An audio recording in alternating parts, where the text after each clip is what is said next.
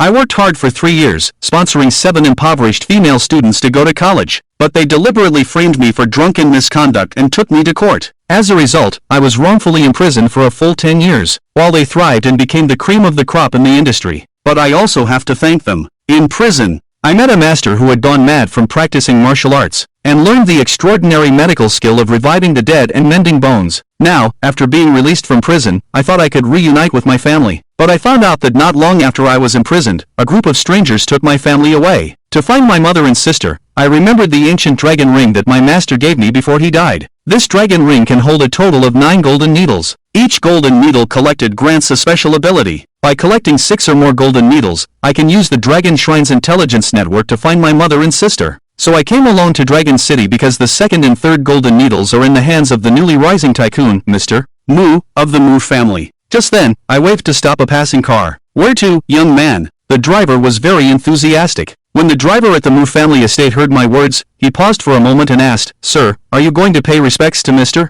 Mu Xinhua, the late Mr. Mu, paying respects?" My expression froze. Mu Xinhua is dead. Yes, just as the radio said, Mu Xinhua, the founder of the Mu Group, has passed away. He passed away the day before yesterday, and the funeral will be held at 2 p.m. today. According to the grapevine, Old Man Mu was secretly poisoned due to a major project dispute between the Mu Group and a long-established aristocratic family. Even the renowned medical expert Wu couldn't do anything about it. The Mu family had a super low-temperature cryogenic coffin made for Old Man Mu, and his body was frozen in it. Drive there right away and arrive at the Mu family estate before 2 p.m. This money is for you. As I said this, I stuffed a wad of money into the driver's hand. This money is what he earned by treating the guards when he was in prison. The driver glanced at the wad of money, stepped on the gas, and the taxi raced all the way there. At 1:59 p.m., it came to a steady stop at a several-acre estate. White silk was hanging on the lintel in front of the door, and waves of mournful music and crying were coming from inside. At a glance, several direct descendants of the Mu family were kneeling in front of the memorial hall, wearing mourning clothes, and several servants were about to seal the coffin for burial. The coffin cannot be sealed. My voice rang clearly in everyone's ears. Instantly, it drew the attention of everyone in the memorial hall. Mu Jian, the eldest son of Old Man Mu, stood up and loudly reprimanded, "Who are you? The time for condolences has passed. Step aside and don't delay the timely burial of our father.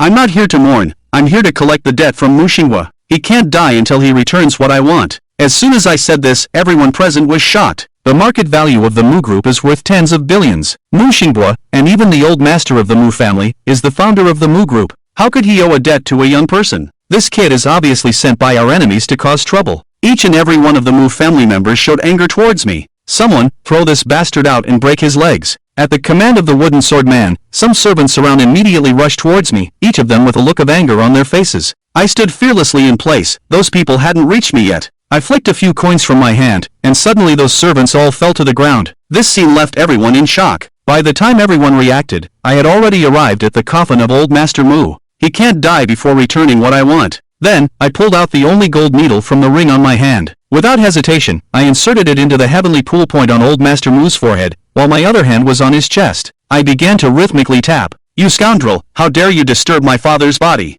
I'll kill you." Respecting the deceased, the Mu family members, upon seeing my actions, all showed anger and wanted to come forward and kill me. Hey, but just then, a cough suddenly came from the coffin. The next second, everyone was astonished, because they noticed that the old man's complexion seemed to regain a hint of color. "What have you done to my father?" Mu Jiandong, the second son of Old Master Mu, asked haltingly. "I said that Mu Xinhua still owes me something I want. He's not qualified to die yet." When I said this, even a fool would know that I'm trying to save Old Master Mu. "Brother, if he doesn't succeed in bringing our father back, we can still tear him to pieces later." The cough from the coffin just now ignited a glimmer of hope in Mu Jiandong's heart. He was willing to take a chance and let the stranger in front of him give it a try. I ignored everyone and continued to use the golden needle on Old Master Mu's acupoint, slowly turning the golden needle. Before long, wisps of black gas began to emerge from the body of the old man who had been dead for 2 days. It was the toxic and cold air inside Old Master Mu's body, forced out by the golden needle. Moreover, the heart miraculously started beating, and the pallid complexion of Old Master Mu visibly regained color at an astonishing speed. The next second, Old Master Mu coughed up a large amount of black blood, then slowly opened his eyes. "Dad is alive. Old Master Mu is really alive." Everyone was stunned by this miraculous scene. The servants of the Mu family all thought that Old Master Mu was faking his death, and each of them was scared back several steps. Just awakened, Old Master Mu saw himself lying in a cold, icy coffin, with his children all dressed in mourning looking at him. Feeling confused, he asked, "What's going on with me?" You were already dead, but I saved you and brought you back. I remember now. After hearing Dr. Who declare me dead, I lost consciousness. So it was the young divine doctor who pulled me back from the hands of the king of hell. Please accept my bow. No need to thank me. I came to collect a debt. I reached out to stop old Master Mu's septicemia. Then, without beating around the bush, he directly revealed the Tsanglong ring on his left index finger. So the Tsanglong ring, it turns out the young divine doctor is the heir of the Tsanglong ring. No wonder he can compete with the king of hell. Since Lord Lu knows about this Tsanglong ring, he should know that I've come today to claim what belongs to me. Of course I know, but if you want those two things back, you have to agree to a condition of mine. After the excitement, Lord Lu said mysteriously to me. I furrowed my brow deeply, but thinking about my mother and sister's whereabouts being unknown, no matter what means, I had to get back the lost golden needle. I had to suppress my displeasure. As long as I can do it without violating morals, ethics, laws, regulations, etc. Feel free to set the condition. My condition is very simple. If you marry my granddaughter Mu Wancheng, I will give you back the things. The words of Grandpa Mu shocked everyone present, as the condition was to marry his granddaughter Mu Wancheng. After this old man died once and woke up, did his head get muddled? He actually wants to marry the most outstanding granddaughter of the Mu family, Mu Wancheng, to a stranger. You know, Mu Wancheng is one of the 4 beauties of Longcheng, and also the beautiful president of the Mu group, a perfect example of a rich, beautiful woman. The young talents pursuing Mu Wancheng and Longcheng, at least one of them is outstanding, no need to worry about marriage. How about this? The condition is simple. As long as you bring my granddaughter Mu Wancheng back with you today, I will give those 2 things to Mr. Mu. Seeing my unbelieving look, he felt pleased, liking this effect very much. May I ask him politely, is your granddaughter Mu Wancheng short, fat, and full of pimples, just like Ruwa in the movie? As soon as I said this, Mr. Mu was stunned, and everyone in the Mu family was also stunned. Only Mu Wancheng, standing behind everyone, had a frosty expression on her face and her eyes were full of murderous intent when she looked at me. This president is naturally beautiful, graceful, and talented, the dream lover of all men from 8 to 80 years old in Longcheng. In this kid's mouth, how did it turn into being short, fat, and horribly ugly like Ruwa? If it weren't for the fact that you saved Grandpa,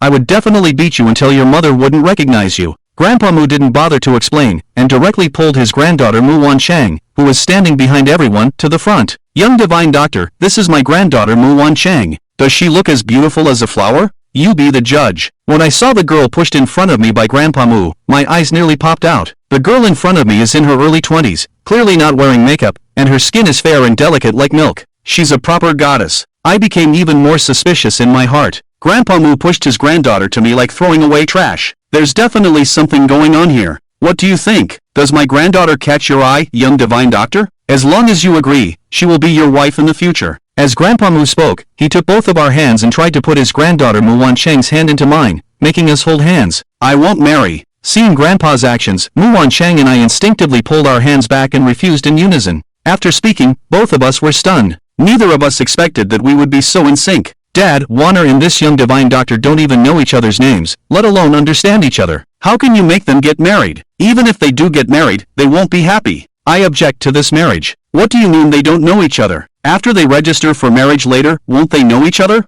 Back in my day, I didn't know your mom before we got married. We only met for the first time on our wedding night. We two aren't even deeply in love yet. They've already seen each other before the wedding night, aren't they satisfied? As long as Shaoshan agrees, the matter will be settled. No one's opposition matters. As long as I'm alive, I call the shots in this house. Hey, Mu Laoyi scolded Mu Wancheng and his daughter, then started coughing continuously. Father and daughter originally wanted to resist, but seeing Laoyi's face turning pale from coughing, they had to keep quiet for the sake of his health. Mu Laoyi, even if your granddaughter is willing to marry me, I won't marry her. You should reconsider. Wait until you recover. I once again expressed my attitude to the Mu family. As soon as I said this, Mu Laoyi and Mu Wancheng's faces turned very ugly. What do you mean, young man? Do you think Miss Mu is not good enough for you? Hearing my public refusal to marry her, Mu Wancheng felt very uncomfortable, as if he was being forced to marry me and then rejected by him. He questioned me dissatisfiedly. Chenger was so embarrassed and impolite. Seeing his granddaughter questioning me like this, Mu Laoyi quickly reprimanded his granddaughter. Grandpa, why do you always take his side, as if he's your real grandson and I'm just an outsider?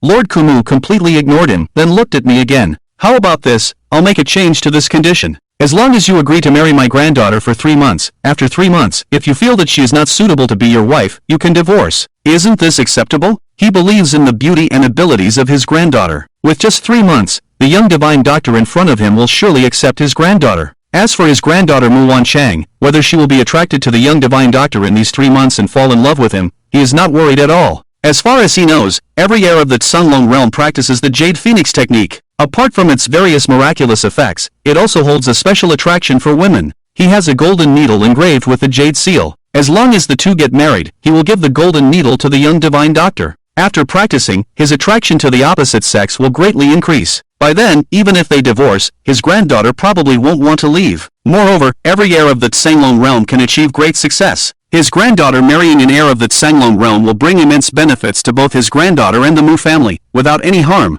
I sighed and said, the ancients said that forcibly picking unripe fruit is not sweet. Lord Mu, why are you doing this? Unripe fruit may not be sweet, but it quenches thirst. His disrespectful appearance for his age has astonished everyone present. Is this really their family's patriarch? Could someone be using his body as a vessel? Since Elder Mu has already spoken to this extent, if I don't agree, it would be ungrateful. But I have one condition: if I divorce your granddaughter 3 months after the marriage registration, you cannot interfere. I've thought about it. Although I still feel that this Mu Wancheng may not be a normal girl, in order to obtain the 2 gold needles in Elder Mu's hands, I can only compromise. At worst, when the 3-month period is up, he can immediately separate from her. When Elder Mu saw that I finally agreed to the divorce, he excitedly asked his son to bring pen and paper, and immediately drew up the divorce agreement. To prevent any tricks, such as bringing back a fake marriage certificate to fool ourselves, Elder Mu directly took Mu Wancheng and me to the Civil Affairs Bureau to register. During the wedding photo shoot, both of them had cold expressions, stood far apart, and looked very unwilling. No, this doesn't look like a wedding at all. It's clearly a meeting between enemies, with murderous looks on their faces. You need to smile, with an overflowing expression of happiness. Do you know, Elder Mu?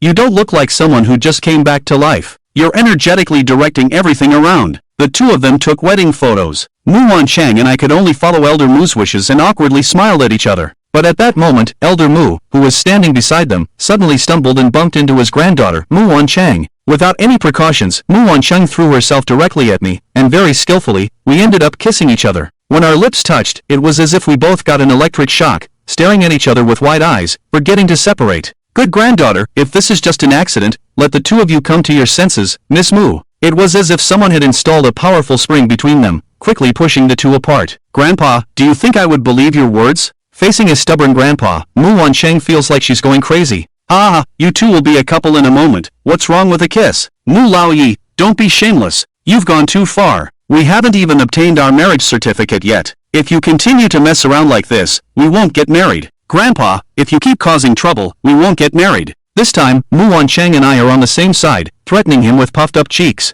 Alright, Grandpa won't mess around anymore. Hurry up and take photos for the marriage certificate. Mu Laoyi saw that the explanation was unclear, so he stopped explaining, said in a somewhat depressed manner. Next, the two of them cooperated very hard, trying to make themselves look very happy while taking photos. Soon, the two of them obtained their marriage certificate and walked out of the Civil Affairs Bureau. Mu Wancheng looked at the marriage certificate in her hand, feeling a little absent-minded. She never thought she would get married in such a daze. Grandpa Mu, we have already obtained the marriage certificate. Can you give me the things now? Still calling me Grandpa Mu? Call me Grandpa, and I will give you the things. Grandpa Mu said somewhat discontentedly. Grandpa, I could only force myself to say yes. Is this more like it? Grandpa Mu happily agreed, then turned to look at Mu Wancheng. Granddaughter, you go back first. I have something to discuss with you. I don't care to hear about your matters. It's all so secretive. Mu Wancheng discontentedly glanced at the two and left. You see, the golden earrings on your wife's ears, that's the thing you were looking for. It was made into earrings by his grandmother and given to him before she passed away. This girl treats these earrings as a keepsake left by his grandmother, for anyone. Be more forceful during the wedding night. When he's tired and asleep, sneakily take the earrings off. Grandpa Mu pointed at Mu Wancheng's back, said with a mischievous smile on his face. I instantly felt deceived by this Mu Xinghua. If I had known the golden needle was in your granddaughter's ear, I wouldn't have saved you. Ha ha ha, priceless. If we had known earlier, it just proves that the two of you are destined for each other. When they returned to the Mu family estate, the entire estate had undergone a drastic change. The scene of mourning had turned into a lively atmosphere with decorations everywhere, full of joy and liveliness. I'll give the order for someone to pick an auspicious day, book a hotel and arrange your wedding. We don't need to rush the wedding. If we're still together in 3 months, we can plan it then. I'll try to stop the other party too. So let's wait for 3 months before the wedding. But that doesn't stop you from having a wedding night tonight. If you're worried about having a child that might affect the divorce in 3 months, you can take precautions. Old Master Mu generously told me, which made me feel embarrassed. But since it's an imperial order for the wedding night, then I won't be polite tonight. I'll go out and buy something. After saying this, I turned around to leave the Mu family, fearing that the old master would say something fierce again. I took a car and arrived at the entrance of a traditional Chinese medicine clinic called Baojitang because, besides buying practical items for tonight's wedding night, he also needed to get some medicine to help old Master Mu's health. The boy in front quickly stepped aside for me. I hadn't even entered Baojitang when I suddenly heard a shout from behind. I turned around and saw a luxury car with all zeros on the license plate, parked behind him. A well-dressed beautiful young lady directed two big men, supporting an unconscious elderly man in tang suit, and hurriedly walked towards the clinic. As the group passed by me, I took a glance at the unconscious old man and felt like I recognized him, but couldn't remember from where. Tell the shopkeeper to quickly call for Doctor Who to come out and save the person. The girl started shouting as soon as she entered. Soon, a middle-aged man around 50 years old walked out from the inner hall. He is the famous national doctor, Dr. Hu Qingyou. When Hu Qingyou saw the unconscious old man, his face changed instantly. Quickly lay the person flat on the ground, and others moved back a bit. But after Doctor Who administered a few needles, the old man not only didn't improve, but his lips began to dry, and his whole body started shivering and feeling cold. Hu Qingyou, are you capable? If my grandfather has any accidents due to your delay, it will be hard for your whole family to escape. The girl, seeing her grandfather's condition, coldly threatened Doctor Who. Originally, due to the lack of improvement in the patient's condition, and being nervous, Doctor Who, upon hearing the girl's words, was so scared that his hands trembled. Although I am a bit repulsed by the girl's threatening manner, but now Doctor Who has been disturbed by the girl's threat. If I don't act now, the old man will pass away today. From the second needle onwards, you have been needling incorrectly. After the Shinting point, the second and third needles should be placed at the left and right Naguan points, and the fourth and fifth needles at the Chiosu points. I couldn't help but guide you. Ignorant child, what nonsense are you spouting? The patient's organs all have pent-up energy. If we follow your method of acupuncture, the patient's internal organs will be ruined. What's your intention? Master, who was already sweating profusely. When he heard my words, he became furious and scolded me. The words of Master Who made the girl look at me with murderous intent. Ada, Air, the two of you, drag this malicious person who wants to harm my grandfather, cut out their tongue, and gouge out their eyes. As soon as the girl finished speaking, two fierce and evil-looking men came out from behind him. Air walked towards me with a fierce expression, then made a forceful grab. The speed was so fast and fierce that you could even hear a faint sound of breaking air. When he made the grab, I just dodged slightly, and his palm missed. This surprised both of them. You are no match for me. I dodged behind Air and said calmly, although I haven't learned the Jindian blood of the Dragon Temple, my master has passed down his skills to me. I have a profound and restrained inner strength, so ordinary masters are no match for me. Seeing his companion fail, Ada, seeking death, directly attacked me with a palm. I didn't dodge or avoid, and confronted Ada head-on. Ada only managed to say not good before being thrown out of the clinic and heavily falling to the ground. Before anyone else could react, the fight had already ended, leaving everyone stunned by what they had just witnessed. The girl saw Ada being slapped away, and instinctively reached for the weapon at her waist. My true energy circulated within, my body moved like a ghost, and in the blink of an eye, I was in front of the girl. The next moment, the weapon at the girl's waist was already in my hand, and then it was pressed against the girl's head. You dare to point a weapon at my head? Do you know who I am? I don't care who you are. If you dare to touch me, then I can only retaliate. I was just trying to help, but was treated like this by these people. It reminds me of those who framed him 10 years ago. Why is there never any good return for kindness? A cold murderous intent surged in my heart. What do you want? The girl was infuriated by my words, but with her life in my hands, she didn't dare to make any reckless moves. Grandpa wasn't poisoned, it's a recurrence of internal injuries, with his organs eroded by malevolent energy. Investigating it that way would only worsen the old man's condition. To heal the old man's injuries, you have to follow what I just said. I didn't respond to the young master's words, but instead answered irrelevantly. Because at this time, the situation of the old man lying on the ground began to worsen again. Even in a coma, a look of pain appeared on his face.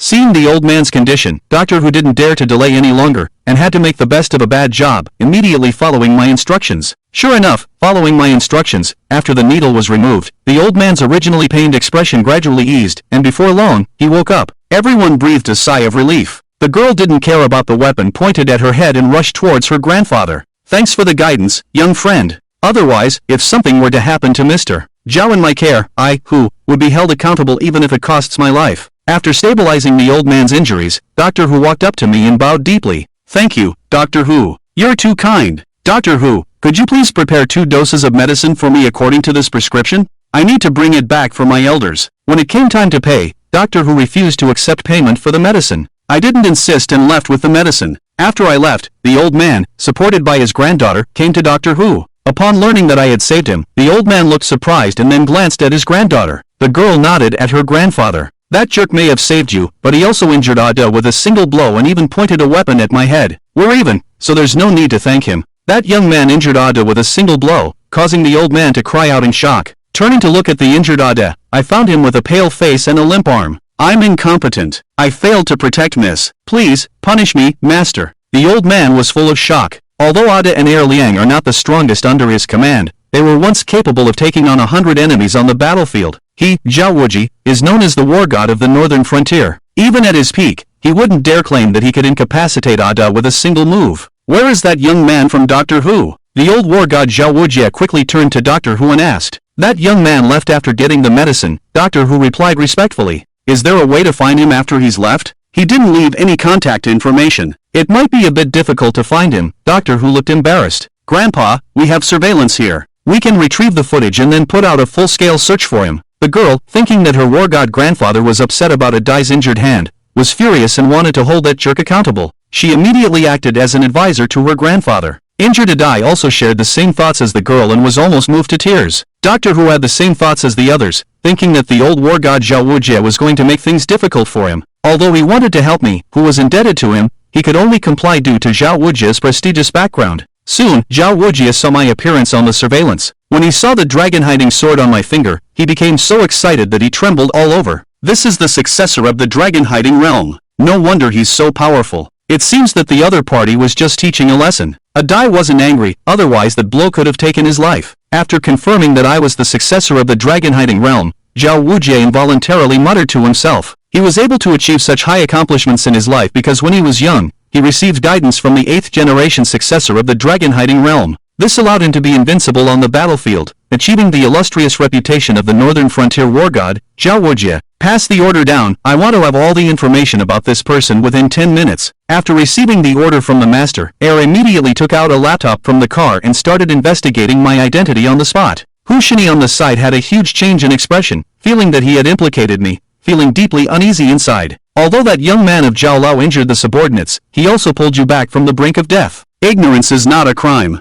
How about letting him off the hook? Hu Shini gritted his teeth. The old man, upon hearing Hu Shini's words, was stunned. I want to find this young man. I intend to thank him in person. Where have you all gone? At this time, Air utilized the powerful intelligence network of the War God Mansion to investigate my information. The Master's information has been thoroughly investigated. Then, Air made a brief report to Zhao Lao, the War God, about my information. After sponsoring 7 impoverished female college students, he was wrongly accused and sentenced to 10 years. Zhao Lao, the War God, muttered to himself. He even completed the registration for the major and minor programs of the Longcheng Mu family and got married. Then he turned to his granddaughter and said, the old man from the Mu family and I were classmates. Didn't you say before that you were going to hold a birthday banquet for your grandfather in 3 days? Send an invitation to the Mu family, inviting the Mu family to attend together. I want to thank my benefactor in person. The old man thought for a moment and said to his granddaughter. He didn't have much time left at his age, and once he passed away, the Zhao family would definitely face the dilemma of being dismantled. If that young man is really the heir of the dragon burial ring, it would be wise to befriend him.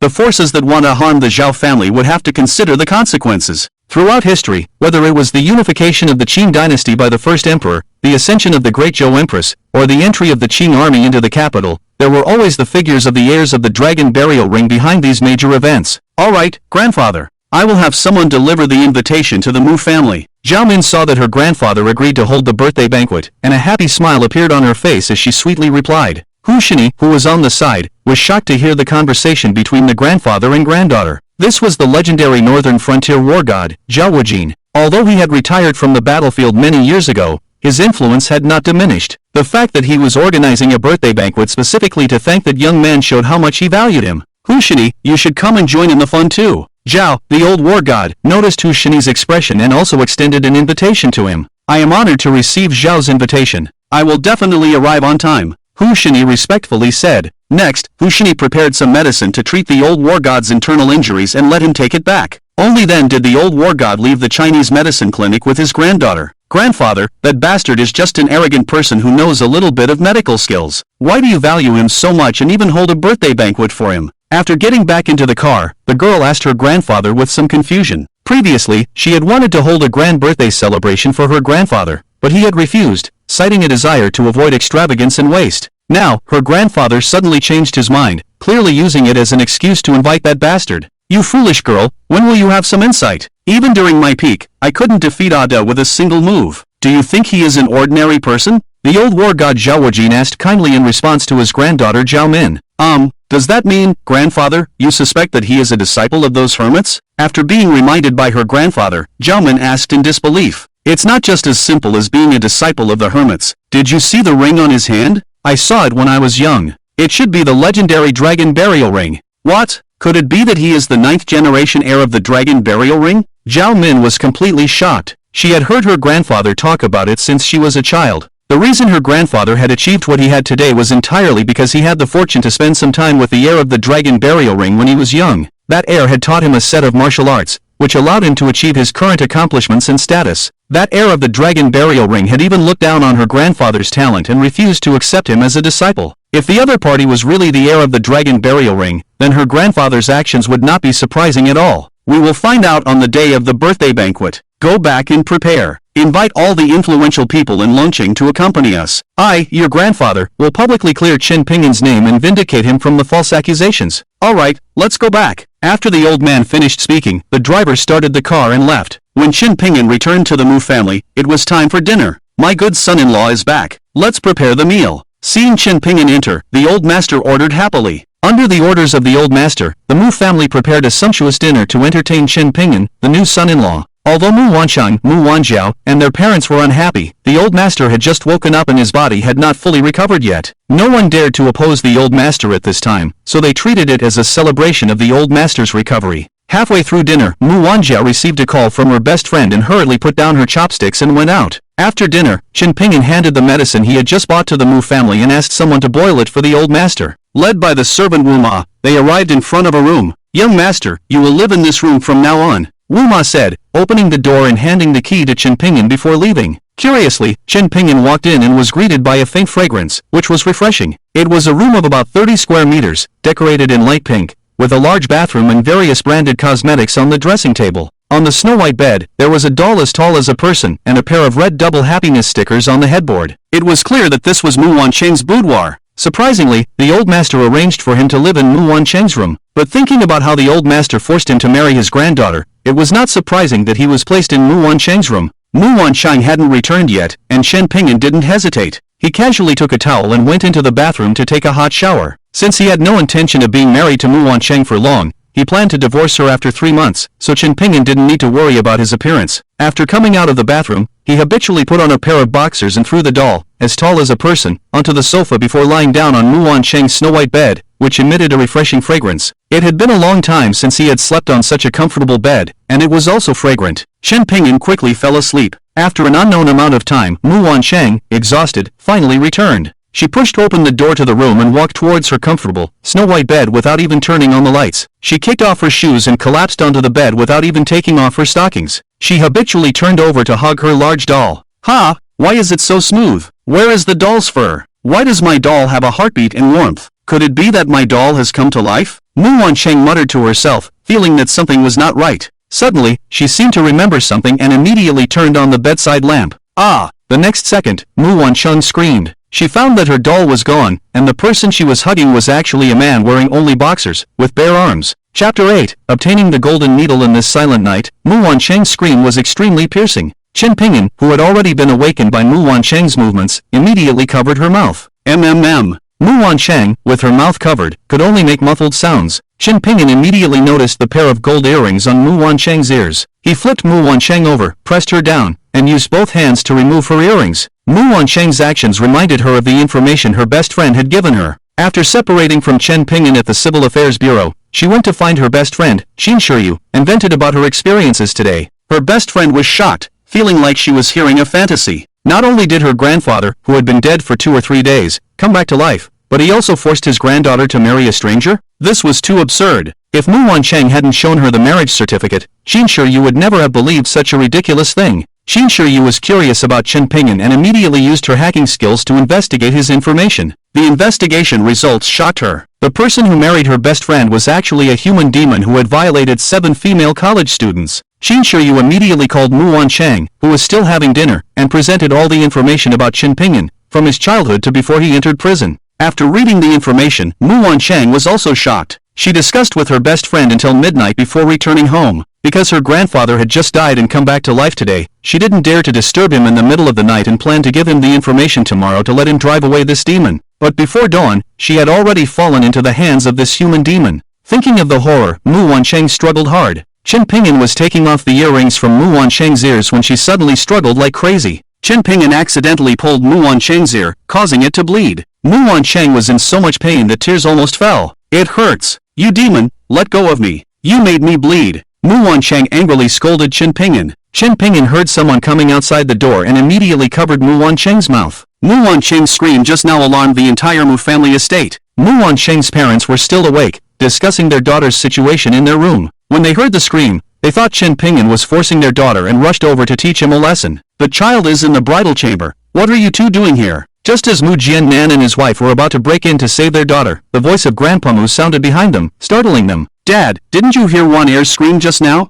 That bastard forced Wan Er. I'm going in to tear him apart. Mu Jiannan said angrily, about to take action again. Nonsense, they have already obtained their marriage certificate and are legally married. The bridal chamber is their duty as a couple. You two go back and don't disturb the newlyweds. Grandpa Mu sternly reprimanded his eldest son. But Wan Er. Mu Jiannan wanted to say something more, but was quickly interrupted by Grandpa Mu. Are my words useless? If you don't leave now, don't blame me for using family law. Grandpa Mu even brought up family law, causing Mu Jiannan and his wife to tremble in fear. In the end, Mu Jiannan could only pull his reluctant wife away. Grandpa Mu was afraid that they would come back to cause trouble, so he stood guard not far from his granddaughter's room. Inside the room, Chen Pingyan released Mu Wancheng when he heard no movement outside. At this moment, he noticed tear stains in the corners of Mu Wancheng's eyes and looked at her with a pitiful gaze. I'm sorry, I didn't mean to. Chen Pingyan felt a little guilty and apologized in a low voice. Who let you into my room? Get out! As soon as Mu Wancheng regained her freedom, she immediately picked up a pillow and angrily smashed it at Chen Pingyan. This was arranged by your grandfather. Do you think I'm willing to share a room with a woman like you who can't get married?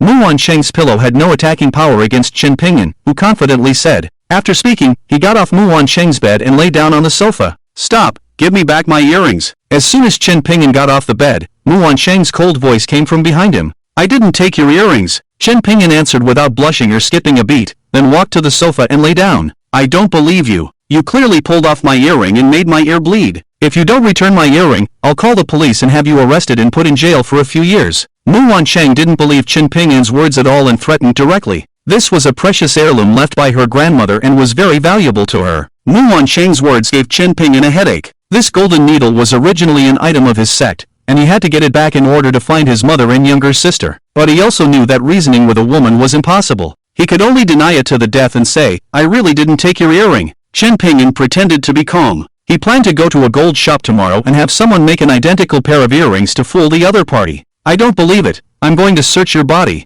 You! Chen Pingyan's anger surged. The earring was now in his hand, and he was only wearing a pair of underwear. There was nowhere to hide it. If he was caught during the search, wouldn't it be embarrassing? Feeling guilty? Seeing Chen Pingyan's angry expression, Mu Wancheng became even more certain that he had taken the earring. She sneered. Fine, I'll let you search, but what if you can't find it? Chen Pingyan secretly hid the earring in his only underwear and calmly said, Humph, don't pretend to be calm. If you can't find it, then I'll let you do whatever you want. But if you do find it, you not only have to return my earring, but you're also not allowed to touch me until we divorce in 3 months. Mu Wancheng also had a confident expression because she had just seen Chen Pingyan take her earring. Deal. Chen Pingyan agreed without hesitation, surprising Mu Wancheng. She wondered if he was pretending to be calm. Mu Wancheng walked confidently to Chen Pingyan and searched his hands, ears, hair, and even his mouth, but she didn't find any trace of the earring. She frowned slightly. Could it be? Blushing, Mu Wancheng glanced at the only underwear on Chen Pingyan's body. Take it off. Mu Wancheng stuttered as she pointed at Chen Pingyan's underwear and gave him the order. Chapter 9. Are you a dog? Damn, you're really bold, aren't you? Chen Pingyan couldn't help but burst out. The pair of earrings made from gold needles were hidden inside. Once he took off his underwear, wouldn't it be exposed? Are you feeling guilty? Mu Wancheng became even more certain that Chen Pingyan had hidden the earring inside. Who said I'm feeling guilty? I'm just a little embarrassed. Since you want to see, I'll satisfy you. Chen Pingyan gritted his teeth and pulled down his only underwear. Ah, you pervert. I told you to take it off, but you actually did it? Mu Wancheng was startled by Chen Pingyan's actions and quickly turned around, covering her eyes and not daring to look. She had been confident that Chen Pingyan wouldn't dare to take it off, but who knew he would do it without hesitation, catching her off guard. Chen Pingyan was dumbfounded. You were the one who told me to take it off. How did it become me being a pervert? What kind of logic is this? Chen Ping'an felt wronged and even more confused than Doi. Mu Wansheng, with her back to Chen Ping'an, angrily said, I was just testing to see if you had any guilty conscience. Who told you to take it seriously, you pervert? Chen Ping'an finally experienced the unreasonable nature of women today. No wonder her grandfather was afraid she wouldn't get married and forced him to marry her. What man would dare to marry such a woman? Only because he had something in her hands, he had no choice but to bow his head and get married to this kind of woman. That old man Mu even tricked him into signing a document, truly cunning. Fortunately, it was only for 3 months. Since he was already in this situation, Chen Ping'an could only face it head-on. Stop talking nonsense. I just want to ask if you're going to search or not. If you're not, then stop saying that I took your earring. I understand. You're pretending to look for the earring, but you're actually trying to take advantage of me. Your real intention is to look at my crotch, right? I never expected you to be such a heartless person. Chen Ping'an directly turned the tables and angrily accused Mu Wansheng. While speaking, he didn't idle his hands and took out the earring, hiding it in his mouth. You're talking nonsense. Who cares about taking advantage of you, this demon? Hurry up and pull your pants up. Now it was Mu Wansheng's turn to be angry. She gritted her teeth with her back to Chen Ping'an. This bastard actually turned the tables on her, making her furious. Who cares about looking at your ugly thing? I'm so angry. What's even more infuriating is that since Chen Ping'an dared to take it off, it means the earring isn't inside.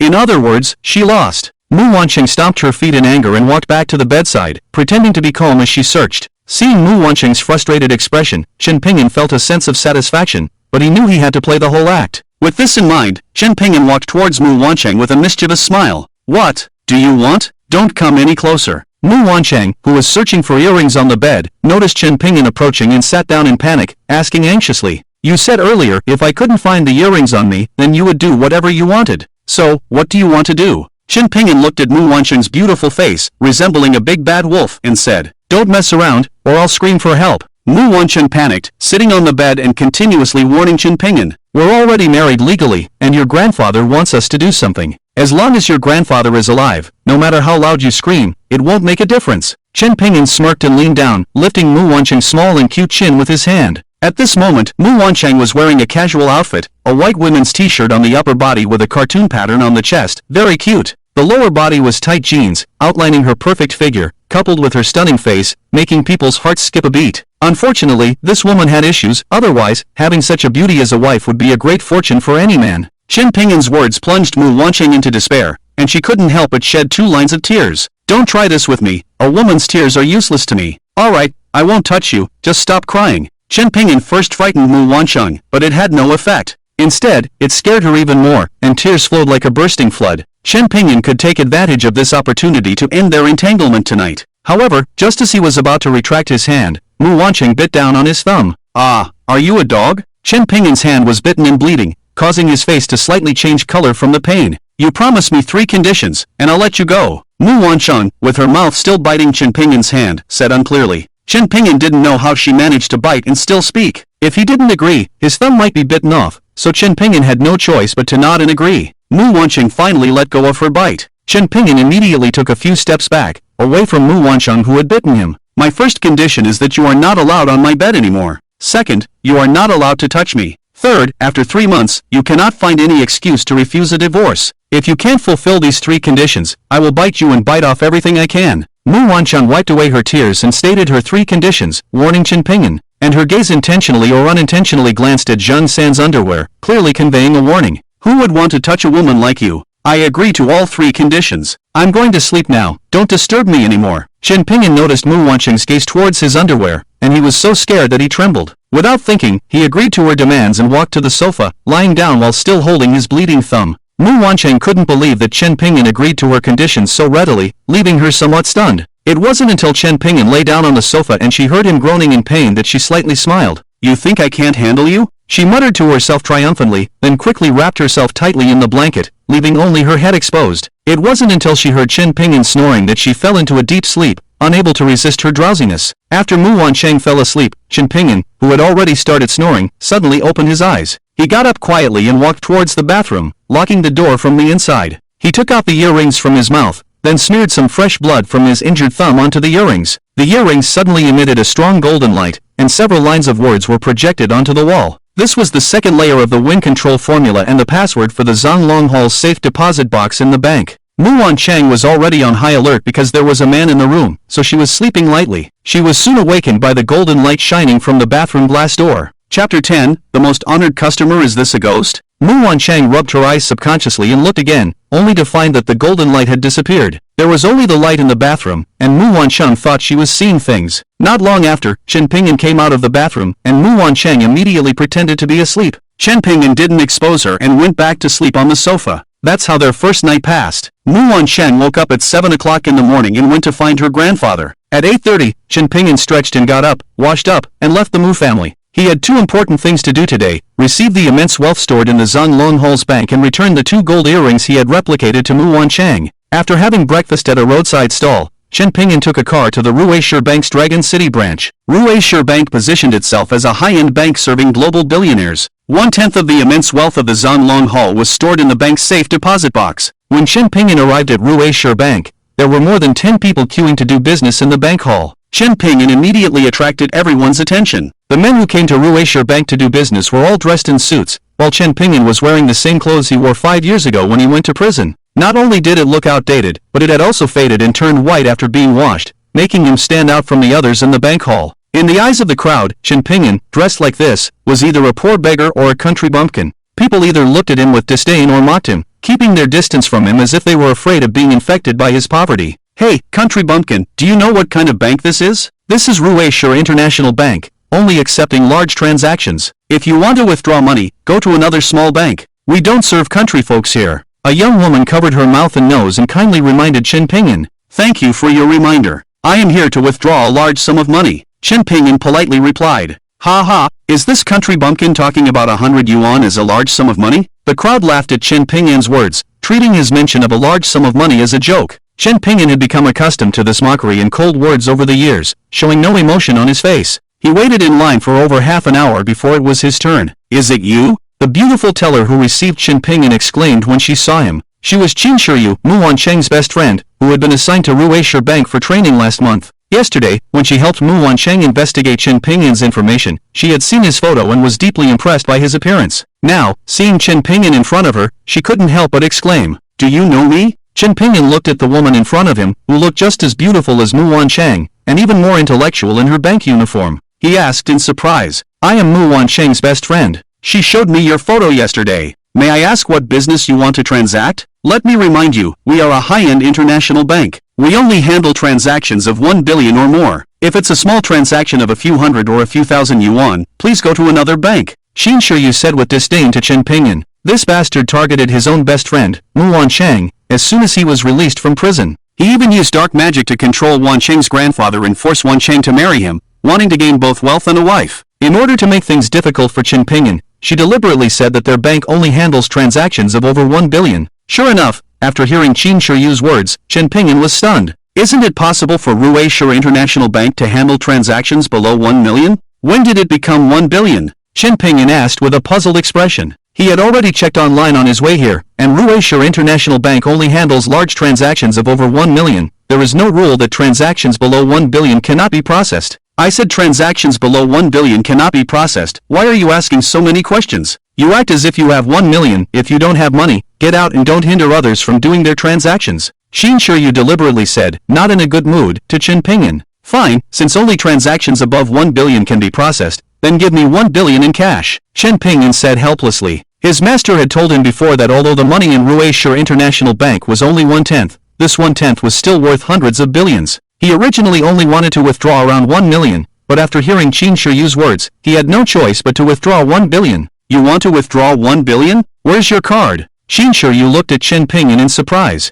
I don't have a card. Use this ring to withdraw the money. Chen Pingyan took off the Zhang Long ring on his hand and handed it to Qin Shiyu. His master had told him that as long as he brought the Zhang Long ring to the bank staff would naturally take him to the safe deposit vault where the Zhang Long temple's assets were stored, and then use the second golden needle and the password on it to open the door of the safe deposit vault. But Qin Shiyu, a newcomer who had just arrived at Rueshi Bank, didn't understand any of this. She saw Chen Pingyan taking out a black and ugly ring and saying that he wanted to withdraw 1 billion in funds, and she was so angry that her face turned green. Chen, are you playing with me? Get out, or I'll call security to kick you out. Qin Shiyu was so angry that she forgot that there was a tempered glass between them, and she angrily threw Chen Pingyan's Zhang Long ring back at him. As a result, the Zhang ring bounced off the glass and hit the manager who had just come out of the office. The middle-aged manager, dressed in a suit and with a big back-combed hairstyle, instinctively caught the Zhang ring that was flying towards his face. Zhang ring? Just as the manager was about to curse, he noticed that the ring in his hand looked familiar. After staring at it for a while, he muttered to himself in shock. When he took over as manager, his predecessor had specifically mentioned the Zhang ring. This Zhang ring could open the door of the highest security level safe deposit vault in the top 10 banks in the world. The person who possessed the Zhang ring was an invisible billionaire with assets exceeding trillions. And now, the Zhang ring had actually appeared.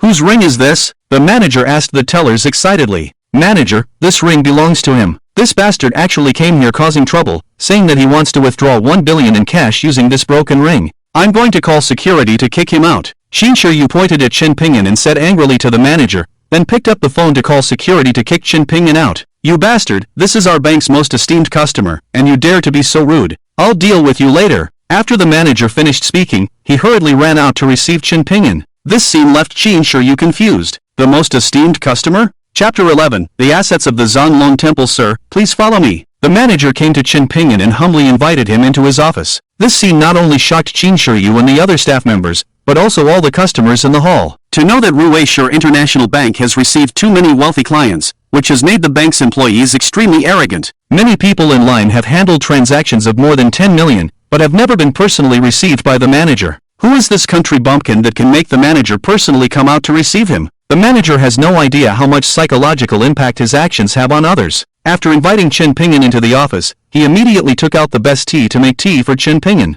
Sir, I am Shen Jiliang, the general manager of Ruishur International Bank's Longcheng branch. I am pleased to serve you. May I ask how to address you, sir? The manager introduced himself first, and then dared to ask Chen Pingyan's name. Chen Pingyan, I came here today to transfer the funds of the Zhanglong Palace to my personal account in your bank. I wonder if it is possible. Chen Pingyan asked after taking a sip of tea. Sir, as long as you have the Zhanglong ring and the password to open the safe where the assets are stored, you can arrange the funds of the Zhanglong Palace however you like. How about I take you to the safe to have a look? The manager's intention was clear, to take Chen Pingyan to the safe rented by the Zhanglong Palace. As long as they verify that the Zhanglong ring is genuine and the password is correct, Chen Pingyan can freely allocate the funds inside. This was agreed upon when the Zhanglong Palace deposited the funds into their bank safe. Take me to the safe to have a look. Chen Pingyan nodded, and the manager didn't waste any words. He operated the computer in the office, and a door suddenly opened on the wall behind them, revealing a passage leading to the basement. Inside, there were densely intertwined infrared beams. Triggering any of the infrared beams would activate the mechanisms and alarm devices inside. After turning off the infrared beams, the manager led Chen Pingyan inside and arrived at an elevator entrance. Mr. Chen, the safe is 99 meters deep underground. Let's take the elevator down. After coming out of the elevator, the two arrived in an underground world full of a sense of technology. There were rows of doors in front of them, each made of the most advanced alloy materials. The manager brought Chen Pingyan to the door in the middle. Chen Pingyan placed the Zhanglong ring in the small groove in the middle of the door, and a virtual projection appeared on the alloy door, allowing Chen Pingyan to enter the password. Chen Pingyan quickly entered the password he obtained from the Golden Needle last night. The tightly closed high-tech alloy door silently opened, and a strong golden light shone out from inside. When the two squinted to see the scene inside clearly, they were both stunned by the sight. It was a space of about 50 to 60 square meters, divided into three areas, the gold area, the cash area, and the antique area. The dazzling golden light was reflected from the pile of gold in the middle under the illumination of the lights. After getting used to the golden light, Chen Pingyan led the manager inside. Chen Pingyan first checked the gold area. The gold had been cast into bricks the size of bricks and stacked into the shape of 5 pyramids. Each gold brick was marked with its weight, and the total value of the 5 pyramid-shaped gold was 100 billion US dollars. The area on the right was the cash area, with US dollars, euros, pounds, and of course, RMB. The total value of these cash combined was also 100 billion US dollars. The leftmost area contained various priceless antiques, calligraphy and paintings, and valuable watches. The prices of these items fluctuated and could not be calculated temporarily, but Chen Pingyan estimated that the value of these items would not be less than 100 billion US dollars. It turned out that the master said that there is only 100 billion in cash stored here by the Zhanglong Palace, and the gold and antiques have not been included yet. If the gold and antiques are also included, it would be at least 300 billion US dollars. And this is only 1/10 of the wealth of the Zhanglong Palace, which means that the Zhanglong Palace probably has about 30 trillion US dollars in assets. This is truly a wealth that can rival a country. Chen Pingyan was shocked, his mouth wide open, and his heart unable to calm down for a long time. Mr. Chen, all of Zhanglong Hall's assets are here. Do you plan to withdraw cash? The manager, recovering from the shock, walked to Chen Pingin's side and humbly asked, "Open an account for me and deposit this 100 billion US dollars. As for the gold and antiques, let's leave them for now," Chen Pingin said to manager Shen while looking at the antiques and calligraphy. He estimated that at least several large boxes would be needed to hold 1 billion in cash. After thinking about it, he decided to give up on the idea of withdrawing cash. "All right, Mr. Chen, I will have someone move this cash to our bank's vault and open an account for you," the manager respectfully said, and after getting Chen Pingin's approval, he immediately called someone to move the 100 billion US dollars in cash. Previously, Xilong Hall had only rented their vault to store these funds, and they had no authority to allocate them. Now that Chen Pingin wants to open an account and deposit this 100 billion US dollars in their bank, they will be able to allocate this cash as they please in the future. This is definitely a good thing for their bank. When the staff arrived at the underground vault, they were shocked to see the mountains of cash and gold piled up inside. After moving the cash and counting it carefully, the manager invited Chen Pingin back to the first floor and personally opened an account for him in his office, using Chen Pingin's ID card. "Mr. Chen, your account has been opened. This is the Supreme Black Card issued by our Ruesure Bank in Union Pay. In addition to unlimited credit limit, our Ruesure Bank has partnerships with all banks worldwide, and cardholders can enjoy benefits such as free cash withdrawals at any bank in the world." Manager Shen handed Chen Pingin a black card and introduced the benefits of this card. Not bad. Then I'll go back first." Chen Pingin nodded after receiving the black card and left. The manager personally escorted Chen Pingin to the door. Qin Shiyu, who was helping a customer with their business, saw the manager escorting Chen Pingin out and immediately paused the transaction, running to a secluded corner to call Mu Wancheng. "Orange, I just saw your devil of a husband come to our bank for business, and after our general manager met him, he respectfully invited him into his office for a personal reception." Qin Shiyu told Mu Wancheng about Chen Pingin being personally received by their bank's general manager. In Chapter 12, "You're Not Worthy of My Daughter," Chen Pingin received a call from Mu's grandfather asking him to come back for lunch, so he could only return the imitation earrings to Mu Wancheng in the afternoon. When Chen Pingin returned to the Mu family, he found Mu Wancheng, who was dressed casually and looked cute, standing at the door waiting for him. "Stop right there, Chen, where have you been all morning?" Seeing Chen Pingin walk past her without even looking at her, Mu Wancheng was so angry that her nose almost twisted. She stopped Chen Pingin and questioned him. Just now, Qin Shiyu called her and said she saw Chen Pingin go to the bank, and even received a personal reception from the general manager of Ruesure International Bank. As far as she knew, the people at Ruesure International Bank were all arrogant, and even for a transaction of 1 billion, the general manager would not personally receive anyone. How could he personally receive Chen Pingin, a poor guy who had just been released from prison? But Qin Shiyu seemed sincere, and it didn't seem like she was joking. Driven by curiosity, she stood at the door and stopped Chen Pingin. "Why should I tell you?" Looking at Mu Wancheng, who stopped him inexplicably, Chen Pingin asked with a strange expression on his face. "Just because. Because we're married. I'm your wife. Isn't that reason enough?" In her desperation, Mu Wancheng brought up the fact that they were legally married. After answering, she felt proud in her heart. It is only natural for a wife to ask about her husband's whereabouts. "What reason do you have not to tell me?"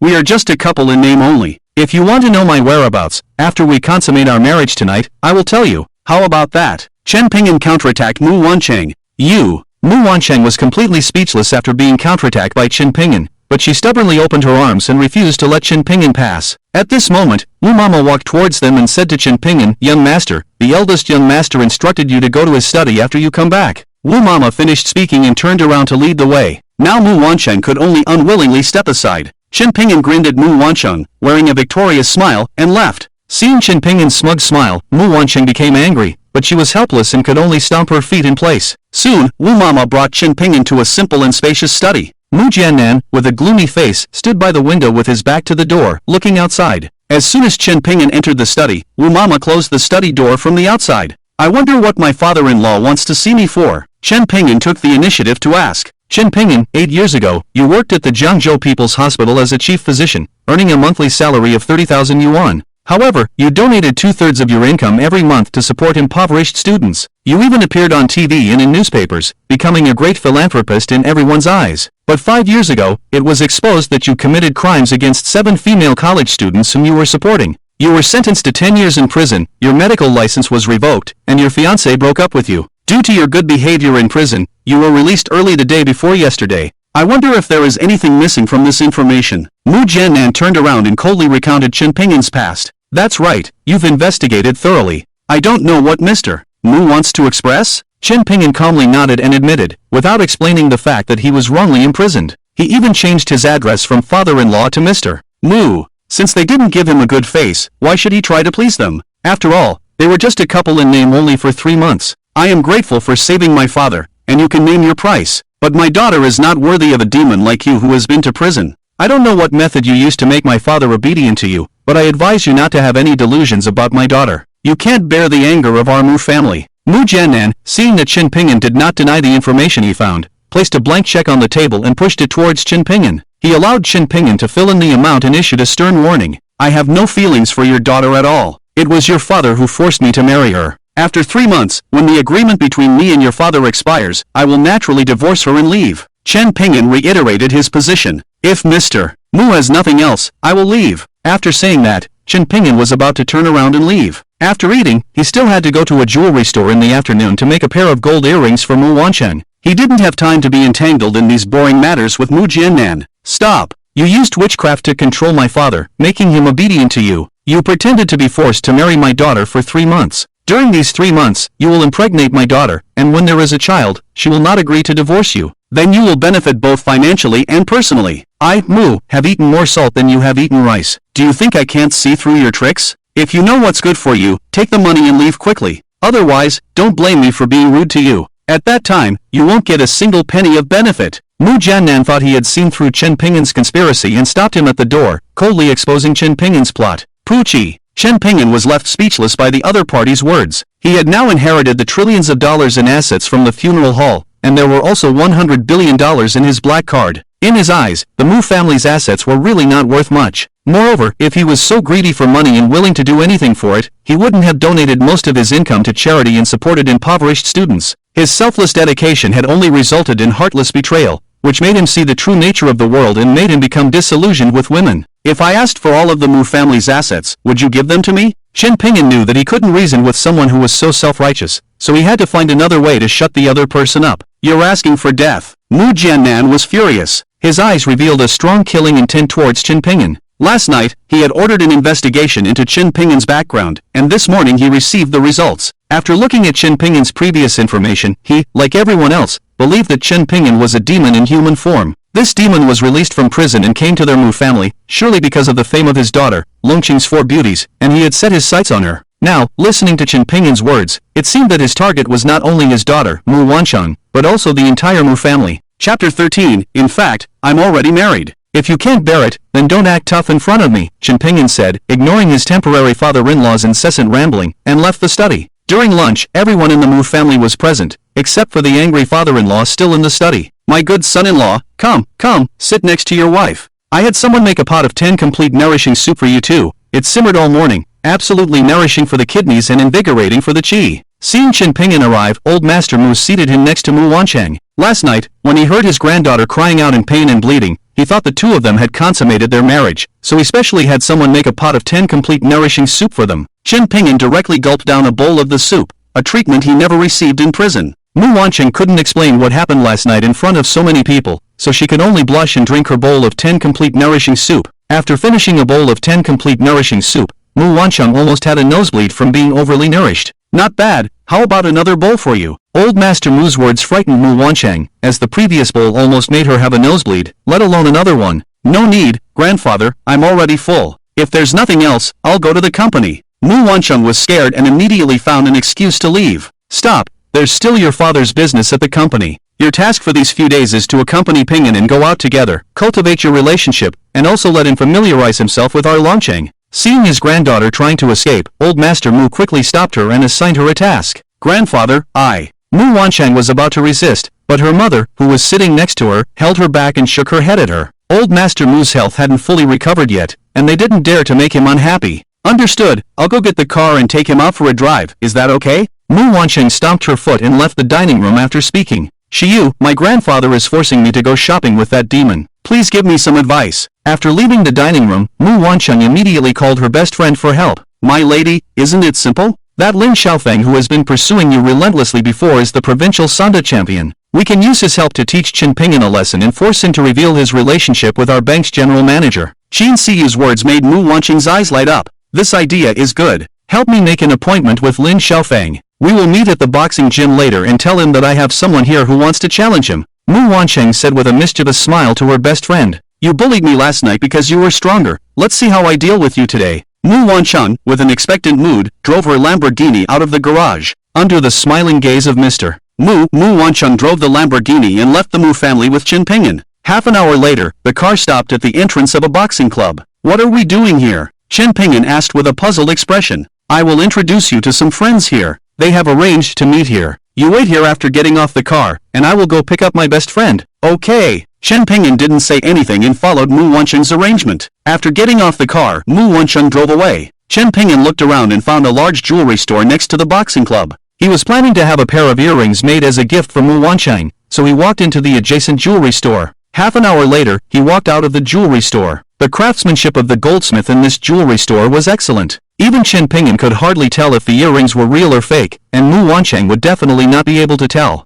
At this moment, a BMW 3 Series stopped at the entrance of the jewelry store. A tall girl in a dress and a middle-aged woman got out of the car. When Chen Pingyan saw the girl, he was stunned. He never expected to encounter his ex-girlfriend Lin Duor and her mother here. When they were in college, Lin Duor pursued him for a year before they got together. But after he was wrongly convicted and sentenced, Lin Duor immediately broke up with him. Lin Duor also saw Chen Pingyan. She was first stunned, then a look of disgust appeared on her face. "Chen Pingyan, my daughter, and you have already broken up. Why did you come here to find her?" "Let me tell you, my daughter already has a new boyfriend, the general manager of the Emperor Hotel, Zhao Wujin. 2 days later, Zhao Wujin, the old war god, will celebrate his birthday at the Emperor Hotel. My daughter's new boyfriend is in charge of the whole event and has the opportunity to talk to the old war god. You should think about the consequences if you continue to pester my daughter." Lin Duor and her mother thought that Chen Pingyan, after being released from prison, had found out about their whereabouts in Longcheng and came here specifically to reconcile with Duor. Duor's mother questioned Chen Pingyan with disgust on her face. Chen Pingyan frowned, but he was too lazy to explain.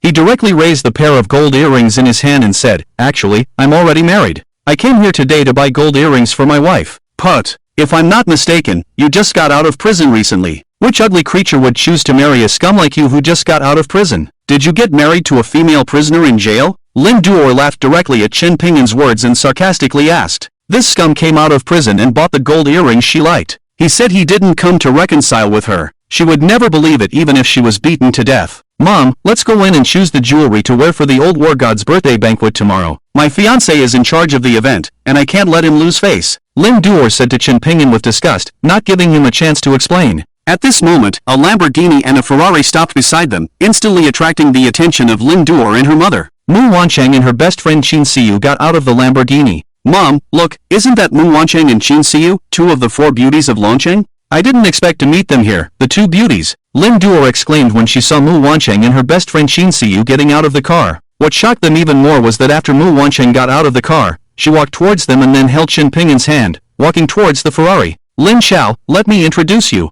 This is my newlywed husband, Chen Pingyan. He's the one who wants to challenge you." Looking at Lin Xiaofeng getting out of the Ferrari, Mu Wancheng's face showed a sweet smile as she introduced Chen Pingyan to him. This was her plan, to show affection in front of Lin Xiaofeng, who liked her, and provoke the current provincial son to champion, making Lin Xiaofeng angry and teach Chen Pingyan a lesson. Anyway, neither of them were good people, so it would be most exciting to see them fight each other. As soon as she said this, Chen Pingyan was stunned. When did he ever say he wanted to challenge this man in front of him? The most shocked were Lin Duor and her mother standing beside them. Did this useless person who had just been released from prison really get married? And he married Mu Wancheng, one of the 4 beauties of Longcheng? How was this possible? But when Mu Wancheng introduced Chen Pingyan just now, they heard it clearly, and the fact was right in front of them, forcing them to believe it. Chapter 14, Only the brave dare to challenge Lin Xiao. As soon as Lin Xiaofeng, who had just gotten out of the car, heard Mu Wancheng's introduction, his face turned green. "You've already become a married woman, so why did you invite me out and embarrass me by showing affection in front of me?" Thinking of this, Lin Xiaofeng glared fiercely at Chen Pingyan and Mu Wancheng, then immediately got back into the car and planned to leave. Lin Xiaofeng's actions seemed to be expected by Mu Wancheng. She calmly signaled to her best friend Qin Shiyu behind her, and Qin Shiyu went forward and sat in the passenger seat next to Lin Xiaofeng. "Lin Xiao, don't be in such a hurry to leave." If I don't leave, do I have to stay here and watch them show affection?" Lin Xiaofeng's face twisted with anger. "Lin Xiao, you misunderstood. Although Orange has registered, it was her grandfather who forced her to do it. After her grandfather was saved by Chen Pingyan, he insisted on forcing her to marry him. She had no choice but to agree, but nothing happened between them. Today, we invited you out because we wanted you to help teach the Tota lesson and make him realize the difficulty in divorce Orange." Qin Shiyu quickly explained the relationship between Mu Wancheng and Chen Pingyan to Lin Xiaofeng. "Is that true?" Qin Shiyu's words made Lin Xiaofeng suspicious. "I'm not lying to you." Just look at that toad's hairstyle. You can tell at a glance that he just got out of prison. Do you think Orange would be interested in a man who has been in jail? Qin Shiyu pointed at Chen Pingyan through the car window and asked Lin Xiaofeng in return. That's what I said. This guy's appearance clearly shows that he just got out of prison. Orange is one of the 4 beauties of Longcheng. How could she be interested in someone like him? If I help Orange teach this guy a lesson, will she agree to be with me after the divorce? Lin Xiaofeng asked a very important question. He had cut off contact with those questionable women in order to pursue Mu Wansheng, but after 2 months, there had been no progress, which made him very frustrated. That depends on your performance. Qin Shiyu said calmly. Okay, leave this guy to me. I guarantee that Orange will be satisfied after the divorce. After understanding the whole situation, Lin Xiaofeng's previous anger disappeared, and he got out of the car again. With a cold smile, he walked up to Chen Pingyan. Chen Pingyan, right? Didn't you say you wanted to challenge me? Let's meet in the ring. Without waiting for Chen Pingyan to explain, Lin Xiaofeng, accompanied by his entourage, walked into the boxing club. Seeing Lin Xiaofeng's appearance, Mu Wansheng turned to Chen Pingyan. Mu Wansheng, don't beat around the bush. I like a strong and upright man. If you want to be with me, then help me teach him a lesson. If you don't even have the courage to teach Lin Xiaofeng a lesson, I advise you to divorce me early, otherwise, in the future, there will be many pursuers of mine who will trouble you. Mu Wansheng whispered in Chen Pingyan's ear without hiding her conspiracy at all. Chen Pingyan could have avoided falling for Mu Wansheng's trick in challenging Lin Xiaofeng, but he noticed his ex-girlfriend Lin Duor standing at the door of the jewelry store, and he changed his mind. Isn't he just Lin Xiaofeng? I'll teach him a lesson. As for the divorce, I've already signed the agreement with your grandfather. I will naturally divorce in 3 months. Let's go in so that Lin Xiaofeng doesn't have to wait too long. Chen Pingyan said and walked into the boxing club. Yes, it worked. Muan Orange said excitedly to her best friend. She thought it would take a lot of effort to convince Chen Pingyan to challenge Lin Xiaofeng, but she didn't expect him to refuse. It's done! Qin Shiyu also exclaimed in surprise, high-fiving Muan Orange. Lin Xiaofeng is the provincial Sanda champion, and he will definitely beat Chen Pingyan to a pulp when he gets on the ring. The two of them followed Chen Pingyan excitedly into the boxing club. Lin Duer, who was not far away, saw this scene and thought that Muan Orange had just kissed Chen Pingyan's cheek in public, making her face turn red. She had just mocked him for marrying an ugly or a female prisoner, and now Muan Orange, one of the 4 beauties of Longcheng, was kissing Chen Pingyan in public. Her face was slapped. Mom, do you think Muan Orange has gone blind? How can she, one of the 4 beauties of Longcheng, choose Chen Pingyan this waste? After Chen Pingyan and the others entered the boxing club, Lin Duer turned to her mother with a puzzled look. Well, there's nothing strange about it. I heard that Mr. Mu fell seriously ill a few days ago, so the Mu family must have found a son-in-law to bring good luck to Mr. Mu. Most people are reluctant to do such things, so it's normal for this waste to get a big advantage. Lin's mother thought for a moment and said, besides this reason, she couldn't think of why Muan Orange, the newly risen wealthy family's daughter, would marry this waste who had just been released from prison. Mom, you're right. This waste must have married into the Mu family to bring good luck to Mr. Mu. Otherwise, with his conditions, how could Muan Orange marry him? This waste is really lucky. After I attend the old war god's birthday banquet in a few days, maybe the Mu family will come to flatter me. By then, I'll let them know how capable I am. Let's go inside and choose the necklace to wear on the day of the old war god's birthday banquet. With the confidence that Chen Pingyan married into the Mu family to bring good luck to Mr. Mu and married a beautiful wife like Muan Orange, Lin Duo regained her confidence and pulled her mother into the jewelry store. By this time, Chen Pingyan and Lin Xiaofeng had already arrived at the ring in the boxing club. After taking off his coat, Lin Xiaofeng revealed his 8-pack abs and explosive muscles. Lin Xiaofeng's father is the chairman of the Longcheng Emperor Hotel, a true scion of a wealthy family. In addition, he is the provincial Sanda champion. Lin Xiaofeng can be said to be one of the most talked about young men in Longcheng. Almost all the people who came to the boxing club to play were fans of Lin Xiaofeng. When Lin Xiaofeng stepped onto the ring, he immediately attracted the attention of everyone in the boxing club. Damn, isn't that our provincial Sanda champion Lin Xiaofeng? Who is the person confronting him? He dares to challenge the champion. Is he looking for death? I think I saw Muan Orange and Qin Shiyu, 2 of the 4 beauties of Longcheng. I heard that Lin Xiaofeng has been pursuing Muan Orange for 2 months. Could it be that the guy on the ring is also pursuing Muan Orange and was pulled onto the ring by Lin Xiaofeng for a one-on-one fight? In Longcheng, anyone who dares to compete with Lin Xiaofeng for a woman is a hero. Although I admire his courage, I still want to say that this guy is simply looking for death. More and more people gathered around the arena where Lin Xiaofeng and Chen Pingyan were, many of them showing admiration towards Chen Pingyan. Anyone who dared to confront Lin Xiaofeng on the arena was considered brave, but no one had high hopes for Chen Pingyan. In the past, there had been countless warriors who stood on the arena to confront Lin Xiaofeng, but none of them ended well. Some were even left disabled. Everyone believed that Chen Pingyan on the arena would be the next one to be disabled. Chapter 15, Not even worthy of scratching an itch kid, I admire your courage, but in the face of absolute strength, courage is worthless. If you kneel down and admit defeat now, you still have a chance. Otherwise, in a moment of blind punches and kicks, I can't guarantee that you'll be able to take care of yourself in the future. Alright, I'll give you 3 moves first, so that no one can say I'm bullying you. Lin Xiaofeng crossed his arms and looked at Chen Pingyan with contempt. No need, you can use whatever skills you have later. I'll just stand here without moving. If you can make me take a step back, then I'll admit defeat. Chen Pingyan raised his head and said something that made everyone think they misheard. Shiyu, did you hear what this toad just said in front of Lin Xiaofeng? He actually said that he'll just stand there without moving, and if Lin Xiaofeng can make him take a step back, then he'll admit defeat? Mu Wancheng asked her best friend Qin Shiyu uncertainly. That's what it seemed like. Qin Shiyu stared with wide eyes at Chen Pingyan on the arena and answered uncertainly. Lin Xiaofeng's fans pointed at Chen Pingyan and discussed among themselves. This kid must be from out of town. Only someone who doesn't know that Lin Xiaofeng is the provincial champion in Sanda would dare to say such arrogant things. A fan asked in doubt. He's definitely from out of town.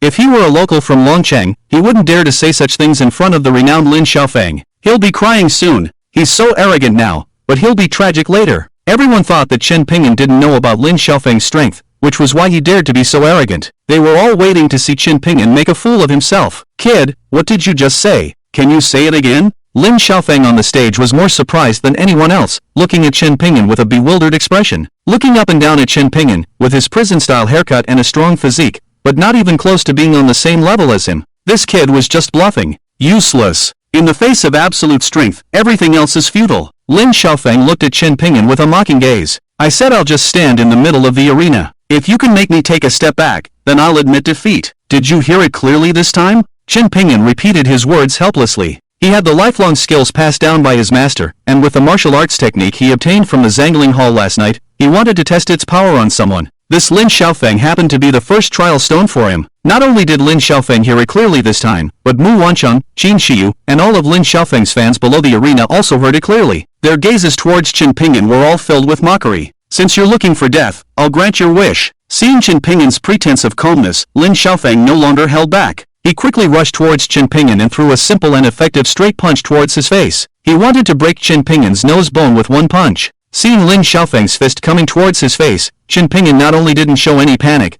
but instead shook his head and disappointment appeared on his face. Just now, he vaguely heard people discussing how this Lin Xiaofeng was the provincial champion in Sanda. He thought he could use this opportunity to test his skills against someone with decent strength, but seeing that the opponent's punch was so weak, he felt disappointed. What provincial Sanda champion? He is not qualified to be his trial stone. Even if he stands still and lets the other person hit him, the opponent's strength is not enough to even tickle him. Lin Xiaofeng, who had already thrown a punch, saw Chen Pingyan shaking his head at him, looking down on him. He was angry, and the punch that was already on its way became even stronger. Just when Lin Xiaofeng thought that one punch could break Chen Pingyan's nasal bone and make him beg for mercy, Chen Pingyan slightly tilted his head and dodged the punch. This scene not only stunned Lin Xiaofeng on the stage, but also surprised the fans under the stage. This kid is lucky. He actually managed to dodge Lin Xiaofeng's fierce punch. Come again. Seeing that the first punch missed, Lin Xiaofeng didn't give up. He threw another side punch towards Chen Pingyan's face. In his opinion, the world of martial arts is only about speed. Although Chen Pingyan had just dodged his first straight punch, this was a combination of punches. If one punch missed, the second punch would immediately follow, relentlessly, without giving the opponent any chance to catch their breath. Lin Xiaofeng's thinking was not wrong, but he underestimated Chen Pingyan's strength,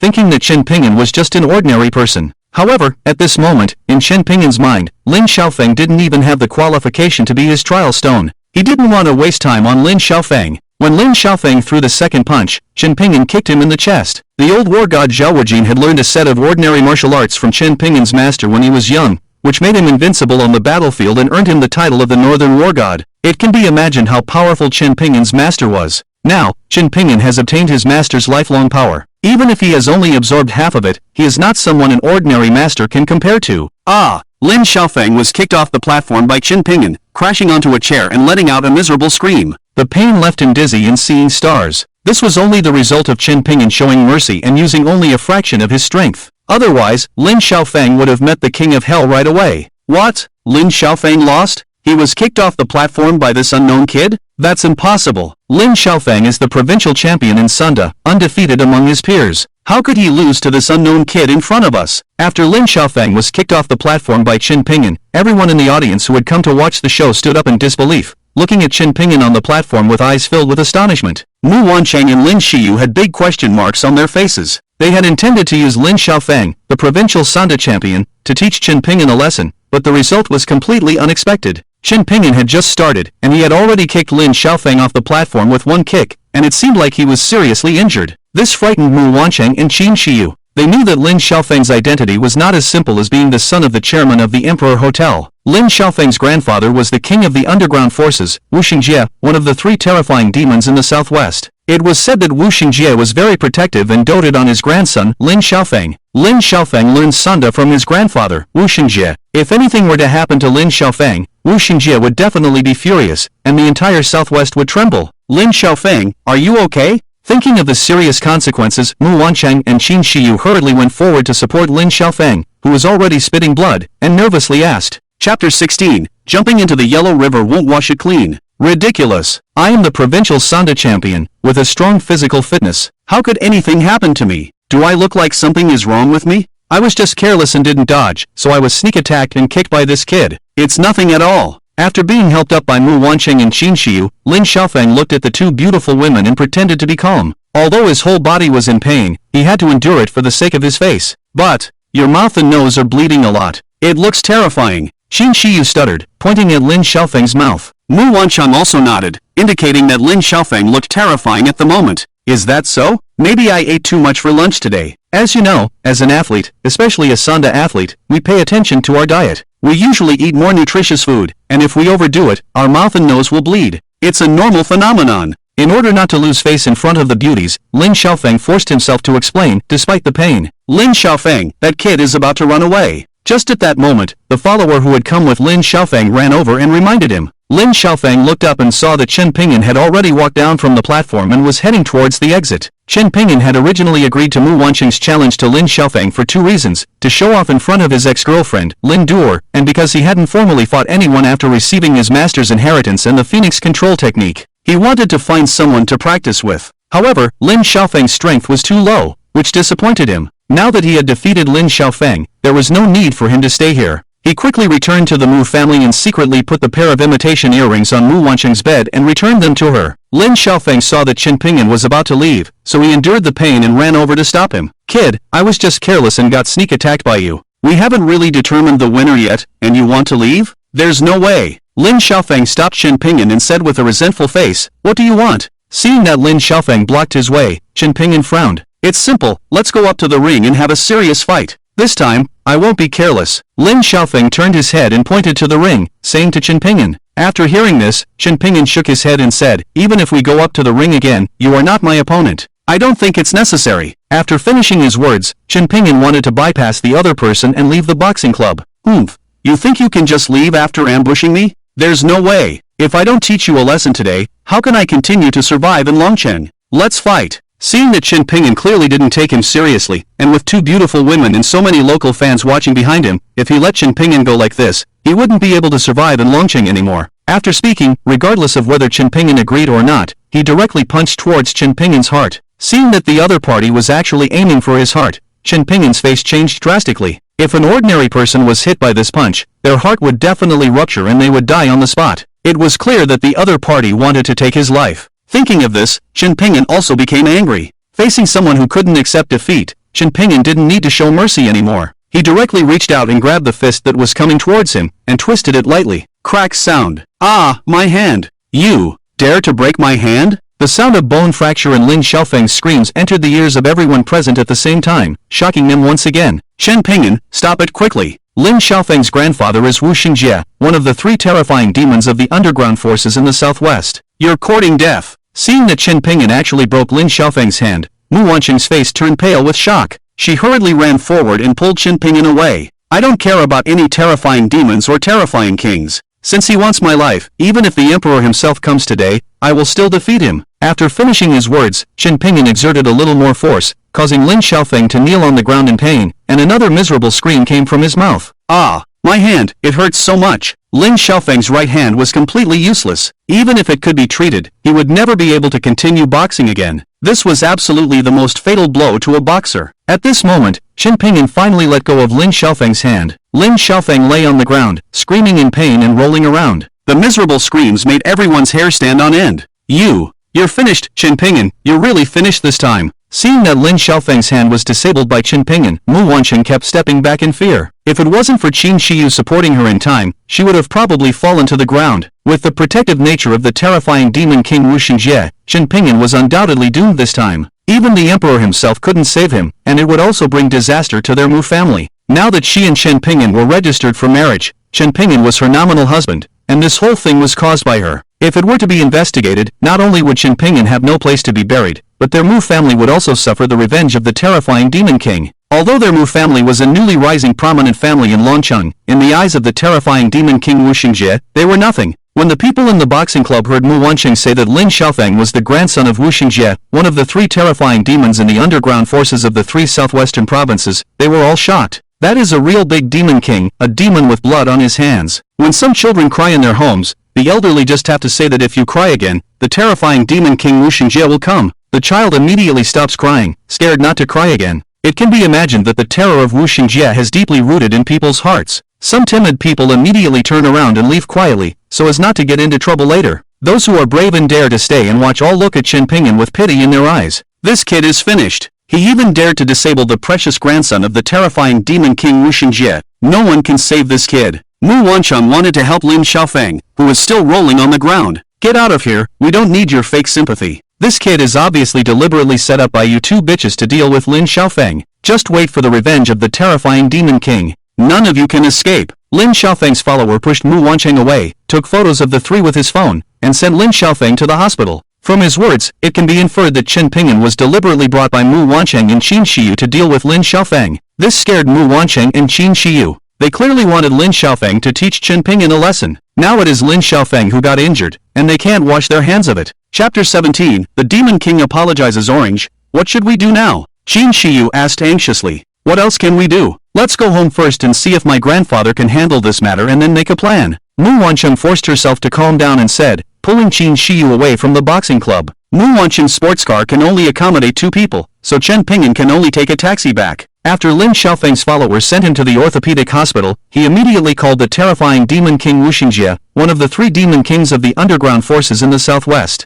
Longcheng Orthopedic Hospital, in Ada's ward. Good disciple, who dares to be so bold as to disable your hand? An old man dressed in Tang suit, holding a dragon-headed cane, looked at Ada on the hospital bed with a shocked expression. He is the terrifying demon king Wu Xingjie, one of the 3 demon kings of the underground forces in the southwest. His 2 disciples, Ada and Air, are both guards by the side of the old war god Zhao Wujin. As their master, he also benefits from their status and sits on the throne of the head of the underground forces in the province. No one dares to provoke him. Master, the one who injured me is a young man named Chen Ping'an. This person not only has strong martial arts skills, but also has a mysterious identity. The old war god specially held a birthday banquet in Longcheng to entertain him. This is the surveillance video of my fight with him. Master, take a look. If you encounter this person, do not conflict with him, otherwise there may be a disaster. Ada handed his phone to his master Wu Xingjie, and there was a surveillance video of his fight with Chen Ping'an in the phone. What? The old war god is holding a birthday banquet in Longcheng because of a young man? Wu Xingjie hurriedly took the phone. When he saw Chen Ping'an injuring Ada with a palm, he was shocked.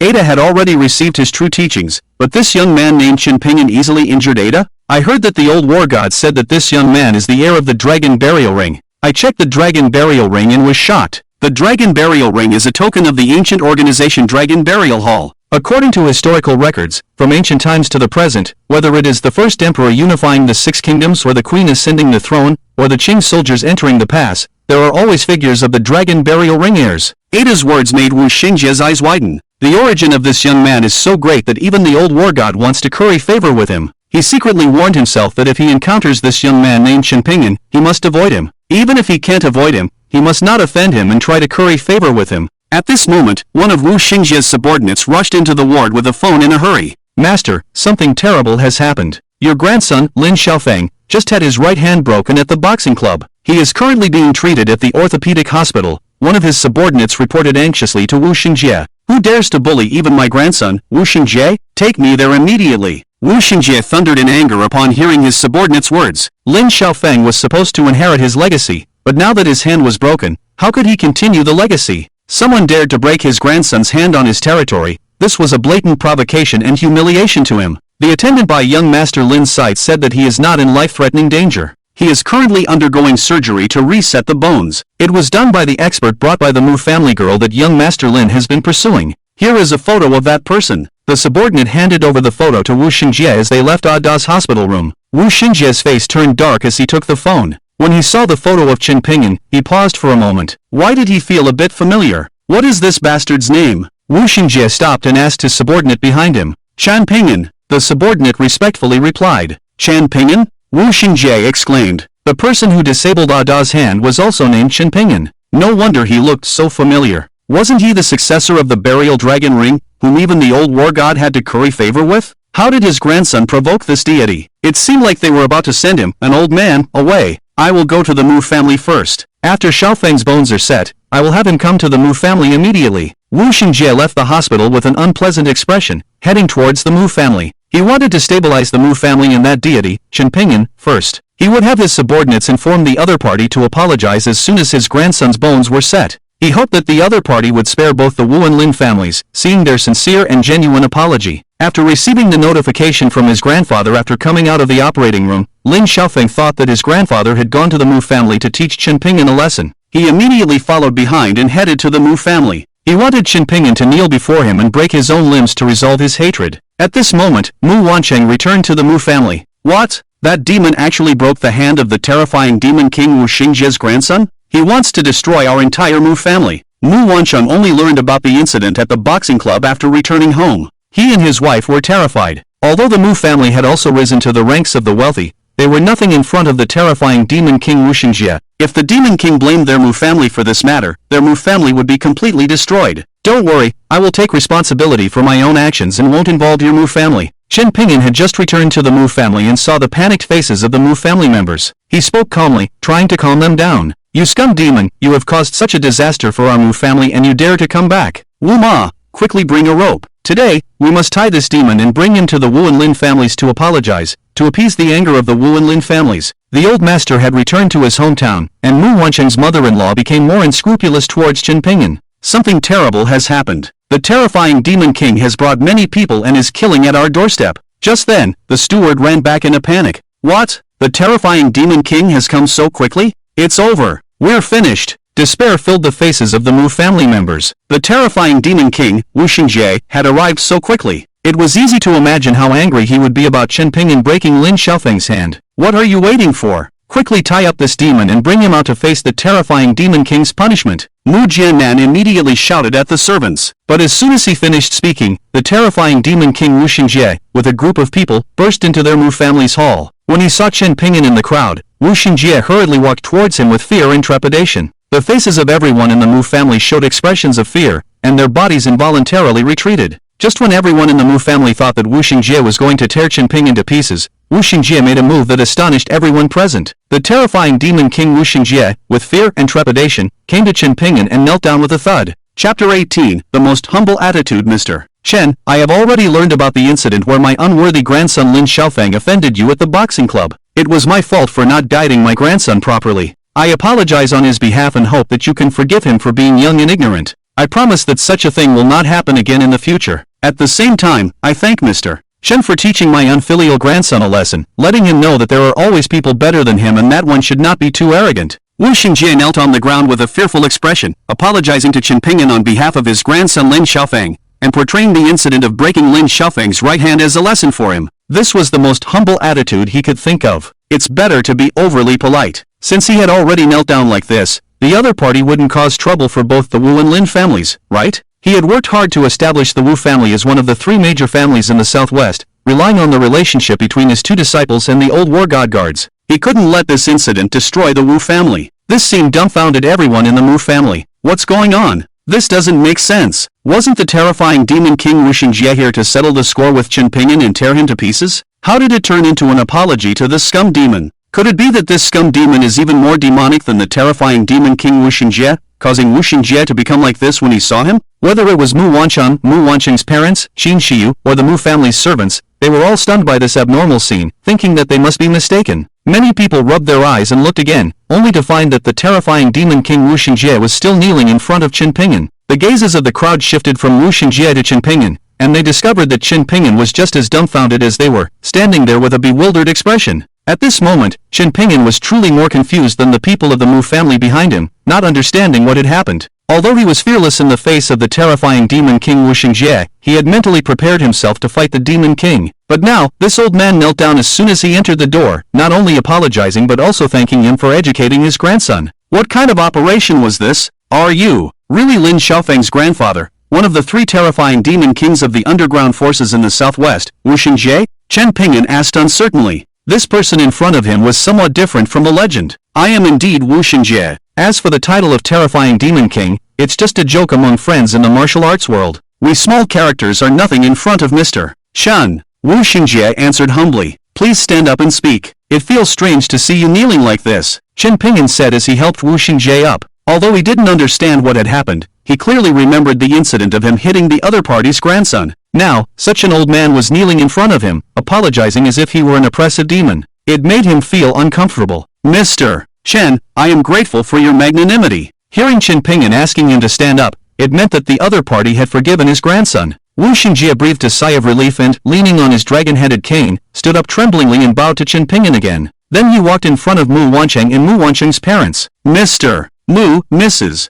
Mu, my useless grandson has caused trouble for Miss Mu and the Mu family by not knowing what's good for him. I apologize on behalf of that boy and promise to discipline him strictly when we go back, and he will never bother Miss Mu again. Wu Xingjie bowed deeply to the Mu family. On the way here, he had already found out that Chen Ping'an had registered marriage with Mu Wancheng yesterday. Chen Ping'an is now the son-in-law of the Mu family. He had done all the proper etiquette in front of Chen's parents-in-law, so Chen had no reason to cause trouble for the Wu and Lin families. However, these actions of his fell into the eyes of the unsuspecting Mu family, frightening them. The terrifying demon Wu Xingjie not only did not cause trouble for the Mu family, but also apologized to them? This is too strange. Mr. Wu, no need to be polite. Our grandson has not caused any trouble for our Mu family. Mu Jiannan, Mu Wancheng's father, helped Wu Xingjie up and stuttered. Mr. Chen and the Mu family are reasonable people. I am extremely grateful, Wu Xingjie said sincerely. Just at this moment, Lin Xiaofeng, who had followed from the orthopedic hospital, also arrived. He had a cast on his right hand and rushed into the Mu family with resentment. He happened to see his beloved grandfather standing in front of the Mu family. The group of his grandfather's subordinates stood on both sides, forming a semi-encirclement towards the Mu family and Chen Ping'an.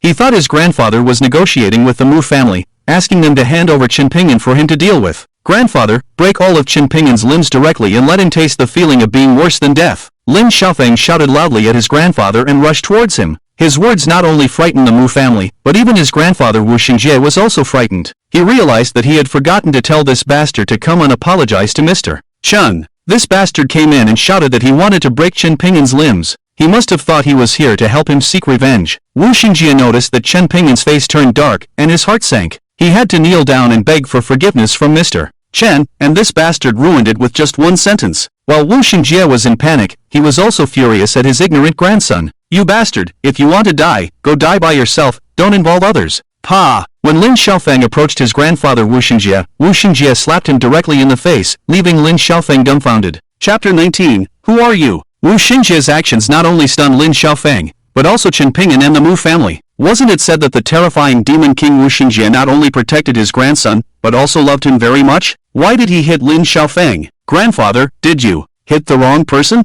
That's Chen Ping'an. I'm your grandson Lin Xiaofeng. This bastard broke my hand, look. Lin Xiaofeng, with a red and swollen face, covered his face with his left hand and raised his right hand, which was wrapped in a cast, to show his grandfather. I haven't reached the point of hitting the wrong person yet. Today, I'm hitting you, you bastard. Mr. Chen is teaching you a lesson, and you still want to retaliate against him. Today, I will kill you, an ungrateful bastard. Wu Xingjie, seeing that Lin Xiaofeng still couldn't see the situation clearly, angrily raised his dragon-headed cane and struck it down. Grandfather, spare me. Lin Xiaofeng screamed as his grandfather beat him with the cane. Shut up. If you don't go and apologize to Mr. Chen and Miss Mu, I won't have a grandson like you in the future. Seeing that Lin Xiaofeng still didn't know where he went wrong, Wu Xingjie continued to hit him while reminding him, What? Grandfather, are you going senile? You actually made me apologize to that bastard Chen Ping'an? Wu Xingjie's words dumbfounded Lin Xiaofeng, who asked incredulously. That bastard Chen Ping'an had broken his hand, and his beloved grandfather not only refused to help him seek revenge,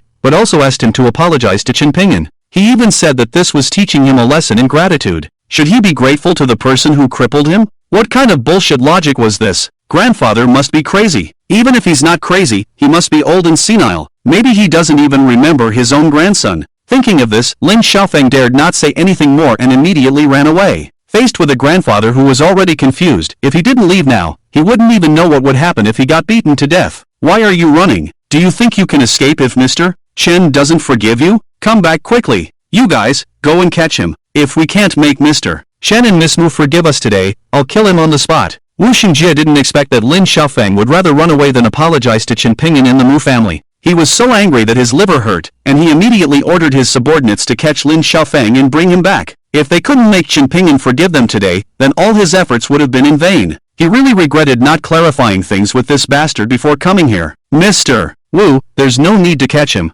Although he went too far at the boxing club, he has already received appropriate punishment. Let's just leave it at that. I won't hold it against him in the future. When he saw Lin Xiaofeng running away and Wu Xingjie wanting to send someone to catch him and make him apologize, Chen Pingyan quickly stopped him. Upon hearing Chen Pingyan's words, Wu Xingjie was overjoyed. The heavy stone in his heart finally fell, and he quickly turned around to thank Chen Pingyan. Thank you for your generosity, Mr. Chen. In that case, to show my gratitude, I will host a dinner tonight at the Emperor Hotel for Mr. Chen and the Mu family. How about that? Wu Xingjie asked cautiously. There's no need for a dinner. I don't like these lively scenes. If there's nothing else, Mr. Wu, please leave. Chen Pingyan declined Wu Xingjie's dinner invitation. Since Mr. Chen doesn't like lively scenes, if you ever need my help in the future, feel free to ask. I won't refuse. Upon hearing Chen Pingyan's rejection of his dinner invitation, Wu Xingjie looked disappointed. But thinking about it, it was understandable. Even the legendary war god would need a special occasion to invite him. It wasn't normal for him to refuse. Today's goal had been achieved, and Wu Xingjie didn't dare to complain. After a few polite words, he hurriedly left the Mu family with his subordinates. Even after Wu Xingjie and his men left, the Mu family was still in shock and even forgot to see them off. After confirming that the terrifying demon king Wu Xingjie had truly left with his people, Mu Wancheng, Mu Wanju, Mu Wanyu, and Qin Shiyu walked up to Chen Pingyan with strange expressions. Mr.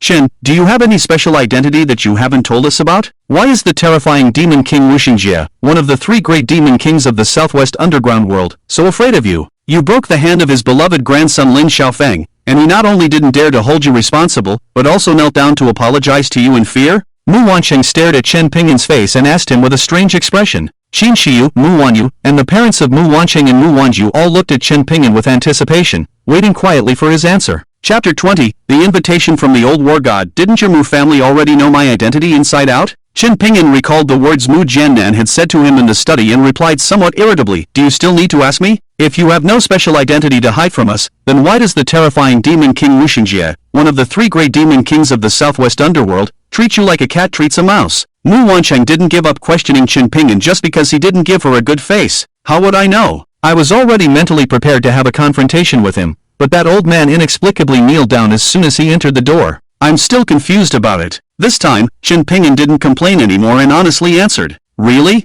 Mu Wancheng looked skeptical. It was obvious that she didn't believe Chen Pingyan's answer. More real than pearls. I have never even met that old man. I can swear to the heavens that if I'm lying, may I be struck by lightning and die. To prove his innocence, Chen Pingyan swore directly to the heavens. Seeing Chen Pingyan's sincere oath, it didn't seem like he was lying at all. Mu Wancheng and her parents exchanged puzzled looks. Could it be that the old man Wu Xingjie has gotten old and confused? Just then, the butler who had gone to escort the terrifying demon king Wu Xingjie hurriedly ran back with a panicked expression. Young master, young madam, the general manager of Emperor Hotel has come to our Mu family with a lot of people. The Mu family, who had just breathed a sigh of relief, became tense again when they heard the butler's words. Emperor Hotel was the Lin family's property. Now that Chen Pingyan had broken Lin Xiaofeng's hand, the people from Emperor Hotel, under the Lin family's control, had come. If they didn't come to cause trouble for Chen Pingyan and the Mu family, they wouldn't believe it even if they were beaten to death. Lin Xiaofeng was the only heir of the Lin and Wu families. It was just that Lin Xiaofeng's grandfather, Wu Xingjie, for some unknown reason, didn't dare to pursue their responsibility,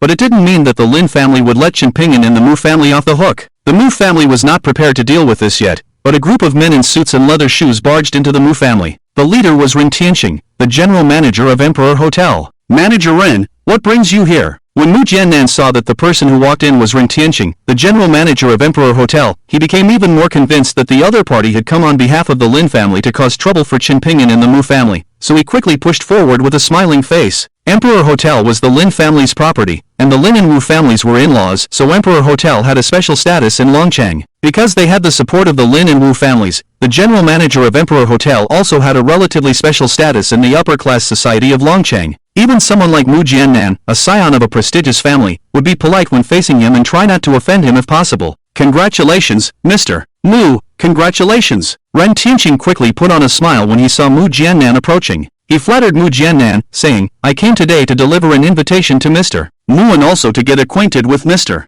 Mu. I hope Mr. Mu can take care of me in Longcheng in the future. You came to deliver an invitation to me? Mu Jiannan was confused by Ren Tianqing's words. The other members of the Mu family also looked puzzled. What was going on? Could it be that Ren Tianqing wasn't here to cause trouble for Qin Pinyin and the Mu family on behalf of the Lin family? Yeah, today I specifically came to the Mu family to deliver the invitation. I didn't expect the relationship between the Mu family and Zhao Wujin, the old war god, to be so deep. Zhao Wujin, the old war god, passed by Longcheng and plans to hold a birthday banquet at our Emperor Hotel in 2 days. He specifically requested to invite the Mu family by name and personally instructed us to deliver the invitation to the Mu family. Among all the prestigious families in Longcheng, only the Mu family has this honor. It's really enviable. The old war god is so supportive of the Mu family. The Mu family is on its way to becoming the top prestigious family in Longcheng. Mr. Mu, don't forget us hard-working people when that happens. Ren Tianqing finished speaking and handed a gold-stamped invitation to Mu Jiannan, who looked confused. Chapter 21, Too abnormal until everyone from the Emperor Hotel had left. The Mu family was still in a state of confusion and had not reacted. After Qin Pinyin broke the hand of the young master of the Lin family, the Mu family thought they were in trouble today, especially when the terrifying demon king Wu Xingjie, one of the 3 demon kings of the Southwest Underground Forces, came with his men. It scared them even more. Who would have thought that in the end, there would be a big reversal? The terrifying demon king Wu Xingjie came to their house not to seek revenge, but to apologize. It shocked everyone. Just as the terrifying demon king Wu Xingjie left their house, the old war god Zhao Wujin sent an invitation to the birthday banquet. According to the general manager of the Emperor Hotel, only the Mu family in Longcheng received the honor of the old war god personally instructing them to deliver the invitation to the Mu family. What is going on? It's too abnormal, too suspicious. I know what's going on. At this moment, Qin Siyu, who was standing next to Mu Wancheng, seemed to suddenly understand something and grabbed Mu Wancheng's hand with excitement. Siyu, what do you know? Mu Wancheng turned her head and asked with a tempting look. The Mu family members also focused their attention on Qin Siyu. Even Qin Pinyin looked at Qin Siyu curiously, wondering what she knew. I know why Lin Xiaofeng's right hand was broken by Qin Pinyin. His terrifying demon king grandfather, Wu Xingjie, not only didn't dare to trouble us, but also personally came over to kneel and apologize. It must be because the other party knew in advance that the old war god was going to invite the Mu family to attend his birthday banquet. They felt that the relationship between the Mu family and the old war god was deep, so they didn't dare to offend the Mu family and came to apologize. Qin Siyu's words made the Mu family's eyes light up. Siyu is right. The Emperor Hotel is the property of the Lin family. If the old war god is going to hold his birthday banquet there, the Wu and Lin families must have known about it first. They knew that the old war god specifically sent an invitation to our Mu family, and they felt that the relationship between the Mu family and the old war god was deep, so they came to apologize. This reason is very valid. Mu Jiannan thought for a moment and excitedly analyzed. Besides this reason, he couldn't think of any other reason that could explain the strange things that happened today. That's great. If that's the case, with the influence of the old war god, the status of our Mu family in Longcheng will definitely be greatly improved after the birthday banquet. It won't be long before we become the top prestigious family in Longcheng. After listening to the analysis of Qin Siyu and Mu Jiannan, Mu Wancheng's mother also became excited. Even Mu Wancheng, influenced by her family and best friend, felt that this reason was very valid and smiled happily. Ha ha! Just when the Mu family was excited and pleased about being able to climb the big tree of the old war god Zhao Wuji, Qin Pinyin, who was standing on the side, couldn't help but laugh, making the Mu family feel disgusted and uncomfortable as if they had eaten flies. What do you mean, Qin? Can't stand to see our Mu family doing well, huh? Let me tell you, if it weren't for our Mu family's relationship with the old war god and saving you, you would have been killed by the terrifying demon king Wu Xingjie countless times. You wouldn't have had the chance to stand here. It's one thing if you don't know how to be grateful, but to mock us, who do you think you are? Mu Wancheng's mother walked up to Qin Pinyin and pointed at his nose, scolding him with disgust. Chapter 22, Old Master Mu and the Old War God are classmates. I'm sorry, I just thought that the people at the Emperor Hotel might have mistaken the target. I haven't heard of any relationship between your Mu family and the Old War God, right? Qin Pinyin quickly explained. His words were not unfounded, because when everyone mentioned the Old War God Zhao Wuji, he finally understood why the Tangrest patient he met at Baojitang looked so familiar. It turned out that he was the highly respected old war god Zhao Wuji from the northern frontier. He had seen his appearance on TV a few times when he was a child. This time, the old war god had someone deliver the invitation here, probably because he instructed Zhao Shini to save the old war god. After all, with the old war god's abilities, it wouldn't be difficult for him to find out about his presence in the Mu family. However, this was just his own speculation, so he didn't want to say it to others in case it turned out to be untrue and became embarrassing later. But his words stunned the entire Mu family. Yeah, it seemed like their Mu family didn't have much connection with the old war god. Why would the old war god take care of their Mu family like this? And the whole Dragon City, only their Mu family received the invitation personally delivered by the general manager of the Emperor Hotel. This doesn't make sense. Orange, your grandfather and the old war god are about the same age. Maybe your grandfather has some connection with the old war god, but he didn't tell you. Qin Shiyu, who had been standing with Mu Wancheng, said loudly to Mu Wancheng. Qin Shiyu's words once again brightened the eyes of the Mu family. Shiyu's words are possible. I'll call grandfather and ask about the situation. Mu Jiannan said and quickly dialed his grandfather's phone, who had already returned to their hometown. Because the Mu family suspected that their grandfather's recent accident was caused by their competitors secretly attacking him, for the safety of their grandfather and to prevent him from supporting Chen Pingyan here, the Mu family members persuaded their grandfather to go back to the countryside for a few days to rest. And because they didn't want their grandfather to be bored alone in the countryside, Mu Wancheng's uncle and his family also went back with him.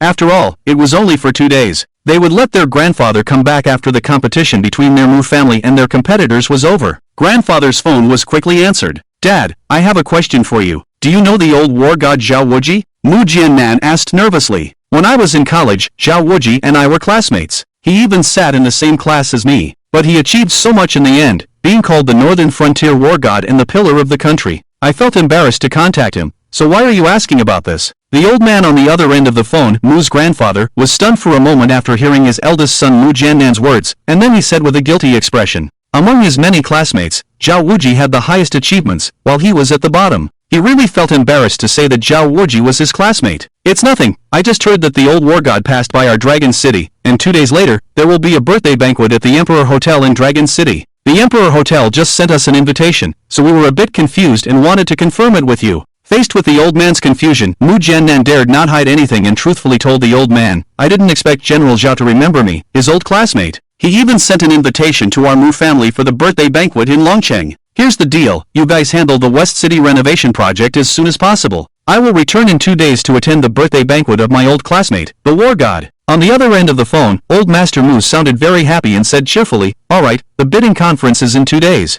Success or failure will be determined then. Regardless of the outcome, I will have Jiandong accompany you back to the city in the afternoon of the day after tomorrow. Mu Jiannan happily hung up the old man's phone. From the old man's response, it confirmed that the old war god sent them the invitation solely because the old man and the old war god were former classmates. Chapter 23, expelled from the Mu family after confirming that the old war god sent the invitation to their Mu family because of the old man's friendship with the war god, Mu Wancheng's mother immediately pulled Mu Wancheng and Qin Shiyu to a corner to whisper, not knowing what they were discussing. The three of them occasionally glanced in Chen Pingyan's direction. A few minutes later, the three of them left the hall. Although Chen Pingyan noticed their unusual behavior, he couldn't be bothered with them. After going to the bathroom, he planned to return to his room and put the 2 fake gold earrings under Mu Wancheng's pillow. But before he reached the door of Mu Wancheng's room, Mu Wancheng, her mother, and Qin Shiyu approached him, carrying Chen Pingyan's bag and the clothes he changed out of yesterday. Are you planning to change my room? Chen Pingyan asked the three of them with a puzzled expression. You may not look good, but you have quite the imagination if you think we would change your room for you, Mu Wancheng's mother sneered. Our Mu family's old master and the old war god are good friends from the same school. Our Mu family cannot accommodate trash like you, so as not to embarrass our old master and the old war god. From now on, you can sleep in a bridge cave by yourself. If you're still angry after 3 months, remember to go to the Civil Affairs Bureau and divorce our orange. Mu Wancheng's mother said coldly, then threw Chen Pingyan's bag at him. Mu Wancheng also threw the clothes Chen Pingyan changed out of yesterday at him, directly driving him out of the Mu family. Aren't you afraid that your old master will be angry when he finds out? After being driven out of the Mu family, Chen Pingyan stood at the door of the Mu family and curiously asked Mu Wancheng and the others. That's our business. You don't need to worry about us. Just hurry up and leave. Mu's mother drove Chen Pingyan away with disgust, then slammed the door shut, leaving Chen Pingyan out in the cold. Chen Pingyan looked at the gate of the Mu family and smiled bitterly. He hadn't even put the fake earrings back in Mu Wancheng's room yet. It seemed that he would have to find another opportunity in the future. Chen Pingyan put the clothes he changed out of yesterday into his bag, then left the Mu family. He had billions of dollars in his bank account now, so he didn't need to worry about not having a place to stay. Chen Pingyan slung the canvas bag over his shoulder and left the Mu family with big strides. He hailed a car and went to the real estate agency to see if there were any good houses available. He wanted to buy a villa and live there for a few months, waiting for the complete mastery of the Phoenix control technique and the appearance of the 4th silver needle, before leaving Longcheng.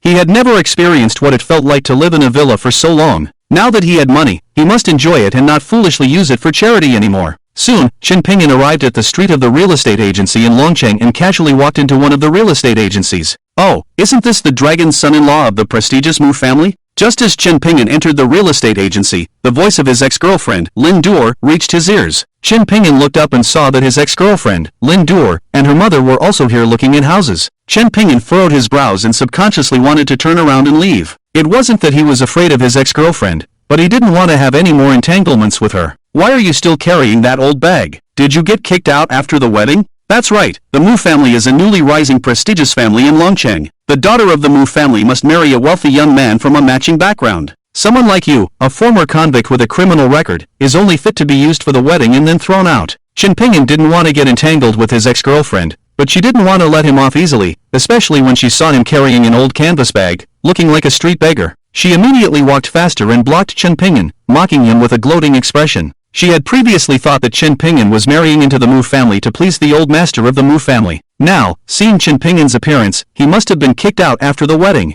Otherwise, why would he leave the Mu family estate and come here to rent a house? According to her fiancé, who was the general manager of the Emperor Hotel, the Mu family had a close relationship with the old war god and was the only family in Longcheng to receive a personal invitation to the birthday banquet. With such a prestigious family, it would be strange if this guy wasn't kicked out after the wedding. Chapter 24. I'm here to buy a house. Chen Pingyan didn't want to talk to Lin Duer and planned to go around her. However, Lin Duer seemed to have a grudge against Chen Pingyan and once again blocked his path. Don't leave, there are many houses for rent here. Why don't you take a look before you go? Lin Duer stopped Chen Pingyan and said with a cunning smile. This real estate agency was positioned to serve high-end home buyers and renters, so the houses listed for sale or rent by this agency were all in upscale neighborhoods or luxury villas. Lin Duer's fiancé had promised to buy her a high-end duplex after the birthday banquet of the old war god, so she came to look at houses in advance. Unexpectedly, she ran into Chen Pingyan here and wanted to trick him, as revenge for being publicly humiliated by him in front of a jewelry store. Even if she could just embarrass Chen Pingyan in front of others by scaring him with the high housing crisis here, she would feel satisfied. Sorry, I'm not here to rent a house, I'm here to buy one. Chen Pingyan saw through Lin Duer's intentions at a glance and decided not to leave. You want to see me scared by the high housing prices here, right?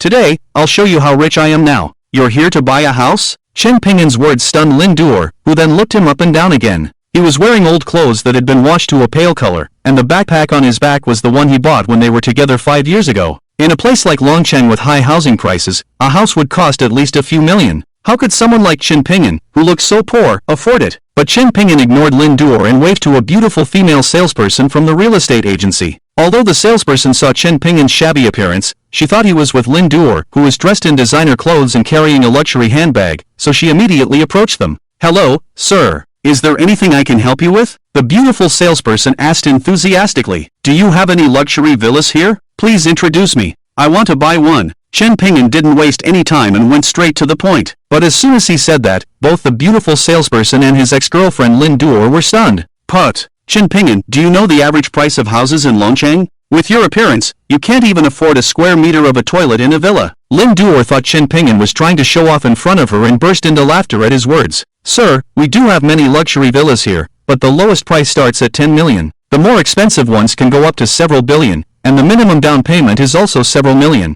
Are you sure you want to see villas? The beautiful saleswoman hadn't finished speaking when Chen Pingyan already showed his black card from Ruishur International Bank. The saleswoman was speechless when she saw it. This real estate agency is targeting high-end customers, and the clients that these salespeople interact with are mostly wealthy individuals. The saleswoman had the privilege of seeing this type of black card before. As far as she knew, the holders of this card have a net worth of at least billions. I shouldn't have any problem buying a villa here with this card, right? Chen Pingyan handed the black card to the saleswoman and asked. Yes, yes, yes. We still have 5 luxury villas that haven't been sold, and one of them is known as the most expensive and luxurious villa in Longcheng, with a price of 8 billion for the Longquan Villa. It is said that there is a Longquan well in the yard of that villa, and the things boiled from the water in that well have an extraordinary taste. Would you like me to take you there now? After confirming the authenticity of the Swiss Bank black card, the saleswoman was excited and immediately wanted to take Chen Pingyan to see the most luxurious villa in Longcheng. Take me there now, and if it's suitable, I'll buy that villa today. Chen Pingyan nodded. The saleswoman took Chen Pingyan and left the agency to see the villa. This scene left Lin Duer dumbfounded, until her mother came out of the bathroom and saw her daughter standing at the door of the agency, looking outside in a daze. Silly girl, what are you doing standing alone at the door here? Lin's mother walked up and looked outside, but didn't see anything unusual. she asked with a puzzled expression. Chapter 25. Money isn't that easy to make, Mom. I just saw Chin Pingyan come to see the house, and he was looking at a villa. Lin Duor said foolishly to her mother. Originally, when she saw Chin Pingyan's embarrassed appearance, she wanted to make him look bad, but who knew that in the end, the clown turned out to be herself, and Chin Pingyan had publicly humiliated her twice today. It made her extremely embarrassed. What made it even more unacceptable for her was that Chin Pingyan, who should have been so poor that he couldn't even afford a meal, took out a black card that represented status, position, and wealth, and wanted to buy a luxury villa. Chin Pingyan came to buy a villa? How is that possible? Don't joke with me. Lin's mother, after hearing her daughter's words, also looked confused. Just by looking at Chin Pingyan's poor appearance, it was clear that he had just been released from prison.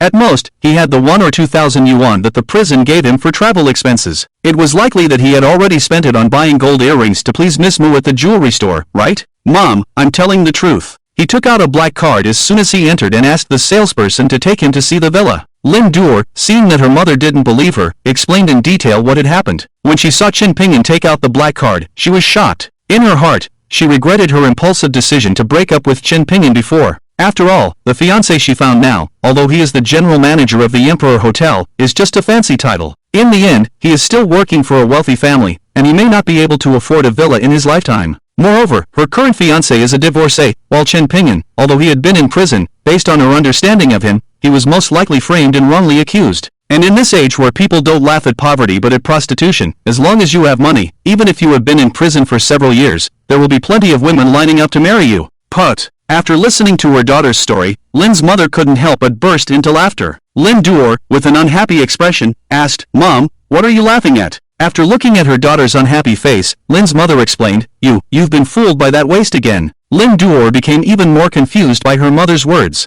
Seeing the expression on her daughter's face, Lin's mother continued to explain, he's just been released from prison, and based on your description of him earlier, he must have just been kicked out by the Mu family. How could someone like that afford to buy a villa? After he became the son-in-law of the Mu family, they gave him some money and kicked him out. He found a place to get a fake ID card and followed you, pretending to be rich in front of you. His goal is to make you think he's wealthy now and make you reconcile with him. Once you have his child, he will use the child to threaten you, just like your father deceived me into marrying him. You can't make the same mistake as your mother. Lin's mother, with the demeanor of someone who has been through it all, earnestly advised her daughter. You're right. Why didn't I think of that? This guy must have been following me and pretending in front of me. When the real estate agent took him to see the most expensive Longquan villa, he found various excuses to leave because it didn't meet his expectations. I knew it was too good to be true that someone could afford a villa right after getting out of prison. He's just trying to fool me, and I almost fell for it again. I won't believe anything this waste says anymore. These losers use all sorts of tricks to deceive girls who can't find a husband. It's despicable.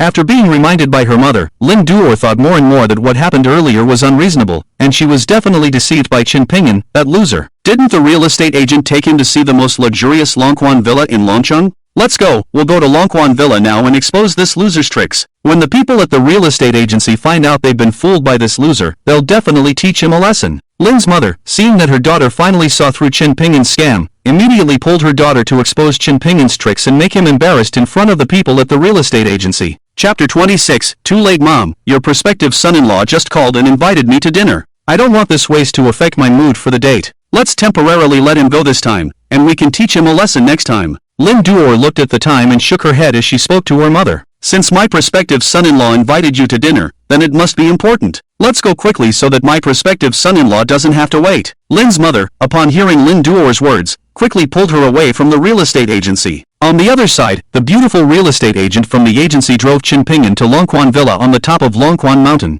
This was the most luxurious villa in Longcheng, where you could see the sunrise from home when you opened the curtains in the morning, and the sunset in the evening. The air was very fresh, and driving up to the top of Longquan Mountain felt like returning to nature. In Longcheng, Longquan Villa was the best place for the wealthy to maintain their health. The owner of Longquan Villa needed funds urgently due to a business failure, so 3 days ago, they put the villa on sale through various real estate agencies. Just by looking at the surroundings, Chin Pingyan felt that this Longquan Villa was very suitable for someone like him who practiced martial arts. However, when the two of them arrived at the entrance of Longquan Villa, they found a car parked there, and a representative from another real estate agency was leading a young man dressed in designer clothes and looking very fashionable out of the villa. Isn't that the top salesperson from Ijia Real Estate? Sorry, this 8 billion Longquan Villa has been reserved by this young Master Zhao. You can go somewhere else. The employee from the other real estate agency, seeing the beautiful real estate agent bringing Chin Pingyan to the entrance of Longquan Villa, proudly said to the two of them. Because Qin Pingin's appearance didn't look like someone who came to buy a villa, the two people who came out of Longquan Villa thought that Qin Pingin was a new employee from the same real estate agency as the beautiful agent and was familiarizing himself with the market. The young man in designer clothes glanced at Qin Pingin with a hint of disdain in his eyes,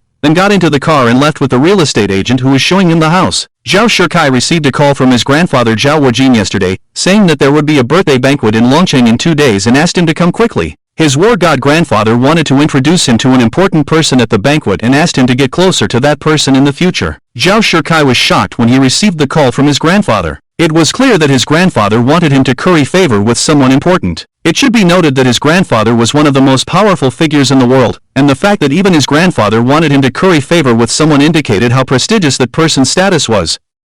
Zhao Shikai rushed to Longcheng overnight yesterday and met his grandfather. According to his grandfather, the important person should be living in Longcheng, so he asked him to buy a house there. Today, he went to the real estate agency and after a whole day of searching, he found this Longquan Villa to be the most satisfactory in terms of location, decoration, and environment. However, he didn't plan to buy this Longquan Villa for himself, but rather as a gift to the important person his grandfather would introduce him to. He himself bought an ordinary villa at the foot of Longquan Mountain. Qin Pingin and the beautiful real estate agent could only watch as the two of them left the top of Longquan Mountain. Mr. Chen, we're a step too late. This Longquan Villa has already been reserved. Shall we look at others? After Zhao Shikai left, the beautiful real estate agent apologized to Qin Pingin. Okay. Qin Pingin was not an unreasonable person and nodded in agreement. However, after seeing the environment of the Longquan Villa and then looking at other villas, Qin Pingin always felt unsatisfied. He looked at several properties in a row but couldn't reach a deal. Mr. Chen, it's getting dark now. Why don't you find a hotel to stay tonight, and we can continue looking at the remaining properties tomorrow morning. After looking at 3 villas in a row,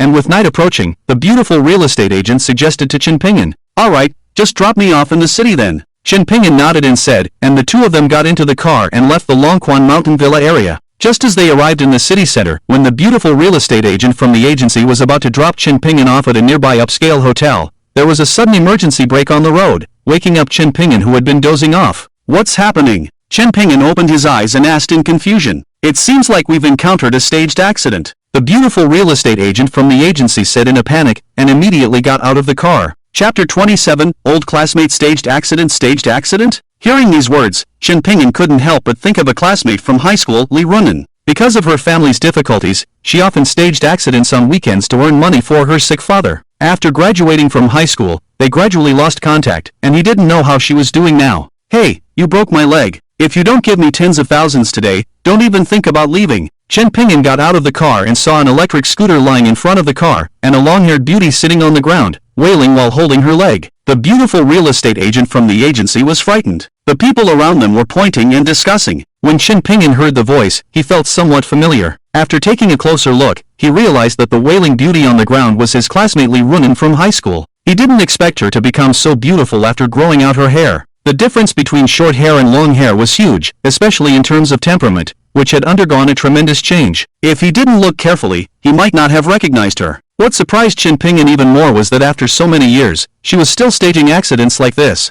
How many times have you broken your leg? More than 100 times? Qin Pingin asked Li Runan, who was sitting on the ground wailing, without a good tone. The other party's lines are still the ones I taught her back then. I didn't expect her to use them against this old classmate of mine. Li Runan, who was sitting on the ground wailing loudly, looked up and froze when she saw him. Qin Pingin, is that you? Li Runan, who had forgotten to continue pretending to cry, immediately jumped up from the ground and looked at Qin Pingin with a surprised expression. Miss, are you okay with your leg? The beautiful saleswoman from the agency was stunned by the scene in front of her and pointed at Li Runan's leg. Is she your friend? Li Runan ignored the other person and asked Qin Pingin instead. Not really, she's from the agency. I just arrived in Longcheng and haven't found a place to stay yet. She was showing me a house today. Qin Pingin honestly replied. What a coincidence. I'm sharing a 3-bedroom apartment with someone else, and there's still 1 room left. You don't need to look for a place anymore. Come to my place. The person I'm sharing with is a beautiful girl, and she's single. Whether you can win her over depends on your skills. Li Runan, upon hearing that Qin Pingin hadn't found a place yet, immediately pulled into her place. Isn't that inappropriate? Qin Pingin, while helping Li Runan pick up the fallen electric scooter, responded awkwardly.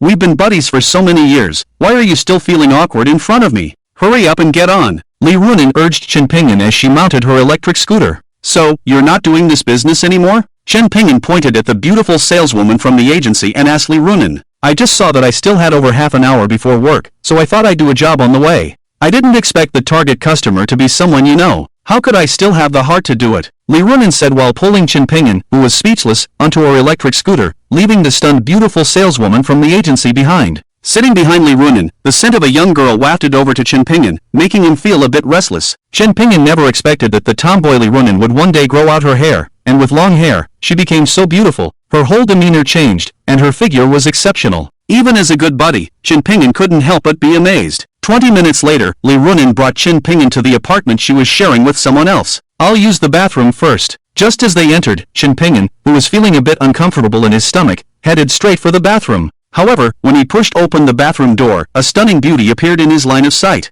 Xin Shiyu, what are you doing here? Chen Pingyan, what are you doing here? Chen Pingyan and the stunning beauty in the bathroom asked in unison. Having just finished showering and not yet dressed, Xin Shiyu saw someone break into the room and initially thought it was her roommate Li Runen. But when she looked up and saw that it was a man who had barged in, and moreover, it was the scum demon Chen Pingyan who had just been driven out by the Mu family, both of them were stunned in place. Chapter 28, Beautiful Roommate Shiyu, you haven't put on your clothes yet. Li Runen came up behind Chen Pingyan and saw Xin Shiyu's perfectly proportioned figure, quickly reminding her. Xin Shiyu instinctively lowered her head. Ah! Xin Shiyu reacted like most girls, screaming as loud as she could, then covering her chest with both hands. She could block the top, but she couldn't block the bottom, making her look very embarrassed. Chen Pingyan was startled by her scream and quickly turned around, not daring to look anymore. Li Runen pulled Chen Pingyan out and casually closed the bathroom door. So, isn't my roommate beautiful? With that figure of hers, everything is in the right place. I almost drooled just looking at her. Tell me honestly, did you feel tempted?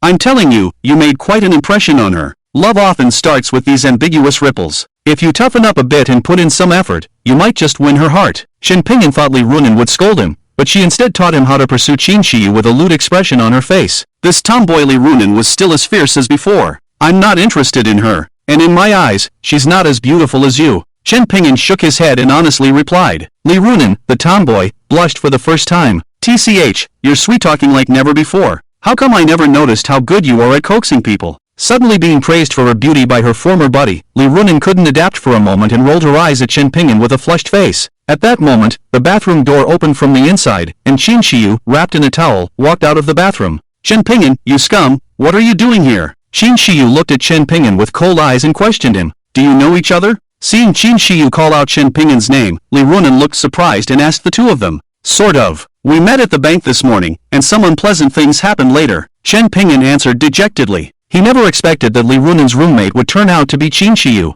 Weren't you going to work? How did you bring this scum back? Xin Shiyu shifted her gaze away from Chen Pingyan and asked Li Runen with a puzzled expression. She originally thought that after Chen Pingyan was kicked out by the Mu family, he would go live under a bridge tonight. Unexpectedly, this scum demon had acquaintances in Longcheng and was even Li Runen's roommate. What a small world. I was just about to go to work when I happened to run into my high school classmate Chen Pingyan on the way. He just arrived in Longcheng and didn't have a place to stay, so since we have an empty room here, I brought him back. He'll be renting with us from now on. Do you have any objections? After explaining her relationship with Chen Pingyan, Li Runen asked Xin Shiyu in an inquiring tone. You rented this place first, so what objections could I have? But let me make it clear, since you brought this person back, if he dares to have any improper intentions towards me or does anything out of line, you'll be responsible too. Xin Shiyu remembered Chen Pingyan's dark history and warned Li Runen with a serious expression. No problem. I can vouch for my old classmate's character. I guarantee he won't have any improper intentions towards you, right, Chen Pingyan? Li Runen quickly assured Xin Shiyu and even tugged at Chen Pingyan's clothes, urging him to speak up.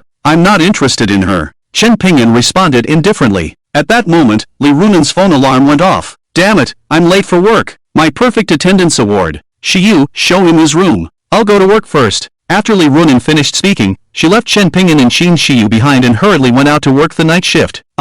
Which room do I stay in? With Li Runen gone, Chen Pingyan had no choice but to ask Xin Shiyu. The one next to the bathroom. Xin Shiyu pointed to the room next to the bathroom with her delicate jade hand and said to Chen Pingyan impatiently. Then, she nervously ran back to her room and locked the door. Thank you. Chen Pingyan took his simple luggage and walked towards the empty room next to the bathroom. After entering the room and taking a quick look around, Chen Pingyan saw that it was a small room of about 12 to 13 square meters. It wasn't big, but it had everything one would need, such as a bed, wardrobe, and air conditioning. It was decent enough for him to move in. Chen Pingyan found a mop and cleaned the room's floor. Meanwhile, Xin Shiyu returned to her room, locked the door, changed her clothes, and then called her best friend Mu Wancheng to meet at the KTV. Chen Ping'an, who was tidying up the room, heard the sound of the door opening. He stuck his head out of the room and saw that Qin Shiyu had already changed into a coffee-colored dress and was talking on the phone while leaving the room. After Chen Ping'an finished tidying up the room, he also left the apartment to buy some daily necessities. When he came back, it was already 11 o'clock at night, and he sadly realized that he didn't have his keys. One roommate had gone to work, and the other had gone out for the night. In the end, Chen Ping'an could only go to Li Runen's workplace to ask her for the keys. Fortunately, Li Runen had previously told him the address of her workplace, the 9 Stars chain KTV on Yangguang Road. When Chen Ping'an arrived at the entrance of the 9 Stars chain KTV, the receptionist immediately greeted him warmly. "Excuse me, sir, do you have a reservation for a private room?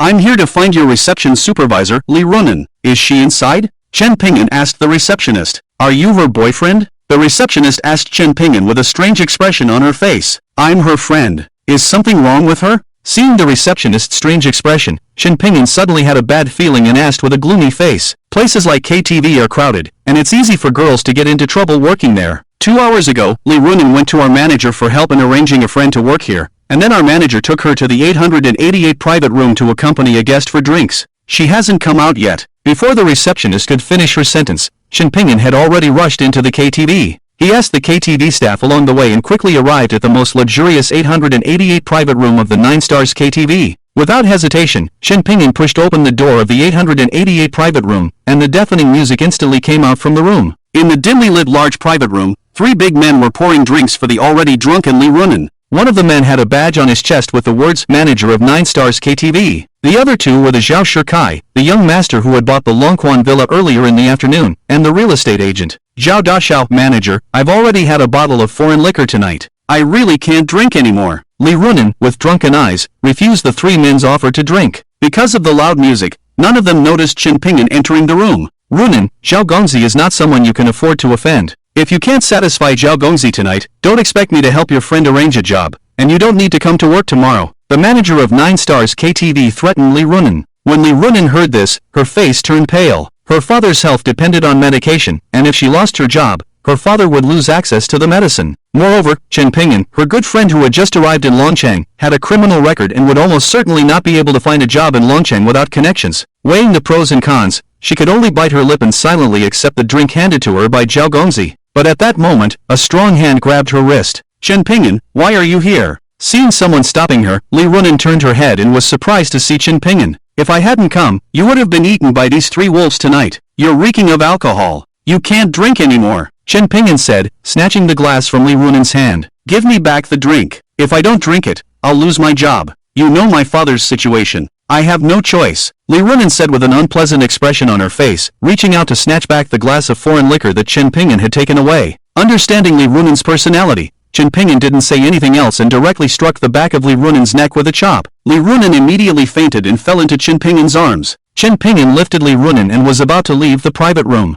"Kid, do you think this place is your home? You can come and go as you please?" The manager of Jiusheng KTV blocked Chen Ping'an's path, sneering. The salesman from the intermediary company and the manager of Jiusheng KTV were cousins. This young master Zhao spent over 9 billion today to buy 2 villas, one of which was the Longquan villa priced at 8 billion. The manager had already learned this from his cousin. He immediately had his cousin find a way to bring the rich man to KTV, giving him a chance to meet. Coincidentally, Li Runen wanted the manager to help arrange a job for Chen Ping'an, who had just arrived in Longcheng. The manager thought of having the beautiful Li Runen accompany Zhao, and Zhao immediately took a liking to her, wanting to get her drunk and take her to a hotel. The manager went all out to please the rich man Zhao, conspiring with his cousin and Zhao to get Li Runen drunk. Just as they were about to succeed, Chang Yaojin appeared and wanted to take away their prey for the night. The manager couldn't let Chen Ping'an leave so easily. "Although this isn't my home, as long as I want, it can become my home at any time. Get out of my way immediately, or suffer the consequences." Chen Ping'an looked at the manager blocking his path and said coldly. The intentions of these people were very clear. They wanted to get Li Runen drunk and take advantage of her. If he wasn't holding Li Runen in his arms, he would have to teach these people a lesson. "Your mother." Seeing that Chen Ping'an not only didn't let go of Li Runen but also threatened him, the manager became angry. He grabbed a bottle from the table and swung it towards Chen Ping'an's head without hesitation. But before the manager's bottle could hit Chen Ping'an's head, Chen Ping'an had already kicked out, sending the manager flying with a kick before he could finish his curse, crashing into the wall. "You!" The manager couldn't even complete a sentence before fainting. Clap clap clap.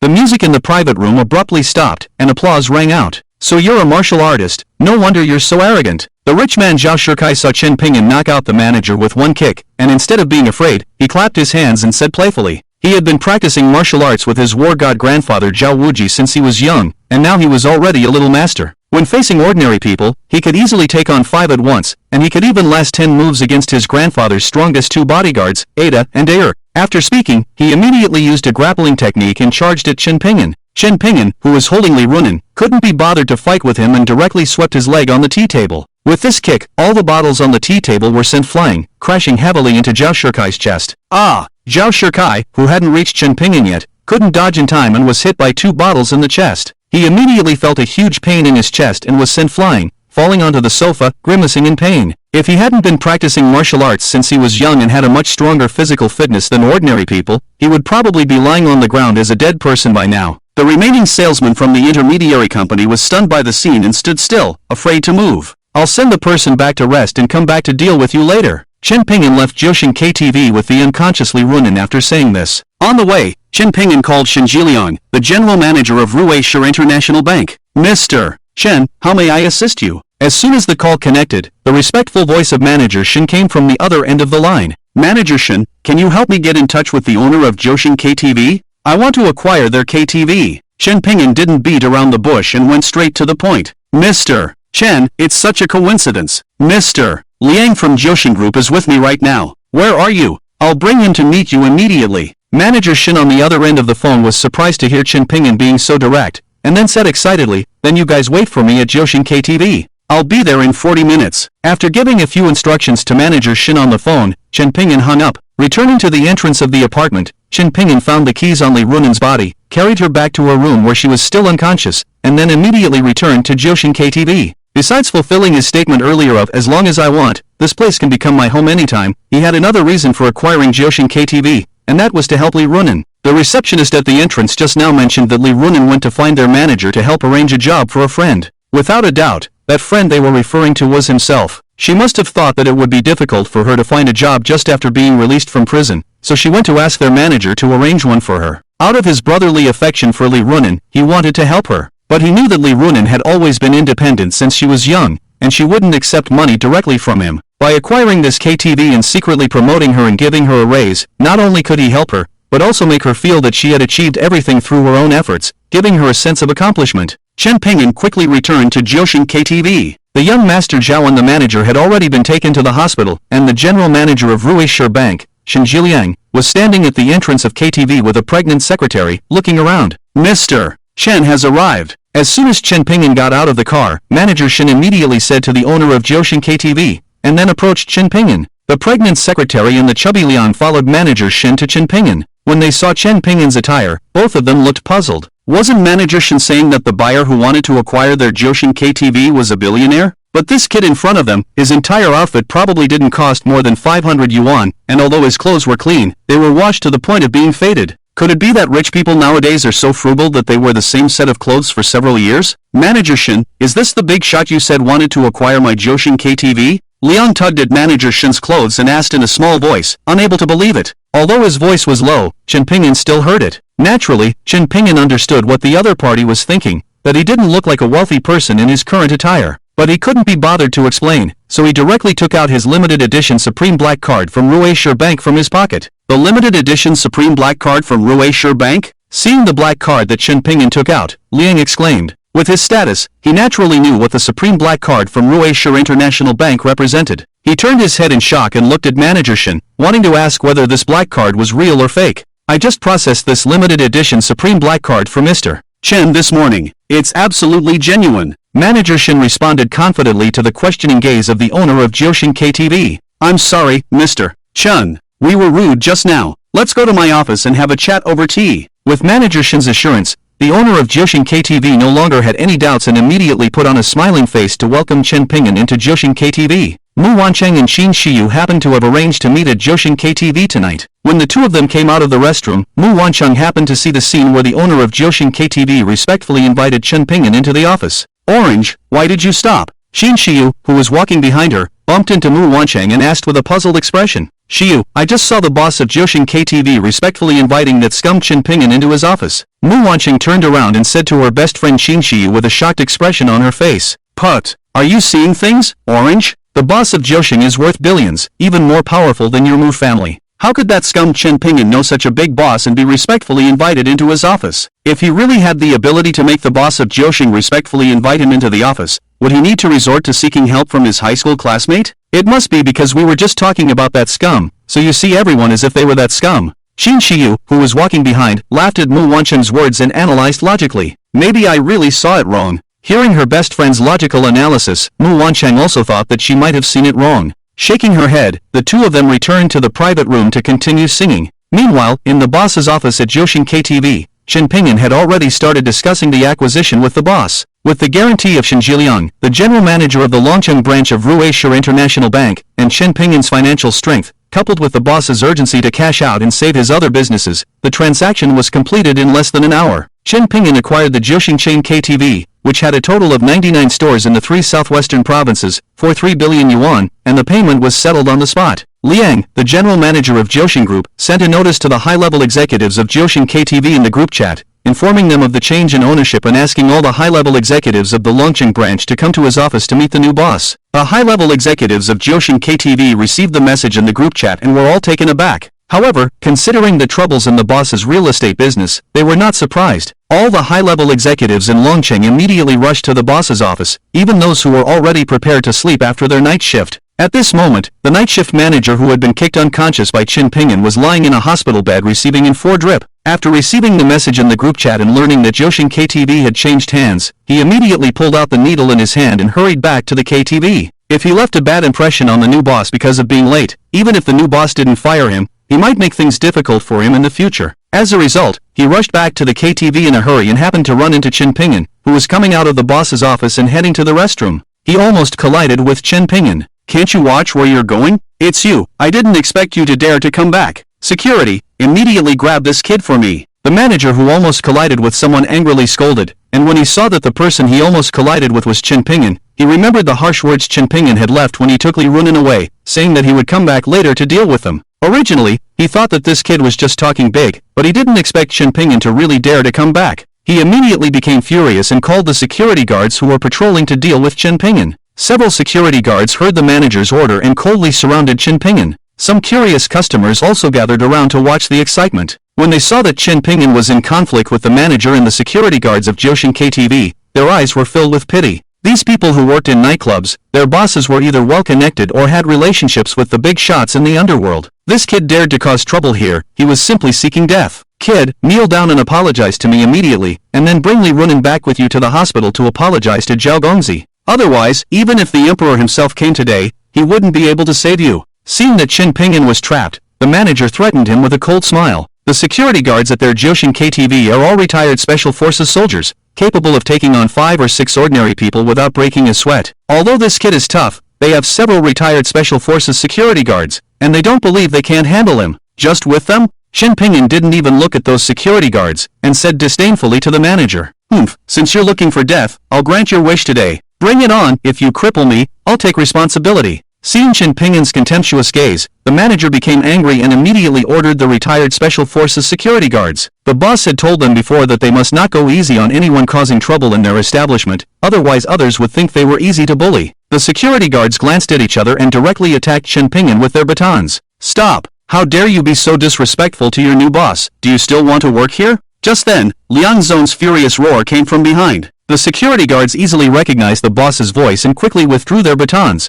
turning around to see their boss rushing over in a panic. His face was filled with panic. Seeing the boss's actions, the security guards felt that something was not right and quickly made way. The manager hurriedly approached. "Boss, this kid caused trouble in our KTV, and he even injured me and our customers. I just came back from the hospital, with needles still in my hand. I was just having the security guards teach him a lesson." The manager pointed at Chen Ping'an and explained to Liang Zong, but before he could finish his words, Liang Zong slapped him directly in the face, leaving the manager dumbfounded. "Boss, this kid is the troublemaker. Did you mistake the person?" the manager asked with a face full of grievances. "Put away your nonsense and watch your mouth. This is Mr. Chen. From now on, all 99 branches of Jiuxing KTV are Mr. Chen's properties. He is your new boss, so don't call me boss anymore, Liang Zong coldly said to the manager. What? This kid is our new boss? The manager looked at Liang Zong in shock, unable to believe it. Even the security guards were surprised, but at the same time, they were relieved. Fortunately, they were a step too slow just now.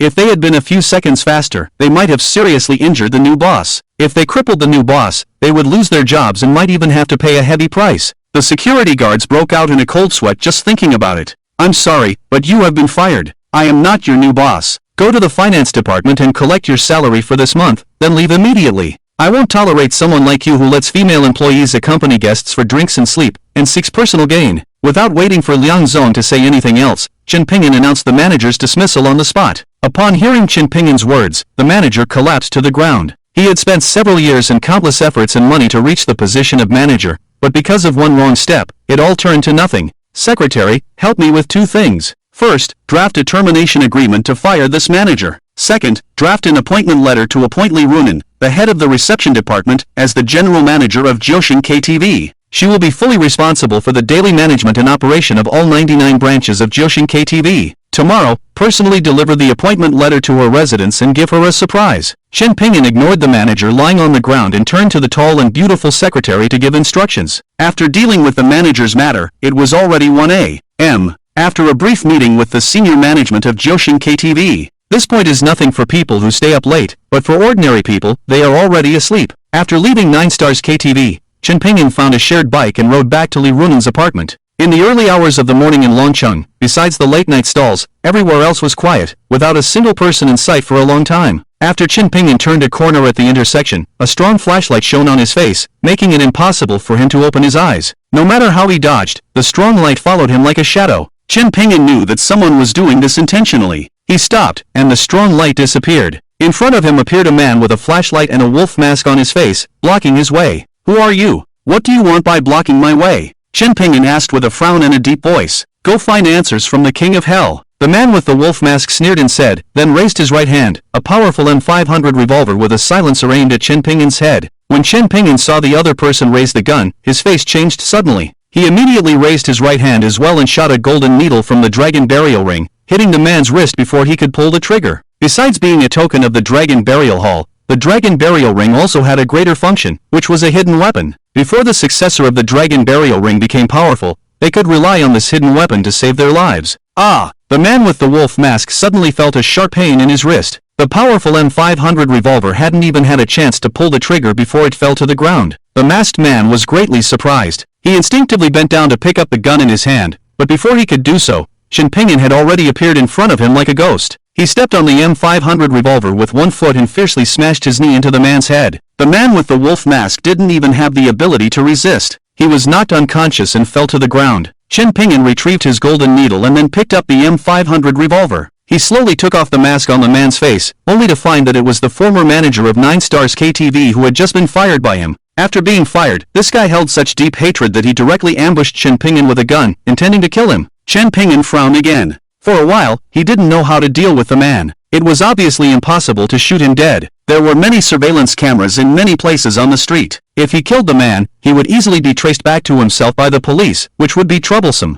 If he didn't kill him, this bastard would continue to ambush him every day out of hatred, which would also give him a headache. Finally, an idea came to Chen Pingyan's mind. He lightly pricked the man's head with the golden needle. These few needles had a profound effect. After the man woke up, he would become mentally deranged, forgetting what had happened before. By then, someone would definitely send him to a mental hospital. This would avoid the trouble of the man constantly ambushing him in the future and also serve as punishment for his ambush this time, killing 2 birds with 1 stone. After finishing all this, Chen Pingyan took the man's M500 revolver and wolf mask. However, not long after he left, he encountered another problem. He found that Mu Wancheng's sports car had been forced to stop in the middle of the road by a van. Mu Wancheng and Qin Shiyu were being pulled out of the car by a group of men wearing stocking masks and pushed onto the van that was blocking the road. Ah! Help! What are you doing? Let us go! And it seems that Mu Wancheng and Qin Shiyu, the 2 girls, will definitely not have a good ending if they are taken away by these people. After all, Mu Wancheng is now his nominal wife, and Qin Shiyu is his roommate. Based on these relationships, he has to take action. However, in order to prevent the 2 of them from knowing that he saved them and then falling in love with him, Chen Pingyan put on the wolf mask he obtained from the former manager of Jiuxing KTV. Stop! Seeing that the several men wearing stocking masks were about to push Mu Wancheng into the van, Chen Pingyan, wearing the wolf mask, shouted and rushed forward. He kicked the several men wearing stocking masks to the ground. Damn it, someone actually wants to play the hero. Brothers, get your weapons. Let this hero know the cost of being a hero. The leader, who was kicked to the ground by Chen Pingyan, also became angry and immediately shouted at his stocking-masked subordinates. The subordinates immediately pulled out steel pipes from the van, but the next second, they instantly became timid. With a few clanging sounds, they immediately threw all the steel pipes on the ground. Because Chen Pingyan took out the M500 revolver he confiscated from the former manager of Jiuxing KTV. These people are all street thugs and have a certain understanding of handguns. Just by looking at it, they know that this gun is extremely powerful. Brothers, we can discuss things properly. We know we were wrong. The men wearing stocking masks raised their hands and trembled as they spoke to Chen Pingyan. Mu Wancheng and Qin Shiyu were also frightened and dared not speak or move. What are you two still standing there for? Go! As a girl, you should not go out so late at night in the future. Fortunately, you met me this time. Next time, you may not be so lucky. Chen Pingyan sternly lectured the two women. We understand. Thank you, hero, Mu Wancheng nervously replied. As soon as she said this, Chen Pingyan's face under the mask twitched. The word hero mentioned by the other party reminded Chen Pingyan of those beggars who wandered the streets shirtless and in their underwear. He was speechless. Seeing that Chen Pingyan didn't speak, Qin Shiyu quickly pulled Mu Wancheng and ran towards their car. Just now, they had come out of Jiuxing KTV after singing, and on the way back, they were suddenly blinded by a strong flashlight. Mu Wancheng had to stop the car, but as soon as they stopped, someone came and smashed their car windows. In the screams of the two women, they were dragged out of the car. At this time, there was not a single pedestrian on the road, and there were no surveillance cameras nearby. Just when the two of them thought they were doomed tonight, Chen Pingyan, wearing the wolf mask, appeared. With just a few moves, he scared the thugs and let them go. Just as Mu Wancheng was about to get in the car and leave, she suddenly stopped, bit her lip, and bravely ran back to Chen Pingyan.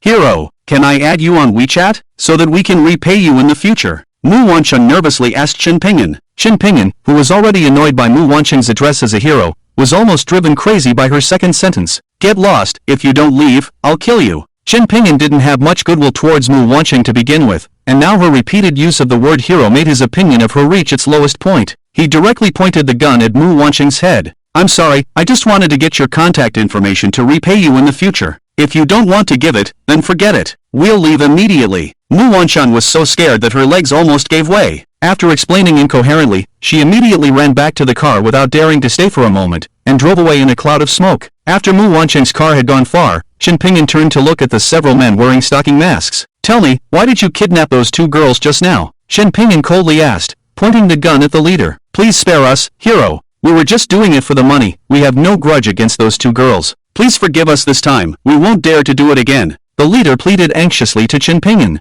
Whose money did you take? Chen Pingyan ripped off the stockings from their heads, revealing their faces, and asked coldly. We. The individuals whose stockings were torn off immediately covered their faces with their hands, stuttering and not daring to reveal who had hired them. Without hesitation, Chen Pingyan aimed his gun at the leader's thigh and pulled the trigger. Ah! The leader screamed in pain, clutching his bleeding thigh as he crouched on the ground. In this silent night, his screams were loud and chilling, causing his companions to tremble in fear. If you don't confess, the next shot won't be as simple as the thigh. It could be the heart or even the head. Chen Pingyan threatened in a low voice, playing with his M500 revolver. Can't I just say it? We received 1 million from Mr. Lu Jianxiong, the heir of the prestigious Lu family. He ordered us to kidnap Miss Mu. The leader, frightened, quickly revealed the mastermind behind the scenes. Why does the Lu family want to kidnap Miss Mu? Chen Pingyan asked with a puzzled expression. Because the Mu family and the Lu family are competing for a project in the West City. The Lu family first tried to poison Mr. Mu to force the Mu family to withdraw, but Mr. Mu miraculously survived after 2 or 3 days of being dead. They wanted to kidnap Miss Mu to threaten the Mu family into withdrawing.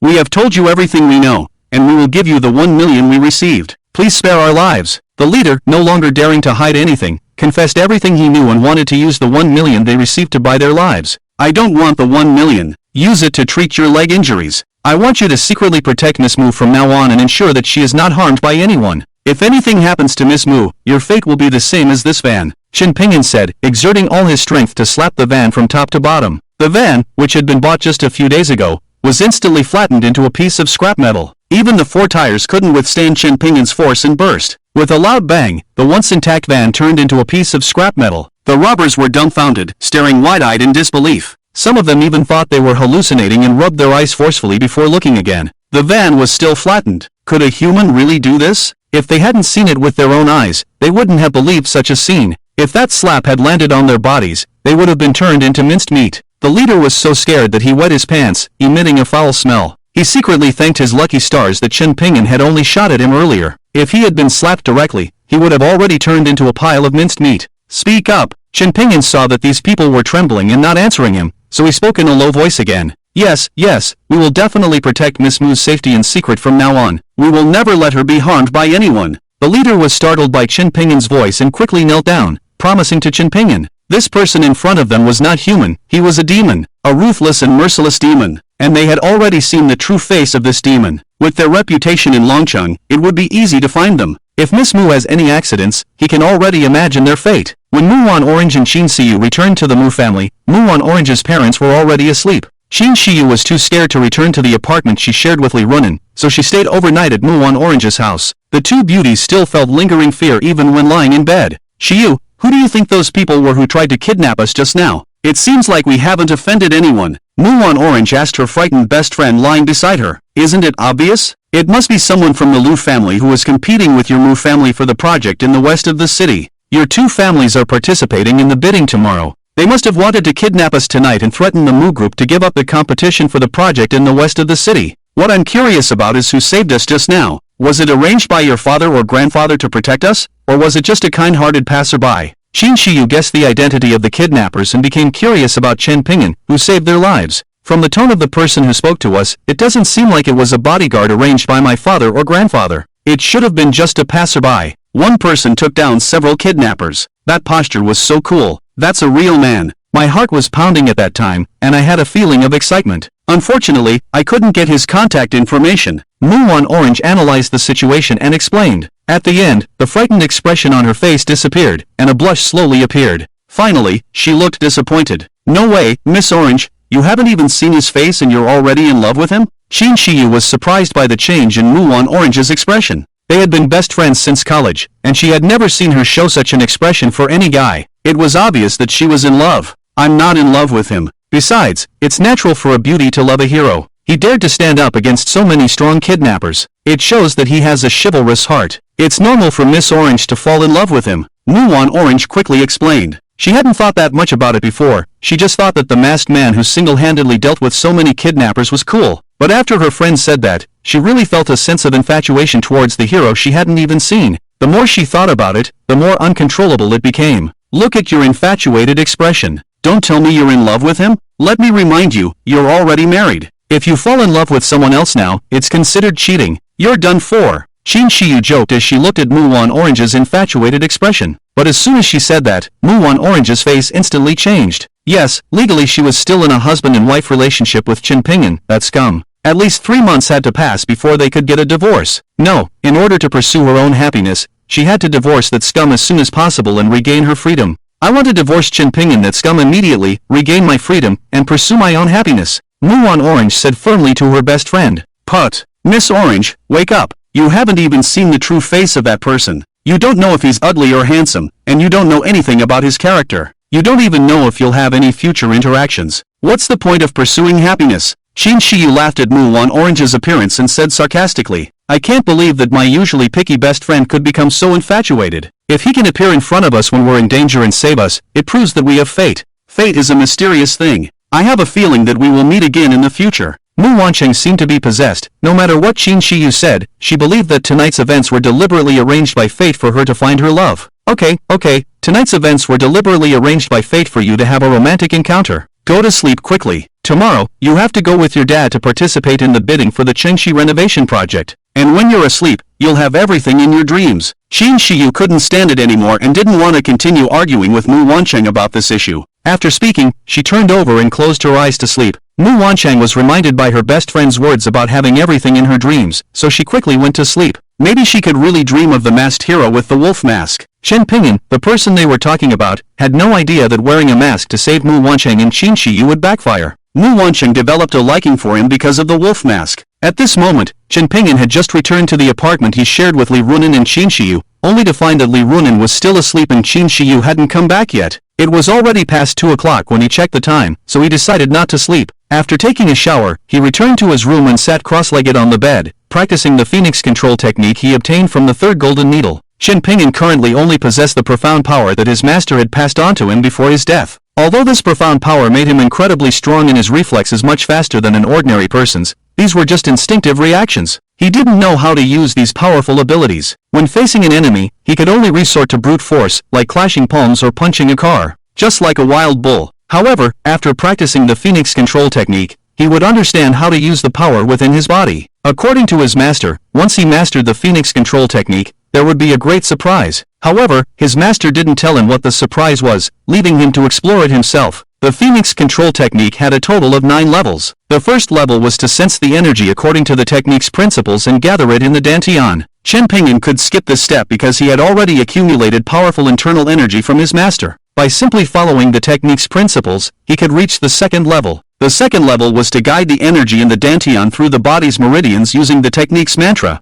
Chen Pingyan had already completed this step under his master's powerful internal energy. By following the technique's principles, he circulated his internal energy through the meridians and reached the third level. The third level was crucial. Under normal circumstances, one would use the cultivated internal energy to impact the Ren and Du meridians. Once the Ren and Du meridians were opened, one could enter the fourth level. For ordinary people, this level was difficult to break through, but for Chen Pingyan, it was an easy task. Because he had received his master's profound internal energy, a simple surge of his powerful internal energy would break through his Ren and Du meridians. However, his master's internal energy could only help him up to this point. His master had only practiced the Phoenix Control technique up to the 6th level. After receiving his master's internal energy, he absorbed only half of its power, wasting the other half. He would have to rely on himself to cultivate and progress beyond the 4th level. Time passed quickly for someone who was cultivating. By the time he stabilized at the 4th level of the Phoenix Control technique, it was already past 9 o'clock the next morning. He was awakened by the voices of Li Runen and others in the living room. Otherwise, he might have remained in a meditative state until the evening. Curiously, Chen Pingyan opened the door to his room and found not only Li Runen and Qin Shiyu in the living room but also Mu Wancheng's mother, who was also his temporary mother-in-law. And her temporary mother-in-law pushed 1 million cash in front of Li Runen. "Miss Li, I have some understanding of your family's situation from Shiyu's mouth. Your father's health has been maintained by medication since you were in high school. Your family's life is not easy. Now there is an opportunity to make a fortune in front of you. If you are willing to drive away Chen Pingyan and not let him stay here, this 1 million will be yours. You won't have to worry about your father's medical expenses anymore," Mu Wancheng's mother said as she pushed the 1 million cash in front of Li Runen. Seeing Mu Wancheng's mother's actions, Chen Pingyan took the opportunity while the three of them were not paying attention and quietly closed the door. He wanted to see how Li Runen would choose between money and their friendship. As for why her temporary mother-in-law appeared here, Chen Pingyan could guess with his ass that Qin Shiyu thought she didn't have money to rent a house, so she told Mu's family about Li Runen taking her in, and also told Mu's family about Li Runen's situation. Mu's family wanted to use money to buy Li Runen and drive him out. When he had nowhere to go,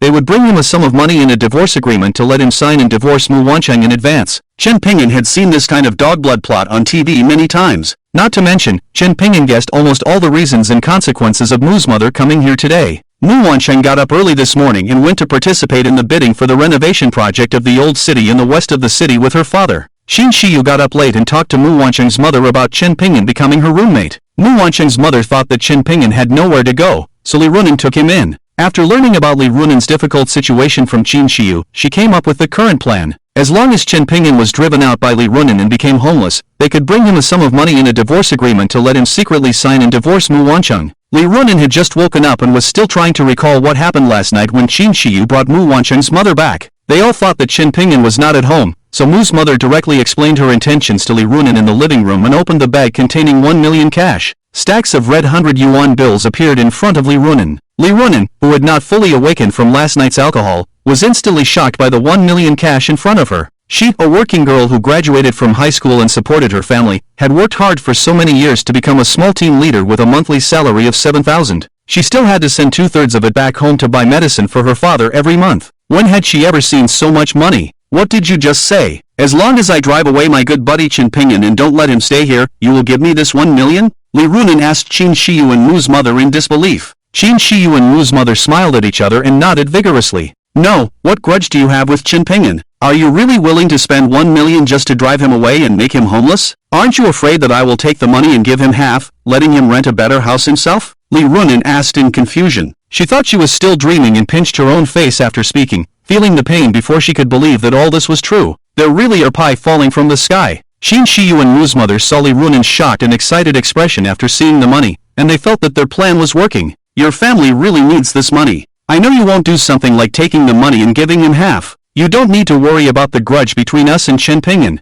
As long as you do as we say, the money will be yours. Mother Mu smiled and said, then pushed the 1 million cash in front of Li Runen. She thought it was worth spending 1 million to make that scum divorce her daughter. Besides, this 1 million was originally prepared for Chen Pingyan as a reward for saving their old master. They wanted Chen Pingyan to take the money and divorce Mu Wansheng, but Chen Pingyan, that scum, was greedy and wanted to take over the entire Mu family. So don't blame the Mu family for not giving him a single penny. Mother Mu could already imagine Chen Pingyan being kicked out by Li Runen and ending up on the streets, looking regretful and remorseful. I'm sorry, ma'am. Although I, Li Runen, am poor and in need of this money, Chen Pingyan is my buddy. Our friendship cannot be measured by money. He is in trouble now, and as a friend, I won't abandon him and let him end up on the streets for money. Please take the money back. Just when Qin Shiyu and Mother Mu thought everything was going smoothly, Li Runen made a decision that shocked them. She pushed the 1 million back and firmly refused their request. What did you just say? Repeat it again. Mother Mu thought she misheard and subconsciously asked Li Runen to repeat herself. I said the friendship between Chen Pingyan and me cannot be measured by money. Even if you bring 10 million or a billion in front of me, I won't kick him out. Please take the money back. Li Runen finished speaking and wanted to go back to her room. She had already remembered what happened last night. After she went to work last night, she wanted to see if the manager could arrange a job for Chen Pingyan. But the manager asked her to accompany a guest for drinks instead, saying that if she pleased this guest tonight, not only could she arrange a job for Chen Pingyan, but she could also get a promotion and a raise. That Zhao guy wanted to get her drunk as soon as he saw her, and she could easily guess what he had in mind. If it weren't for Chen Pingyan showing up in time, she would have already fallen victim to the manager and that Zhao guy. She knew that she was safe and sound now because Chen Pingyan saved her. The background of Jiuxing KTV was not simple, and she wondered how Chen Pingyan was doing now. Just as Li Runen was about to leave, Mother Mu immediately signaled to Qin Shiyu. Qin Shiyu understood and reached out to stop Li Runen from leaving, saying, Runen, won't you reconsider? Opportunities like this, where money falls from the sky, may not come again in a lifetime. If you miss it, you might truly miss it forever. That's right, once this opportunity is gone, there won't be another chance. Think about your bedridden father. Even if you don't think for yourself, you should think for your father. Mother Mu once again earnestly persuaded Li Runen.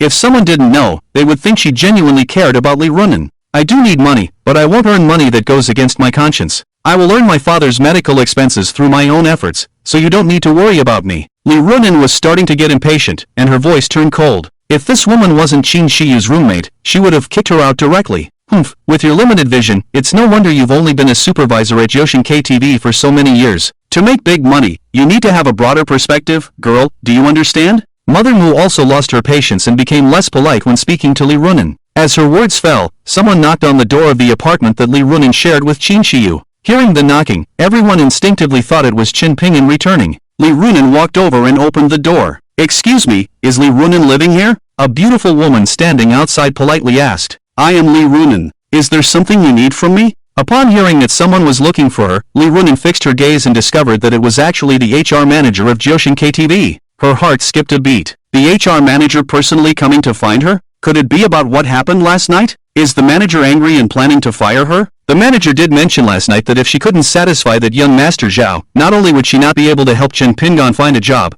but she wouldn't need to come to work anymore either. Chen Pingyan took her away midway through last night, so the manager and young Master Zhao must be very angry. Thinking of this, Li Runen's expression became extremely unpleasant. MS. Li Runen, hello. I am Zhao Mingxi, the HR manager of Jiuxing KTV. Last night, our boss officially appointed you as the general manager of Jiuxing KTV. From now on, you will be fully responsible for the daily management and operation of Jiuxing KTV. Your annual salary will be 3 million yuan. Considering that your family is in a difficult situation, the boss has specially advanced you half a year's salary. I have come today to formally present you with the appointment letter. Congratulations, General Manager Li. Please take care of us in the future. After the HR manager of Jiuxing KTV finished speaking, he handed a newly made appointment letter and a check for 1.5 million yuan to a bewildered Li Runen. These were all arranged by Chen Pingyan with the HR department last night. Originally, Mu's mother and Qin Shiyu wanted to persuade Li Runen again, but they were confused by the words of the HR manager of Jiuxing KTV. They thought they were mistaken this time,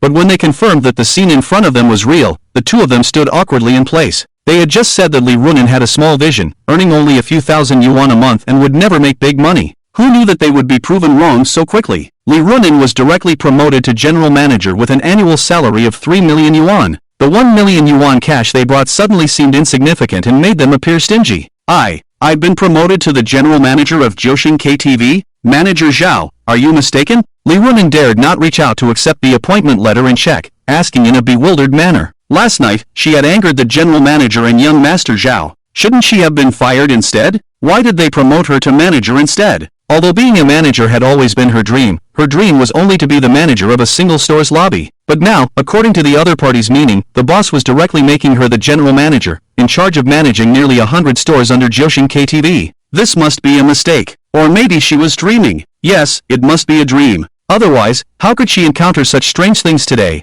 First, her roommate brought a woman back and gave her 1 million yuan in cash to drive Chen Pinggan away, and now she was inexplicably promoted to general manager. Such things only happen in dreams. Manager Zhao, can you slap me to see? Li Runan looked at the HR manager and said something that made the HR manager puzzled. What you're saying is too fantastical. I, Li Runan, am just a small team leader in the welcoming department. How could the boss promote me to manager, let alone general manager? Slap me to see. If all of this is just a dream, this slap definitely won't hurt. Seeing the HR manager's puzzled expression, Li Runan quickly explained. Ha ha ha. The HR manager burst into laughter at Li Runan's words. General Li, you are really humorous. I have already delivered the appointment letter. My task is complete. I will go back to work now. The HR manager thought that Li Runan was joking with her, so after speaking, she handed the appointment letter and check to Li Runan and went back to work. Even after the HR manager left, Li Runan still hadn't snapped out of her confusion. Li Runan opened the appointment letter, and her name was indeed written on it. The 1.5 million yuan check was also real. In order to confirm the authenticity of this matter, Li Runan pinched her face hard until she felt the pain. Only then did she believe it was true. However, what she couldn't figure out was why the boss suddenly promoted her to general manager for no reason. Just at that moment, Chen Pingyan opened the door and walked out of the room. Qin Shiyu and Mu's mother's expressions changed when they saw Chen Pingyan come out. It turned out that this kid had been in the room all along and didn't come out. Seeing his energetic appearance, it didn't seem like he had just woken up. Did he overhear their conversation with Li Runan just now? Qin Shiyu stared at Chen Pingyan for a while, trying to see something from his face. The Phoenix Control Technique, as the name suggests, has a great attraction to women after cultivation. Chen Pingyan, who had already cultivated the Phoenix Control Technique to the 4th level, exuded a special charm that attracted the opposite sex. Qin Shiyu, who had just looked at Chen Pingyan, suddenly felt that his facial features were distinct and his eyes were resolute. He didn't seem as annoying as before. Moreover, she couldn't help but think of what happened last night when Chen Pingyan broke into the bathroom and saw her naked. 2 blushes appeared on her face. This accelerated heartbeat made her feel a little flustered. Auntie, Orange should be back soon. Shall I take you back first? Qin Shiyu, who was inexplicably flustered, instinctively wanted to leave. After saying that, she pulled Mu Wanchen's mother away without saying anything. But, we haven't achieved our goal yet. Mu's mother didn't even finish her sentence before she was pulled away by Qin Shiyu. Chen Pingyan, what happened in the KTV after I got drunk last night? Did the manager and that Zhao guy give you a hard time? Li Runan turned her head and curiously asked Chen Pingyan with a face full of curiosity. They wanted to give me a hard time, but I've learned a lot of skills in prison over the years. I dealt with them easily, and in the end, they could only watch as I took you away. Chen Pingyan didn't hide anything from Li Runan and simply told her what happened in the private room last night. You're just bragging. Li Runan obviously didn't believe Chen Pingyan's words. She believed that Chen Pingyan could save her from Jiuxing KTV. After all, Chen Pingyan had spent so many years in prison, and anyone would know that people who come out of prison are quite tough. But she wouldn't believe that Chen Pingyan could easily rescue her from Jiuxing KTV. The security guards at Jiuxing KTV were not easy to deal with. Almost all of them were retired special forces, and she didn't think Chen Pingyan had the ability to compete with those retired special forces. What's even stranger is that the manager of the personnel department came to her house early this morning and announced that she had become the general manager. If you don't believe it, then forget it. Chen Pingyan shrugged his shoulders and didn't force the other party to believe him. Seeing that Li Runan had just rejected Mu's family's bribe, Chen Pingyan felt warm in his heart and felt that what he did last night was worth it. By the way, there's bread and milk in the fridge. Have it for breakfast. I have something to do and need to go out first. Li Runan didn't even put on makeup, changed into a set of clothes, and ran out. Seeing Li Runan leave in a hurry, Chen Pingyan guessed that she must be going to Jiuxing KTV to verify the authenticity of her position as general manager. Chen Pingyan immediately called his secretary. Secretary Lu, arrange a car for the newly appointed general manager Li Runan. It should be a bit upscale. And if Li wants to ask about the identity of the new boss, help me hide my identity. Don't let her know that I am the new boss. Also, say hello to those high-level executives from last night. After connecting with the secretary's call, Chen Pingyan instructed the secretary, As a good buddy, Lee Runin understands his personality better than anyone else. She is a tough woman who is even stronger than men. If the other person knows that she is the new boss, she will definitely feel pity for herself, as if she is being pitied and given charity. She will definitely not accept this high-paying position. Another point is that if Lee Runin knows that the person is now her boss, even if she reluctantly accepts this position for the sake of her father, it will become a superior-subordinate relationship, and she will become submissive and dare not treat him as her buddy anymore. Okay, boss. The secretary on the phone is a very qualified secretary, obedient and never asks why Chen Pingyan wants to do this. The secretary's performance satisfies Chen Pingyan very much. You can go busy now, I'll call you later. Chen Pingyan hung up the phone satisfactorily, had breakfast, and continued to practice his Phoenix control technique in the room. Not long after, Lee Runin rushed to Jiuxing KTV in a hurry. General Manager Lee, hello. General Manager Lee, you're here. The employees who were on the morning shift had already received the news that KTV had changed owners during the morning meeting. They respectfully greeted Lee Runin one by one for the matter of her becoming the general manager. With a heart full of doubts, Lee Runin went straight to the boss's office. 20 minutes later, Lee Runin walked out of the boss's office, still holding the key to a Mercedes-Benz car in her hand. From the secretary, she learned that not only was she inexplicably promoted to general manager by the boss, but KTV also changed owners last night, and the lobby manager was fired by the new owner for colliding with him. The secretary also gave her a key to a luxury car, saying it was given to her by the boss. Who is the new boss after all? Why promote herself to general manager? She tried to recall what happened last night. Could it be that Zhao Gongzi is the new owner of their KTV? Who cares who the new boss is? Since I've been promoted to general manager, let's first arrange some benefits for my buddy. Let's make Chen Pingyan my assistant at KTV. Lee Runin drove the luxury car provided by the company back to her apartment. Chen Pingyan, bring your ID and come with me. Just as she returned to the apartment, Lee Runin shouted at Chen Pingyan, who was practicing in the room. Shouldn't you invite me for a drink to celebrate after becoming the general manager? Why do I need to bring my ID? Chen Pingyan came out of the room, looking puzzled. Of course, I'm going to help you find a job. It's not easy for you to just come out looking for work. Now that my buddy has become the general manager, I naturally want to arrange a good job for you to do. We can celebrate after your job is settled. Lee Runin was as carefree as ever, and she didn't bother to think about who the new boss was. She wanted to secure benefits for her buddy first. What kind of job do you want to arrange for me? Chen Pingyan became even more curious. My assistant or the deputy captain of security, with an annual salary of 500,000. You can choose whichever you want, Lee Runin said generously to Chen Pingyan. Besides securing a high-paying job for her buddy, she also wanted to force the new boss to come out and meet her. If she directly offers her buddy an annual salary of 500,000, she doesn't believe that the new boss won't be heartbroken and come out to stop her. If he doesn't come out, then her buddy will have a high-paying job of 500,000 for nothing. When Chen Pingyan heard this, he almost sprayed out the water he was drinking. Your assistant or deputy captain of security can earn an annual salary of 500,000?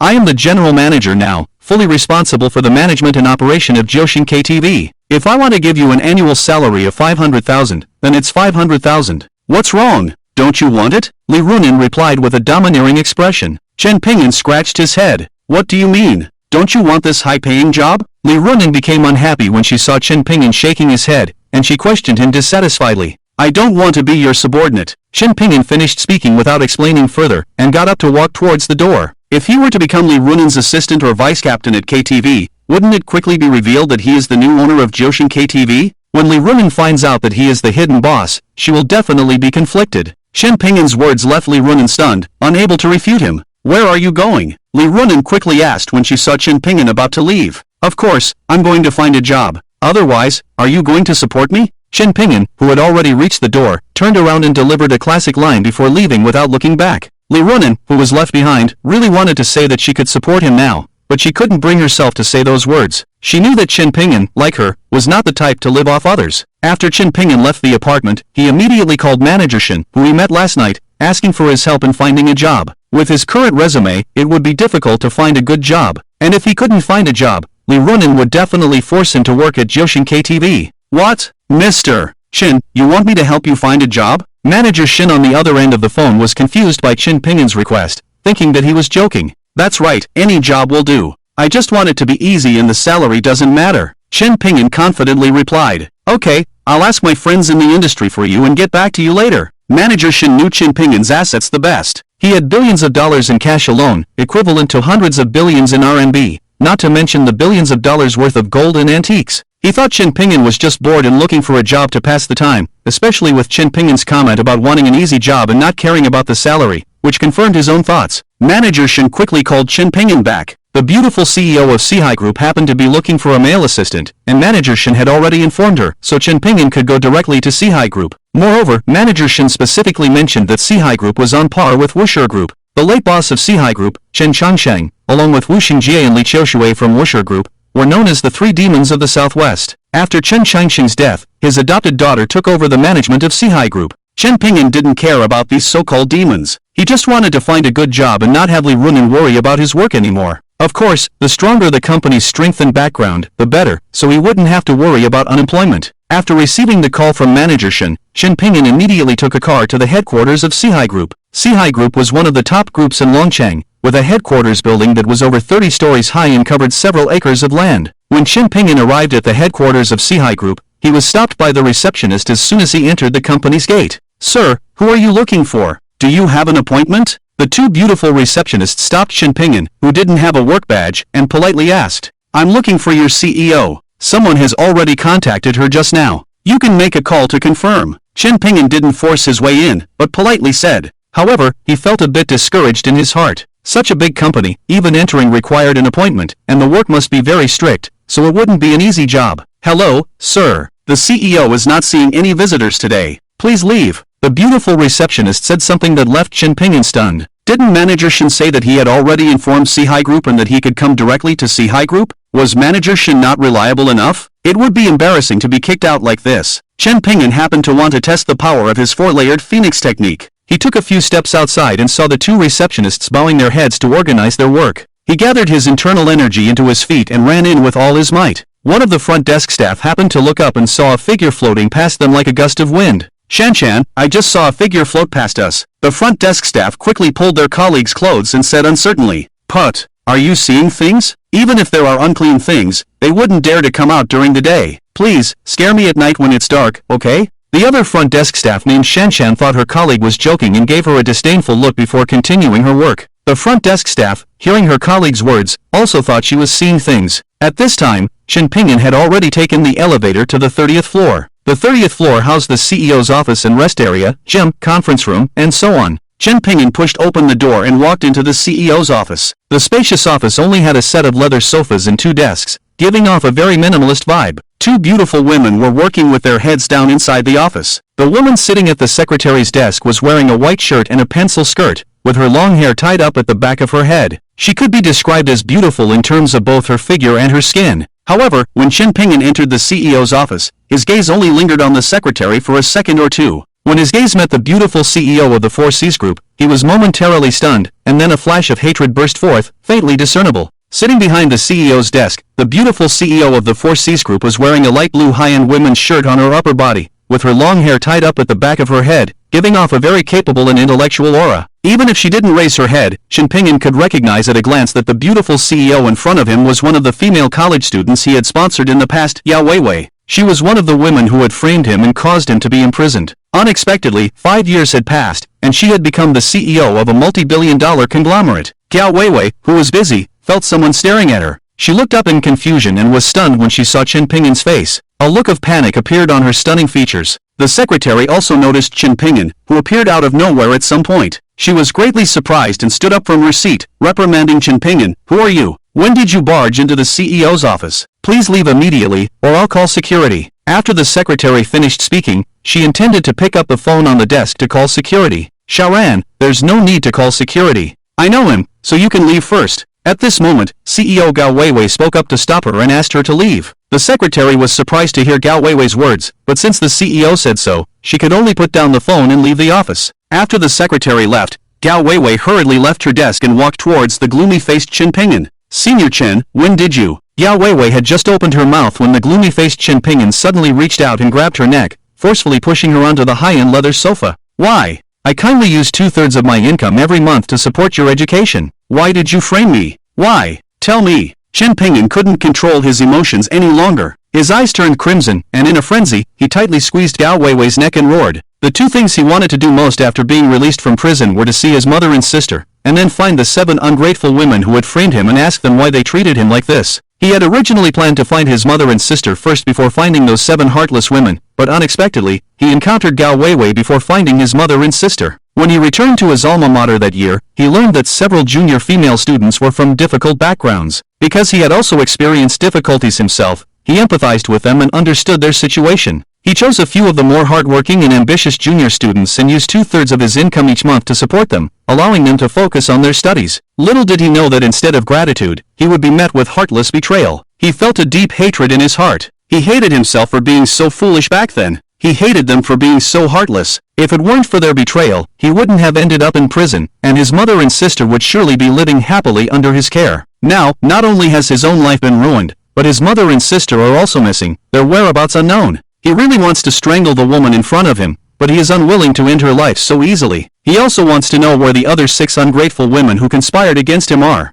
He wants all those who betrayed him to pay a painful price. Chen Shuizhan, let go of me first. Gao Weiwei was being fiercely choked by Chen Pingyan. Her face slowly turned purple due to the lack of blood circulation, making it difficult for her to breathe. She struggled hard to break free. Instead of releasing her, Chen Pingyan tightened his grip even more. Didn't you all say back then that I forcibly violated you? Well, today I will fulfill your wish. Chen Pingyan said as he squeezed the neck of the beautiful CEO Gao Weiwei with one hand and grabbed her collar with the other, pulling it forcefully. With a tearing sound, the expensive yellow women's shirt on Gao Weiwei's body was easily torn to shreds by Chen Pingyan, revealing her snow-white skin and the round peaks wrapped in sexy high-end lingerie. Because Chen Pingyan exerted some force while tearing the clothes, his nails left a long scratch between the peaks. Against the backdrop of the milky white skin, it appeared alluring and sexy. Please, don't. Gao Weiwei was frightened by Chen Pingyan's actions, her face pale, and she struggled even harder. But what she didn't know was that the more she struggled and despaired, the more it aroused Chen Pingyan's desire to conquer. Faced with the ungrateful scoundrel who had ruined her life, Chen Pingyan not only did not show mercy and let her go because of her struggles, but also reached for the high-end underwear that was at least a D cup. Whether it was out of despair or exhaustion, the high and mighty female CEO gradually gave up struggling, closed her eyes, and tears streamed down her cheeks. Just as Chen Pingyan was about to tear off the high-end underwear on Gao Weiwei's body, the commotion outside the office made him stop.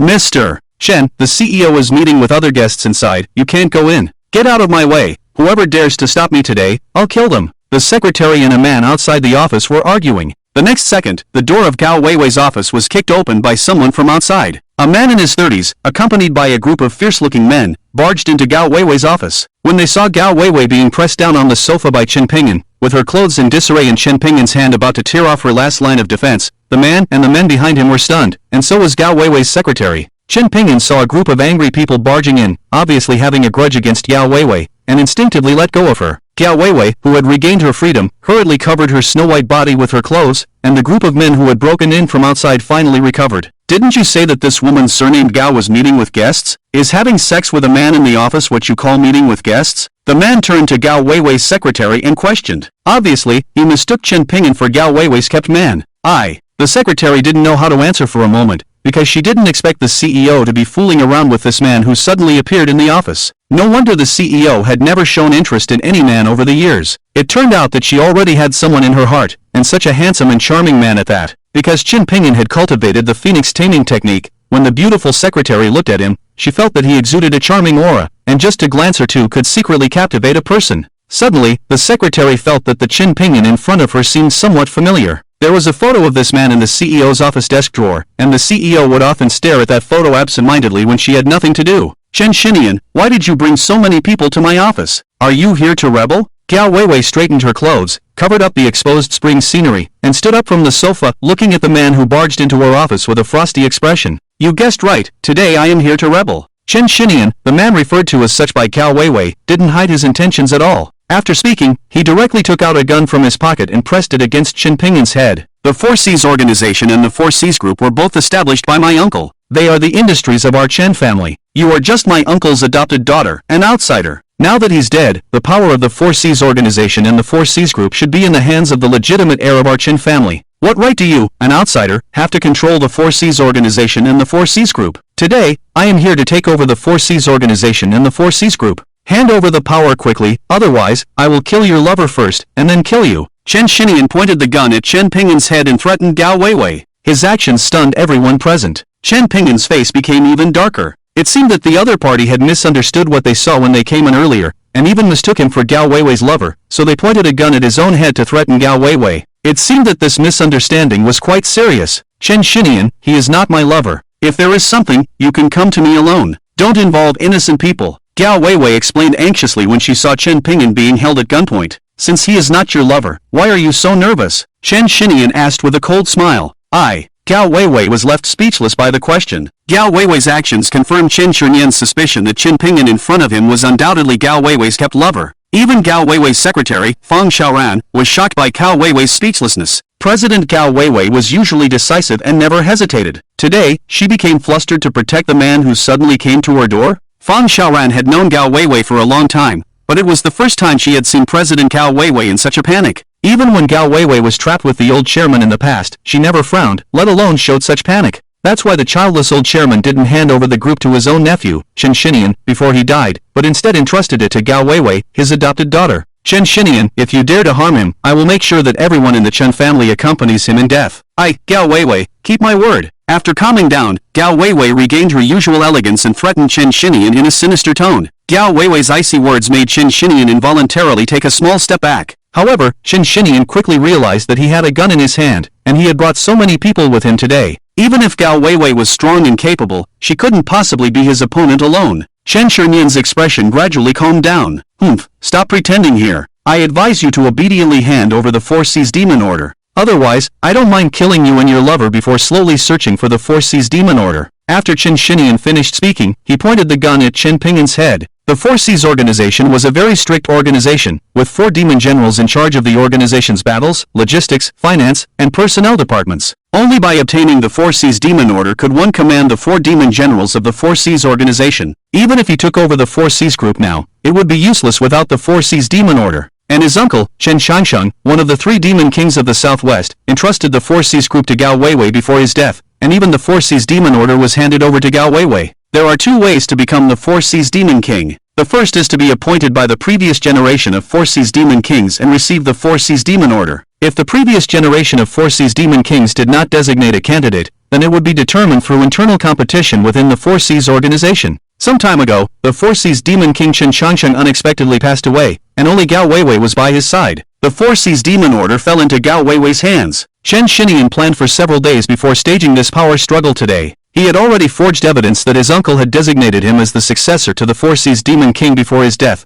and now he only lacked the 4C's demon order in Gao Weiwei's hands. As long as he obtained the 4C's demon order, he would be in charge of the 4C's organization in the future. However, what he didn't expect was to discover today that Gao Weiwei, who had always been indifferent to men, was actually fooling around with a man in the office. This was definitely an unexpected joy for him. A woman as cold as Gao Weiwei, actually engaging in such behavior with a man in the office, meant that she loved this man very much. This was her weakness, and he could use this man to threaten Gao Weiwei. I can give you the 4C's magic token, but the condition is that you must release him first. Otherwise, even if you kill me, you won't get the 4C's magic token. Gao Weiwei said without hesitation, shocking Secretary Fang Xiaoran once again. You should know that the 4C's magic token is the president's talisman. Once it is lost, the Chen family will not fear her. Once the Chen family obtains the 4C's magic token, they will definitely find a way to get rid of her in order to completely control the 4C's group and the 4C's organization. But now, the president actually agreed to hand over the 4C's magic token for this man, disregarding her own safety. It can be seen how important this man is in the president's heart. You don't have the qualification to negotiate with me now. Hand over the 4C's magic token immediately, and I can let you all leave together. I'll give you 10 seconds to consider. If you don't hand over the 4C's magic token after 10 seconds, I will put a hole in your lover's body. If you hesitate for a minute, I will shoot once. If you hesitate for 10 minutes, I will shoot 10 times, starting from the thigh and moving up. Chen Xinian said, moving the gun from Chen Pingyan's head to his thigh. You've chosen the wrong person. Just as Chen Xinian moved the gun, a cold and chilling voice came from Chen Pingyan's mouth. When Chen Pingyan spoke, his body moved as well. Chen Xinian's wrist was caught by Chen Pingyan when he was moving his hand with the gun. With a slight force, Chen Xinian's wrist felt a sharp pain. Ah! My hand hurts! Chen Xinian screamed, and the gun in his hand fell to the ground. Chen Pingyan took the opportunity to kick the gun, kicking it to Gao Weiwei's feet. This scene happened in an instant, and before everyone could react, Chen Xinian's gun was already at Gao Weiwei's feet. Gao Weiwei, who had been looking for an opportunity to save Chen Pingyan, saw this scene and her eyes lit up. She quickly bent down, picked up Chen Xinian's gun, and pointed it at his head. Chen Xinian was terrified. How did the situation that he had controlled suddenly change? The people brought by Chen Xinian subconsciously took out their weapons and surrounded Chen Pingyan and Gao Weiwei. Don't move, all of you back off, or I'll shoot him. With a gun in her hand, Gao Weiwei immediately regained her decisive style and threatened the people surrounding her and Chen Pingyan. Don't make any rash moves, all of you back off. Chen Xinian, who had a gun pointed at his head, panicked and quickly ordered his men to retreat. He knew better than anyone what kind of woman Gao Weiwei was. Gao Weiwei had climbed up from being a secretary by Chen Changsheng's side step by step. She had risked her life several times with his uncle Chen Changsheng, and she had defeated several enemies that even he, Chen Xinian, had not dared to provoke before. If he didn't make his men retreat, Chen Xinian knew that Gao Weiwei would definitely shoot him. Even Chen Pingyan was surprised by Gao Weiwei's quick reaction. If it were an ordinary girl, she would have been scared and unable to act in such a situation. How could she still be so decisive and swift? The Gao Weiwei in front of him seemed to be different from the weak female college student he had known 5 years ago. President Gao, I was just joking with you earlier. Please don't take it seriously. I will leave with my men now and won't bother you again. After ordering his subordinates to leave, Chen Xinian's face showed a smile that was even uglier than crying as he begged Gao Weiwei for mercy. I won't treat what you just did as a joke. Since you dared to threaten me, Gao Weiwei, you must pay the price. Gao Weiwei coldly replied, and Chen Xinian was so scared that his legs gave way, and he knelt down with a thud. General Gao, I know I was wrong. I shouldn't have been so foolish. I beg you, for the sake of my uncle Chen Changsheng, please spare me this time. I promise I will never have any ambitions for the position of the Demon King again. Please give me a chance. Chen Xinian pleaded, clutching onto Gao Weiwei's leg with a panicked expression. Take your filthy hands off me. I, Gao Weiwei, always keep my word. I said I would make you pay the price, so you must pay the price. Gao Weiwei kicked Chen Xinian away and pointed her gun at his thigh. Ah, my leg. After the gunshot, a spray of blood splattered from Chen Xinian's thigh, accompanied by his screams of agony. The once arrogant Chen Xinian sat on the ground, clutching his bleeding thigh in utter despair. Take him out so he doesn't dirty the floor of my office. Gao Weiwei coldly ordered the people Chen Xinian had brought with him. Gao Weiwei's indifferent expression and ruthless actions silenced everyone Chen Xinian had brought. No one dared to speak up. Several people hurriedly carried the still wailing Chen Xinian out of Gao Weiwei's office. Secretary, immediately fire all the security guards, managers, and receptionists on the day shift. After Chen Xinian was taken away, Gao Weiwei turned to her secretary, Fang Xiaoran, and gave the order. Chen Xinian was able to brazenly bring so many people into her office without her or her secretary receiving any prior information, indicating that the security guards and receptionists on the day shift had been bribed by Chen Xinian. To prevent such incidents from happening again, she had to replace all the security guards and receptionists on the day shift. She wouldn't even spare the manager of the security department. She would rather kill 1,000 innocent people than let one go. Yes, President. I will arrange it immediately. After receiving Gao Weiwei's order, the secretary understood the seriousness of the situation and quickly left to make arrangements. After the secretary left, only Gao Weiwei and Chen Pingyan remained in the office. Gao Weiwei walked over, closed and locked the office door, and then returned to face Chen Pingyan. Originally, Gao Weiwei had a frosty expression,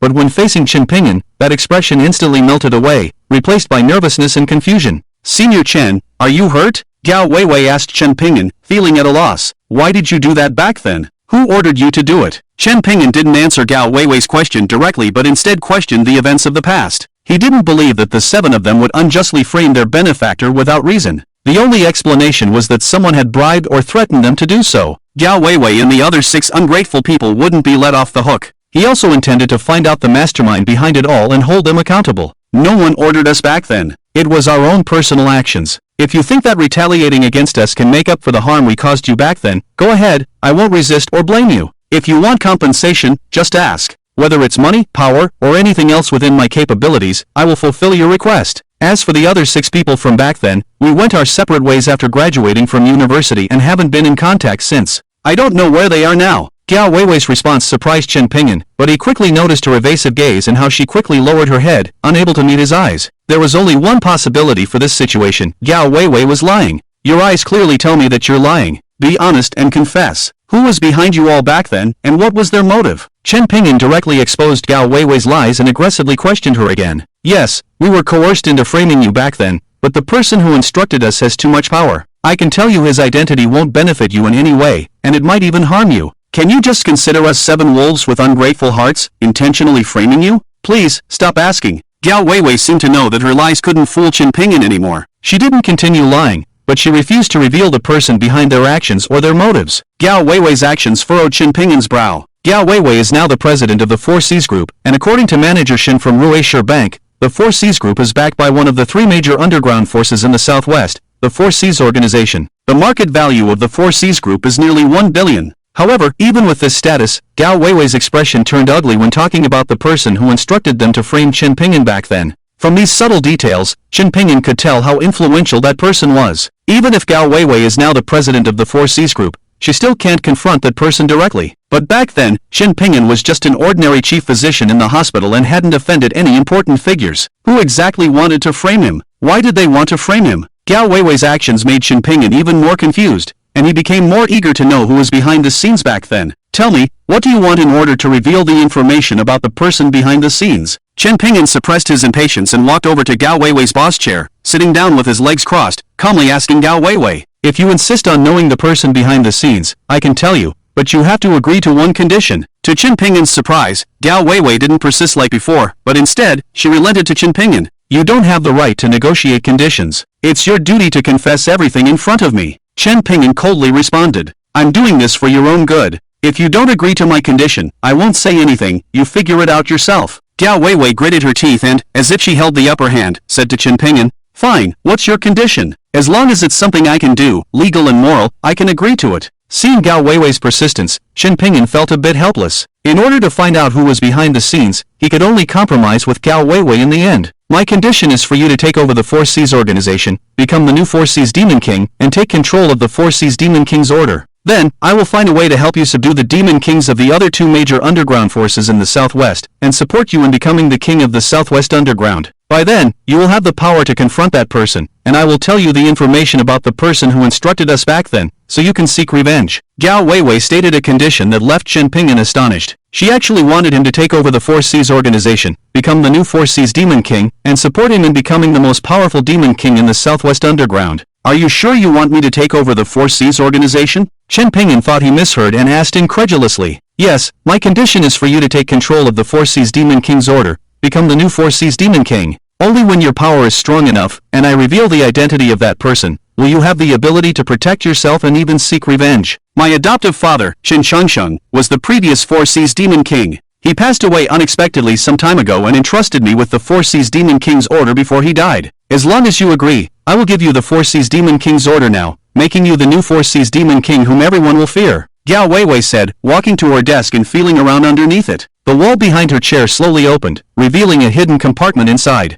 She took out a small box made of an unknown material from the compartment. Using a secret code, she opened the box, revealing a baby's palm-sized token made of a dark golden material of unknown origin. Gao Weiwei handed the token to Chen Pingyan. Chen Pingyan saw that the token was engraved with some ancient patterns, and on both sides were the powerful characters for Four Seas and Demon Token. "Is this the Four Seas Demon King token that Chen Xinyan wanted you to hand over?" Chen Pingyan examined the token in his hand and curiously asked. "Yes, this is the Four Seas Demon King token. As long as you have it, you will become the new Four Seas Demon King. In a week, the underground forces in the Southwest will hold a martial arts conference to select the Southwest King and unify the underground forces of the three provinces in the Southwest. At that time, I will help you subdue the other two Demon Kings and push you to the throne of the Southwest Underground King, commanding the three provinces of the Southwest." Gao Weiwei briefly explained her plan to Chen Pingyan. Although there would be many people trying to stop Chen Pingyan from taking over the Four Seas Demon King token and supporting him to become the Southwest King, especially those within the Four Seas organization, it would be extremely difficult. But this was what she owed him, and she would overcome all difficulties one by one.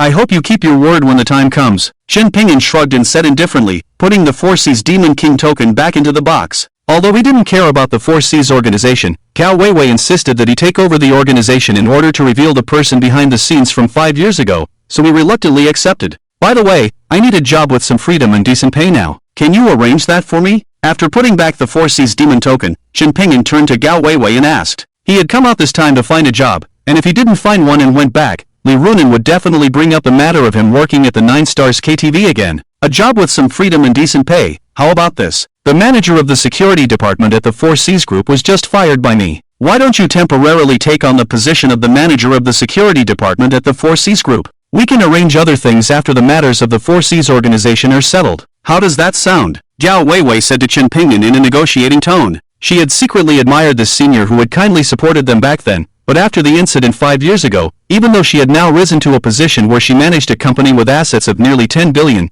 she didn't dare to have any improper thoughts about him. She just wanted to do her best to make up for the harm she had caused him back then. "Alright, then have someone show me around the Four Seas Group and give me an overview of the security department." Chen Pingyan thought for a moment and agreed to take on the position of the manager of the security department at the Four Seas Group. "Wait a moment, I'll have my secretary show you around the company's environment right away." Gao Weiwei said, opening the door and instructing her secretary to arrange an office and handle the onboarding procedures for Chen Pingyan. Manager Chen, this will be your office from now on. But let me remind you, if you don't want to die, it's best to stay away from our president. Our president has already been chosen by Li Xiao, and you can't afford to provoke Li Xiao. After everything was arranged, the president's secretary, Fang Xiaoran, suddenly warned Chen Pingyan with a meaningful tone. The secretary's words immediately stunned Chen Pingyan. Who is Li Xiao? Chen Pingyan asked instinctively. Although he hated Gao Weiwei very much, he couldn't deny that the current Gao Weiwei was an extremely attractive and alluring woman. Gao Weiwei didn't even blink when she shot Chen Xinian just now. Now she has become so ruthless.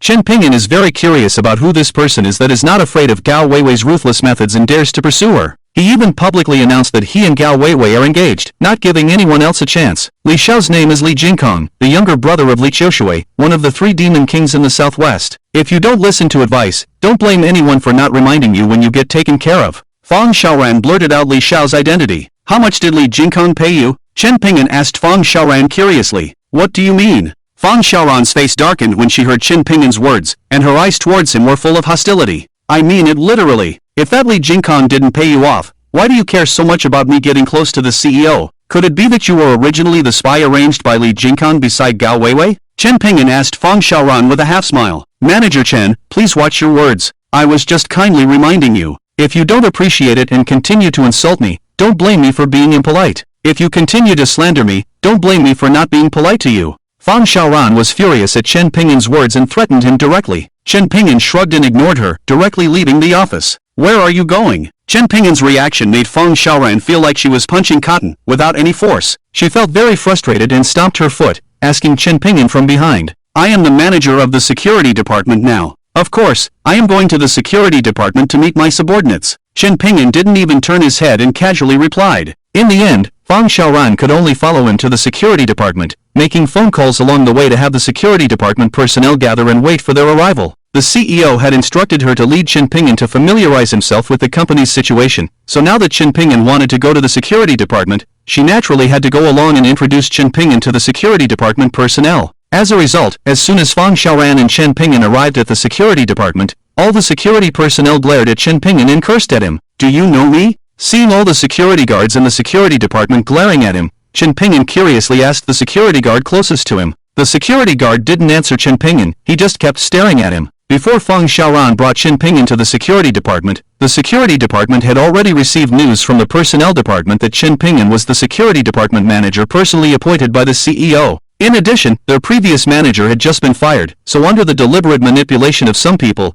they believed that their previous manager was fired to make way for this new manager. Therefore, the people brought in by some of the former managers in the security department were full of hostility towards the newly appointed Chen Pingyan. Let me introduce you. This person in front of you is Chen Pingyan, the security department manager personally appointed by the CEO. From now on, he will be fully responsible for the security department. Let's give him a round of applause. Fang Xiaoran introduced Chen Pingyan to the security department personnel. Although she was dissatisfied with Chen Pingyan and felt relieved that the security guards were hostile towards him, she still had to do her job properly on the surface. In front of the CEO's secretary, the security guards reluctantly applauded, looking as if they hadn't eaten, appearing weak and powerless. Manager Chen, I'll leave it to you here. If there's anything, give me a call. I'll go back and report to the CEO. After introducing Chen Pingyan to the security department personnel, Fang Xiaoran greeted him and hurriedly left the security department, suppressing her inner delight. Only Chen Pingyan and a dozen security guards were left in the security department. Hello everyone, I am your new manager, my name is Chen Pingyan. Now listen to my command, the captains of each shift, please step forward. After introducing himself,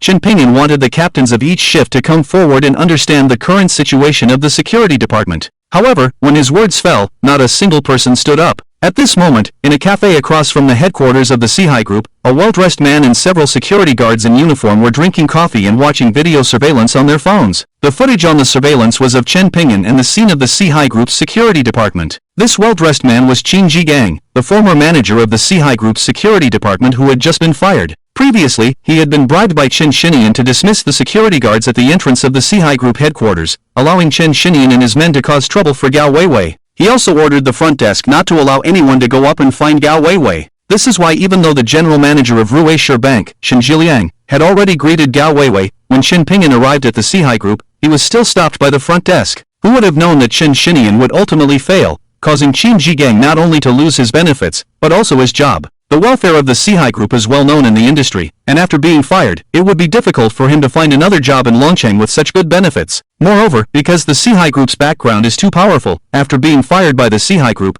there are hardly any companies in Longcheng that dare to hire him again. In other words, after being fired by the Sihai Group, he became unemployed directly. In a fit of anger, he wanted to make things difficult for the newly appointed security department manager by inviting all the captains of the teams he had previously mentored to the cafe for coffee, and to witness the embarrassing situation of Chen Pingyan having no one to rely on. Those security captains also wanted to show their authority to the newly appointed Chen Pingyan, and gladly accepted the former manager's invitation for coffee. Look, no one is responding to that kid. His face has turned as ugly as pig liver. I bet that kid will definitely call us later, begging us to go to work. The captain of the morning shift pointed at Chen Pingyan in the surveillance footage, proudly saying to the other colleagues, "Even if he calls, we will all collectively claim to be sick. Yes, let's ignore him for a few days, give him a taste of our authority. Let him know that we, the security department of the Sihai Group, have the final say. By then, he won't be able to carry out his work, and General Manager Gao will definitely bring back our leader, Xi Lada." The captains of the other two shifts also clamored to show their authority to Chen Pingyan. Qin Jigang saw the expressions of the captains and finally revealed a satisfied smile. These security captains did not obey the new security manager's control. If the security work of the Sihai Group could not proceed smoothly, then Gao Weiwei, that woman, would realize that they couldn't do without him. She would definitely call him back to continue serving as the security department manager. At that time, he could use this to demand a raise from Gao Weiwei, even double it. Otherwise, he wouldn't go back even if he was beaten to death. You guys are doing well. When that woman, Gao Weiwei, calls me back, I will definitely make her give you a raise. If she doesn't agree, I won't go back, and the security work of the Sihai Group will be in chaos. Qin Jigang happily painted a big pie for those security captains. Thank you, manager. When the captains heard Qin Jigang's words, excitement appeared on their faces. They thanked Qin Jigang with excitement. They all had the same idea as Qin Jigang. As long as no one in the security department listened to this kid's orders, General Manager Gao would definitely call their leader, Xi Lada, back to take charge of the situation. At that time, they would have the upper hand in negotiating the conditions. Also paying attention to the security department were Gao Weiwei, the CEO, and her secretary, Fang Xiaoran, in the executive office. General Manager Gao, it seems that Manager Chen is unable to control those people in the security department. Looking at the situation on the surveillance, Fang Xiaoran suppressed her inner joy and put on a serious face as she said to Gao Weiwei, "I have confidence in him." Gao Weiwei looked at Chen Pingyan on the computer monitor and responded lightly. In fact, the reason why the security department reacted this way was not only because the former manager of the security department was fired, but also because Gao Weiwei had called the security department before Fang Xiaoran took Chen Pingyan there. She had arranged it in advance. She wanted to train Chen Pingyan's abilities through this method so that he could manage the more difficult 4C's organization in the future. In the security department, when Chen Pingyan saw that no one came forward, he scanned the room with his eyes. "Who knows where your team leaders went, and tell me. I will promote him to deputy manager of the security department immediately." When Chen Pingyan said this, many security guards showed surprise on their faces, as well as disbelief and eagerness to try. That was the deputy manager position, with a salary 3 times higher than what they were currently earning. Everyone looked at each other. Not long after, a security guard who looked a bit cunning stood up. "Manager, I know where they went. Before you arrived, our team leaders were called by the previous manager to the coffee shop across the street for coffee." The cunning security guard pointed to the coffee shop across the window and said to Chen Pingyan with a playful smile. Although when their team leaders left earlier, they instructed them to answer that they didn't know if the new manager asked about their whereabouts.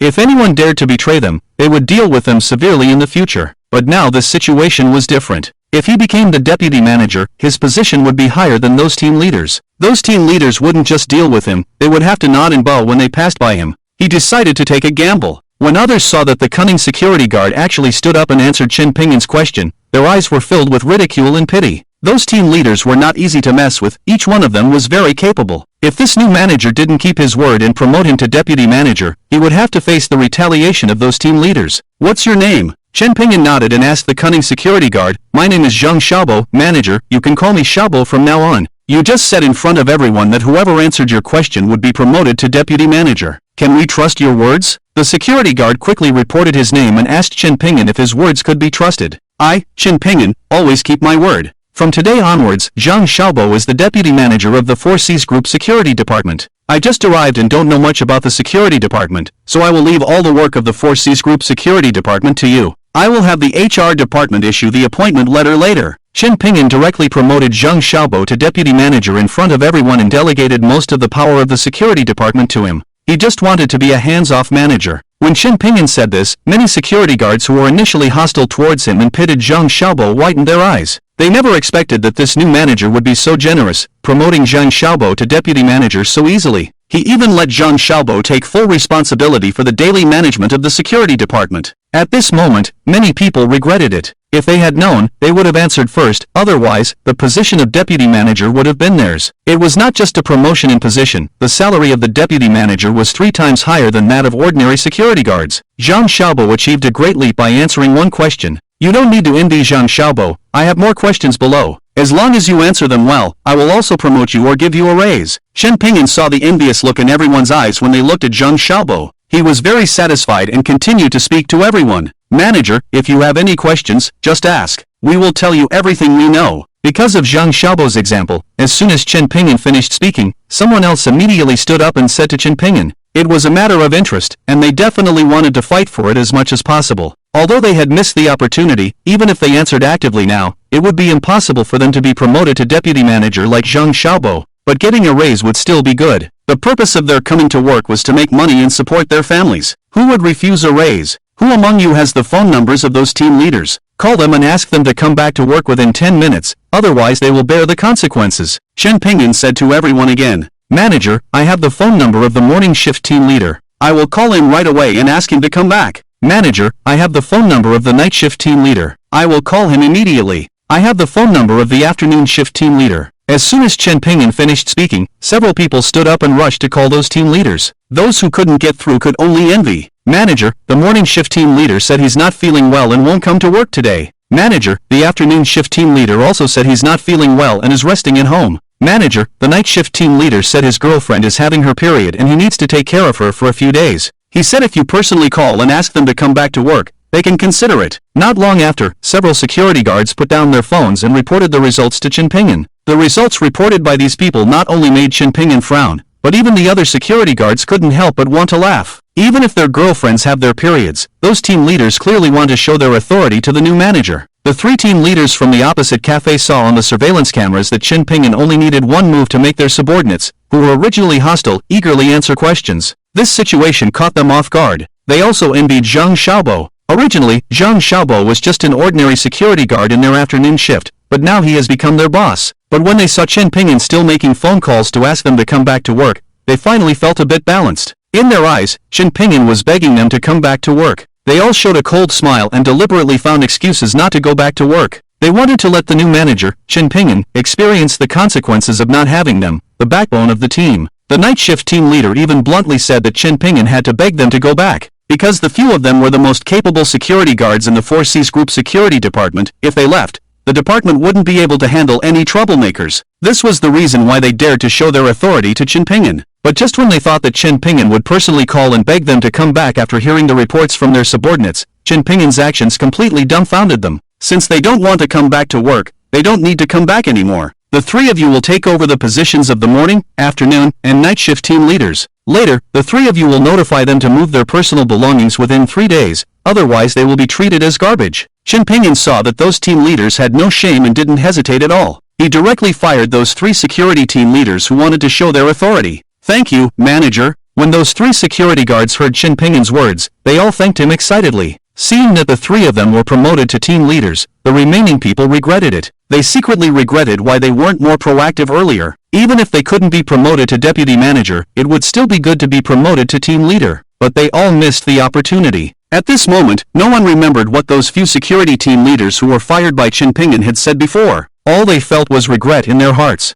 And in the cafe, the 3 security team leaders who were fired by Chen Pingyan immediately rushed out of the cafe and ran back to the headquarters of Sihai Group. They only wanted to give Chen Pingyan a warning, not to leave Sihai Group. The welfare of Sihai Group in Longcheng is well known. Only fools would want to leave. Come back. Just as the 3 security team leaders who were fired by Chen Pingyan stood up, they were stopped by Qin Jigang. Qin boss, that scoundrel actually fired the 3 of us. We have to go back, otherwise we will really lose our jobs. After being stopped by Qin Jigang, the 3 of them said anxiously. With the influence of Sihai Group in Longcheng, once they are fired by Sihai Group, there will be no other company daring to hire them again, and they will truly be unemployed. Confused, Qin Jigang scolded the 3 of them, making them look confused. What do you mean, Qin boss? The 3 of them were puzzled. That scoundrel has already appointed someone else to replace you as the team leader in front of everyone. Even if you go back now, he won't give you back the position of team leader, otherwise where would he put his face? Shin Ji-gang's words made the faces of the three of them look very ugly. Yes, the new manager has already publicly announced the promotion of others to team leader.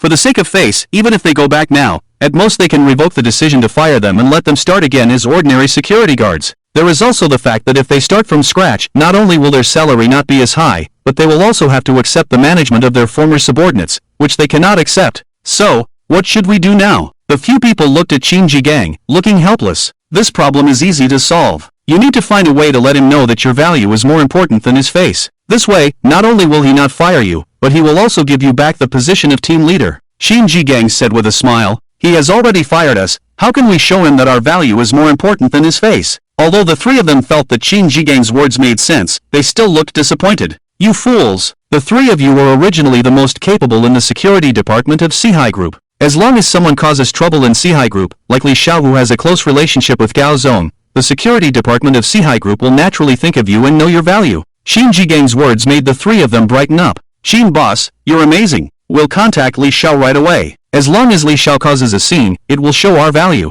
By then, even Gao Zong himself will have to personally invite us back. At that time, we'll tell Gao Zong that if Shin boss doesn't go back, we won't go back either. Gao Zong will definitely fire that scoundrel and invite you back to oversee the security department of Sihai Group with a high salary. The few people became excited and their faces showed excitement. Good brothers, as long as I can return to Sihai Group, you won't be left without benefits. Shin Ji-gang also said proudly, feeling that Gao Weili would soon have to personally invite them back. While Shin Ji-gang and the others were contacting Li Xiao, Chen Pingyan had already won the favor of the security department by promoting Zheng Xiaobo and others. Fang Xiaoran in the president's office saw that Chen Pingyan had managed to handle the security department like this, and she secretly resented him, but she didn't dare to show it in front of Gao Weili. Gao Weili, on the other hand, was satisfied to see that Chen Pingyan had dealt with those troublemakers in the security department so quickly. She thought to herself that Chen Shuozhan was indeed capable. Even if he hadn't had any management experience before, he could still handle a department clearly and transparently. Secretary, according to Manager Chen's instructions, let the HR department promote and give a raise to Zheng Xiaobo and the others in the security department. Chen Pingyan left the security department, and only then did Gao Weiwei shift her gaze away from the surveillance and turn to her secretary, Fang Xiaoran, instructing her, yes, President, I will arrange it right away. Fang Xiaoran left the president's office and, on her way to the personnel department, looked around and, seeing that no one was paying attention to her, took out her phone and sent a WeChat message to Li Xiao, reporting the situation with Chen Pingyan and Gao Weiwei. After delegating the management of the security department to Zheng Xiaobo, Chen Pingyan left work and went home. Zheng Xiaobo seemed cunning and a bit of a fence-sitter. However, this kind of person was very clever and had some tricks up their sleeve. They were a double-edged sword that, if used well, could save a lot of trouble. Just like the treacherous ministers in ancient times who knew who their backers were, they would go to great lengths to please the emperor and help alleviate the emperor's worries. As long as the emperor was strong enough, they could keep the treacherous ministers under control and use them for their own purposes. Therefore, in history, during times of peace and prosperity, there were often many treacherous ministers in high positions. Chen Pingyan was confident that he could handle someone like Zheng Xiaobo, who was cunning and a bit of a fence-sitter. After all, he didn't care about the salary, he just wanted a decent job to show Li Runin that he didn't need her to worry about arranging work for him all the time. When Chen Pingyan returned to his apartment after work, Li Runin had already gone to work, but Mu Wancheng and Qin Shiyu were waiting for him in the living room. Chen Pingyan thought that Mu Wancheng had come to see Qin Shiyu, so he didn't pay much attention and didn't greet the two of them. He went straight to his room. He and Mu Wancheng were just fake husband and wife for 3 months. When the time was up, they would get divorced and have nothing to do with each other. Besides, the Mu family had heartlessly kicked him out, so he didn't need to be nice to Mu Wancheng. Chen Pingyan, stop right there. Just as Chen Pingyan was about to open his room door and go back to his room, Mu Wancheng called out to him from behind. Miss Mu, is there something you need? Chen Pingyan stopped and turned to look at the sulking Mu Wancheng. When Mu Wancheng saw Chen Pingyan turn back, she suddenly felt that he seemed different, as if he had a special aura. What, can't I call you if there's nothing important? Mu Wancheng shook her head, clearing her mind of some random thoughts, and teasingly said to Chen Pingyan with a half-smile. This morning, Mu Wancheng and her father went to participate in the bidding for the Chengxi renovation project. It was probably because the news of the old war god personally inviting them to attend the birthday banquet had spread, giving their Mu family extra points in this bidding. Their Mu family defeated their opponent, the Lu family, and successfully won the Chengxi renovation project. So she was in a good mood and couldn't help but tease Chen Pingyan. Are you crazy? Chen Pingyan responded to Mu Wancheng's teasing with just 2 words, then turned and opened the door to his room. But these 2 words angered Mu Wancheng. Chen, who are you calling crazy? Come out, if you don't explain it to me today, it's not over between me, Mu Wancheng, and you. Mu Wancheng angrily walked over to kick Chen Pingin's door. Orange, I have the key to his room. Should I open the door and teach him a lesson? Seeing her best friend so angry, Qin Shiyu asked from the side. Before Chen Pingin moved in, she had lived in this room, but later moved to another one. However, she still had the key to this room. Give it to me. Without hesitation, Mu Wancheng asked her friend to give her the key. Here's the key, you open it yourself. I'll go to the bathroom first. Qin Shiyu, who had an uncomfortable stomach, handed the key to Mu Wancheng and then went to the bathroom. Chen Pingin, who had been running around outside all day, felt sticky on his body. As soon as he entered the room, he took off his clothes. But just as he finished undressing, Mu Wancheng opened the door with the key and stormed in angrily. Chen Pingin, who was standing behind the door, was pressed against it by the sudden intrusion of Mu Wancheng. Where is he? Mu Wancheng entered the room without noticing Chen Pingin and muttered in confusion. I said, Miss, what exactly do you want to do? Chen Pingin, who was pressed against the door, pushed Mu Wancheng away and asked with an annoyed expression. Hearing Chen Pingin's resentful voice, Mu Wancheng, who had been pushed away, turned around and found that Chen Pingin had already undressed and was standing behind her, looking at her with a lewd gaze.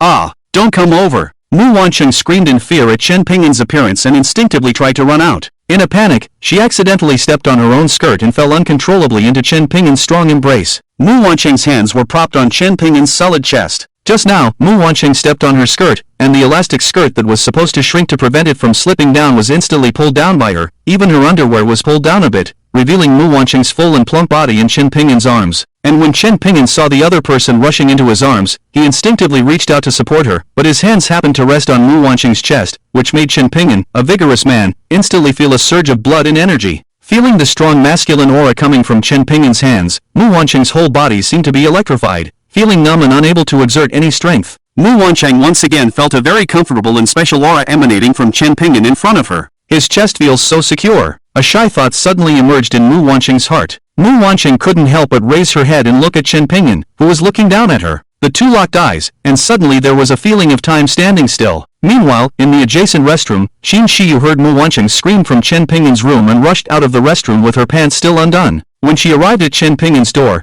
she happened to see the two of them locking eyes, staring at each other in a trance. What are you guys doing? Qin Shiyu asked in shock. Qin Shiyu's voice instantly brought the two back to reality from that ambiguous atmosphere. Ah, Chen Pingin, you pervert, take your filthy hands off me. After being brought back to reality by her best friend's voice, Mu Wancheng finally realized that their current situation was very inappropriate, especially with Chen Pingin still holding her full and plump chest. Mu Wancheng instinctively screamed, raised her hand, and slapped Chen Pingin's left cheek. If she hit him, there would definitely be a clear palm print on Chen Pingin's left cheek. Chen Pingin instinctively grabbed Mu Wancheng's wrist. Miss Mu, it was clearly you who barged into my room, saw me and couldn't help but throw yourself at me, deliberately pulling down your own skirt to seduce me. Who is the pervert here? You better explain it to me. Chen Pingin held onto Mu Wancheng's wrist and accused her with an angry expression. When Qin Shiyu heard Chen Pingin's accusation, she was stunned. Orange, he can't be telling the truth, right? Chen Pingin's accusation is reasonable and well-founded. Qin Shiyu instinctively asked Mu Wancheng,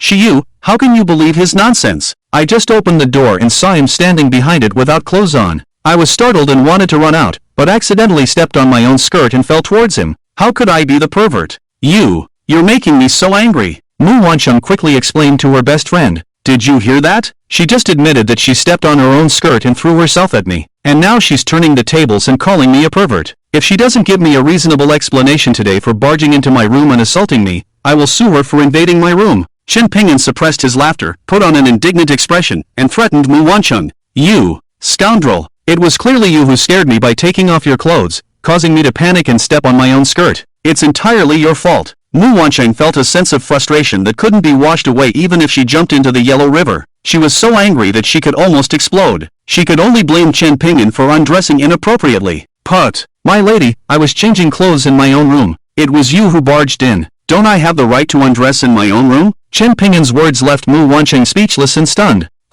Anyway, it's your fault. Mu Wancheng forcefully freed her wrist from Chen Pingin's grasp and stubbornly replied before storming out of his room. She even forgot the purpose of her visit to Chen Pingin this time. Orange came here today to inform you that we will gather at the entrance of the Emperor Hotel at 9 o'clock tomorrow morning to attend the birthday banquet of the old war god. Don't be late. Qin Shiyu saw her best friend run away and after leaving a few words for Chen Pingin, she shyly followed suit. Chen Pingin was still shirtless at the moment. Thinking about the devilish things Chen Pingin had done in the past, she didn't want to be alone with him in a room. Understood. Chen Pingyan nodded, locked the door, and then changed his clothes before going out to eat. The next day, after practicing the Phoenix writing technique all night, Chen Pingyan felt that his skills had improved slightly. Thinking about the invitation from the Mu family to attend the birthday banquet of the old war god today, he got up at 8 o'clock. The Emperor Hotel was the most luxurious 5-star hotel in Longcheng and the leader of the hotel industry in Longcheng. Because the old war god Zhao Wujin was hosting his birthday banquet here today, the entire hotel was booked. When Chen Pingyan arrived at the entrance of the Emperor Hotel at 9 o'clock on the dot, there was already a constant stream of people coming and going. They were all well-dressed upper-class people, of all ages and genders. Hey, isn't this the son-in-law who was just kicked out by the Mu family? What? You, a loser who was kicked out by the Mu family, also came to attend the birthday banquet of the old war god? Just as Chen Pingyan was about to enter the gate of the Emperor Hotel, he heard the mocking voice of his ex-girlfriend Lin Duor from behind. Chen Pingyan turned around and saw Lin Duor and her mother, both dressed in luxury, walking arrogantly towards him with the accompaniment of the manager of the Emperor Hotel, Ren Tianqing. Why do I keep running into you, you annoying woman? It's really bad luck. Chen Pingyan responded with disgust. At first, he was still polite to Lin Duor because of their past relationship, but Lin Duor became more and more excessive and shameless, and his little bit of goodwill towards her had dropped to freezing point. Duor, who is this? Why do I feel a bit familiar? It seems like I saw him at the Mu family a few days ago when I went there to deliver the invitation. Ren Tianqing pointed at Chen Pingyan and asked Lin Duor, Darling, if you feel familiar, then you're right. This guy is the scumbag ex-boyfriend I told you about, who was sentenced to prison for assaulting several female college students. He was released from prison a few days ago and because he didn't have money to marry into the Mu family and congratulate Mr. Mu. I don't know what wicked things he did at the Mu family, and after Mr. Mu recovered, he was kicked out by the Mu family. Now he's sneaking around trying to get into the birthday banquet of the old war god. I don't know what evil intentions he has. You absolutely cannot let this scumbag infiltrate the birthday banquet of the old war god. Otherwise, as the manager of this hotel, you will be responsible for any trouble caused by him. Lin Duor pointed at Chen Pingyan with disdain, introducing his past to her fiancé and reminding him not to let Chen Pingyan in. In her opinion, Chen Pingyan wanted to get into the Emperor Hotel just to see if he had a chance to get close to some big shot who came to congratulate the old war god. She wanted to oppose Chen Pingyan. You want to attend the birthday banquet of the old war god? I won't let you in. Let's see what you can do to me. Lin Duor's words attracted the attention of many guests entering and leaving the Emperor Hotel, and many people stopped to watch the excitement. Kid, do you have an invitation? After hearing Lin Duor's introduction, Ren Tianqing, the manager of the Emperor Hotel, also felt that he couldn't let someone like Chen Pingyan in, otherwise he couldn't bear the responsibility if something went wrong. Even if Chen Pingyan didn't have any problems, based on the fact that his fiancée Lin Duor didn't want him to enter, it was impossible for him to let Chen Pingyan in. I don't have an invitation, but the Mu family called me to come. The Mu family has an invitation. Faced with the manager's inquiry, Chen Pingyan honestly and calmly replied, Put. Just as Chen Pingyan finished speaking, Lin Duor couldn't help but burst into laughter. Chen Pingyan, I'm more and more impressed by you. Now you don't even blush when you lie. The Mu family has already entered 20 minutes ago. You said the Mu family called you to come. Please, at least make a draft when you lie. What a disgrace. Lin Duor's words made Chen Pingyan frown. Yesterday, Qin Shiyu clearly told him that Mu Wancheng had come to their shared apartment to inform him to come and attend the old war god's birthday banquet today. Could it be that Qin Shiyu deliberately deceived him yesterday to make fun of him? Kid, you can't enter here without an invitation. Please leave immediately. Security, escort this gentleman out. Upon hearing that Chen Pingyan didn't have an invitation, Ren Tianqing immediately issued an order to expel him. The security guards at the entrance, seeing the manager personally giving the order, immediately moved to drive Chen Pingyan away. The onlookers also pointed and whispered about Chen Pingyan.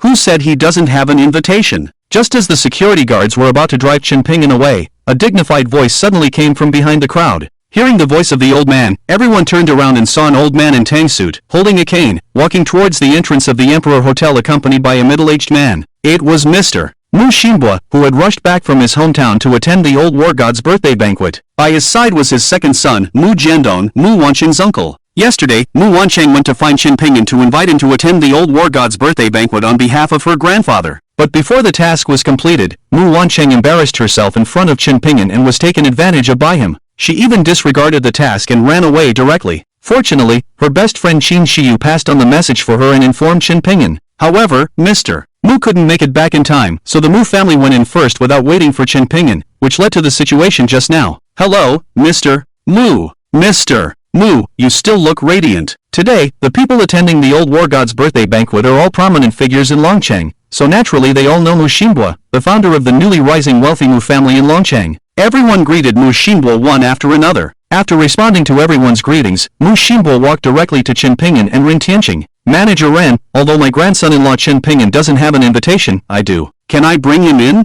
Mu Xinbo asked Ren Tianqing with a playful tone, pointing at Chen Pingyan. Since Mr. Chen is your grandson-in-law, Mr. Mu, he naturally has the qualifications to attend the old war god's birthday banquet. It was my negligence just now. I apologize to Mr. Mu and Mr. Chen. Please forgive me, Mr. Chen. Upon hearing Mu Xinbo's words, Ren Tianqing glared fiercely at his fiancée Lin Duer, then apologized to Mu Xinbo and Chen Pingyan with a cold sweat. Originally, Zhao Min, the granddaughter of the old war god, personally asked him to deliver the invitation to the Mu family, and the Mu family was the only one in Longcheng that the old war god treated specially. It can be imagined how deep the relationship between Mr. Mu and the old war god was. And Grandpa Mu looked at Chen Pingyan with a look of admiration, even admitting in front of him and many members of the upper class of Longcheng society that Chen Pingyan was their Mu family's son-in-law. From this, it can be seen how satisfied Grandpa Mu was with this son-in-law. However, his fiancée had previously told him that this Chen Pingyan had already been kicked out of the Mu family and asked him to drive him away. Now the Mu family is in trouble. During the upcoming birthday banquet for the old war god, if Grandpa Mu casually mentions this matter in front of the old war god, not only will he not gain any benefits from organizing the birthday banquet, but he can't even guarantee that he will keep his current job. He was very anxious at the moment. This is just because of the close relationship between Grandpa Mu and the old war god. If he knew that the old war god was holding this birthday banquet specifically for Chen Pingyan, he didn't know if he would be scared to the point of being weak in the knees. Hasn't this scum Chen Pingyan already been kicked out by your Mu family? I saw him renting a house from a real estate agency. Grandpa Mu, why are you still saying that he is your Mu family's son-in-law? What's going on? Lin Duer's brainless words didn't understand how serious the situation was. After being fiercely stared at by Ren Tianqing, she still questioned Grandpa Mu in shock. When she said this, Ren Tianqing's face turned pale. If it weren't for the public setting, he really wanted to slap Lin Duer. This prodigal woman should speak less, but she caused trouble. Not only was the manager of the Emperor Hotel frowning and sweating, but even Grandpa Mu, after hearing Lin Duer's words, looked at Chen Pingyan with a puzzled expression. Grandpa, this is a long story. Let's go inside and I'll explain it to you slowly. Feeling Grandpa Mu's puzzled gaze, Chen Pingyan helplessly said, Okay, let's talk while we walk. Grandpa Mu nodded and made a gesture of invitation with the support of his second son, Mu Jiandong. Now, whether it was Lin Duer and her daughter, the hotel manager, or the security guards, no one dared to drive Chen Pingyan away anymore. Stop, everyone else can go in, but not this kid. Just when Chen Pingyan thought he could enter the Emperor Hotel smoothly this time, a cold voice suddenly sounded behind them. When they heard the voice, everyone couldn't help but turn their heads. The Mu family's old man had just said that Chen Pingyan was their Mu family's son-in-law,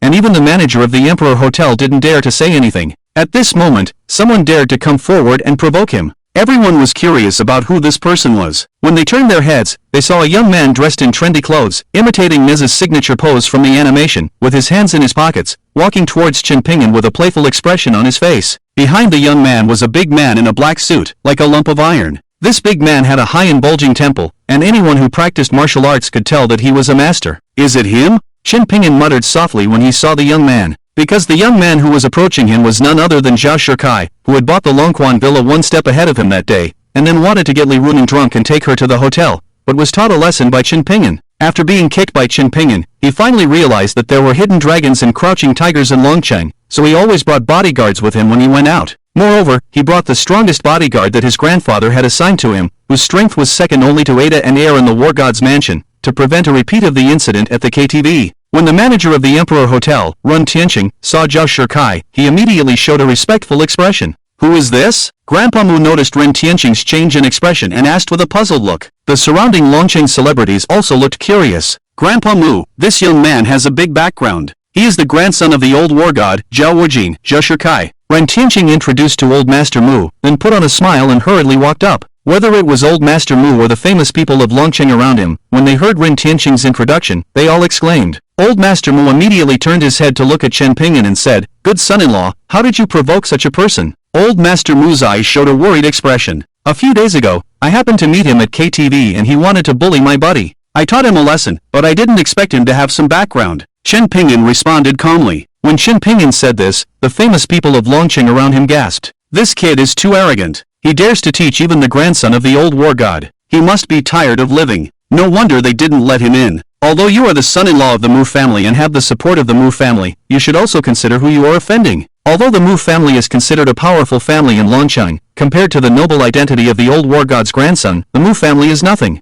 This kid is going to suffer. This is what the people present thought after knowing Zhao Shikai's identity and the grudge between Qin Pingyan and Zhao Shikai. Lin Duer's excitement trembled all over. She was just humiliated in front of Qin Pingyan, and her fiancé glared at her. Because Qin Pingyan had the support of the Mu family, she thought she had no chance for revenge. Unexpectedly, karma came so quickly. Someone will come out to deal with Qin Pingyan immediately, and it is the noble grandson of the old war god. Now Qin Pingyan not only can't enter the Emperor Hotel, but he may also be humiliated by Zhao Shikai in front of many famous people in Longcheng. Even if Old Master Mu wants to protect Qin Pingyan, he is powerless. However, when Old Master Mu saw the expressions of pity or schadenfreude from the people looking at Qin Pingyan, his expression became calm. Not to mention that he and Zhao Wujin were classmates before, and based on the face of his old classmate, Zhao Wujin would not make things difficult for his son-in-law. Moreover, his son-in-law is not an easy target. He is the heir of the Dragon Burial Ring. Zhao Wujin should know better than him about the weight of his son-in-law. Thinking of this, he no longer worries about Qin Pingyan at all. Mr.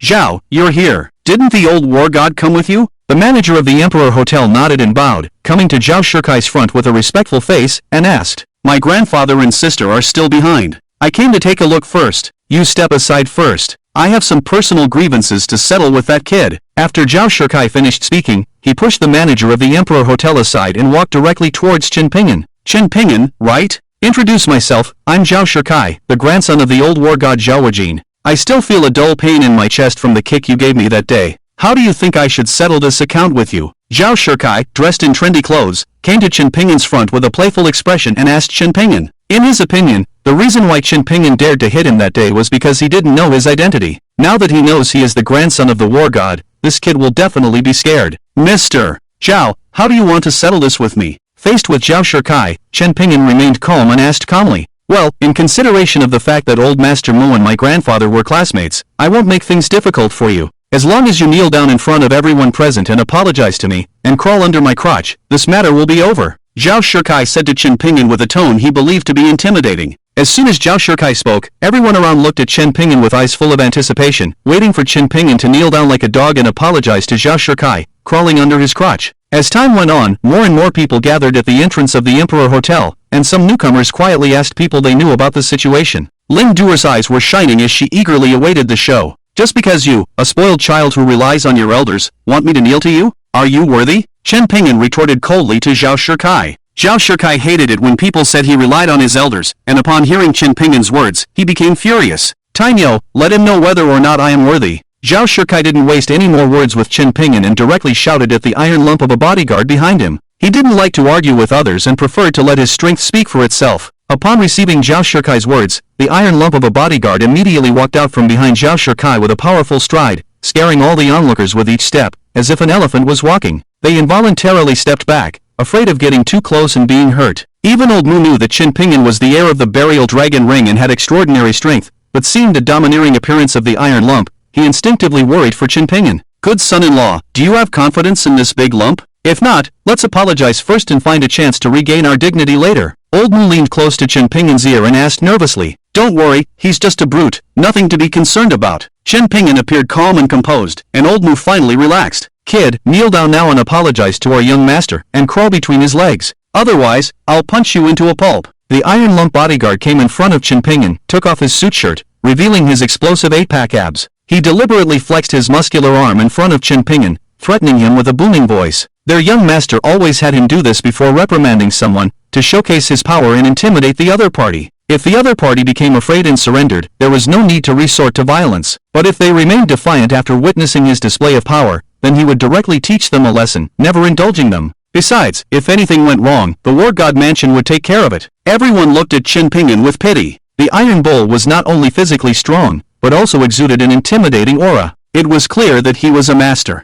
In front of him, Qin Pingyan seemed like a child confronting an adult, completely outmatched. No one believed that Qin Pingyan could be a match for the Iron Bull. Faced with the provocation from the Iron Lump, Qin Pingyan didn't waste any words. Relying on his petite and agility, he immediately stomped hard on the back of the Iron Lump's foot without hesitation. "Ah, my foot!" The Iron Lump bodyguard, who was in pain from Qin Pingyan's stomp, grimaced and let out a earth-shattering scream, shocking everyone. Qin Pingyan dared to fight back, and he even launched a surprise attack on the Iron Lump bodyguard? After the crowd reacted, they noticed that Qin Pingyan had stomped on the Iron Lump's leather shoe, completely crushing it and revealing his mangled toes. The toes were so damaged that even the bones were clearly visible. "You! How dare you stomp on my foot? I'll kill you!" Seeing that his toes had been crushed by Chinpingan, the iron lump, in pain and anger, endured the pain in his foot and swung his fist, resembling a giant iron hammer, towards Chinpingan's head. The sound of breaking air filled everyone's ears, and they were all stunned by the sound of the iron lump's fist. Terrifying thoughts flashed through everyone's minds. If that punch landed on Chinpingan's head, it would surely smash it to pieces. How could Chinpingan, who possessed extraordinary skills, allow himself to be hit? Just as the fist was about to strike Chinpingan's head, he slightly leaned to the side, avoiding the fatal blow, and then once again lifted his foot to stomp hard on the intact back of the iron lump's other foot.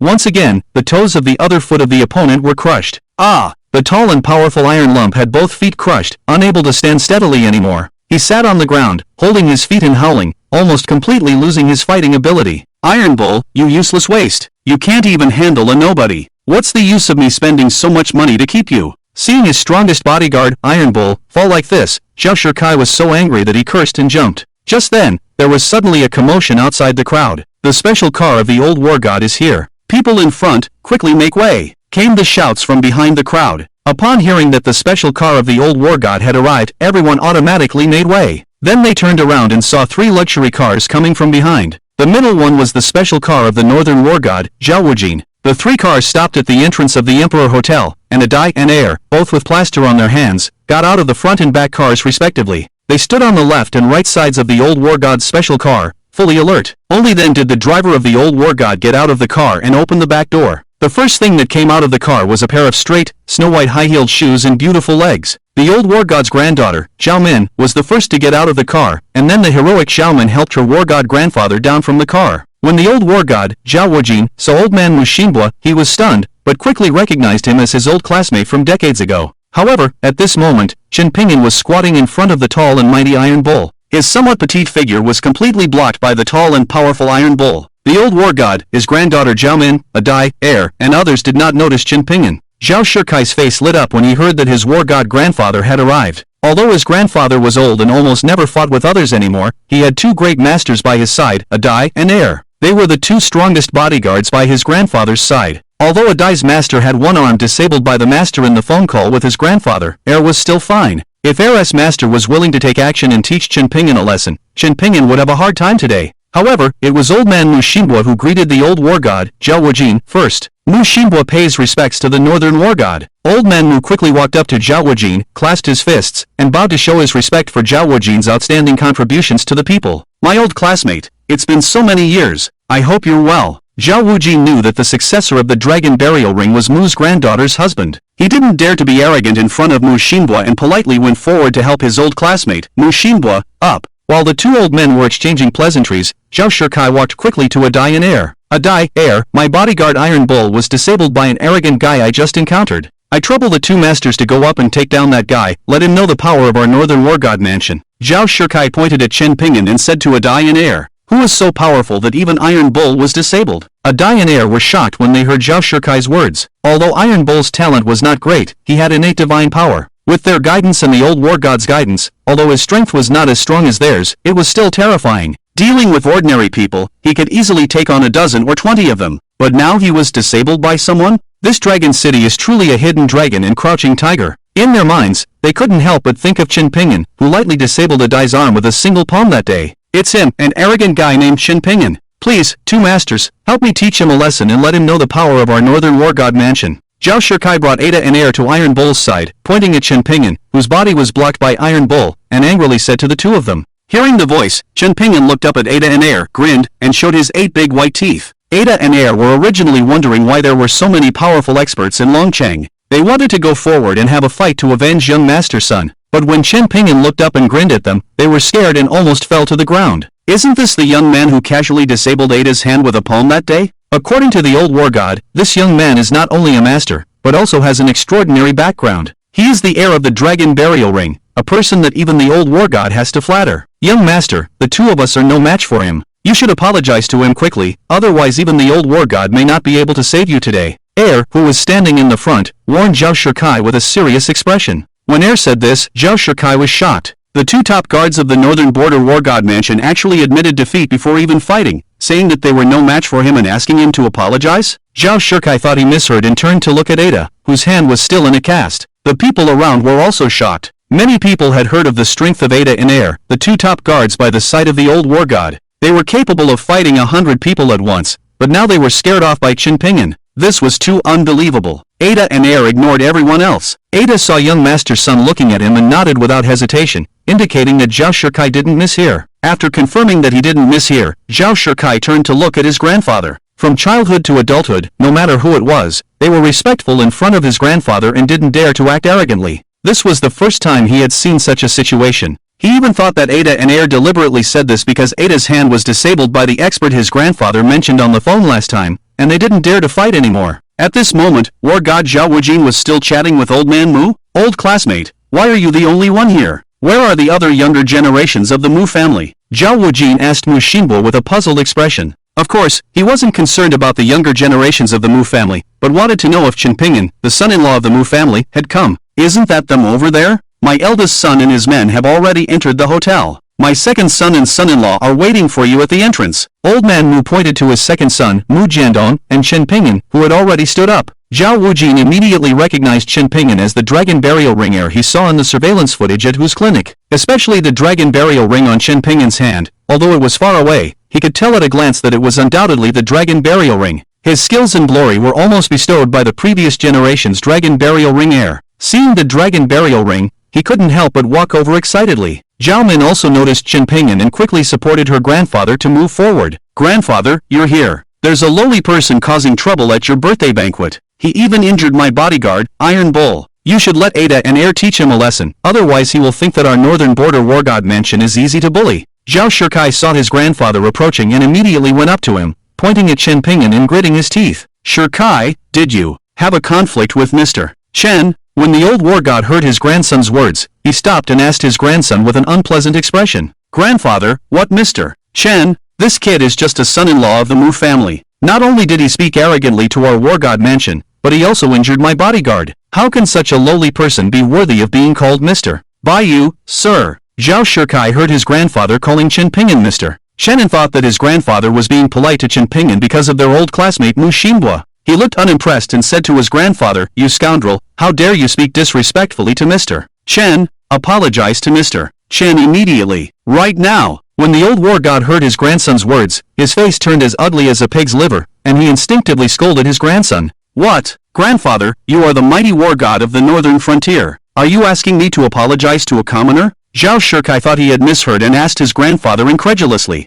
Not only him, but everyone around who was watching the scene was shocked by the old war god's words. They thought their ears were playing tricks on them. Lin Duor and her mother were also stunned, their mouths wide open, looking at everything in front of them. Am I not mistaken or mishearing? The mighty war god of the northern frontier actually asked his esteemed grandson to apologize to Chen Ping'an, the son-in-law of the Mu family? This is too outrageous, isn't it? In order to verify that she wasn't dreaming, Lin Duor's mother reached out and pinched her daughter hard, causing Lin Duor to cry out in pain. Her cry also alarmed the people around who were in a daze, bringing them back to reality. Ada, Air, clear the area. Remove all irrelevant people first. Zhao Wujin seemed to be awakened by Lin Duor's scream, feeling that letting his grandson apologize to Chen Ping'an in front of so many people would damage the reputation of their northern frontier war god mansion and his grandson. He directly ordered Ada and Air to drive away all the onlookers. When the old war god spoke, who would dare not listen? In less than 2 minutes, the originally bustling scene was left with only Chen Ping'an, Old Mu, and the old war god's family. Grandfather, why should I apologize to him? After the irrelevant onlookers left, Zhao Shikai saw that his grandfather had not withdrawn the command for him to apologize to Chen Ping'an. He asked his grandfather defiantly, Brother, the Mr. Chen in front of you is the expert that grandfather mentioned to you on the phone before. Grandfather asked you to come from the northern frontier to make friends with Mr. Chen. How did you end up in conflict with Mr. Chen and even insult him? Seeing that his brother still looked defiant, Zhao Min walked to his side and whispered to him. What? He is the expert that grandfather asked me to make friends with? The expert that grandfather asked me to make friends with is not an old man with a white beard in his 70s or 80s like grandfather? Zhao Shikai was shocked when he heard his sister's words, his mouth wide open, unable to believe it. Although Chen Ping'an was very powerful, kicking him away with one kick and defeating his strongest bodyguard in just a few moves, he was still too young. He didn't seem to have any connection with the words expert and elderly at all. At first, he thought that the expert his grandfather asked him to make friends with was an old man of similar age to his grandfather. Now his sister was telling him that the man of similar age in front of him was the expert his grandfather wanted him to make friends with. He couldn't accept it for a while. Why so much nonsense? If the expert was an old man of similar age to grandfather, grandfather could have made friends with him himself. Why did he call you from the northern frontier to Longcheng? When Zhao, the old war god, saw that his grandson was still defiant, he raised his cane as if to hit him. Wait, can't I apologize to Mr. Chen? Scared by his grandfather raising his cane to hit him, Zhao Shikai quickly agreed to apologize to Chen Pingyan. Mr. Chen, it was Shikai's mistake to offend you and your friends before. I now realize my mistake and ask for Mr. Chen's forgiveness. Mr. Chen, you were interested in the Dragon Spring Villa on the top of Longquan Mountain before, right? Shikai is willing to give you that villa as a sincere apology. Please accept it, Mr. Chen. Zhao Shikai took out the key to the Longquan Villa he bought for 8 billion yuan from his pocket and handed it to Chen Pingyan. Zhao Lao, what is this? Chen Pingyan had been watching the performance of the 2 generations of the Zhao family with a cold eye, not knowing what they were up to. Mr. Chen, a few days ago, Hu Shini from the Baoji Hall of Hu God has already told me the whole story. If it weren't for Mr. Chen's help back then, I'm afraid I would no longer be in this world. Mr. Chen is my benefactor. My unfilial grandson doesn't understand gratitude, and not only insults Mr. Chen, but also doesn't know what's good for him. Please forgive Mr. Chen. The old war god saw that Chen Pingyan did not accept his grandson's apology, so he immediately stepped forward to explain to Chen Pingyan and bowed to express his gratitude for saving his life. Old war god, you flatter me. Zhao Lao has fought for the country his whole life, shedding blood on the battlefield, protecting the millions of people in our heavenly dynasty, allowing people like me to enjoy a peaceful and prosperous era. What merits and abilities do I, Chen Pingyan, have? How dare I accept such a great gift from you? I forgive your grandson, that's enough. Although Chen Pingyan was disgusted by Zhao Shikai's arrogance, he couldn't accept the bow of gratitude from the old war god who had fought for the country his whole life. He recognized the old war god because he often saw him on TV or in the media before he retired. The old war god had always been the person he respected the most. It was an honor for him to have the opportunity to save the old war god. Since Mr. Chen has forgiven me, then please accept this Longquan Villa. This Longquan Villa is not only a sincere apology to Mr. Chen, but also a gratitude to Mr. Chen for saving my grandfather's life. If Mr. Chen doesn't accept it, I will be restless for the rest of my life. And my villa is not far from the Longquan Villa, so I can often seek advice from Mr. Chen in the future. When Zhao Shikai heard Chen Pingyan say that he forgave him, he once again offered the key to the Longquan Villa and begged Chen Pingyan to accept it. This Longquan Villa is too precious, I can't accept it. Chen Pingyan refused again. He had asked about the price of this Longquan Villa before, it was 8 billion yuan. It was the most expensive house in Longcheng, without a doubt. Mr. Chen, I don't like what you just said. Even if this Longquan Villa is expensive, does it have the same value as my war god grandfather's life? Just as Zhao Shikai was rejected by Chen Pingyan again, Zhao Min, who was standing beside him, took the opportunity to speak. Her words earned her praise from her grandfather and brother. Her words meant that you saved my grandfather, and I thank you with the Longquan Villa. If you don't accept it, it means that in your heart, the value of this Longquan Villa is more precious than my grandfather's life. Well then, I will accept it. Chen Pingyan hesitated for a moment when he was left speechless by Zhao Min's words, and finally reached out to accept the key to the Longquan Villa. Otherwise, others would think that he considered the life of the old war god to be worthless. Mr. Chen, is that ring in your hand the burial dragon ring of Long Shao Tianlong? Seeing Chen Pingyan reach out and take the key to the Longquan Villa from Zhao Shikai's hand, the old war god pointed to the burial dragon ring on Chen Pingyan's hand and asked, Old war god, do you know my master? When Chen Pingyan heard the old war god mention his master's name, he spoke seriously. So, Long Lao really is Mr. Chen's master? Back then, it was thanks to the martial arts and techniques taught by Long Lao that I was able to be invincible on the battlefield and fulfill my wish to protect my country and family. I have always regarded Long Lao as my mentor. Mr. Chen is Long Lao's successor, so we can be considered as martial brothers. The old war god said excitedly to Chen Pingyan, using just a few words to establish a relationship with Chen Pingyan, the successor of the burial dragon ring. Back then, because of his poor aptitude, he couldn't catch the attention of Long Lao and couldn't become the successor of the burial dragon ring. If he could become the martial brother of the current successor, it wouldn't be bad. I don't know if Mr. Chen is familiar with this set of techniques, the old war god said. After seeing that Chen Pingyan seemed to not believe him, he immediately used the set of techniques that Dragon Master had passed on to him, and with a palm strike, he blasted a small artificial mountain at the entrance of the Emperor Hotel. Chen Pingyan felt a force like that of a dragon and elephant explode from the old war god's palm, and the mountain was blasted apart as if by a powerful explosive, instantly flattened. Master's unique dragon elephant imprisonment technique? Chen Pingyan has seen senior brother. Seeing the technique used by the old war god to blast the mountain, Chen Pingyan exclaimed in surprise. It was the same technique his master had used in front of him, the dragon elephant imprisonment technique. This technique was created by his master and did not belong to the burial dragon hall's techniques, so Chen Pingyan had a particularly deep impression of it. Only his master and himself would know it. Therefore, when the old war god used this dragon elephant imprisonment technique, he immediately believed the old war god's words. Junior brother Chen, no need for formalities. The old war god happily helped Chen Pingyan up. Although his expression only showed a hint of surprise, his heart was extremely excited at this moment. The person in front of him was the heir of the burial dragon ring. As long as he established a relationship with him, even if it was 100 years later, no one in his northern border war god mansion would dare to touch him. It was like buying insurance for their northern border war god mansion. Chen Pingyan was also overjoyed at this moment. He had gained a powerful war god senior brother for free. After getting acquainted, he might even be able to use the other party's power to find his mother and sister. Both of them had their own thoughts and felt that the other could bring them what they wanted. Junior brother Chen, let me introduce you to my two unruly grandchildren, Zhao Shikai and Zhao Min. In the future, please take care of these two juniors. The old war god immediately brought his grandchildren in front of Chen Pingyan and introduced his grandchildren to him. Chen Pingyan was young, and he probably didn't have much in common with an old man like him, but he was about the same age as his grandchildren, so they would be the ones to maintain the relationship with Chen Pingyan in the future. You too, quickly pay your respects to your martial uncle and ancestor.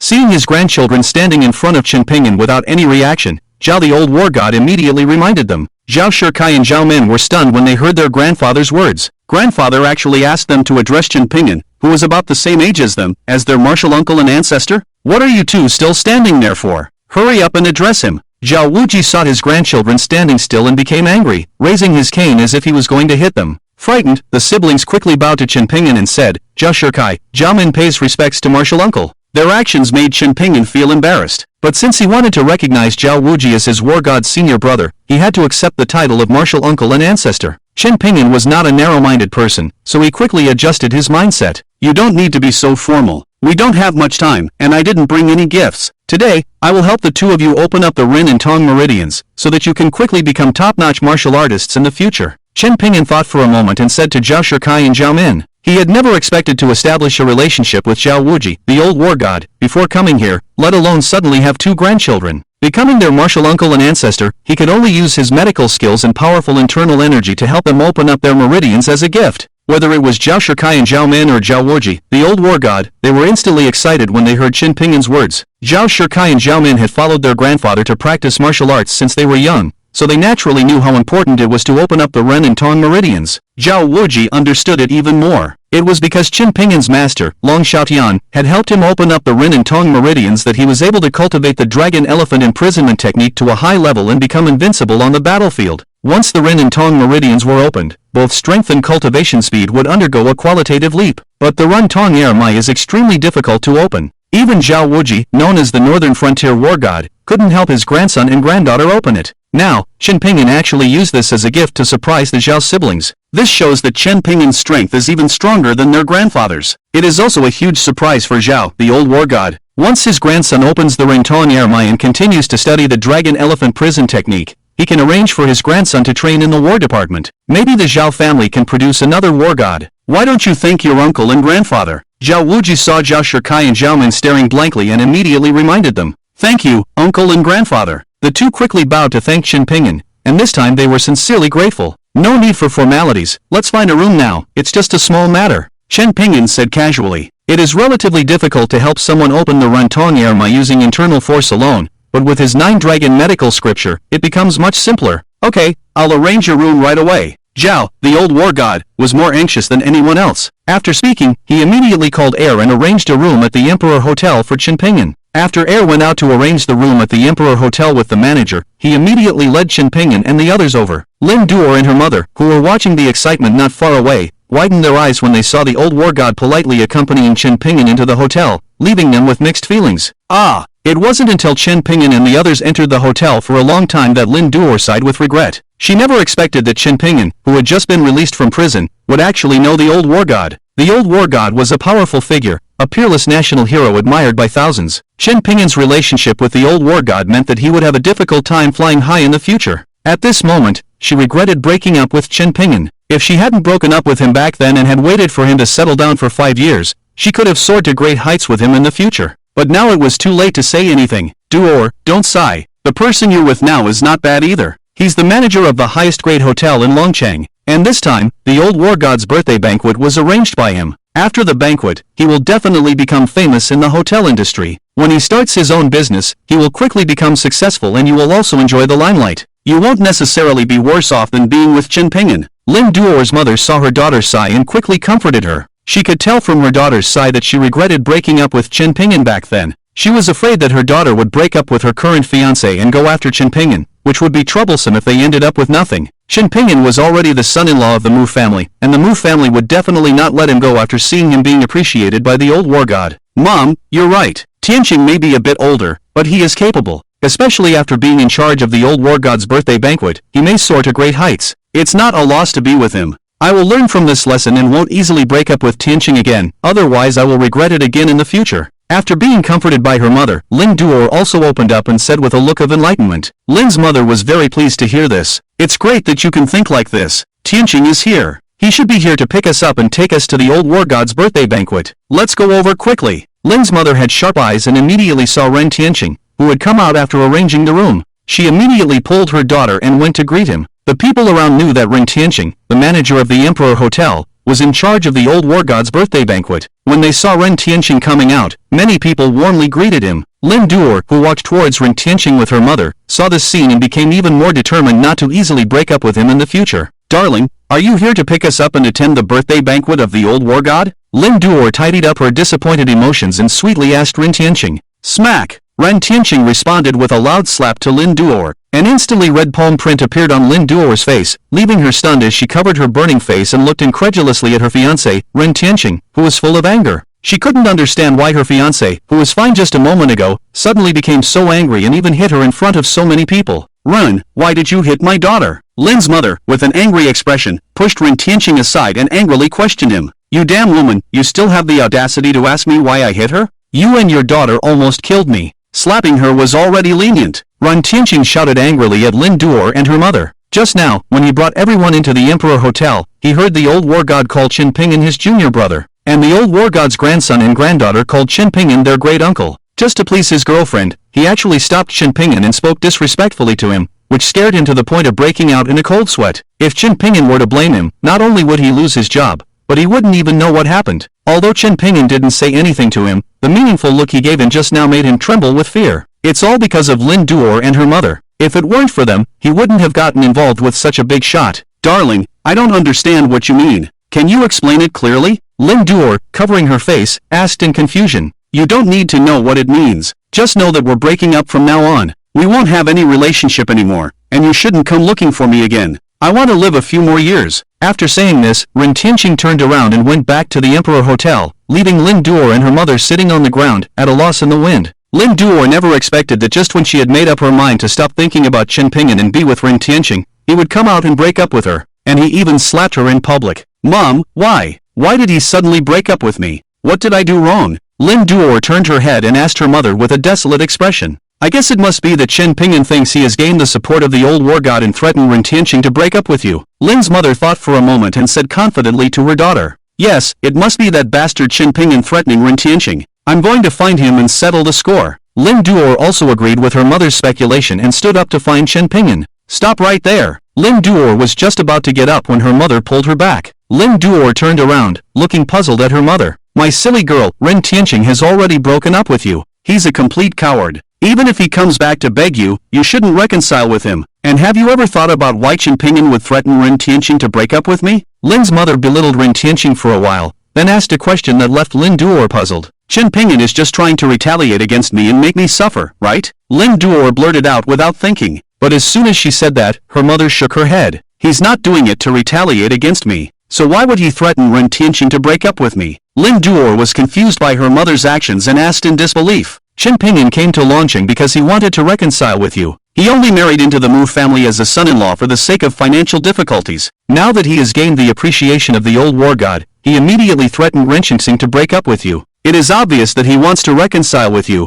which is why he threatened Ren Tianqing to break up with you. Lin's mother analyzed confidently. Mom, what are you thinking? He is now the son-in-law of the Mu family. How could he still want to reconcile with me? Lin Duo was shocked by her mother's magical thoughts and gave her a disdainful look. You don't understand. Although he is the son-in-law of the Mu family, his status has changed now that he has gained the appreciation of the old war god. He definitely wants to be like those wealthy and influential men, with a stable family at home and colorful flags outside. Lin's mother, drawing from her experience of dealing with men for most of her life, confidently analyzed to her daughter. Chen Ping'an wants to keep me as his mistress, his underground lover? That's impossible. I know Chen Ping'an well, and he wouldn't have such thoughts. After her mother's analysis, Lin Duor exclaimed, "You only know him from 5 years ago. There is no cat that doesn't steal fish in this world. Once a man has money and power, he will turn bad. And you know what he has been through in these 5 years. His mindset must have changed." Lin's mother remained convinced. What should I do then? Lin Duor's mind was influenced by her mother's confident expression,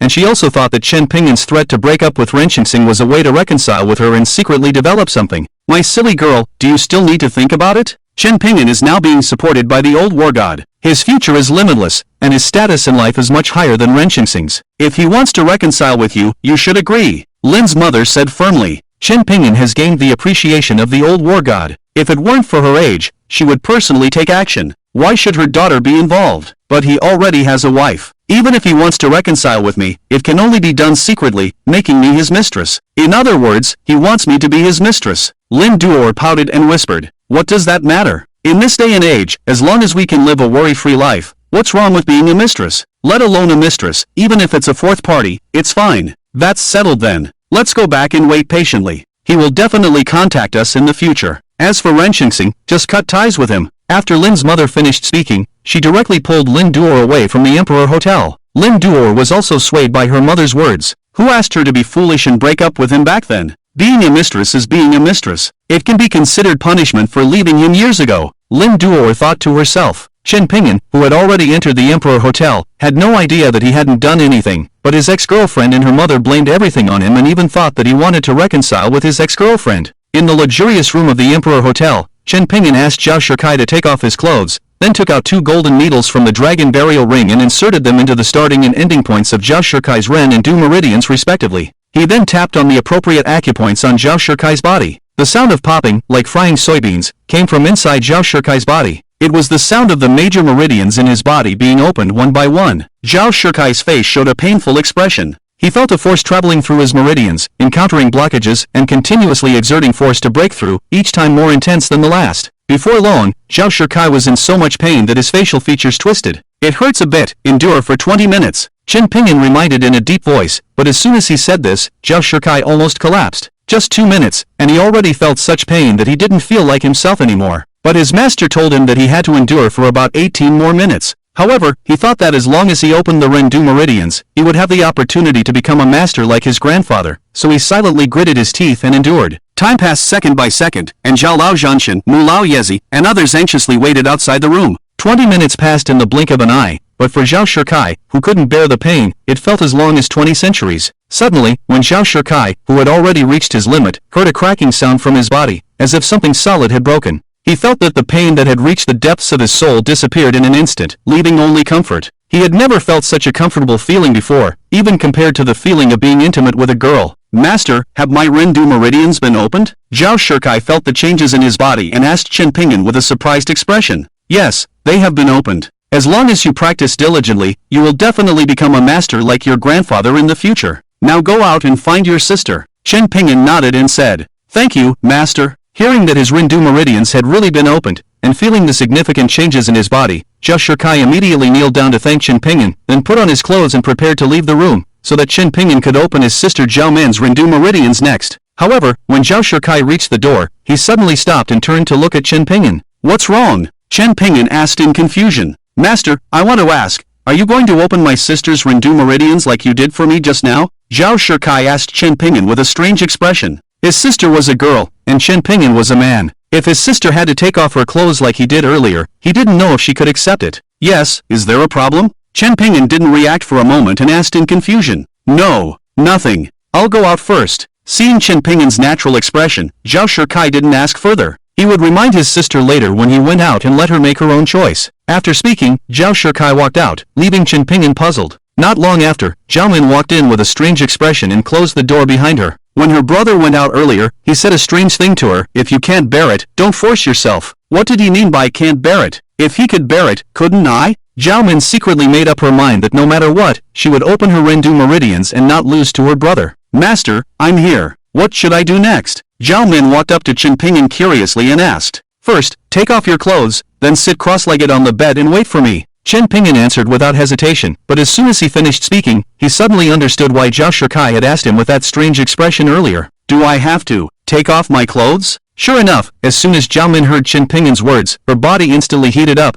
her face turned red all the way to her neck, and she stuttered as she asked Chen Ping'an, "No, you know how difficult it is to open the Rendu meridians. Even your grandfather, who is known as the Northern Battlefield God, couldn't open them for others. I can only help you open them by combining acupuncture and my internal energy." Chen Ping'an answered honestly. He wasn't trying to take advantage of Zhao Min because she was beautiful, but it was really necessary to take off her clothes so that he could combine acupuncture and his internal energy to help her open the Rendu meridians. Then, "Can I have 2 minutes to consider?" Zhao Min bit her seductive red lips and asked Chen Ping'an softly. Now she completely lost her previous arrogance and domineering when facing Chen Ping'an, afraid that he would get angry. Although Chen Ping'an is her martial uncle, he is also a vigorous man. It's too embarrassing for a young lady like her to undress in front of a man. Now she finally understands what her brother meant just now. Before Chen Ping'an had a chance to answer, his phone suddenly rang. Chen Ping'an took it out and saw that it was a call from Zhang Xiaobo, who had just been promoted to deputy manager of the security department of the Four Seas Group yesterday. Chen Ping'an made a gesture for Zhao Min to be quiet before answering the call. "Manager, something bad happened. Young Master Li brought a group of people to our company and caused trouble. Our security guards were basically defeated by his people. Please come back quickly." Ah, crash, beep beep beep. As soon as the phone was connected, Zhang Xiaobo's panicked voice came through. Just as his voice fell, a miserable scream followed, then the sound of the phone falling to the ground, and then it turned into a busy tone. It is estimated that Zhang Xiaobo's phone was smashed and couldn't be used anymore. "Hello, Zhang Xiaobo, is everything okay over there? Hello? Hello?" Chen Ping'an shouted into the phone several times, but no one responded. A gloomy expression appeared on his face. It's only his first day at work and someone is causing trouble, and they even dare to attack his subordinates. This is simply unreasonable. "Miss Xiao, I have urgent matters to attend to now. You can take your time to consider. I work at the Four Seas Group. Come find me there when you have made up your mind." After Chen Ping'an finished speaking, he turned and opened the door and walked out, leaving Zhao Min alone in the room, still in a dilemma. "Junior brother Chen, did you help my sister Min Min open her Rendu channel so quickly?" When Zhao Wujin, Mu Xinbo, Zhao Shikai, and others waiting outside saw Chen Ping'an come out, they all looked puzzled. Zhao Wujin directly asked, "Senior brother, there was a situation in my company. I need to go back and deal with it first. The little girl is still in the room thinking about whether she wants me to open her Rendu channel. Let her think it through and come to the Four Seas Group to find me. As for senior brother's birthday banquet, I'm afraid I won't be able to attend. I wish senior brother all the best and a long life." After Chen Ping'an hurriedly explained, he turned and left the Emperor Hotel, leaving Zhao Wujin, Mu Xinbo, and others standing there. What's wrong with Min Min? Why does she need to think about such a good thing? It's infuriating. After Zhao Wujin regained his senses, he stared at the door of the room and angrily scolded. "Grandfather, junior brother needs to undress in front of senior uncle to help open the Rendu channel. It requires a combination of acupuncture and internal energy. My sister probably can't pass the mental barrier, so..." Zhao Shikai saw that his grandfather was angry and quickly stepped forward to explain. When these words came out, Zhao Wujin's expression froze, and he remembered the scene when he opened his Rendu channel back then. It seemed that acupuncture and strong internal energy were indeed needed, and the clothes had to be taken off to complete the process. This was the reason why, despite his extraordinary strength, reaching the peak of the 9th rank, he couldn't help others open their Rendu channels because he didn't know medical skills. Do you know how rare this opportunity is? What's wrong with undressing in front of your senior uncle? It's just a piece of flesh. Tell her not to hesitate and go to the Four Seas Group to find your senior uncle as soon as she has time to open her Rendu channel. Otherwise, if your senior uncle changes his mind, she will regret it. After thinking for a moment, Zhao Wujin, the old war god, sternly instructed his grandson, then turned and went to the banquet hall. "Yes, grandfather." Zhao Shikai saw his grandfather so angry that he could only respectfully respond. After his grandfather left, he knocked on the door and conveyed his grandfather's words to his sister. "Old classmate, another war god is about to emerge from your Zhao family. It's really enviable." On the way to the banquet hall, Mu Xinbo looked envious as he said to Zhao Wuji. Although he was not a martial artist, because of his special identity, he knew the benefits of opening up the Ren and Du meridians for a martial artist. The future achievements of the Zhao family's grandson are estimated to be no lower than those of his current classmate Zhao Wuji. Maybe, with the foundation laid by Zhao Wuji, his future achievements might even surpass Zhao Wuji and reach a whole new level. Are you mocking me, old classmate? If we talk about envy, it should be me envying your Mu family, right? Your Mu family has me, Chen Shidi, as the heir of the burial dragon ring, so why worry about the family's prosperity? As for me, I still have to rely on others. Zhao Wuji said to Mu Xinbo with a displeased expression. Ah, you don't know, my son-in-law only has a 3-month deadline. After 3 months, whether he will still be my Mu family's son-in-law is uncertain. Mu Xinbo said with a bitter smile, but as soon as he said this, it instantly aroused Zhao Wuji's curiosity. Why are you saying this, old classmate? Zhao Wuji asked with a puzzled expression. Here's the thing. Mu Xinbo briefly explained the marriage of Chen Pingyan and his granddaughter Mu Wancheng to Zhao Wuji. In fact, he only said these words to appease Zhao Wuji. He had confidence in the marriage between his granddaughter and Chen Pingyan, especially since Chen Pingyan obtained the golden needle from his granddaughter and learned the phoenix taming technique. He had a special aura that attracted women. He could guarantee that within 3 months, his granddaughter would definitely fall madly in love with Chen Pingyan. If they were not married, this might not be a good thing, but because of his special identity, he had long known the secret of the phoenix taming technique and used a plan to get them married in advance. The phoenix taming technique would only bring benefits to his Mu family, not harm. But Zhao Wuji didn't know these secrets. When he heard Mu Xinbo's words, he thought Mu Xinbo was worried about this matter. Although he didn't show it on his face, his heart was already excited. According to Mu Xinbo's words, Mu Xinbo's granddaughter didn't actually like Chen Pingyan, and their marriage was only in agreement for 3 months. If they felt unsuitable after 3 months, they would divorce. At that time, if Chen Pingyan divorced Mu Wancheng, then his granddaughter Zhao Men would have a chance. As long as Chen Pingyan, the heir of the burial dragon ring, became their Zhao family's son-in-law, their Zhao family would definitely become one of the most prestigious families in the world. Although it was a bit unethical to steal an old classmate's lover, what did it matter for the sake of the family's interests? Determined, Zhao Wuji gave up on his decision to help Chen Pingyan clear his name at the birthday banquet. He didn't even mention Chen Pingyan's matter at the banquet. Chen Pingyan, who was on his way back to the Four Seas Group, had no idea that the old war god was already scheming to marry his granddaughter to him. At this moment, outside the gate of the Four Seas Group, a tall and thin young man was blocking the entrance with a group of people. This was Li Jingkong, who had been pursuing Gao Weiwei and had already designated her as his woman.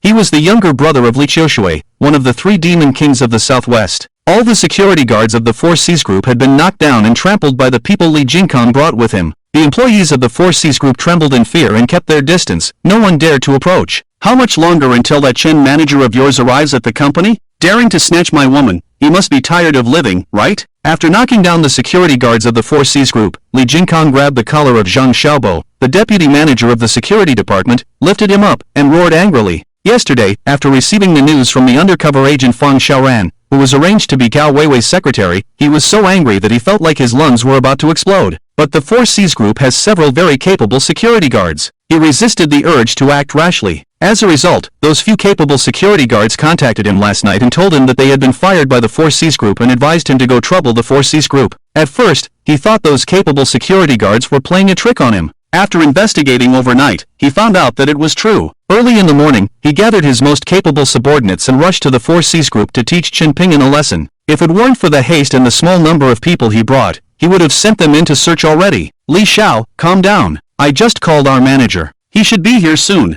Zhang Xiaobo, mentioned by Li Xiao, had a smile on his face that was uglier than crying. At this moment, he regretted becoming the deputy manager because Chen Pingyan was not present, so Li Xiao directly came to him, the deputy manager, for trouble. Xin Jigang, the security department manager who was fired yesterday, and the few capable team leaders were hiding in the dark, gloating at the scene in front of them. Also witnessing this scene was Gao Weiwei in the top floor president's office. Gao Weiwei sat in front of her desk, quietly watching the scene at the entrance of the first floor through the surveillance. She rhythmically tapped the desktop with her fingers. President, after Qin Jigang took those capable security guards away, our security department has no one who can stop Li Xiao. What should we do now? Fang Xiaoran stood behind Gao Weiwei and anxiously asked, "Isn't this the result you wanted to see?" Gao Weiwei didn't answer Fang Xiaoran, but inexplicably asked in return. Fang Xiaoran's face instantly became very ugly when she heard Gao Weiwei's words. She knelt down in front of Gao Weiwei with a thud. "President Gao, spare me. I didn't mean to betray you. Li Xiao threatened my family, and I won't dare to do it again."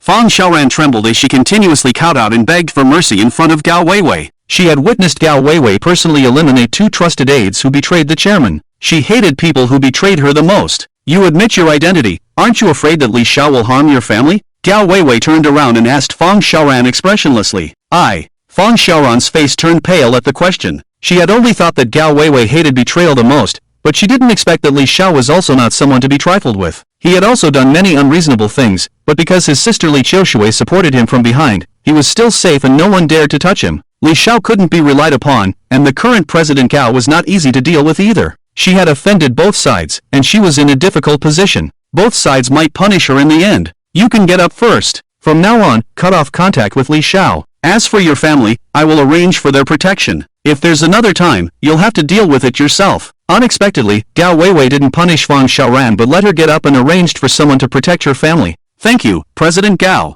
I promise there won't be another time." Seeing that Gao Weiwei didn't blame her, Fang Xiaoran quickly thanked her and made a promise. Li Xiao might harm Manager Chen later. What should we do now? After Fang Xiaoran stood up, she asked with some worry. Gao Weiwei cared so much about Chen Pingyan. If Chen Pingyan was beaten badly later, Gao Weiwei might vent her anger on her. I have my own arrangements. You go and do your own tasks. Gao Weiwei said expressionlessly. Yes, then I'll leave first. Fang Xiaoran didn't dare to ask anything else and respectfully left Gao Weiwei's office. After Fang Xiaoran left, Gao Weiwei picked up the phone on the desk and dialed a number. Protect Manager Chen and don't let a hair on his head be harmed. She only said one sentence and hung up the phone before waiting for a response. After Gao Weiwei hung up the phone, Chen Pingyan rushed back to the headquarters of the Sihai Group from the Emperor Hotel. As soon as he got out of the car, he saw a group of black-clad thugs trampling on the security guards of the Sihai Group, who were wailing on the ground. The only one standing was the deputy manager Zhang Xiaobo, who was being held up by Li Xiao by the collar. Let them go! Chen Pingyan stood behind Li Xiao and the others and said in a deep voice. His voice was not loud, but everyone present could hear it clearly, as if his voice was ringing directly in their ears. Kid, this is none of your business.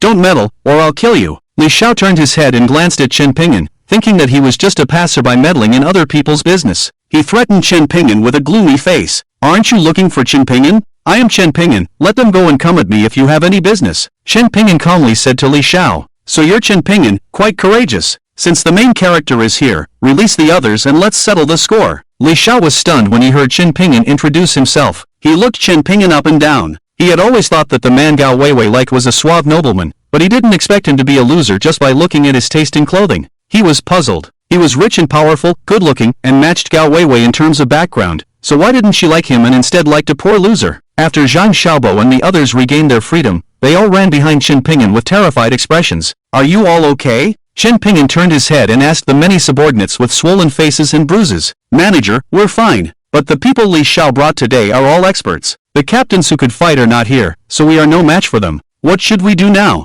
Zhang Xiaobo wiped the blood from the corner of his mouth and answered in a low voice. The others did not answer Chen Pingyan, and some even looked at him with resentment. Li Xiao came and specifically caused trouble for the new manager, Chen Pingyan. They all felt that this was caused by Chen Pingyan, and they were being implicated by him. Moreover, the captains who could fight were fired by Chen Pingyan. If it weren't for Chen Pingyan firing those capable captains and promoting incompetent people to be captains, they wouldn't have been beaten like this today. Taking all these factors into account, they vented all their grievances on Chen Pingyan. Many people lowered their heads, cast sideways glances, and looked at Chen Pingyan with resentful eyes. What else can we do? Others have bullied us at our doorstep, so of course we have to fight back, Chen Pingyan said without hesitation. But manager, the people Li Xiao brought are all experts. Can you handle so many experts? Zhang Xiaobo looked at Chen Pingyan in front of him and asked with some worry. In their eyes, Chen Pingyan looked quite sturdy, but he didn't seem like someone who could fight. Li Xiao today brought so many people with him today, and each one of them was skilled. It was impossible for Chen Pingyan to be their opponent. They couldn't understand where Chen Pingyan got the courage to say such words like fighting back. Not only Zhang Xiaobo, but everyone else also looked down on Chen Pingyan. Who said I want to go up and fight them? Chen Pingyan calmly asked. Did the manager bring skilled people with him?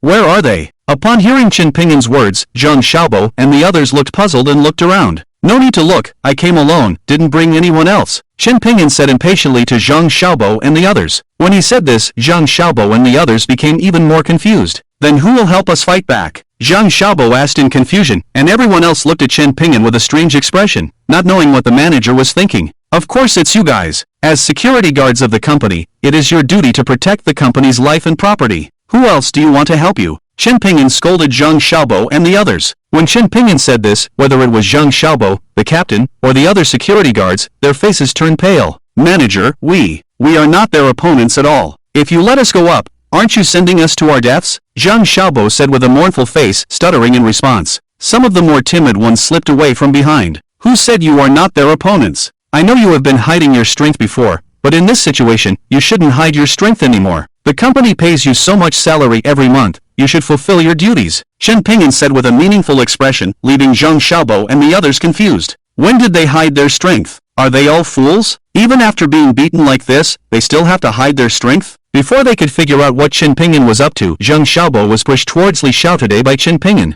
As the deputy manager, you should take the lead. You go first and show them your full strength. Let them see how formidable we are. After Chen Pingyan finished speaking, he took out a golden needle from the Zanglong ring and flicked it lightly. The golden needle quickly disappeared into Zhang Xiaobo's back without anyone noticing. Li Xiao today and his subordinates on the opposite side heard the conversation between Chen Pingyan and Zhang Xiaobo clearly, and they thought Chen Pingyan was pushing Zhang Xiaobo to his death. He. Since your manager wants you to be a scapegoat for him, I'll grant your wish. After disabling you, it won't be too late to disable him. Li Xiaotade smirked and said to Zhang Xiaobo, who was pushed over by Qin Pingyun. After speaking, he took a baseball bat from one of his subordinates and fiercely smashed it towards Zhang Xiaobo's legs, as if he wanted to break them with one strike. Zhang Xiaobo was already terrified by Li Xiaotade and the others, and when he saw Li Xiaotade swinging the baseball bat, he was even more frightened, almost wetting himself. His only thought was to turn around and run. However, whether it was because his legs were weakened by fear or for some other reason, he found that he couldn't retreat or turn around. It was as if a mysterious force was pushing him forward, crashing into Li Xiaotade's arms. Ah, no! Seeing the baseball bat in Li Xiaotade's hand about to strike his legs, Zhang Xiaobo closed his eyes and screamed. Many people around couldn't bear to see Zhang Xiaobo's legs being broken, so they turned their heads away and dared not look. Only some bolder and curious people watched as Li Xiaotade's hard baseball bat struck Zhang Xiaobo's legs. Just when everyone thought Zhang Xiaobo was about to be finished, an incredible scene happened.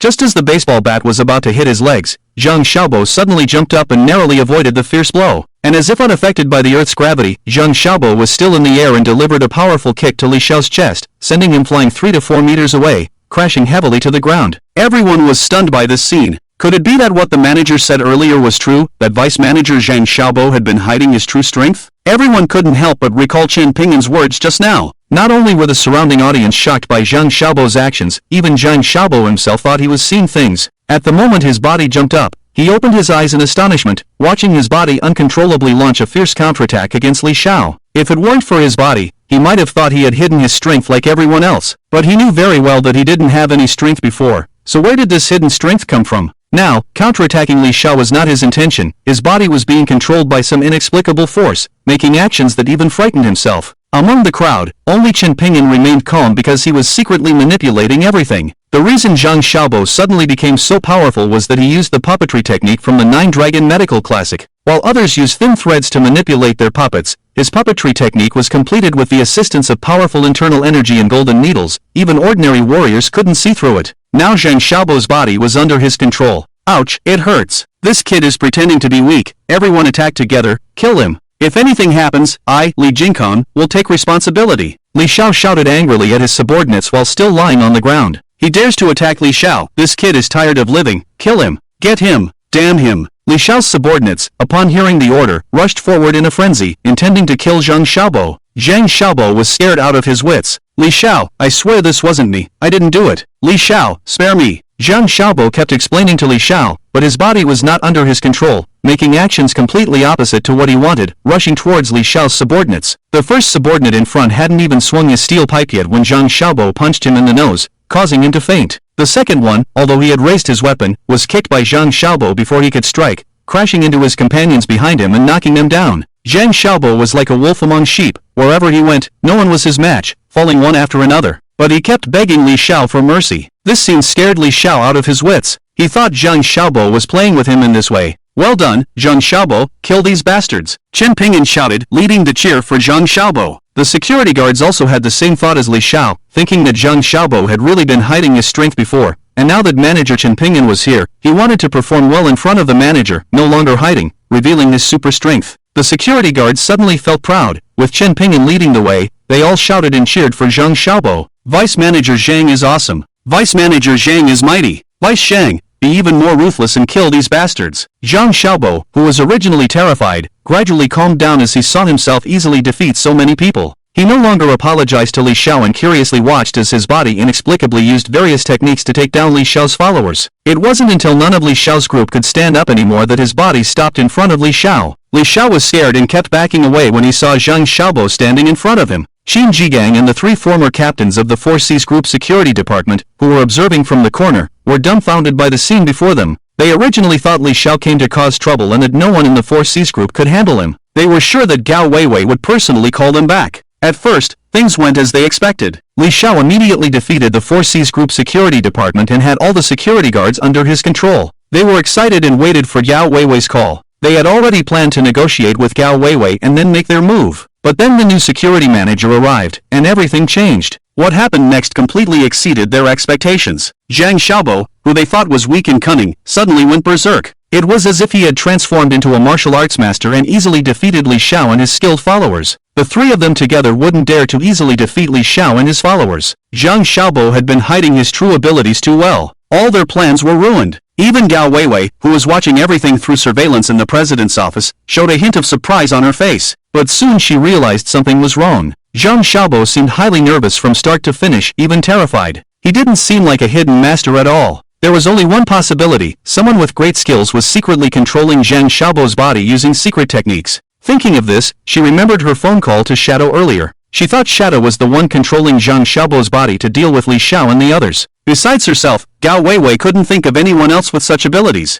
After Zhang Xiaobo stabilized, although he didn't know what was happening, when he saw that he had easily defeated the arrogant Li Xiao and his followers, he didn't care about anything else and walked confidently towards Li Xiao. What? What do you want? Don't come any closer. My sister is Li Qiushui, the chairman of the Li Group, also known as the Witch Queen, one of the 3 great demons of the Southwest. If you dare to touch a hair on me, my sister won't let you off. Li Xiao realized that his people were no match for Zhang Xiaobo, so he had to bring up his sister to intimidate him. In the Southwest, there were indeed few people who dared to disrespect his sister Li Qiushui. Sure enough, when Zhang Xiaobo heard Li Xiao mention his sister Li Qiushui, he immediately backed down and stopped in his tracks. Li Xiao, don't misunderstand, I just wanted to come and help you up and see where you were injured, Zhang Xiaobo said as he bent down to help the terrified Zhang Xiaobo up from the ground. But when Li Xiao saw Zhang Xiaobo's actions, he remembered how Zhang Xiaobo had apologized to him while ruthlessly attacking his men. He thought Zhang Xiaobo was using the same trick again and was scared, so he quickly got up and stood behind his followers. Don't come any closer, I don't need your help.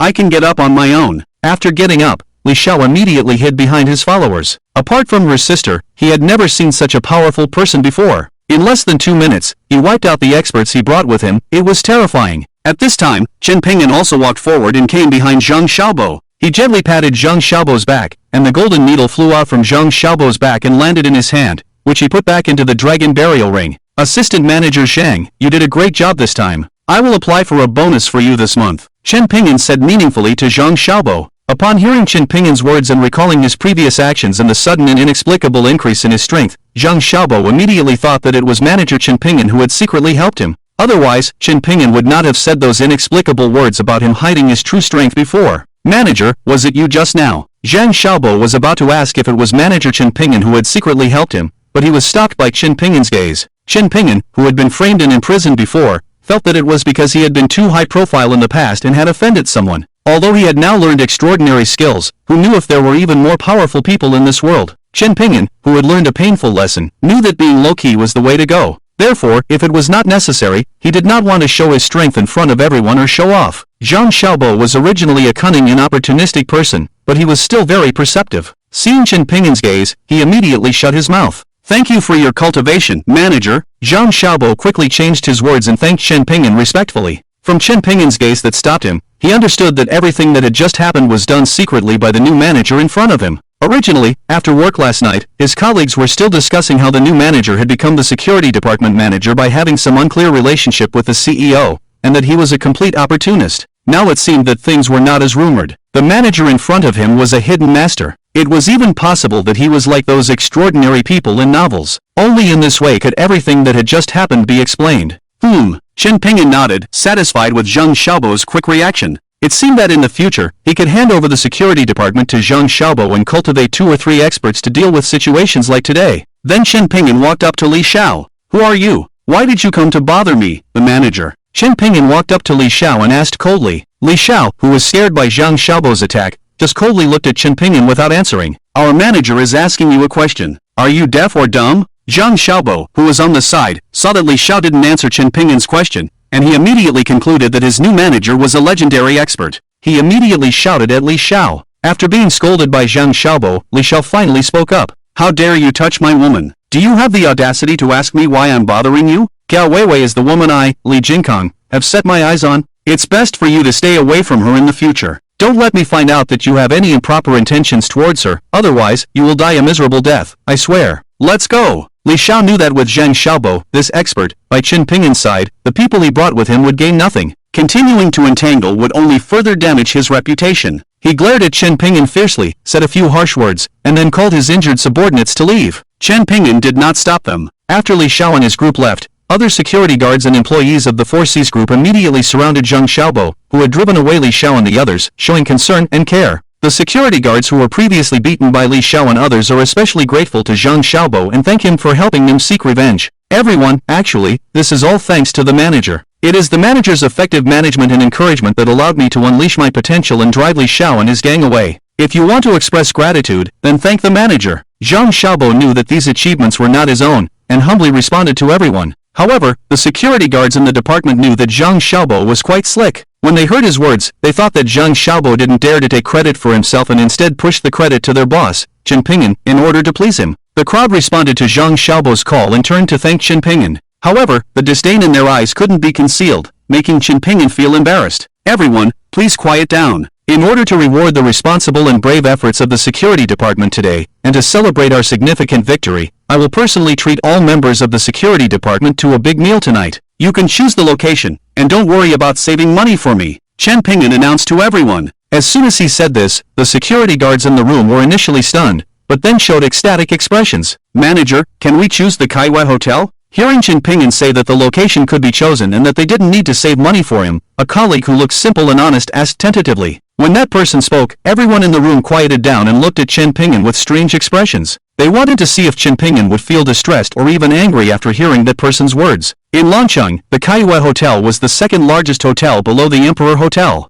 It was said that even a casual meal there would cost tens of thousands of yuan. The reason that person didn't ask if they could go to the Emperor Hotel was because they heard that the old war god was hosting a birthday banquet there today, and it was fully booked. They could only choose the Kaiwei Hotel. Zhang Xiaobo immediately walked up to that colleague and slapped him on the back of his head. You idiot, who do you think owns the company? Going to such an expensive hotel, with all of us and the brothers on the night and afternoon shifts, at least 4 or 5 tables. The manager's salary for the next few months will be gone after this meal. Zhang Xiaobo lectured that colleague. It was because Chen Ping'an had arrived that he had the opportunity to become the deputy manager, and Chen Ping'an had just let him take all the credit. He was very grateful to Chen Ping'an and instinctively defended Chen Ping'an's interests. The manager said we could choose the location. That colleague answered in a small voice, looking aggrieved. You dare to talk back. Zhang Xiaobo saw that this simple and honest colleague dared to talk back, and he wanted to slap him on the back of his head again. Xiaobo, what are you doing? It's just the Kaiwei Hotel, no big deal. Tonight, we'll celebrate at the Kaiwei Hotel. Those with family members can bring them along, let's have a lively celebration together. Chen Ping'an quickly stopped Zhang Xiaobo and said again. As soon as he said this, Zhang Xiaobo took a deep breath. This manager was too generous. Many of them had family members with them, so wouldn't they be eating up the manager's salary for a year tonight? What he didn't know was that even if they ate at the Kaiwei Hotel for a year, it still wouldn't bankrupt Chen Ping'an. Long live the manager. Manager, I love you. Manager, we all love you. When they heard that tonight's feast would be held at the Kaiwei Hotel and that they could bring their family members, all the security guards cheered. They didn't care how much money this meal would cost, they only knew that tonight they could bring their families to the second largest high-end hotel in Lancheng, enjoy the services of a high-end hotel, and satisfy that bit of vanity in their hearts. Some immediately called their families to let them know they didn't need to cook tonight. Others called their colleagues on the afternoon and night shifts. Can I go with you guys? Just as everyone was busy making phone calls to their families or colleagues, a somewhat cold voice came from behind them and entered their ears. When they turned around and saw who was speaking, everyone showed an incredulous expression, because they found out that the one asking them was none other than Gao Weiwei, the unattainable and aloof CEO of their 4Cs group. The CEO who usually kept her distance actually wanted to have a meal with them?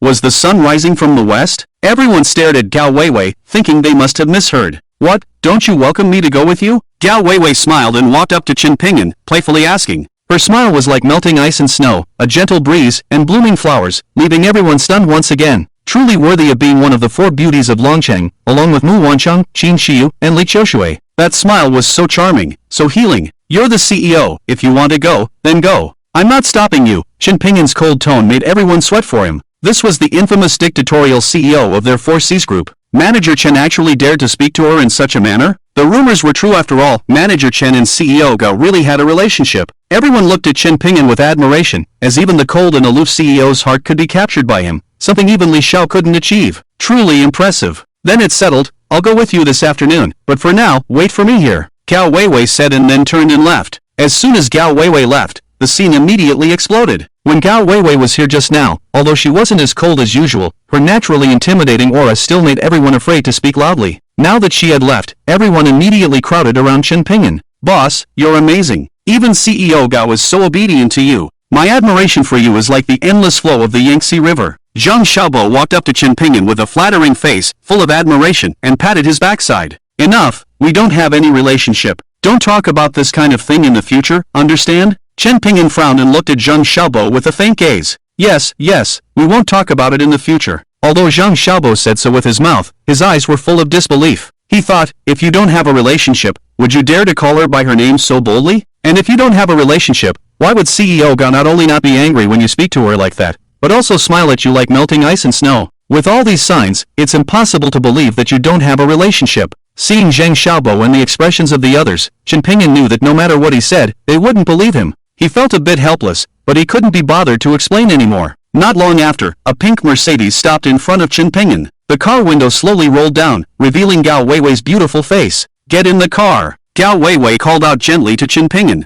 "Why should I get in the car?" Chen Pingyan remained as cold as before. Gao Weiwei knew that Chen Pingyan resented her, but she didn't care about his attitude towards her and still greeted him with a smile. "Your clothes are a bit old. I'll take you to buy some new ones. Otherwise, when we go to the Kaiwa Hotel this afternoon, people might think you're a beggar and won't let you in." Gao Weiwei pointed at Chen Pingyan's clothes. Seeing Chen Pingyan in these clothes, she thought he didn't have much money after just being released from prison, so he was still wearing his old clothes from before. She felt a bit sorry for him. "No need, I think my clothes are fine. You don't have to worry, CEO Gao." Chen Pingyan rejected Gao Weiwei's idea of taking him to buy clothes without even thinking about it. "You are now the manager of our company's security department. It damages our company's image if you dress so shabbily. I am considering the company's interests. Whether you want to go or not, you have to go. Otherwise, you can quit this job. I will support you in the future." Gao Weiwei's words were cut off by Chen Pingyan covering her mouth. However, he was a step too late. Everything that should and shouldn't have been said was heard by everyone around. The security department staff all looked at Chen Pingyan with strange eyes. "General Gao voluntarily said he would support you, and you say you have no relationship with him?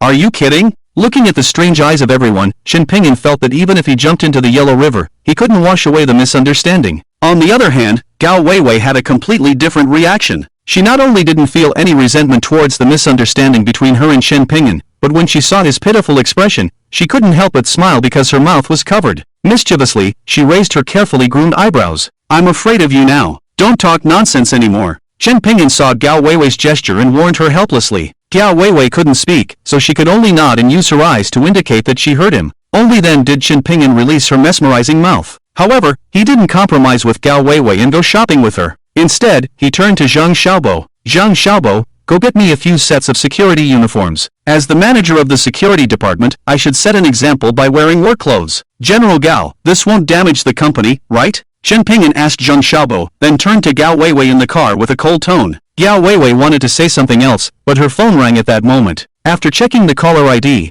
her face instantly regained its usual cold and arrogant expression. Without hesitation, she answered the call. "Wu Xingjie is dead." A mechanical voice came from the phone. Although the voice was not loud, Chen Pingyan, who was standing next to Gao Weiwei, heard it clearly. His eyebrows furrowed involuntarily. He had just seen Wu Xingjie a few days ago, who was known as one of the three demons of the Southwest. At that time, his mental state was still good. How could he suddenly die in a few days? Gao Weiwei, holding the phone, had an even more drastic change in her expression, then quickly hung up. "Since you don't like to dress formally, then it's up to you. If you have any issues, find my secretary to help you solve them. I have some things to deal with, so I'll leave first." Seeing that Chen Pingyan didn't want to go shopping with her, Gao Weiwei felt a bit disappointed. Coupled with the sudden phone call, she stepped on the accelerator and left. Chen Pingyan saw Gao Weiwei leave and didn't think much about it. People die every moment in this world, suddenly and without any connection to him. After adjusting his mood, Chen Pingyan turned around and saw the security department staff still looking at him with strange eyes. His eyebrows furrowed again. "Zhang Xiaobo, what are you standing there for? Hurry up and get me the clothes. Bring them directly to my office," Chen Pingyan said impatiently. "Yes, manager. I'll go get the clothes for you." Zhang Xiaobo quickly turned around to find the clothes for Chen Pingyan. Chen Pingyan watched Zhang Xiaobo leave and then walked back to his office. In less than 10 minutes, Zhang Xiaobo knocked on Chen Pingyan's office door, holding 2 sets of security uniforms. Chen Pingyan noticed that it wasn't just Zhang Xiaobo who came, but also the 3 people he promoted as team leaders yesterday. Each of them had a set of clothes in their hands. "Manager, we brought the clothes you wanted. There are 4 sets in total," Zhang Xiaobo happily said to Chen Pingyan, pointing at the clothes in their hands. "Do we need all of you to bring just a few sets of clothes? 4 people together?" Chen Pingyan asked with a wry smile, not knowing whether to laugh or cry. "In addition to Zhang Xiaobo, I specifically remembered the names of the other 3 people yesterday. The tall one with a crew cut is called Lu Hang. The thin and tall one with a bit of artistic flair is called Zhang Shixian. The one with a silly face is called Wu Yong. But Chen Pingyan doesn't think he's brave at all. After hearing Qin Ping'an's words, all three team leaders looked at Zhang Xiaobo, and none of them answered Qin Ping'an's question. Zhang Xiaobo once again put on a smile and walked up to Qin Ping'an, and with a slightly embarrassed expression, he said, "Manager, besides bringing you clothes, the few of us also want you to teach us some martial arts.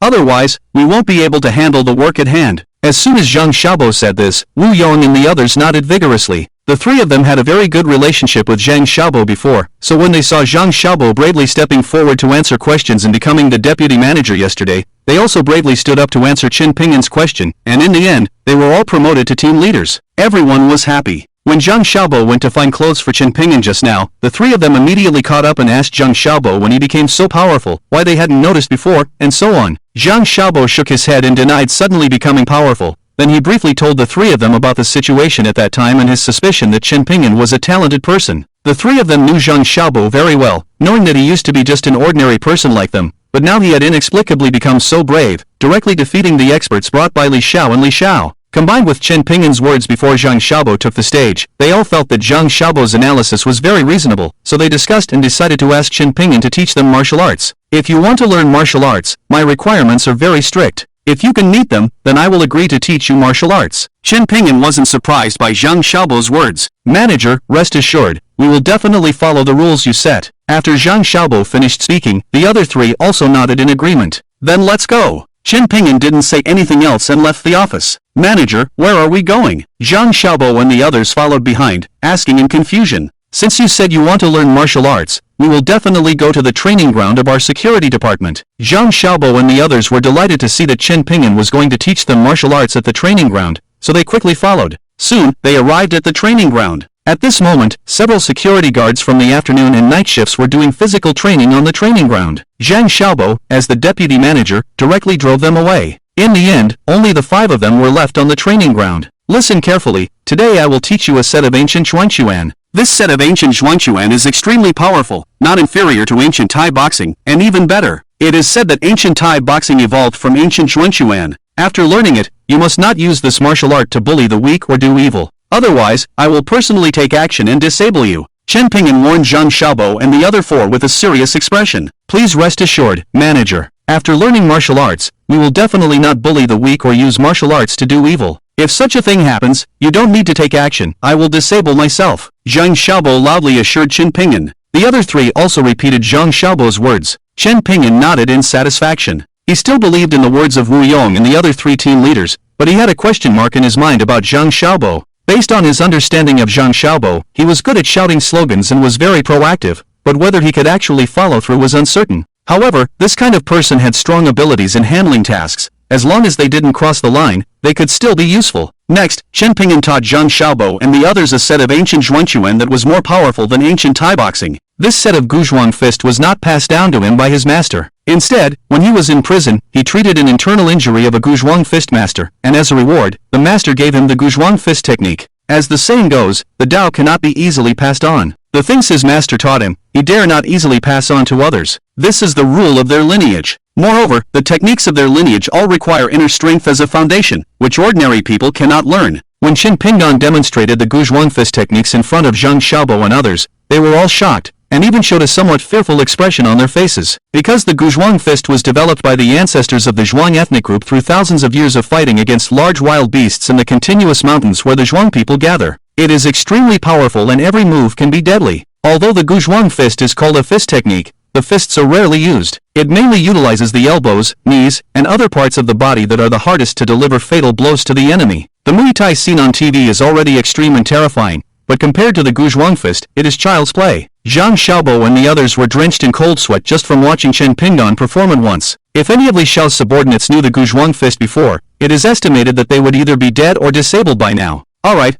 I'll perform it again. Record it with your phones and follow the video to learn, step by step. Familiarize yourselves with the moves today. After Qin Ping'an finished speaking, he performed it again, letting them record it and learn the moves step by step according to the recorded video. It wasn't until the end of the workday in the afternoon that all four of them were exhausted, almost on the verge of collapse, before Qin Ping'an let them rest. Alright, now that you've memorized the moves, you can come here to train on your own in the future. Let's clean up and go have a big meal now. After Qin Ping'an finished speaking, he was the first to leave the training ground. When he reached the entrance, all the security personnel of the security department, including Gao Weiwei, were gathered there. Even Gao Weiwei specially changed into a dress and dressed up at the entrance of the company, waiting for him. The company's employees rarely saw Gao Weiwei's gentle side like this, and many of them couldn't help but turn their heads to look at Gao Weiwei standing at the entrance, waiting for Qin Pingan. When Qin Pingan came out, Gao Weiwei's face lit up with joy and she took the initiative to greet him, just like welcoming a boyfriend. This scene once again stunned the employees of the Four Seas Group. Manager Chen, we're all ready. I also called the manager of the Hyatt Hotel and asked them to reserve a spot for us. My car is over there, let's get in quickly.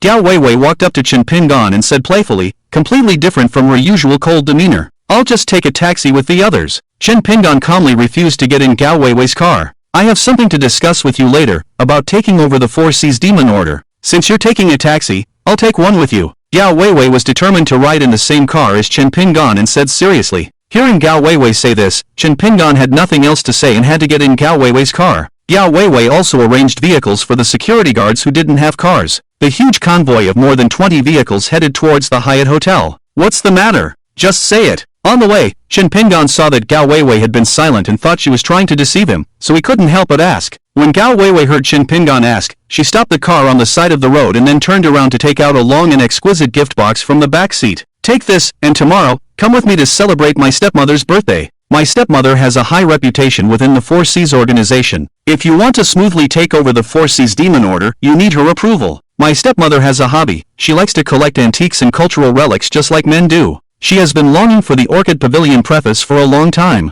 The one inside this box is the authentic Orchid Pavilion preface. When the time comes, you should give it to her as a birthday gift. It should leave a good impression on her. Although it may not necessarily win her support, she might not oppose you holding the Four Seas Demon King Order because of this Orchid Pavilion preface. Gao Weiwei said seriously to Qin Pingan. Qin Pingan didn't say anything. He directly opened the exquisite gift box and took out the Orchid Pavilion preface inside. The Orchid Pavilion preface is the pinnacle work of the calligraphy master Wang Shiji, and it has been hailed as the #1 calligraphy in the world since ancient times. It is said to have disappeared for thousands of years. All the Orchid Pavilion preface on the market now are replicas. There are no authentic ones. Once the authentic Orchid Pavilion preface appears, it will definitely be treated as a national treasure level cultural relic and be praised by the top collectors in the field. How much did you spend on this Orchid Pavilion preface? Qin Pingan asked calmly while looking at the Orchid Pavilion preface in his hand. 180 million yuan. Gao Weiwei answered without hesitation, as if a billion yuan was just a string of numbers. You really spent a lot of money, but this Orchid Pavilion preface is a fake. You've been ripped off. Qin Pingan blurted out after hearing the price Gao Weiwei mentioned. He was so sure that this Orchid Pavilion preface was fake because the authentic one was hidden in the antique area of his safe deposit box at Ruisher Bank. The manager Shin at the Swiss bank had given him the list of antiques in his safe deposit box, and the list happened to include the Orchid Pavilion preface. I know. Unexpectedly, Gao Weiwei, after hearing his words, just looked at him with a slight surprise and admitted the fact that the Orchid Pavilion preface was a fake. Now it was Qin Pingan's turn to be surprised, and he asked in confusion, you knew it was a fake, why did you spend so much money to buy it? Are you crazy? Qin Pingan couldn't help but curse. If I didn't spend so much money, how could my stepmother believe it's authentic? Alright, tomorrow you just need to bring this with me to celebrate my stepmother's birthday. You don't need to worry about anything else, I have my own arrangements. Gao Weiwei said, then started the car and headed towards the Grand Hyatt Hotel. Soon, their convoy arrived at the Grand Hyatt Hotel, which was ranked second in the city's hotel industry. Many security guards' family members were already waiting at the entrance. The manager of the Grand Hyatt Hotel, accompanied by the hotel's welcoming staff,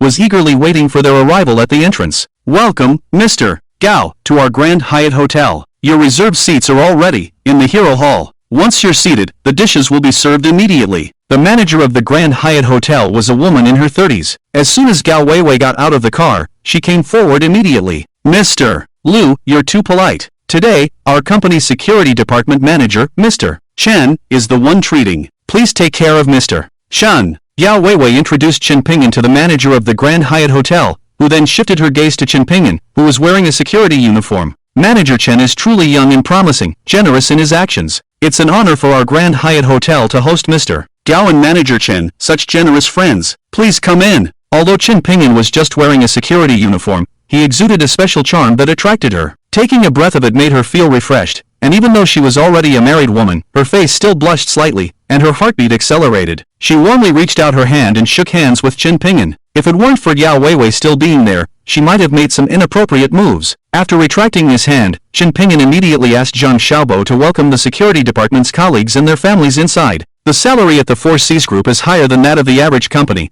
but this Kaiwei Grand Hotel is a super luxurious hotel second only to the Emperor Hotel. Many people have never had the opportunity to come here, especially their family members. When they first entered, they were shocked by the luxurious appearance of the hotel. Although Chen Ping'an is a new manager, he immediately promoted newcomers and invited them to have a meal at this luxurious hotel. What's more, they can bring their family members. The security department no longer harbors any ill will towards Chen Ping'an. Even under the guidance of Zhang Xiaobo and others, everyone frequently toasts and flatters Chen Ping'an. Zhang Xiaobo, Lu Hang, and Zhang Shixian and others even offered to help Chen Ping'an with the drinks, but they were all rejected by Chen Ping'an. Glass after glass of liquor, regardless of who it was poured into their stomachs. Even Gao Weiwei, who was sitting next to him, began to worry about him. Just as Chen Ping'an and the security department were enjoying themselves, in a tea room on the top floor of the Kaiwei Grand Hotel, a woman in her 30s, holding a cigarette in her hand, sat in front of a coffee table with a coquettish manner, smoking and making tea. Standing beside her was an old man. Miss, there are 3 major events in Longcheng today. The old war god Zhao Wujin in the Emperor Hotel is hosting a birthday banquet.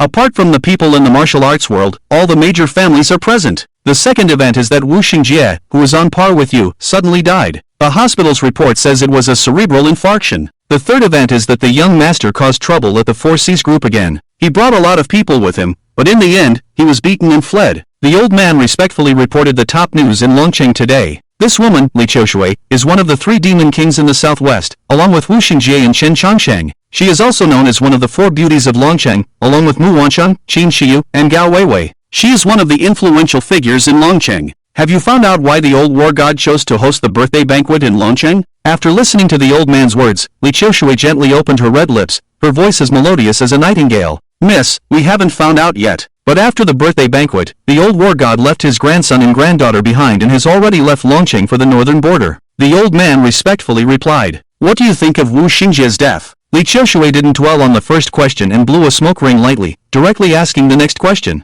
Miss, I saw Wu Xingjie yesterday. His mental state was still very good. Coupled with Chen Changsheng's inexplicable death some time ago, I think Wu Xingjie's death is quite suspicious. The old man replied calmly. Are you suggesting that his death was deliberate? Li Qiushui furrowed her brows slightly. There is a possibility. Now that Chen Changsheng and Wu Xingjie, who are on par with you, have both died, you might be their next target. The old man nodded and analyzed. Is that so? Quite interesting. Have you noticed any suspicious individuals appearing in Longcheng recently? After listening to the old man's analysis, Li Qiushui not only wasn't afraid, but instead showed a curious expression. There is indeed a suspicious person in Longcheng recently, the new manager of the security department at the Four Seas Group. Take a look at this. The old man finished speaking and handed a USB drive to Li Qiushui. Li Qiushui took the USB drive and inserted it into the computer, slowly watching it while smoking a cigarette. If Chen Ping'an were here, he would definitely notice that the content inside the USB drive is the scene of Li Jinkang causing trouble at the Four Seas Group and being beaten away by Zhang Xiaobo. At first, Li Qiushui didn't think much of it, but when she saw Zhang Xiaobo suddenly show his power and knock down her brother Li Jinkang and others, she finally became interested. This security guard shouldn't be a martial artist. How did he suddenly become so powerful? Li Qiushui asked the old man curiously. Miss, take a look. This guy only became powerful after their manager arrived. If I'm not mistaken, their manager must have used the legendary puppetry technique. And I found out that Wu Xingjie met this person before he died. Wu Xingjie's grandson had a conflict with this person a few days ago, and Wu Xingjie's grandson had his arm disabled. It seemed like Wu Xingjie would seek revenge, but in the end, he went to apologize to this person instead. Now he has appeared in Chen Changsheng's Four Seas Group. I feel that Chen Changsheng's and Wu Xingjie's deaths may be related to him. Then let's go meet him tonight. Li Qiushui said eagerly to the old man. I'll check his whereabouts tonight. After the old man finished speaking and saw Li Qiushui nod, he left the tea room. The tea room became quiet, with only the sound of smoking and drinking tea. The sun set, and neon lights lit up on the street. It was already 10 o'clock at night. Chen Ping'an and the security department staff had been drinking since they finished work until 10 o'clock. Many people were so drunk that they couldn't leave. The only man who was still awake was Chen Ping'an. I've already arranged for the hotel staff to drive those who came without family to the company dormitory. Where do you live? Let me take you home. Chen Ping'an and Gao Weiwei stood at the entrance of the Hyatt Hotel. Gao Weiwei, who didn't drink, said to the slightly intoxicated Chen Ping'an, No need, I'll go back by myself. Chen Ping'an said and ignored Gao Weiwei. He left with the Orchid Pavilion preface that Gao Weiwei had given him earlier. He had just made an appointment with manager Shin from Ruesure Bank to pick up the authentic Orchid Pavilion preface. If he wanted to give a gift, he would give the genuine one and not deceive others with a fake. Gao Weiwei knew Chen Pingin's temper. She hesitated for a moment but ultimately didn't follow him. She dialed the same number again. Protect Chen Pingin. As usual, after the call connected, she only said one sentence before hanging up, then she got in the car and left the Hyatt Hotel. 2 hours later, Chen Pingin came out of Ruesure Bank with the authentic Orchid Pavilion preface in hand, accompanied by manager Shin. Mr. Chen, where do you live now? Let me take you home. Manager Shin, just like Gao Weiwei before, offered to drive Chen Pingin home. Just as Chen Pingin was about to nod, his ears twitched twice, and he frowned and looked back. No need, you can go back. I have some personal matters to attend to later. In the end, Chen Pingin refused manager Shin's offer to drive him home. Alright then, be careful at this late hour. If you need anything, call me. Chen Pingin said he had something to take care of, and manager Shin didn't want to say anything more. He left in his car. After manager Shin left, Chen Pingin walked in the direction of Li Runan's rented apartment along the road. When he reached a dimly lit section of the road, a slender figure in combat gear with a fox mask appeared in front of him, blocking his way. The person also held a long sword in their hand. Even in the dimly lit area, the sword emitted a cold and shining light, indicating its sharpness. Who are you, and what do you want? Chen Pingin stopped and asked in a deep voice. I'm here to take your life. A seductive voice entered Chen Pingin's ears. As soon as the voice fell, the slender figure on the opposite side immediately moved. Her move was simple, as she quickly thrust the sword towards Chen Pingin's throat. However, Chen Pingin seemed to be stunned by the sudden turn of events and stood still in place. Didn't Uncle Zhong say that this guy is very powerful, and he killed Wu Xingji and Chen Changsheng, who were on par with him?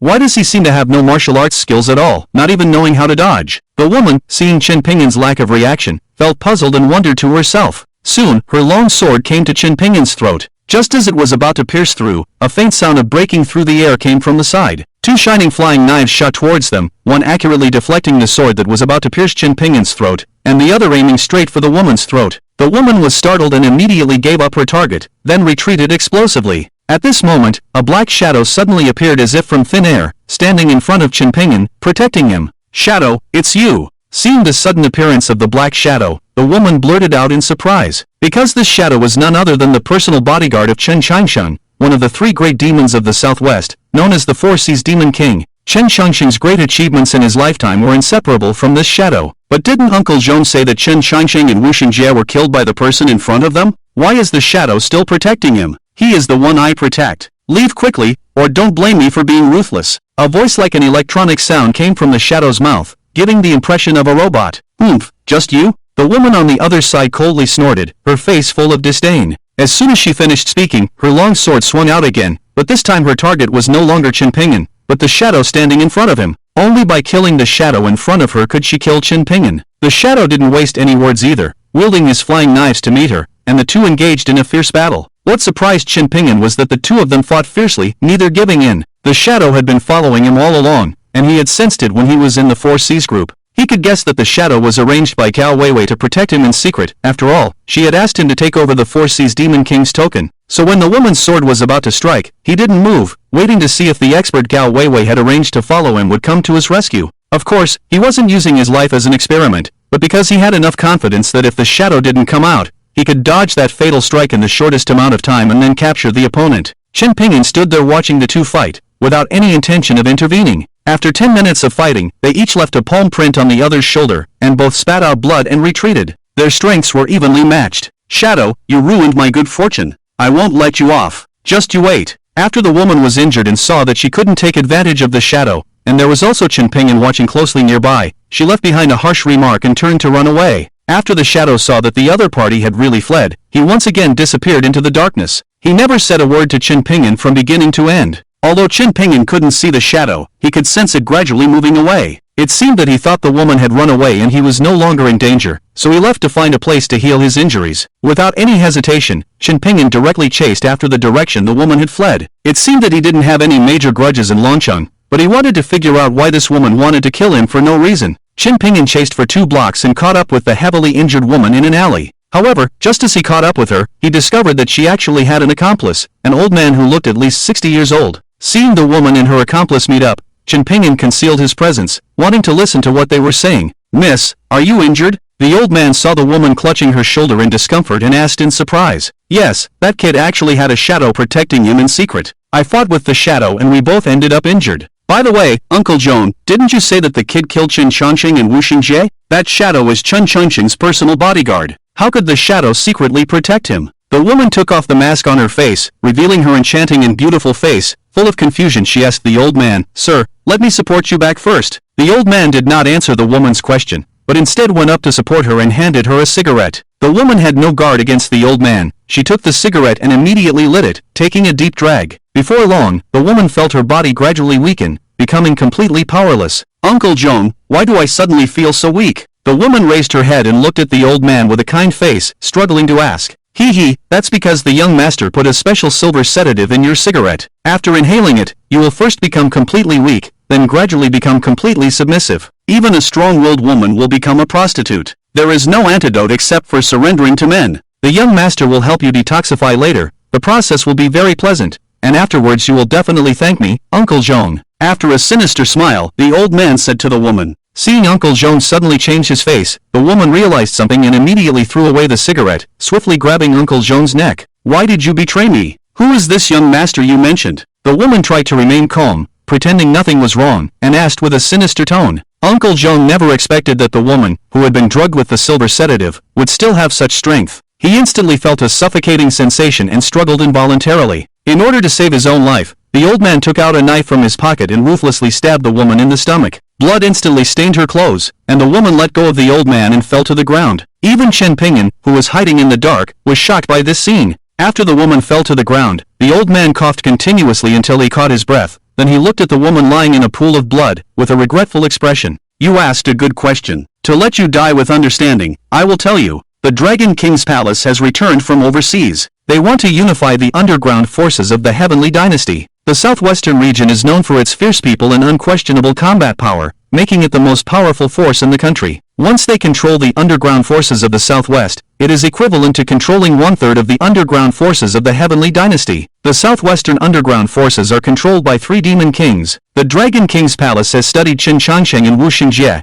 and they know that they will not surrender, so they can only be killed. Then they will support those who are willing to obey. As for you, the young master wants you to be his woman because of your beautiful face. Unfortunately, you are foolish. Even after being drugged, you still want to kill me. In that case, I can only apologize. Let me tell you the truth, that Chen Pingyan is not a warrior at all. He is just a pretty boy raised by Gao Weiwei. The puppetry in the video was done by Shadow. The reason I told you that Chen Pingyan killed Chen Changqing and Wu Xingjie was just to make you and Shadow both suffer. Someone has already gone to kill Shadow. As long as Shadow dies, no one in the southwest can stop the young master of the Dragon King's palace from becoming the king of the southwest and unifying the underground forces of the Heavenly Dynasty. At that time, I will be one of the greatest contributors to the return of the Dragon King's palace. I will enjoy endless glory and wealth. Alright, I have said everything I needed to say. Now, can you close your eyes? The old man's words filled the woman with despair. It's impossible. The Uncle Joan I know is not like this. Are you lying to me? You. The woman wanted to say something else, but the old man didn't give her a chance.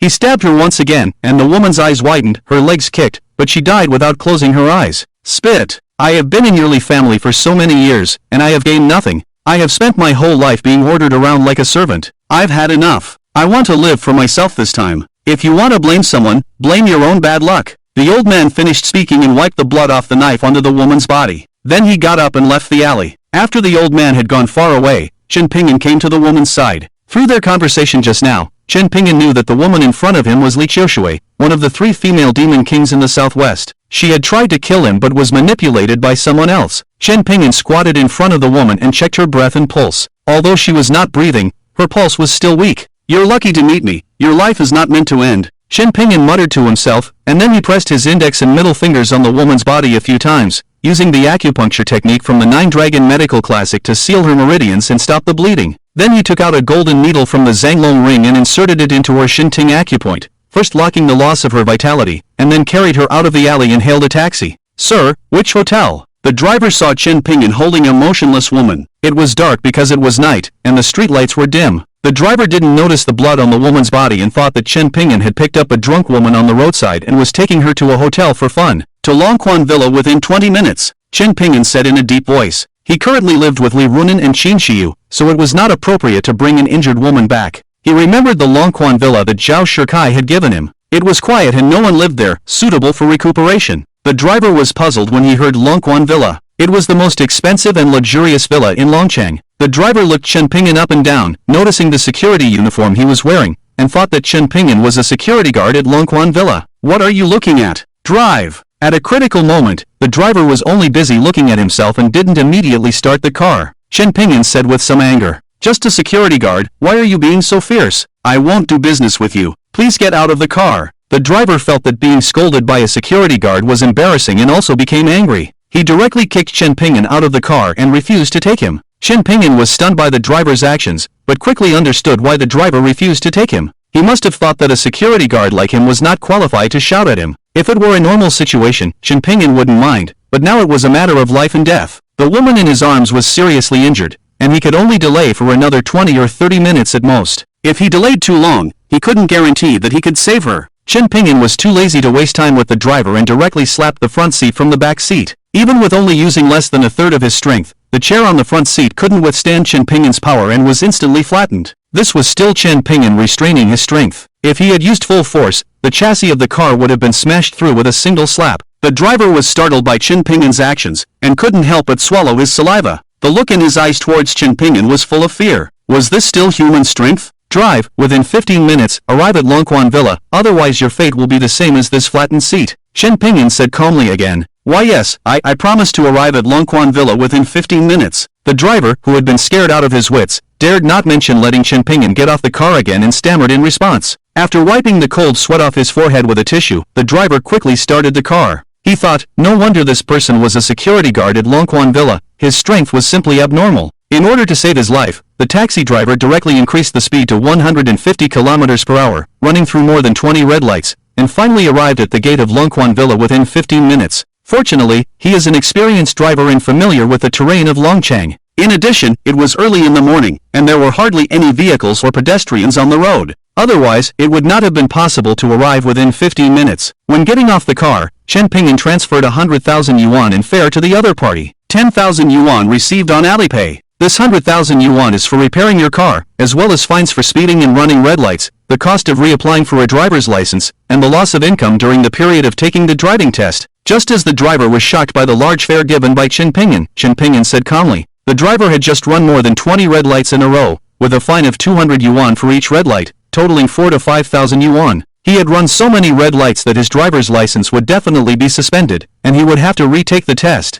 Chen Ping'an never mistreated those who helped him, even if they were forced to do so. The driver, upon hearing Chen Ping'an's words, was shaken to the core. He had been scared by Chen Ping'an just now and hadn't even considered the possibility of being fined. Now, with Chen Ping'an's reminder, he was filled with cold sweat. Fortunately, this passenger was generous and gave him so much fare. Not only did he not suffer any losses, but he also earned tens of thousands of yuan. Otherwise, he would have been in big trouble today and wouldn't know how to explain it to his wife when he got home. Thank you, boss. The driver quickly thanked Chen Ping'an. He thought to himself, no wonder he is the security guard of Longquan Villa, his salary must be high. Meanwhile, Chen Ping'an had already walked towards the entrance of Longquan Villa with the woman in his arms. It was his first time entering this villa, and he didn't have time to explore it. He randomly found a bedroom and carried the woman inside. He took off her clothes and used 2 gold needles to perform acupuncture on her. Then he performed auxiliary treatments such as cardiac resuscitation and artificial respiration. The woman, who had already stopped breathing, slowly regained her heartbeat under Chen Ping'an's full efforts. He then stood up and carefully examined the woman in front of him.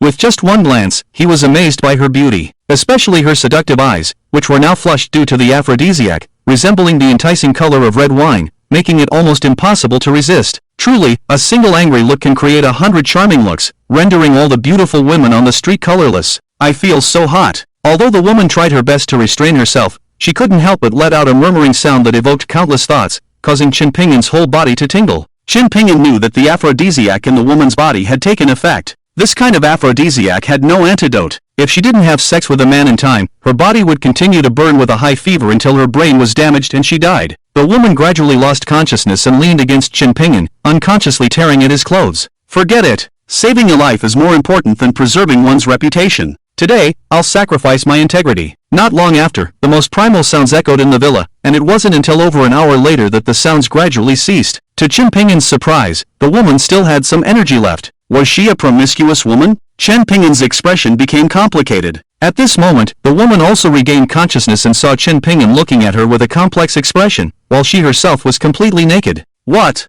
did you do to me? The woman instinctively slapped Chen Pingyan in the face. You were under the influence of a strong aphrodisiac. I sacrificed my integrity to save your life. Not only are you ungrateful, but you also hit me. Have you ever seen anyone treat their savior like this? Chen Pingyan explained angrily, but after explaining, he reached out and covered the woman's body with his clothes, hiding that breathtaking scenery. The woman's memories of what had happened earlier came rushing back, and scenes that made her angry and ashamed flashed through her mind. She immediately realized that she had misunderstood Chen Pingyan. Suddenly, sadness overwhelmed her heart. She never expected that the old servant who had watched her grow up would betray her and try to kill her. If it weren't for Chen Pingyan's rescue, she would probably be dead by now. However, for the first time in her life, she lost her head, and it was given to a kept man by someone else, which made her feel extremely frustrated. But no matter what, she managed to save her life. Since she narrowly escaped death, they can now wait for her revenge. The Dragon King's palace wants to control the underground forces in the southwest, but they won't even have a chance. Thinking of this, the woman suppressed her sadness and looked at Chen Pingyan, asking, "Do you have a cigarette?"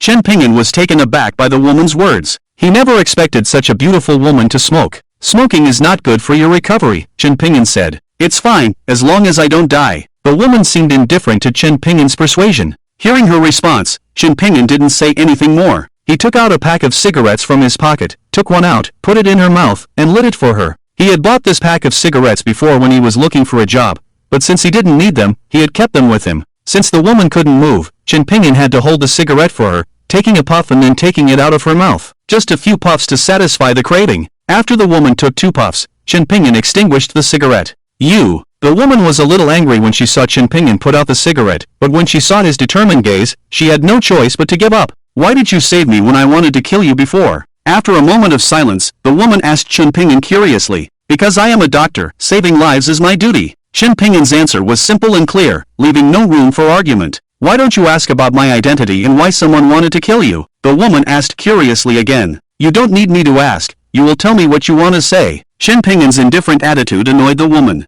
In the end, she had no strength to argue with Chen Pingyan, so she gave up. "My name is Li Qiushui, also known as the Demon Queen. You should have heard of my name as a person close to Gao Weiwei. The reason I wanted to kill you before was because I was deceived by someone else." The woman explained why she wanted to kill him before. "I know. If there's nothing else, rest well. I'll go get some medicine for you." After telling the woman to rest, Chen Pingyan left the room and called Hushini, giving him a prescription and asking him to prepare the medicine and deliver it to Longquan Villa. As a doctor, encountering emergencies in the middle of the night was normal, and Hushini didn't ask too many questions. He immediately prepared the medicine and had his assistant deliver it. After Chen Pingyan brewed the medicine for the woman to drink, she fell into a deep sleep. Chen Pingyan checked her pulse and confirmed that her injuries had stabilized before removing the golden needle from her acupoint. Then he found a random room in Longquan Villa and slept for the night. The next morning at 9 o'clock, Chen Pingyan carried the Lanting Preface gift box and met Gao Weiwei at the company. They got into Gao Weiwei's car and headed to her adoptive father's house to celebrate her adoptive mother's birthday.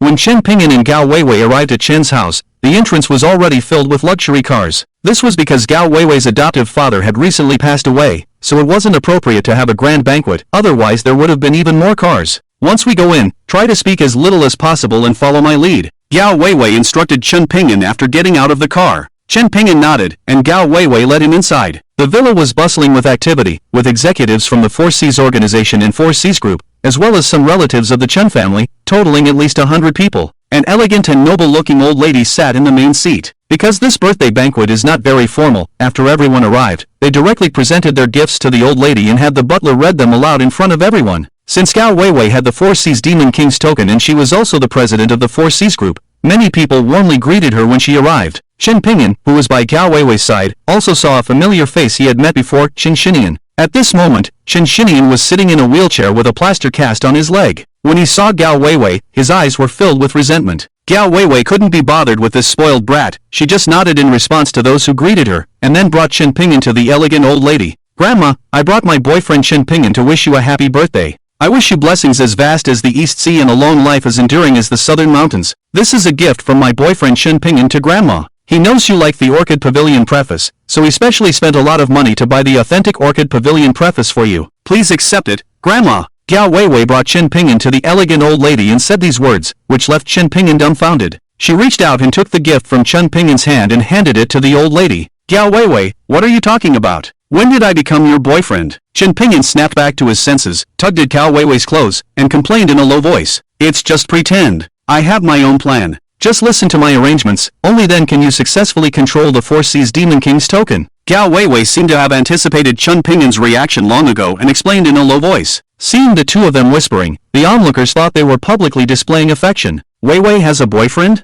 And she gave me the authentic Orchid Pavilion preface as a birthday gift? Grandma really was as Gao Weiwei had said. As soon as she heard the 3 words Orchid Pavilion preface, she immediately showed a surprised expression, eagerly took the gift that Gao Weiwei handed over, and couldn't wait to open it and carefully examine it. She kept nodding, appearing very satisfied. But at this moment, an untimely laughter came from beside them. Everyone turned their heads and found that the laughter came from Chen Xinian, who was sitting in a wheelchair. Chen Xinian, what are you laughing at? Gao Weiwei coldly questioned Chen Xinian. What am I laughing at? Don't you have any idea in your heart? Gao Weiwei, you have a lot of nerve. You know that Grandma has always been longing for the authentic Orchid Pavilion preface, yet you actually brought her a fake one. What are your intentions? Chen Xinian sneered at Gao Weiwei. As soon as he said this, everyone present was in an uproar, pointing and gossiping about Gao Weiwei and Chen Ping'an. Some expressed disbelief that Gao Weiwei would give a fake gift to Grandma. Others expressed doubt. Chen Xinian, how dare you accuse me? Do you really think Gao Weiwei, won't do anything to you? Gao Weiwei's face darkened as she threatened Chen Xinian. Whether it's real or fake,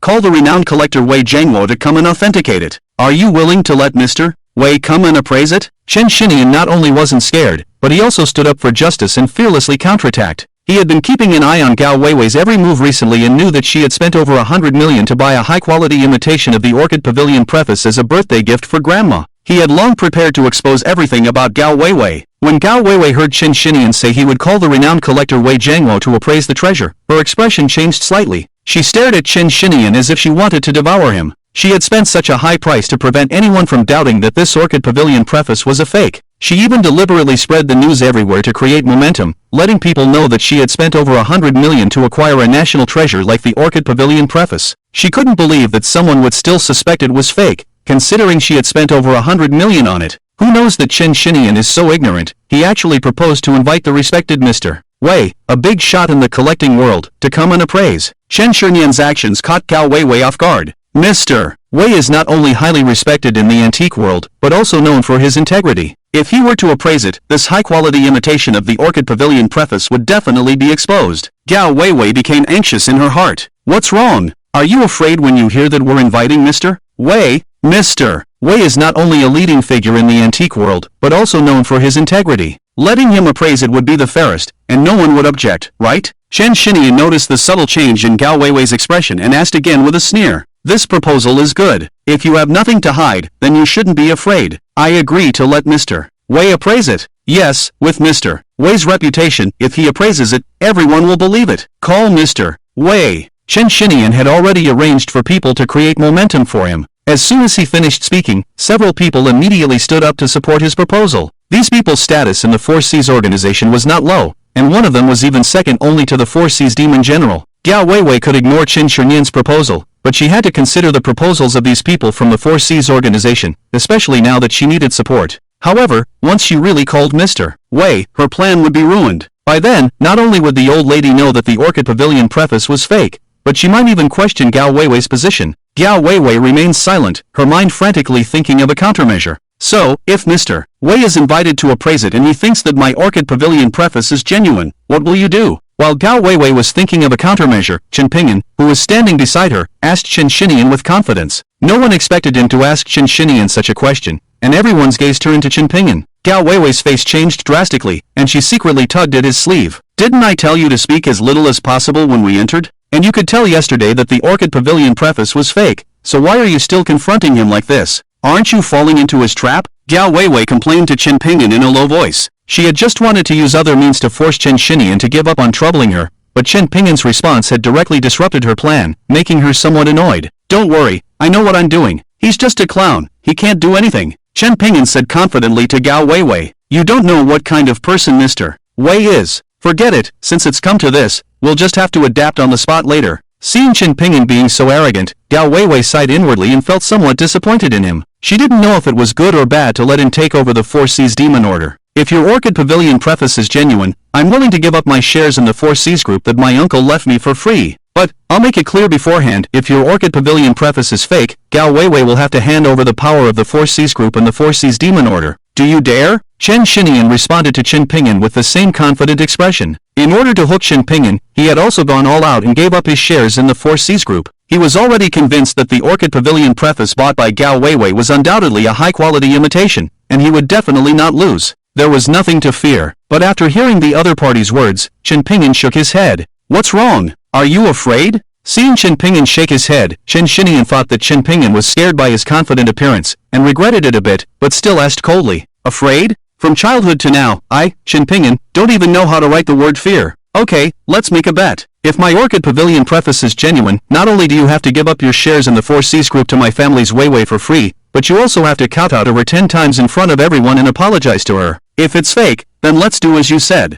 If you dare to agree, bring Mr. Wei here. Chen Pinyin said confidently. Mr. Wei's character was upright, which suited his intentions. This Orchid Pavilion preface was not the one Weiwei gave him yesterday, but the genuine one he took out from the Zhanglong Hall safe. Seeing Qin Pinyin so confident, it actually intimidated Chen Xinian. He thought, could it be that the Orchid Pavilion preface that Weiwei spent over 100 million to buy is genuine? No, he had heard the experts in the collecting world say that the genuine Orchid Pavilion preface had been missing for thousands of years, and all the ones on the market were high-quality imitations. It was impossible to have a genuine one. The other party was just bluffing. They wanted to scare him away with this method, but he absolutely couldn't fall for it. Thinking of this, Chen Xinian regained his composure and sneered again. Alright, let's make a deal. With the old lady and so many guests as witnesses, whoever reneges on the agreement will be forced to comply by the old lady and the guests. With renewed confidence, Chen Xinian no longer hesitated and agreed to Qin Pinyin's bet. Then he called Mr. Wei. When Gao Weiwei, who was standing next to Qin Pinyin, saw his confident appearance, she had the same thought as Chen Xinian, thinking that Qin Pinyin was trying to play mind games and intimidate Chen Xinian so that he wouldn't dare to have Mr. Wei authenticate it. At the moment, this was definitely the best approach. Unfortunately, it seemed that Chen Xinian didn't fall for Qin Pinyin's words and wasn't intimidated. This result made Gao Weiwei sigh with regret. It seemed that she could only try to secretly threaten Mr. Wei to cooperate with her. Thinking of this, Gao Weiwei used the excuse of going to the restroom and made arrangements in secret. Regardless, today Qin Pinyin must gain the approval of the old lady and successfully take control of the Four Seas Demon King order. If he couldn't pass this hurdle, then the plan to support Qin Pinyin as the Southwest King would be impossible to implement. The old lady had been watching everything in front of her with a cold gaze, neither supporting nor opposing. When Gao Weiwei returned after arranging everything, Chen Xinian had already sent someone to bring Mr. Wei to the villa. Mr. Wei is here? The old lady saw Mr. Wei's arrival and happily got up to greet him. The old lady was a collector and antique enthusiast, and Mr. Wei was a leading figure in the antique world. She respected him a lot. Mr. Wei, may you be blessed like the East Sea and have a long life like the South Mountain. Mr. Wei bowed to the old lady and then handed an antique he casually took from his home to the butler as a birthday gift. Mr. Wei, I invited you here today mainly to have you examine this Orchid Pavilion preface and determine whether it is genuine or a high-quality imitation. I've been looking at it for a long time but can't tell. The old lady carefully handed the Orchid Pavilion preface to Mr. Wei. She had examined it 2 or 3 times, but her eyesight was limited and she couldn't tell if it was real or fake. Let me take a look. Chen Xinian had already told him over the phone that he came to authenticate the Orchid Pavilion preface. Mr. Wei didn't hold back and carefully spread the Orchid Pavilion preface on the table, using a magnifying glass to observe it closely. Weiwei's face looked unpleasant, and she felt anxious. She had just called someone to go to Mr. Wei's house and wanted to capture his family members to threaten him, but there had been no news from her subordinates so far. She didn't know if they had succeeded or not. They had to succeed before Mr. Wei announced the result. Only then could they pass this hurdle. Mr. Wei, how is it? Can you tell if this Orchid Pavilion preface is real or fake? Just as Gao Weiwei was about to approach Wei Lao to threaten him, Chen Xinian suddenly had someone push in between Gao Weiwei and Wei Lao, eagerly asking Wei Lao for his opinion, effectively stopping Gao Weiwei's actions. This scene made Gao Weiwei anxious once again. However, Wei Lao ignored Chen Xinian's words and continued to quietly examine the scroll with a magnifying glass, which relieved Gao Weiwei slightly. Everyone at the scene held their breath, waiting for Wei Lao to put down the magnifying glass and announce the final result. After more than 20 minutes of careful observation, Wei Lao finally breathed a sigh of relief, put down the magnifying glass in his hand, and closed his eyes to savor something. Mr. Wei, have you figured out if it's real or fake? Seeing Wei Lao put down the magnifying glass, someone impatiently asked him again. Is there even a need to ask? Just by looking at Wei Lao's expression, devoid of joy or sorrow, it's clear that this Orchid Pavilion preface is undoubtedly fake. Chen Xinian proudly said before Wei Lao could speak. Everyone knew that the Orchid Pavilion preface was a national treasure-level antique. If it were genuine, Wei Lao would have been excited long ago.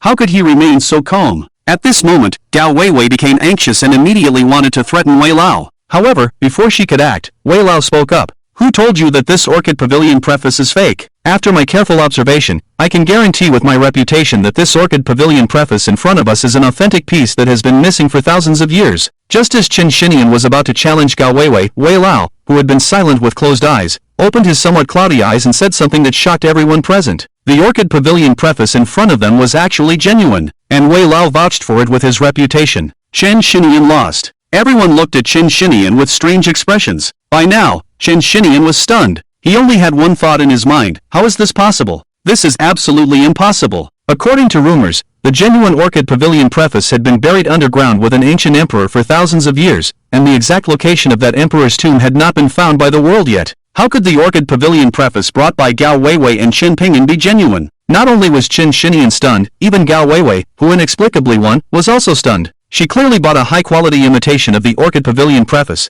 and even an amateur like Qin Pingyuan could tell it was fake at a glance. How could Wei Lao, a veteran in the antique world, not see through it? With Wei Lao's discerning eye, it was impossible for him to make a mistake. What on earth was going on? Was it a miracle? Qin Pingyuan had known this would be the result long ago, so he wasn't surprised at all and had a confident smile on his face. The happiest person was the old lady, Lu Qiuhua. Mr. Wei, are you saying that this Orchid Pavilion preface is genuine? The old lady trembled as she stood up, excitedly asking Wei Lao. Of course it's genuine. I, Wei, have been immersed in the antique world for my whole life, over 30 years, and haven't made a mistake. From the material to the calligraphy, this Orchid Pavilion preface is undoubtedly genuine. The Orchid Pavilion preface is the pinnacle work of the calligraphy saint, written under specific circumstances. Even if he were to write it again, he wouldn't be able to capture the same aura. Look here, and here. Wei Lao pointed at the scroll on the table, explaining to everyone with professional terminology. Everyone nodded as they listened. This scene almost made Qin Shinian faint. If he weren't in a wheelchair, he would probably have fallen to the ground by now. Wei Lao, is it possible that your old age has affected your eyesight, and you've made a mistake? Would you mind taking another look? Qin Shinian's face turned pale, and he unwillingly said to Wei Lao, What do you mean? Are you questioning my expertise? If you don't trust me, you can invite other experts to verify it. I'm not afraid to confront any of my peers. When Wei Lao heard Qin Shinian's words, his face instantly darkened, and he angrily confronted Qin Shinian. It had been 20 or 30 years since anyone dared to question his appraisal results. Today, he was actually questioned by an ignorant junior. How could he not be angry? Wei Lao, calm down. I don't mean to question your expertise. I just think it might be a bit hasty to determine the authenticity of the Orchid Pavilion preface after just one look. I hope you can take another look and maybe find something else. Seeing Wei Lao getting angry, Qin Shinian quickly explained. Wei Lao was the most authoritative and straightforward expert in the southwestern antique world. Who else could he find to re-evaluate it? Even if he found someone else, they would definitely trust Wei Lao's appraisal results, because Wei Lao was the ultimate authority. Wei Lao's words made Qin Shinian feel like he had shot himself in the foot. He couldn't express his grievances. No need, I have carefully examined the Orchid Pavilion preface. Even if I look at it again, the result will be the same. I'll say it again, if you're not satisfied with the appraisal results, you can find other experts to evaluate it. Wei Lao was straightforward and couldn't tolerate others questioning him. Even if Qin Shinian explained his reasons, Wei Lao still looked displeased. After speaking, he turned to the old lady. Old lady, Wei has something to attend to at home, so I'll take my leave. After Wei Lao finished speaking, he left, leaving everyone in astonishment. Take care, Mr. Wei. After the old lady got the result she wanted, she excitedly picked up the Orchid Pavilion preface and admired it. However, everyone's gaze remained on Qin Shinian. The few people from the Four Seas organization who had supported him before quietly retreated and hid in the crowd. Qin Shinian's momentum was gone, and he couldn't make any more moves. Qin Shinian, you've lost. Hand over the shares of the Four Seas group, kneel down and apologize. After Wei Lao left, Gao Weiwei immediately challenged Qin Shinian. Although she didn't understand how the high imitation Orchid Pavilion preface she bought inexplicably turned into an authentic one, now was not the time to think about that. Dealing with Qin Shinian in front of her was the most important thing. Although she didn't care about Qin Shinian's shares, this guy almost ruined her plans. She couldn't easily let him off. You. Qin Shinian's face turned pale. The shares of the Four Seas group were his only source of funds now.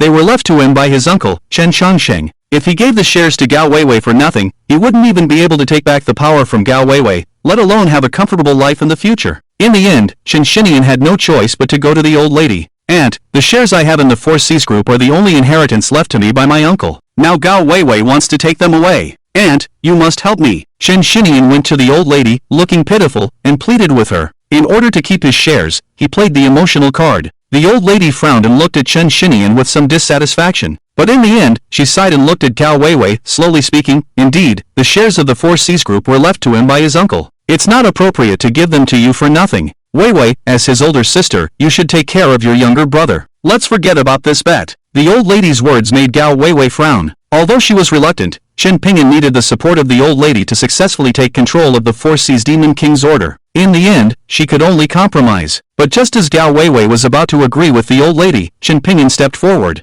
"Aunt, this is a bet between Chen Xinian and me. It has nothing to do with Weiwei. I'm not his brother, and I'm not obligated to indulge him. And this matter was initiated by him first. Since we are all adults, if we make a mistake, we must bear the consequences. So he should hand over his shares in the 4C's group. Not only that, he also has to kowtow to Weiwei 10 times and apologize. Both conditions are non-negotiable." Chen Ping'an stood up and firmly said to the old lady and Chen Xinian, "You, kid, who gave you the courage to speak to me like this?" The old lady did not expect Chen Ping'an to oppose her. She angrily scolded him. Chen Ping'an's words clearly did not give her face, making her embarrassed in front of everyone. "Senior, what are you doing?" "Shut up." Gao Weiwei was frightened by the old lady's anger and quickly held onto Chen Ping'an. They still needed the old lady's help, and now Chen Ping'an was provoking her. This was digging their own grave. I, Chen Ping'an, do not need to borrow courage from others in my actions. Perhaps because he had practiced the Phoenix control technique, Chen Ping'an's character had become a bit domineering. After Gao Weiwei held onto him, he not only did not compromise with the old lady, but coldly confronted her. If the other party did not agree to let him hold the 4C's Demon King order,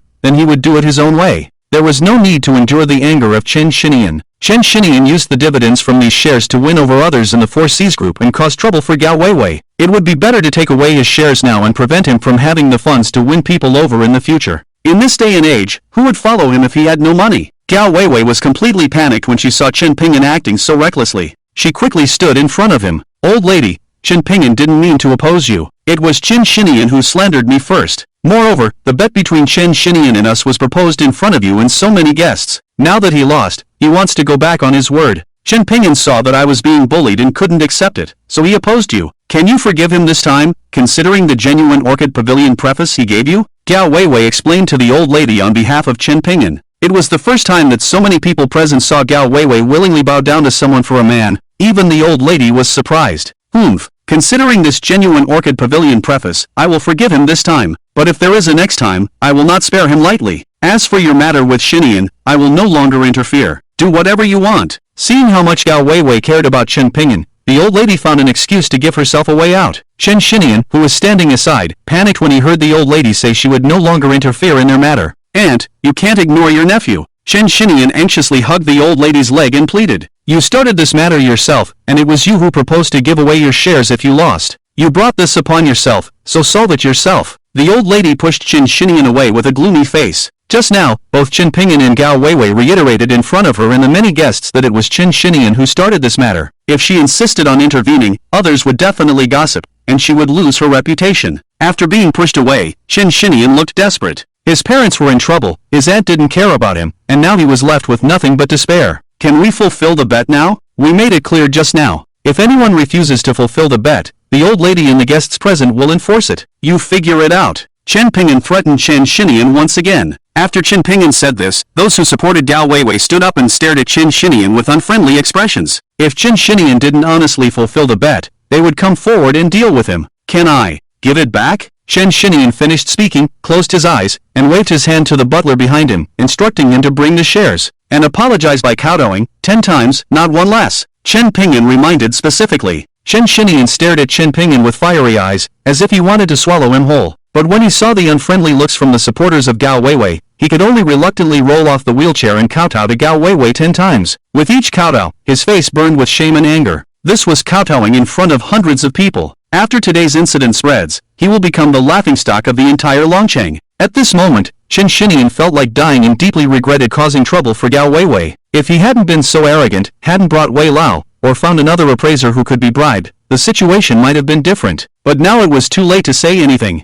Not bad, you dare to act boldly. Help him back onto the wheelchair. Seeing that Chen Xinian really kowtowed to her, Gao Weiwei said with satisfaction. However, these words of praise were extremely grating to Chen Shinian's ears. Chen Shinian's butler brought his shares and, amidst Chen Shinian's pained gaze, completed the handover. With that, this matter officially came to an end. Everyone, since we are all here, I will take this opportunity to announce something. Everyone knows that my adoptive father, Chen Shangsheng, passed the Four Seas Demon King order to me before he died. But as a mere woman, I, Gao Weiwei, am truly unable to bear this heavy responsibility. Therefore, I have decided to pass the Four Seas Demon King order to Chen Pingyan, allowing him to hold the Four Seas Demon King order and become the new generation of the Four Seas Demon King. I hope that the old lady and everyone will support Chen Pingyan in the future. Gao Weiwei scanned everyone present and made the announcement. What? Gao Weiwei actually wants to pass the Four Seas Demon King order to her boyfriend, Chen Pingyan? Everyone was momentarily taken aback by Gao Weiwei's decision. Was Gao Weiwei in love and not thinking straight? She actually passed such an important thing to a man they had never even heard of before?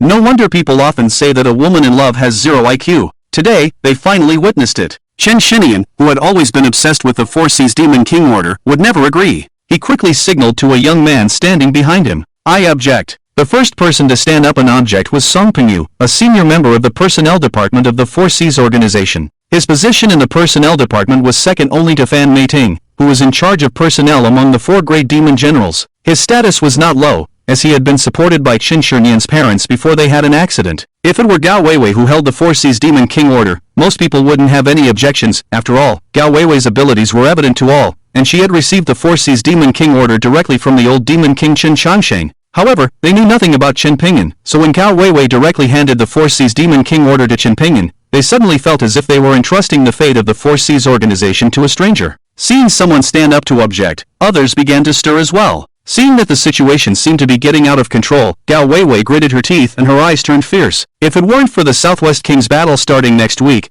she wouldn't be in such a hurry to pass the Four Seas Demon King order to Chen Pingyan. If she let Chen Pingyan perform a few sensational underground power moves first before passing it on, the resistance would be greatly reduced. In this situation, she had to take drastic measures. Thinking of this, she didn't hesitate anymore and looked at Song Pingyu, saying, I remember you're from the personnel department, right? Starting today, you are no longer a member of the Four Seas organization. Hand over your work this afternoon and you can leave. Gao Weiwei took out the Four Seas Demon King order and immediately expelled Song Pingyu from the Four Seas organization. His actions instantly stunned everyone present. Even the four great demons standing beside the old lady were stunned. They never expected Gao Weiwei to be so ruthless. Song Pingyu was expelled just for speaking out against her. Many people were disappointed in Gao Weiwei. I wasn't asking for your opinion just now, I was informing you. If anyone wants to oppose, they can speak up now. I don't mind expelling a few more. Gao Weiwei's words made the others who were still restless shrink back, closing their mouths and not daring to say anything. Without anyone taking the lead, they could only look at Gao Weiwei with complicated expressions, waiting for someone more influential to step forward. Gao Weiwei, you've gone too far.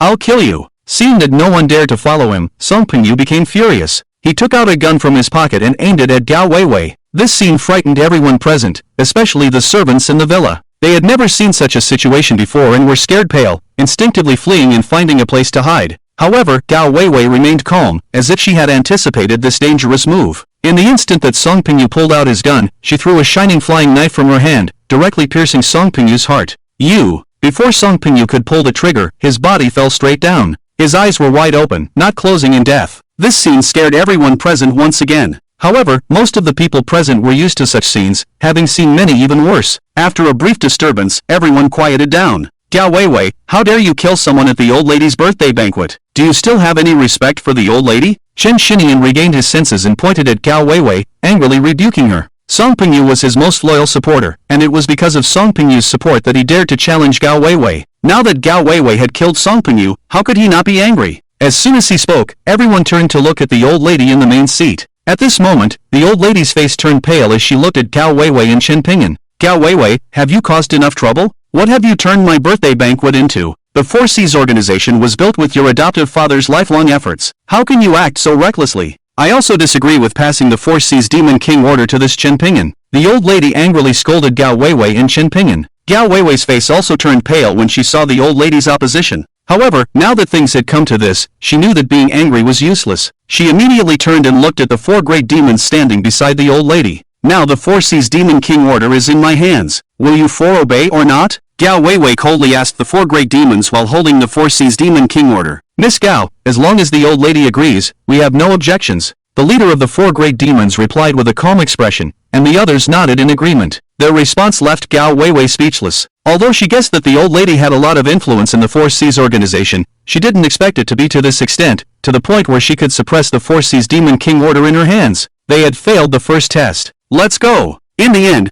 Gao Weiwei could only helplessly pull Chen Pingyan and turn to leave, planning to think of another solution. Wait! Chen Pingyan stopped Gao Weiwei from leaving and looked at the old lady sitting in the main seat. Everyone looked at him with puzzled eyes. Gao Weiwei had nothing to say about leaving, so they didn't know what Chen Pingyan wanted to do. Kid, you don't need to convince me. Even though you gave me an authentic copy of my favorite Orchid Pavilion preface, this matter is non-negotiable. I won't hand over Weiwei's adoptive father's lifelong work to a stranger like you. In consideration of the Orchid Pavilion preface you gave me, I won't hold today's incident against you. You can leave now. The old lady thought Chen Pingyan wanted to personally persuade her, and she coldly said to him, Old lady, I don't want to persuade you, but I want to remind you that there's something wrong with your health. Go to the hospital and get your heart checked, or you won't last another 2 days. If the hospital can't help you, you can come find me. Chen Pingyan looked at the old lady with a somewhat compassionate gaze. Having mastered the 9 dragon medical scriptures, Chen Pingyan could tell at a glance that the old lady had been poisoned by a strange toxin, and it would soon take effect. He didn't originally plan to remind her, but because of what just happened, if the old lady's condition worsened, these people might blame him and Gao Weiwei.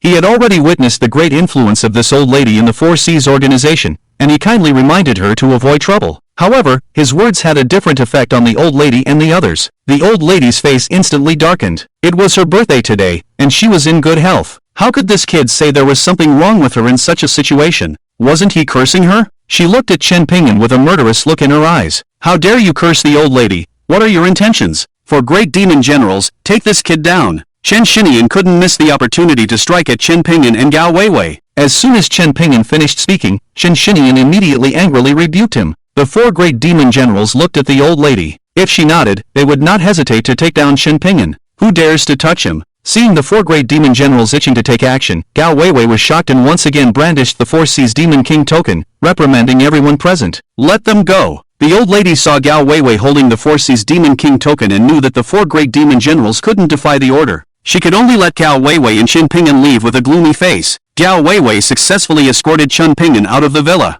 Senior, I'm sorry, I was too naive. I thought the old lady would agree to you taking control of the Four Seas Demon King token if we gave her the Orchid Pavilion preface as a gift. But even though she was happy with the gift, she still opposed you taking control of the Four Seas Demon King token. It infuriates me. After getting back in the car, Gao Weiwei apologized to Chen Pingyan with a guilty face. Isn't that normal? If it were me, I would also oppose it. Chen Pingyan said indifferently. Well, let me think of another solution when we go back. Don't worry, I will make sure you take control of the Four Seas Demon King token before the Southwest King competition. Gao Weiwei said firmly to Chen Pingyan. Don't worry, she will beg us at most tomorrow. By then, you can make her do whatever you want. Chen Pingyan calmly responded. Were your words earlier a curse on the old lady, or were they true? Gao Weiwei looked surprised. Before leaving the villa, she, like everyone else, thought Chen Pingyan was cursing the old lady because she opposed him taking control of the Four Seas Demon King token. At that time, in her anger, she even thought Chen Pingyan's curse was good, and it made her feel relieved. Am I that malicious? Have you forgotten what my profession was before you framed me and I went to jail? Let's go back and wait for news. Chen Pingyan said calmly. Gao Weiwei, upon hearing Chen Pingyan's words, felt ashamed and turned her head, unable to look at Chen Pingyan. In the past, Chen Pingyan was the chief physician at the Jiangzhou City People's Hospital. Due to his superb medical skills, he had gained some fame in Jiangzhou despite being young. Patients lined up every day to see him, and his monthly salary was very high. However, he donated 2/3 of his income to support 7 poor girls. If it weren't for being forced and if it weren't for the immense power of that person, they wouldn't have had no choice but to frame him. Even now, she still trembles at the thought of that person's strength and influence. Before Chen Pingyan became the king of the Southwest and controlled the underground forces there, he had no way out when facing that person. Even if Chen Pingyan became the king of the Southwest, he might not necessarily be a match for that person. The reason she let Chen Pingyan become the king of the Southwest before telling him about the person behind the scenes was just to give him an extra layer of protection. She could only help him so much. She hoped that after experiencing the dangers of the world, Chen Pingyan would give up some meaningless things, such as hatred. It was also fortunate that the person from back then didn't kill Chen Pingyan, otherwise he might not be alive in this world right now.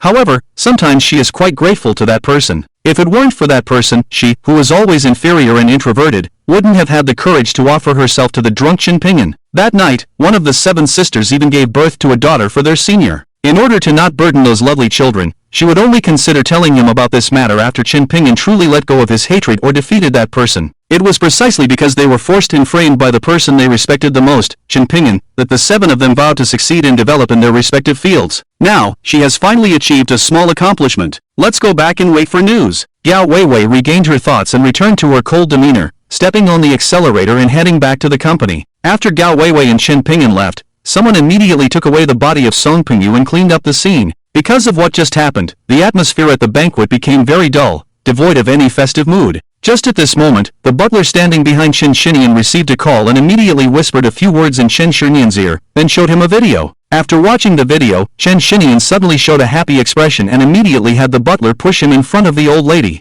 Old lady, we have been deceived by Gao Weiwei and Chen Pingyan. Just now, my people called and said they saw Gao Weiwei's people go to Wei Lao's house, and they threatened Wei Lao's family to deceive us into believing that the Orchid Pavilion preface is genuine. Chen Shinian gritted his teeth and said to the old lady, "What? Is this true? Don't speak without evidence." When the old lady heard Chen Shinian's words, she looked at him sharply and scolded him sternly. "Old lady, if I didn't have solid evidence, how could I dare to speak casually? My people also sent me a video as proof. If you don't believe it, you can see for yourself." Chen Shinian handed his phone to the old lady. The old lady took Chen Shinian's phone and watched the video. In the video, it showed Gao Weiwei's confidant leading a group of people breaking into Wei Lao's house and capturing Wei Lao's family. The date displayed happened to be today. This is outrageous. After watching the video, the old lady slammed the table, angrily tore apart the genuine Orchid Pavilion preface that she had cherished, and threw it into the trash can. Apart from being angry at Gao Weiwei's deception, she also felt that the Orchid Pavilion preface in her hands was fake, which was very disappointing. It was like finding out that the beloved wife had given birth to a son who wasn't his. The more she thought about it, the angrier she became, and her heart started to ache.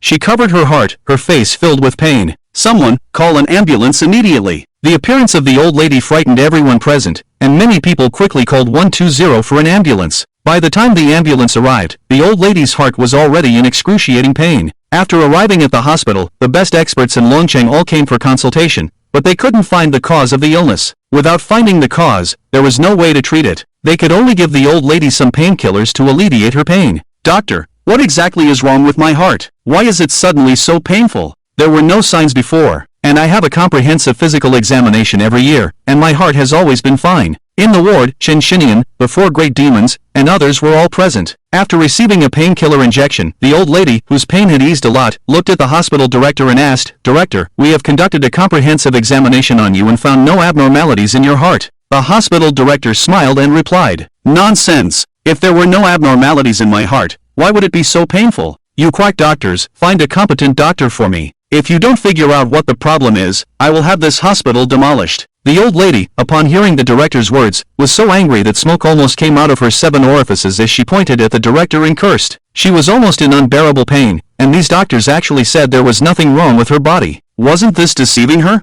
She could tolerate being deceived by Gao Weiwei and Chen Pingyan at home, but being deceived by doctors at the hospital made her furious. Chen Shinian and the 4 great demons of the 4 Seas organization also looked at the hospital director with unfriendly expressions, as if they would tear him apart if he didn't give them a satisfactory explanation. "Madam, we have invited all the experts in Longcheng for consultation, and they all agree that there is nothing wrong with your body." The hospital director's smiling face had disappeared, leaving only cold sweat and unease. It was said that this old lady had a high reputation within the 4 Seas organization, and if she angered them, they might actually have the hospital demolished. The old lady, who had already relieved a lot of pain, was angered by the director's words and her heart started to ache again. "Get out! All you quack doctors, get out!" The old lady endured the pain and shouted at the director. The frightened director quickly left the ward. At this moment, the director even suspected that the old lady was deliberately causing trouble. Otherwise, how could they not find any problems with her, whether it was through machines or human examination? After the director left the ward, the old lady's chest continued to rise and fall with anger, and as the painkillers slowly wore off,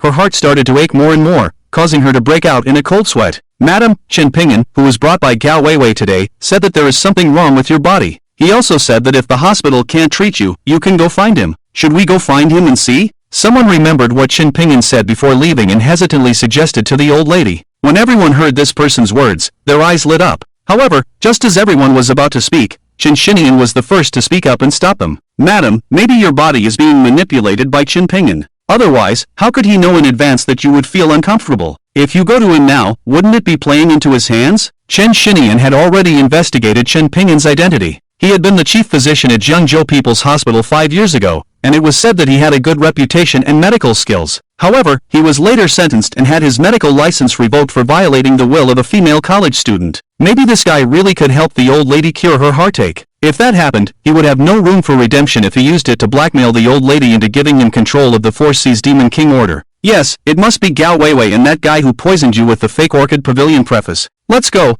find that guy and settle the score. I want to tear him to pieces. When Chen Shinian spoke, the old lady also felt that Chen Pingyan and Gao Weiwei had poisoned the Orchid Pavilion preface. After speaking, she immediately had the 4 great demon generals use a wheelchair to bring her to the 4 C's group to settle accounts with Chen Pingyan and Gao Weiwei. After Chen Pingyan and Gao Weiwei returned to the company together, they each went back to their own offices. But as soon as Chen Pingyan sat down in his office, he was called by Secretary Fang Xiaoran to Gao Weiwei's CEO office. When he followed Fang Xiaoran into Gao Weiwei's CEO office, he saw that besides Gao Weiwei, the old lady was also there with the 4 great demon generals and Chen Shinian and others. Moreover, the old lady was sitting in a wheelchair with a painful expression on her face. Just by looking at Chen Pingyan, he knew that the old lady must have been poisoned, and she had just taken painkillers, otherwise she would have fainted from the pain. And Chen Pingyan also knew that this kind of poison, the first time you take painkillers, it has a bit of pain relief effect, but once the painkillers wear off, the pain becomes even worse, and taking painkillers again has no effect anymore. The culprit who poisoned the old lady is here. Why haven't the 4 great demon generals taken him down?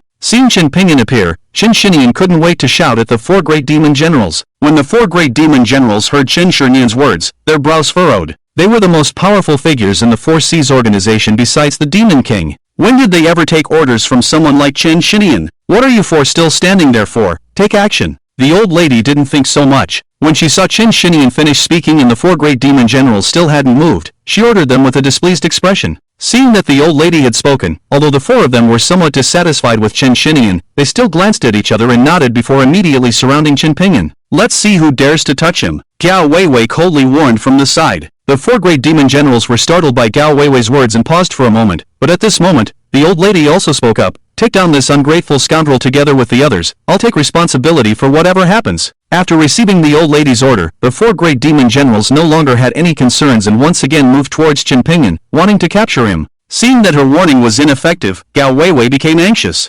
Shadow, whoever dares to touch him, kill without mercy. As Gao Weiwei's words fell, a strange ripple swept through the air, and a shadow appeared in front of Chen Pingyan, protecting him. At the moment the shadow appeared, the 4 great demon generals were shocked and instinctively retreated, because they recognized the shadow in front of them as the former bodyguard of the late demon king Chen Shangsheng, the shadow that came and went without a trace. Shadow, how dare you interfere in my affairs? Seeing the shadow appear and hearing Gao Weiwei's command to protect Chen Pingyan, the old lady asked with a gloomy expression. Before the late demon king passed away, he entrusted me with the task of protecting Miss Gao and obeying Miss Gao's orders. Miss Gao's command, whoever dares to touch him, kill without mercy. A cold, emotionless voice came from the shadow's mouth like an electronic sound. Hearing the emotionless words from the shadow, whether it was Chen Shinian, the old lady, or the 4 great demon generals, their faces turned ugly, and none of them dared to make a move. The shadow was the former bodyguard of the late demon king, with formidable strength and always mysterious and unpredictable. Although the 4 great demon generals were powerful, they were not confident that they could capture the shadow.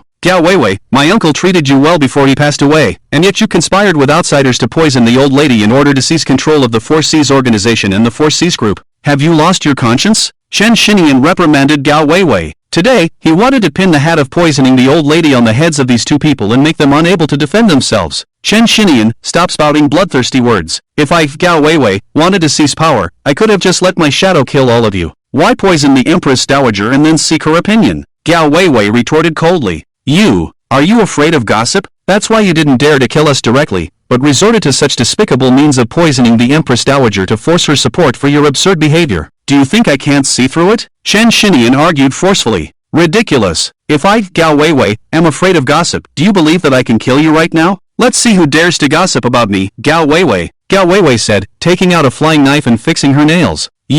This scene reminded Chen Shinian of the previous scene where Gao Weiwei shot Song Pingyu, causing him to be terrified and quickly hiding behind the Empress Dowager. Although the Empress Dowager found Gao Weiwei's words offensive, she also knew that Gao Weiwei was speaking the truth. With Gao Weiwei's style of doing things, she could even give the 4 C's Demon King's token to her boyfriend, so would she care about others' opinions? Then what's wrong with my body? The Empress Dowager asked in a deep voice. Gao Weiwei didn't know how to answer for a moment, so she looked at Chen Pingyan, who was protected by shadows behind her. Based on the symptoms you have shown, it is 100% certain that you have been poisoned by the deadly soul-chasing powder from the western regions. Moreover, you were poisoned half a month ago, but it only started to take effect now. Chen Pingyan calmly replied. What? I was poisoned half a month ago? And it's some soul-chasing powder from the western regions? Who poisoned me? Chen Pingyan's words shocked the Empress Dowager, and she asked in disbelief. If I'm not mistaken, the person who poisoned you should be the same group of people who killed the Demon King Chen Shangsheng, Chen Pingyan said, looking meaningfully at Chen Shinian. Everyone followed Chen Pingyan's gaze and looked at Chen Shinian. Bastard, What are you looking at me like that for? Do you think I killed my uncle and poisoned the Empress Dowager? If I, Qin Shinian, had such ability, would I still need to consider Gao Weiwei's opinion? Noticing Qin Pingyan's meaningful gaze, Qin Shinian became furious and shouted at Qin Pingyan. Maybe you don't have that kind of power, but the Dragon King's Hall does. Qin Pingyan remembered the conversation he overheard last night between Li Qiushui and the old servant who betrayed her, and coldly said to Qin Shinian. As soon as he said this, Qin Shinian's face changed drastically. You, what nonsense are you talking about? I have no connection with the Dragon King's Hall. Don't spout bloodthirsty words. I haven't even heard of the Dragon King's Hall. Qin Pingyan's words completely panicked Qin Shinian, who hurriedly defended himself. Did I say that you have a connection with the Dragon King's Hall? Seeing Qin Shinian's panicked expression, Qin Pingyan's mouth slightly curved up, asking with interest. Last night, he heard the old man say that the deaths of Qin Shangsheng and Wu Xingjie, the two Southwest Demon Kings, were done by the Dragon King's Hall, secretly supporting those who listened to them. Qin Shangsheng had no children, only Gao Weiwei as his adopted daughter, but Gao Weiwei wanted to pass the Four Seas Demon King's token to himself, which obviously wasn't the person the Dragon King's Hall wanted to support. And Qin Shinian, who had always wanted to snatch the Four Seas Demon King's token from Gao Weiwei, was the only one qualified to become the new Four Seas Demon King, so he impulsively wanted to deceive Qin Shinian, but unexpectedly gained unexpected results. Qin Pingyan's words left Qin Shinian dumbfounded. Qin Shinian didn't know how to respond for a moment. The Empress Dowager, Gao Weiwei, and the four great demon generals all looked at Qin Shinian with anger. Even a fool could tell that Qin Shinian was implicated in the death of the Demon King and the poisoning of the Empress Dowager. Madam, I swear that I have nothing to do with Uncle's death. Qin Shinian noticed the unfriendly gaze of Madam and the four great demon generals, and he was so scared that he fell off his wheelchair. But the more he defended himself, the more convinced everyone was that he was guilty. The looks towards Qin Shinian became colder and colder. Four great demon generals, capture this thief for me. Madam gave the order, and the four great demon generals immediately moved, taking control of Qin Shinian and his followers. Tell me, did you poison your uncle to death? Madam questioned Qin Shinian with fiery eyes. Qin Shangsheng had suddenly suffered a cardiac arrest and passed away a month ago, which they all found suspicious, because Qin Shangsheng was a martial artist, and he regularly received checkups from a private doctor. Just like Madam, no abnormalities were found during the checkups. How could his heart suddenly stop and fail to be revived? When Qin Shangsheng passed away, only his shadow was by his side. Qin Shangsheng instructed his shadow to give the Four Seas Demon King's order to Gao Weiwei and then died. The forensic doctor couldn't find any abnormalities. But now, looking at Qin Shinian's actions, it seemed that things were not so simple. I didn't, Madam, I really didn't poison Uncle. Please believe me. Qin Shinian pleaded bitterly. Then what about the Dragon King's Hall? How could Madam believe his words so easily? She questioned again in a stern voice. I don't know, I really have nothing to do with the Dragon King's Hall. Qin Shinian shook his head like a rattledrum. If you won't talk, the four of you take him to the East Sea Dragon Palace to enjoy yourselves. Madam didn't continue questioning Qin Shinian but instead gave a sinister order to the four great demon generals. When Qin Shinian heard the words East Sea Dragon Palace, he almost fainted from fear. The so-called East Sea Dragon Palace was a nest of vipers, with hundreds of poisonous snakes inside. No one who was thrown in had ever come out alive. It was used by the Four Seas organization to punish members who committed serious mistakes. Yes, Madam. The four great demon generals received the order and were about to take Qin Shinian away. No, I'll talk, alright? I'll tell you everything you want to know. Please don't throw me into the East Sea Dragon Palace. Qin Shinian was so scared this time that he wet himself, emitting a foul smell. Speak, the old lady sternly said, and everyone held their noses and looked at Qin Shinian. I said, I'll say it right away. My uncle Qin Shangsheng was indeed poisoned to death by the people of the Dragon King's Palace. The Dragon King's Palace is the largest underground force of overseas Chinese. Over 100 years ago, they were driven overseas. Now they want to make a comeback and dominate the underground forces in the country. They have chosen to start with the fierce people of the Southwest. Their plan is to kill the three great demons of the Southwest, Qin Shangsheng, Wu Xingjie, and Li Qiushui, and then support someone who listens to them to control the entire underground forces of the Southwest. After they killed my uncle and found me, they said that as long as I can get hold of the Four Seas Demon King's order and control the Four Seas organization and the Four Seas group, they will support me to become the king of the Southwest. In the future, the Southwest will become a branch of the Dragon King's palace in the country, and I will be in charge of the branch. As for the poison in the old lady, it was also done by them. They planned to let the poison in the old lady's body take effect after I obtained the Demon King's order, so that no one would oppose me leading the Four Seas organization to join the Dragon King's palace. However, I don't know why the poison in the old lady's body took effect early. I swear, my uncle's death has nothing to do with me. Qin Shinian revealed the truth of the matter in detail. After listening to Qin Shinian's words, not only did the old lady's face turn pale, but Gao Weiwei also looked at Qin Shinian with a murderous look. Take him away and lock him up. Don't let him escape. I will make a decision after I investigate thoroughly, the old lady said in a deep voice to the 4 great demon generals. Yes, old lady. 2 of the 4 great demon generals immediately took Qin Shinian, who was begging for mercy, away. Only Qin Pingyuan, Gao Weiwei, the old lady, and the 2 demon generals remained at the scene. The old lady's gaze once again fell on Qin Pingyuan, but her eyes no longer held the anger from before. Mr. Chen, you can see at a glance that I have long been poisoned. I believe you must have a way to detoxify me. I beg you to save my life. The old lady pleaded with Qin Pingyuan, and even changed her address from kid to Mr. Chen. Before her poison took effect, Qin Pingyuan could see at a glance that she was severely poisoned, and he even said that if the hospital couldn't help, she should come to him. From these signs, Qin Pingyuan could definitely detoxify her. Let Qin Pingyuan detoxify the old lady, but you have to show some sincerity. Gao Weiwei interrupted and said to the old lady before Qin Pingyuan could speak. Because she knew that Qin Pingyuan was a righteous and kind person, she was afraid that he would see the old lady's old age and couldn't bear to use this as a threat to make her agree to his control of the Demon King's order. So she took the initiative to step forward and do this wicked thing.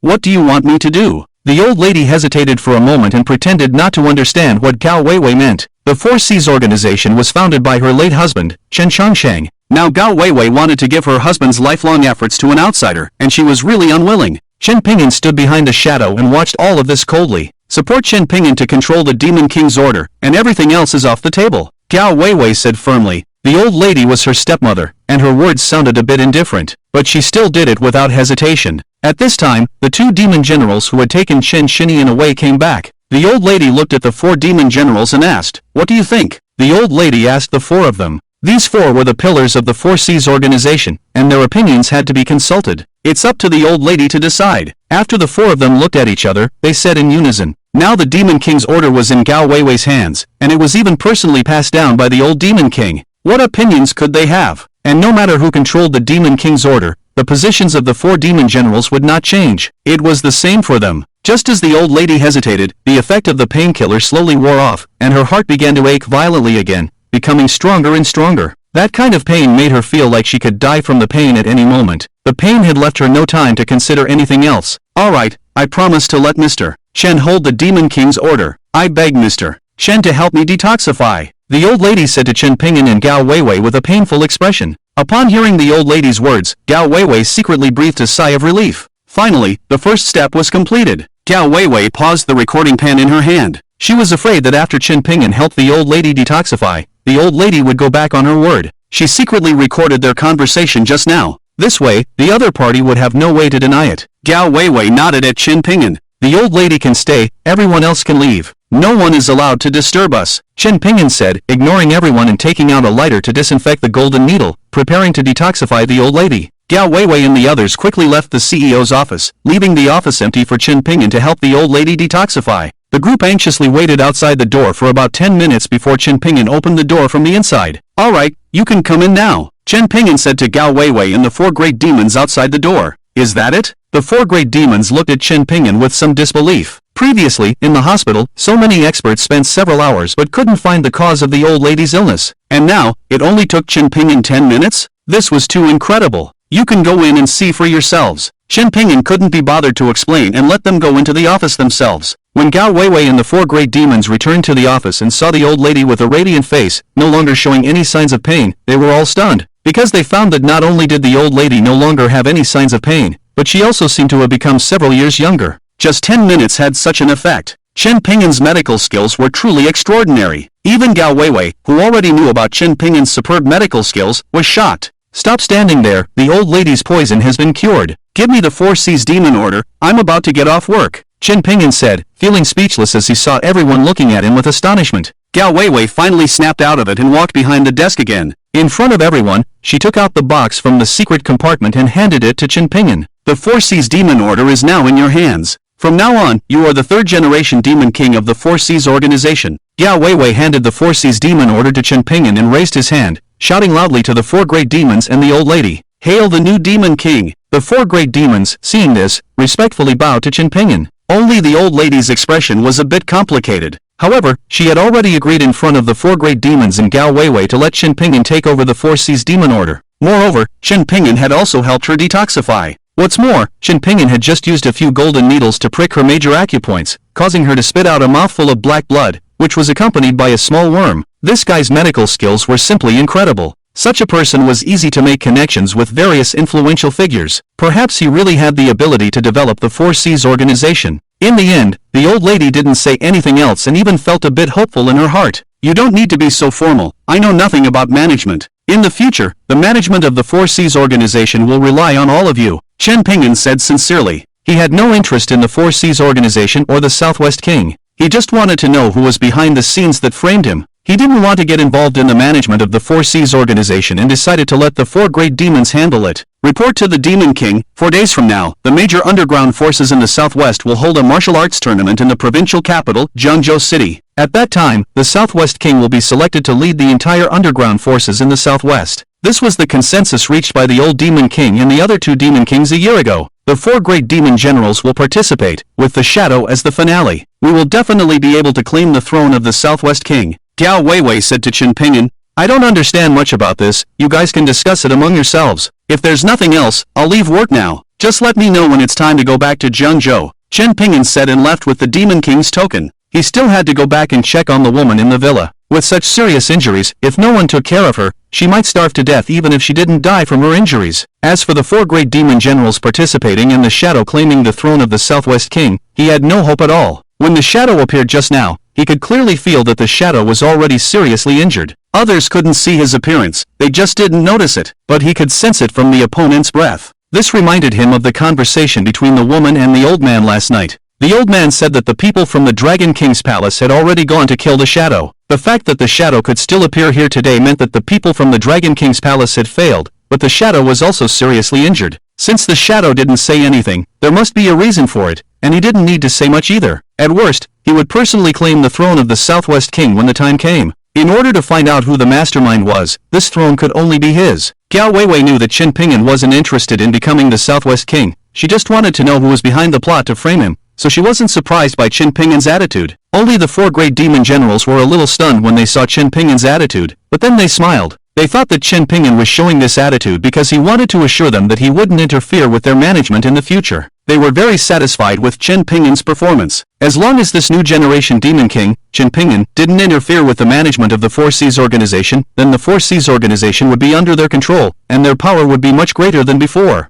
Ahem, since the Demon King has entrusted the matter to us, let's discuss the details of the martial arts tournament. Gao Weiwei saw that Chen Ping'an had left like this, so she coughed a few times to get the attention of the four great demon generals back, and discuss the details of the tournament. When Chen Ping'an returned to the Chen Longquan villa, he found that there was no one there. There was only a note in the woman's room, thanking him and proving that the woman had already left. Chen Ping'an didn't say anything either. After all, the other party was a person from the martial arts world, not an ordinary weak woman. Besides, he had treated her last night, so she should be able to hold on. Last night, because it was too rushed, he didn't have a chance to take a good look at this Dragon City's most luxurious villa. However, just as Chen Ping'an was about to take a look at the villa, Li Runan called him. Ping'an, my father's condition worsened and he was transferred to Jiangzhou for emergency treatment. You used to work at Jiangzhou People's Hospital, can you accompany me to Jiangzhou to see my father? As soon as the call connected, Chen Ping'an could hear the anxious tone in Li Runan's voice. Don't worry, I'll go back now and go to Jiangzhou with you. Just wait for me at home. Chen Ping'an comforted Li Runan while hurriedly leaving the Longquan villa and rushing back to the apartment he shared with Li Runan and Qin Shiyu.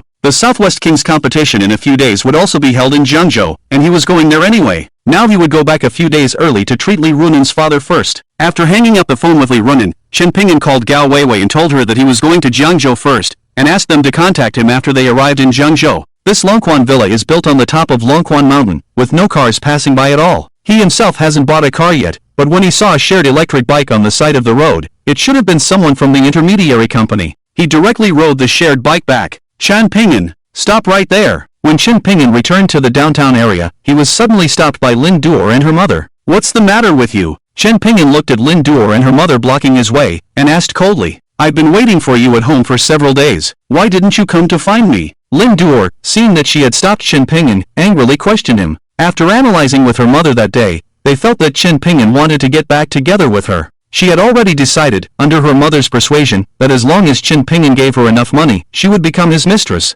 So these days, she had been waiting at home for Chen Ping'an to come to her. As a result, several days had passed and she hadn't seen Chen Ping'an. She had just come out shopping with her mother and happened to see Chen Ping'an riding a shared bike towards her. Lin Duer immediately got angry and directly approached Chen Ping'an to question him. Her words completely confused Chen Ping'an. Why did you wait for me at home? Why should I go to your house to find you? And I don't even know where your house is. Chen Pingyan asked in a bewildered manner. Are you still pretending here? Do you dare to say that the reason you came to Longcheng was not because you heard that I was in Longcheng and wanted to find me to reconcile? I think you already found out where I live, so now you're telling me that you don't know where I live. Do you think I'll believe you? Lin Duer coldly exposed Chen Pingyan's lie and sarcastically said to him. Her inexplicable words made Chen Pingyan even more confused, completely unable to understand what this crazy woman wanted to do. Did he come to Longcheng specifically to find her? That's too narcissistic, right? Chen Pingyan couldn't understand why he had agreed to be with this inexplicable woman in the first place. Alright, I completely don't understand what you're saying.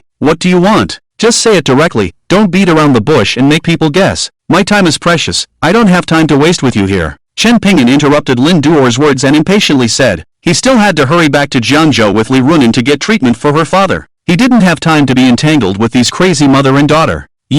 Lin Duer thought that Chen Pingyan was still pretending and wanted to scold him a few more hypocritical words, but she was stopped by her mother. Duer, stop causing trouble. Lin's mother whispered to Lin Duer. It was on the main road, and speaking too loudly might attract onlookers. After scolding her daughter, Lin's mother immediately put on a smiling face and walked up to Chen Pingyan. Pingyan, Auntie knows that you still have feelings for our Duer in your heart, otherwise you wouldn't have come all the way to Longcheng to find our Duer. It's just that you still have some resentment towards our Duer for leaving you when you were in trouble, so you're just sulking with her. Now that you've vented your anger, why don't you two make up? Lin's mother said, reaching out and pulling Lin Duer's hand over to put it in Chen Pingyan's hand, wanting Chen Pingyan to hold her daughter's hand. Auntie, what are you doing? I've already told you before that I'm married, please respect that. Seeing Lin's mother's actions, Chen Pingyan was startled and quickly pulled his hand back, saying cautiously. He couldn't understand what these mother and daughter wanted to do at all. Chen Pingyan's actions made Lin's mother frown slightly, but she quickly relaxed and continued, Pingyan, Auntie knows that you married into the Mu family, but Auntie also knows that the miss of the Mu family doesn't like you. Our Duer doesn't need any status,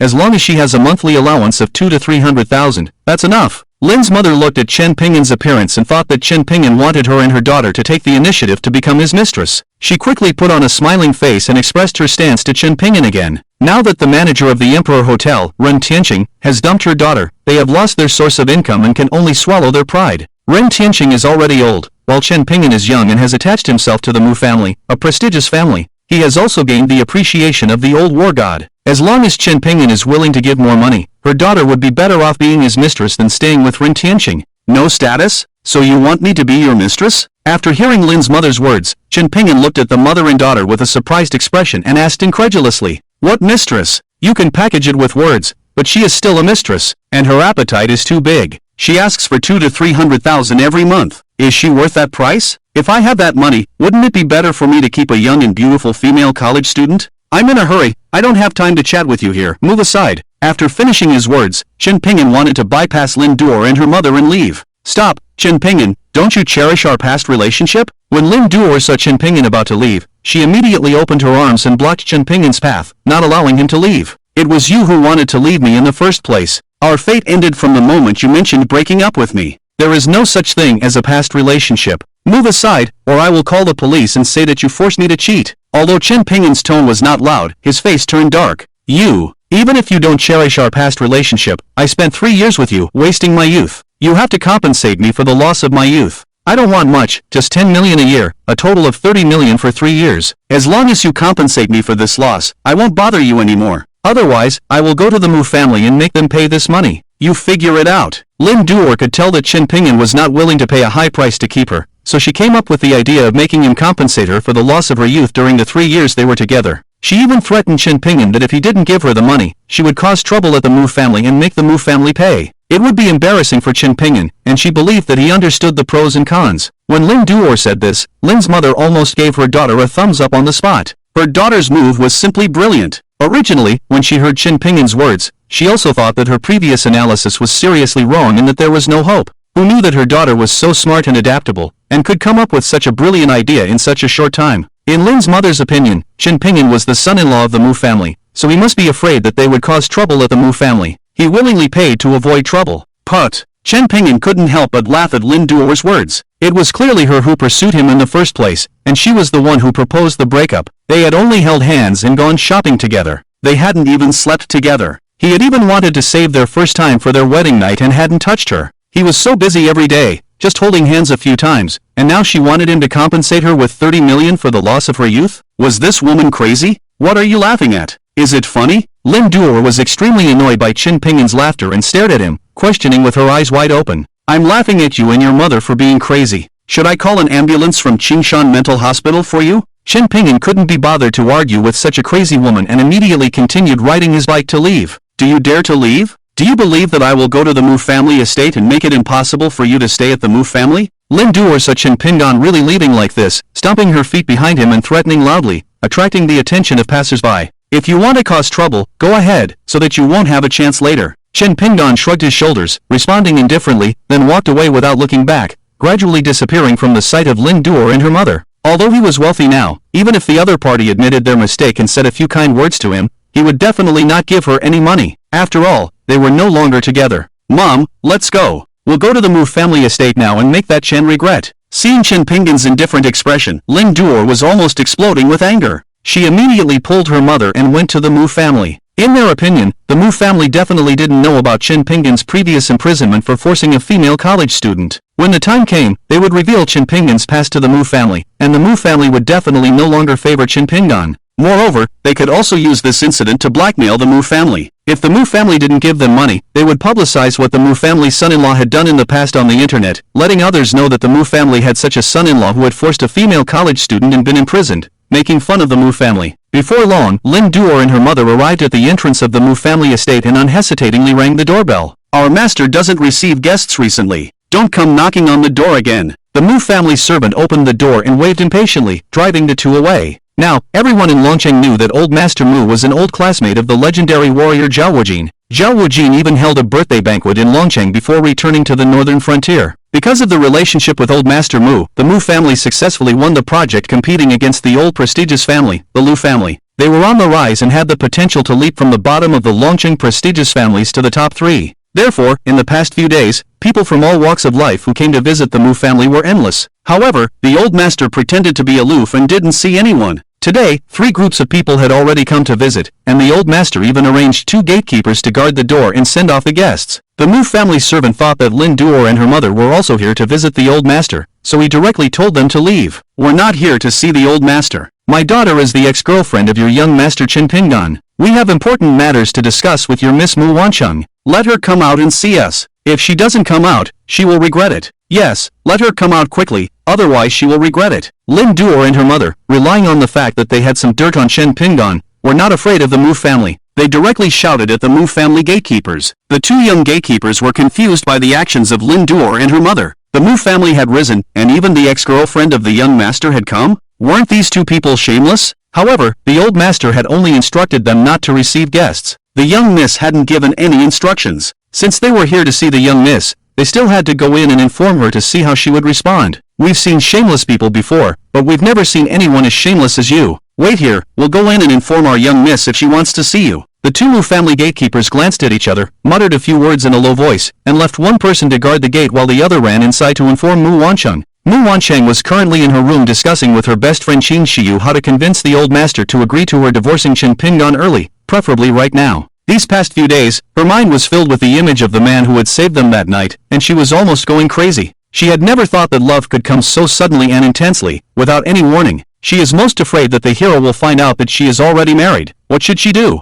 As for whether the hero has her in his heart, she completely ignored the fact that the hero is already married. What's even more outrageous is that after the old man attended the birthday banquet of the old war god and returned, he became even more satisfied with Qin Pingyan. When he found out that they had driven Qin Pingyan away, the old man flew into a rage and demanded that she bring Qin Pingyan back within a week, no matter what method she used. Miss, there is a mother and daughter outside who claim to be the ex-girlfriend of the young master, and they specifically asked to see you. The gatekeeper came to Mu Wancheng's room and shouted at Mu Wancheng, who was still worrying in the room. What does Qin Pingyan's devil ex-girlfriend want with me? Mu Wancheng opened the door and curiously asked the gatekeeper. Miss, I don't know. The mother and daughter said that if you don't come out, you will regret it. The gatekeeper briefly repeated Lin Duer's words to Mu Wancheng. Such audacity, sure you, let's go out and see. Mu Wancheng, upon hearing the gatekeeper's words, was instantly filled with curiosity and pulled her best friend towards the gate. Is it you? When Mu Wancheng and Qin Shiyu arrived at the gate and saw Lin Duer and her mother, Mu Wancheng frowned and asked. She had seen them at the entrance of the boxing club before. That's right, we are the mother and daughter.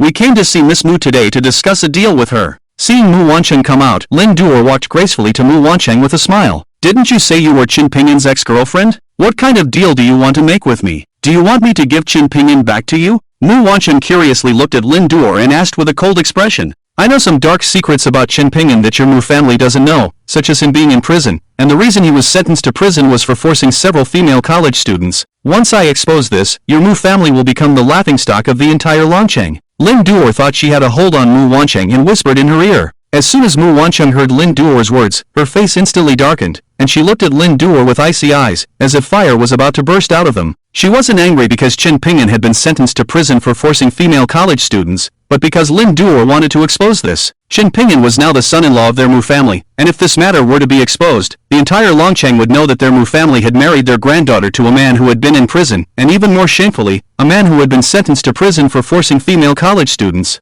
Their Mu family was now a prominent family in Longcheng, and if this matter were to be exposed, it would definitely cause a sensation. Their Mu family would become the subject of gossip for others. What do you want? Mu Wancheng stared at Lin Duer and asked coldly. 30 million, as long as you give me 30 million, I will keep this matter to myself, I won't mention it again, and I won't expose it. As soon as Lin Duer finished speaking, Mu Wancheng's eyes immediately showed a fierce look. Of course, you might think that 30 million is expensive and don't want to give it, but you have to understand that your Mu family is now thriving and is about to enter the top 3 families in Longcheng. If you let your Mu family's reputation be damaged because of this 30 million, it would be a pity. Which is more important to you, 30 million or your family's reputation? You know better than me, right? Seeing Mu Wancheng getting angry, Lin Duer quickly continued. Lin Duer's words made the harsh words that were about to come out of Mu Wancheng's mouth swallow back, and she fell silent. 30 million is not a small amount, I have to discuss it with my best friend. Ma Yicheng dropped a sentence and pulled her best friend Qin Shiyu aside, asking her for some ideas. Orange, this is a good thing for you. Little did Ma Yicheng know that after hearing her words, Qin Shiyu said something that left Ma Yicheng dumbfounded. Ma Yicheng looked at her best friend with a puzzled expression.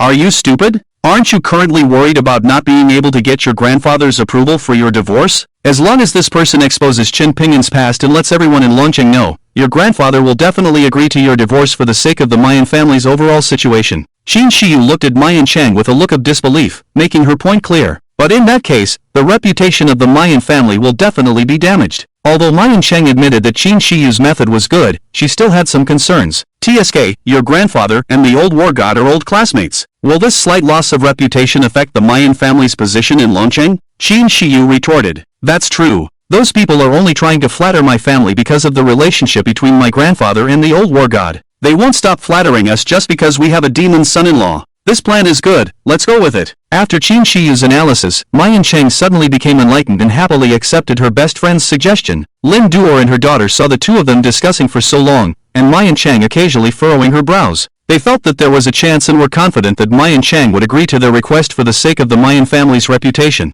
Just when they thought they had Ma Yicheng under control, Ma Yicheng returned with a gloomy face. Miss Mu, have you made up your mind? Lin Duer asked with a smile on her face, despite Ma Yicheng's gloomy expression. Smack! Ma Yicheng responded with a loud slap to Lin Duer's face. How dare you hit someone? Lin Duer was stunned by Ma Yicheng's slap, covering her burning face and looking at Ma Yicheng in confusion. It was her mother who reacted faster and quickly pushed Ma Yicheng away, angrily questioning her. Just now, Ma Yicheng was clearly under their control, so why did she suddenly turn hostile? You two have the audacity to blackmail my Mu family? Guards, arrest these criminals who dare to blackmail my Mu family and take them to the police station. I want them to rot in jail. After being pushed away by Lin's mother, Ma Yicheng shouted at the two guards. The two guards immediately ran over when they heard Ma Yicheng's words, which frightened Lin Duer and her mother. Although they didn't understand why Ma Yicheng suddenly became so aggressive and wasn't afraid of them exposing Qin Pingyan's dark secrets, now was not the time to think about that. Their only goal now was to escape. They suddenly realized that they were indeed blackmailing the Mu family, and with the Mu family's influence in Longcheng, if they were caught, they would definitely go to jail. Lin's mother immediately grabbed her daughter Lin Duer and ran.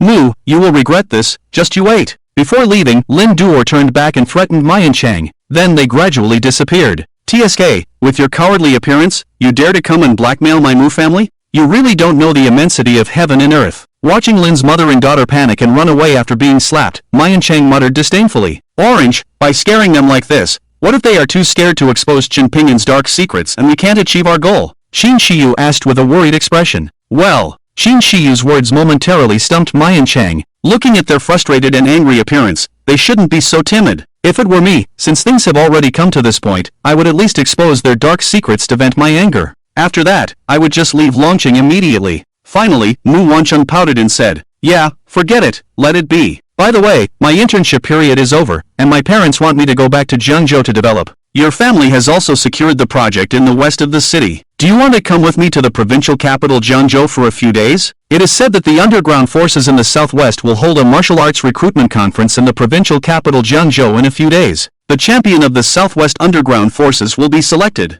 Your hero looks like someone who has trained before. He hasn't appeared recently, probably because he's preparing to participate in the martial arts conference in the provincial capital. Shin Shiyu didn't want to dwell on this topic and quickly changed the subject. Shin Shiyu was just joking, but it caught Mu Wencheng's attention. Recently, she had been trying to find the hero who saved them that night, but there were no clues. The only clue was that the hero was very powerful, and it was possible that he had indeed gone to the provincial capital to participate in the martial arts conference, as her best friend had said. Okay, let's go to the provincial capital tomorrow. You go back and handle the procedures quickly. Mu Wencheng was filled with interest at the thought that the hero who saved them that night might have gone to the provincial capital. She urged her best friend to go back to the company and handle the procedures so they could go to the provincial capital together tomorrow. After being slapped by Mu Wencheng, Lin Duer's mother immediately grabbed her. Mom, this Mu Wencheng is so hateful. Not only did she not give us the money, she even hit me. I want to expose Chen Pingyan's dark secrets and ruin the reputation of the Mu family. Lin Duer touched her hot face and said angrily, Duer, calm down.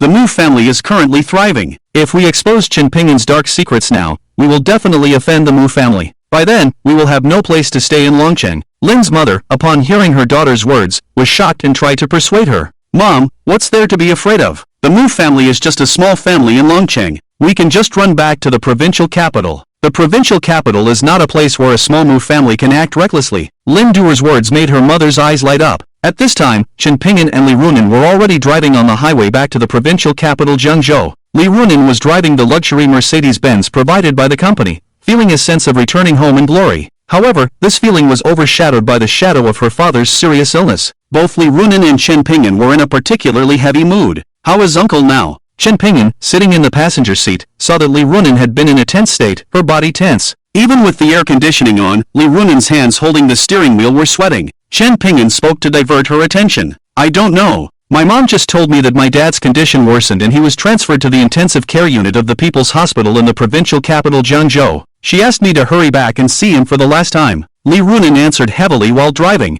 Suddenly, they noticed a major traffic accident ahead. Several cars had collided on the highway, and car parts were scattered over hundreds of meters. Some injured people had already crawled out of the cars with the help of kind-hearted people and were waiting for ambulances. Some were rescuing people, some were calling the police and ambulances, and some were crying loudly. The cries of women and children echoed on the highway, and the scene was extremely tragic. Drive the car to the front and park it. After setting up the warning signs, wait for me outside the highway guardrail. As a doctor, Chen Pingyan saw this scene and immediately asked Li Runin to park the car properly without hesitation. But, Li Runin instinctively wanted to say that her father's serious illness wouldn't delay them, but she swallowed the words back, and then, following Chen Pingyan's instructions, parked the car properly. At this moment, Chen Pingyan also realized that Li Runin's father was still critically ill in the hospital. Alright, you drive back to Jeongjo first. I'll handle things here and rush to the People's Hospital to meet you. We'll stay in touch by phone. Chen Pingyan quickly stopped Li Runin from getting out of the car and said, then turned and ran towards the scene of the traffic accident. At a time like this, time is life. As long as he is faster, he might be able to save more lives, a family. He doesn't have much time to wait for Li Runin's response. Be careful. Li Runin knew that Chen Pingyan was a doctor and couldn't bear to ignore such a situation. She couldn't help much by staying behind, so she had to shout loudly behind Chen Pingyan, start the car, and continue on to Jeongjo to see her father for the last time. Chen Pingyan waved his hand and then arrived at the scene of the traffic accident. At this time, there were two gathering places for the injured at the accident scene. One of them was where the injured person in the Audi car was rescued. Judging from the license plate, it should be the car of a high-ranking figure. There were many people around, and a woman claiming to be a doctor was urgently treating a middle-aged man who was seriously injured and covered in blood. The other gathering place for the injured had fewer people around, and there were no doctors passing by to check. Without hesitation, Chen Pingyan ran towards the gathering place where there were no doctors. Help! Someone save my daughter! The most seriously injured was a 4 or 5-year-old girl. The girl's mother was holding the bloodied girl and crying desperately on the ground. Chen Pingyan walked up to the young woman holding the girl and, after seeing her appearance clearly, he was stunned for a moment. Jiang Chuyin? Chen Pingyan asked tentatively. Unexpectedly, this young and beautiful woman holding the girl was Jiang Chuyin, one of the women who had conspired with Gao Weiwei to frame him. He didn't expect that after 5 years, the two of them would meet again, and the child had grown so much. Moreover, they met in such a situation. Looking at the girl covered in blood in front of him and the desperate look on Jiang Chuyan's face, Chen Pingyan unexpectedly felt a pang of sympathy and couldn't bring himself to hate her. These thoughts only flashed through Chen Pingyan's mind for a moment, and he immediately squatted down to save the girl. Regardless of what the other party had done, he would save the child first and discuss other matters later. Chen, Senior, you're a doctor. Please save Tonton. I beg you to save our child. Jiang Chuyin, who was originally crying in despair, panicked instinctively when she saw Chen Pingyan, but then remembered that Chen Pingyan was a doctor. A glimmer of hope appeared on her face, and she immediately knelt in front of Chen Pingyan, pleading with him, and said something that made Chen Pingyan tremble. This bloodied little girl was her daughter? What did you just say? She's my daughter? So, that night 5 years ago, all 7 of you conspired to frame me, but it didn't work out? Chen Pingyan looked at Jiang Chuyin in shock, unable to believe it. That's right. After that night, you were sentenced to prison. Not long after, I found out that I was pregnant. I gave birth to Tonton before graduating from university. She really is your daughter. It was our fault back then, but the child is innocent. I beg you to save her. Jiang Chuyin couldn't care about anything else anymore and hurriedly told Chen Pingyan about the girl's background. Who exactly ordered you to do this back then? To sacrifice your own bodies to frame me? Chen Pingyan squatted down, took the girl into his hands, and examined her body while questioning Jiang Chuyin. Although he was full of resentment towards the ungrateful 7 women, the child was innocent. Whether this little girl was his daughter or not, he would do his best to save her. Moreover, Chen Pingyan couldn't see any trace of lying in the other party's eyes. In other words, the dying girl in front of him should undoubtedly be his own flesh and blood. He couldn't just watch her die in front of him. At first, he thought they had used some special means to frame him back then, but he never expected that all 7 of them had actually been involved with him that night. He couldn't imagine who had such great ability to make all 7 of them willingly sacrifice so much to frame him.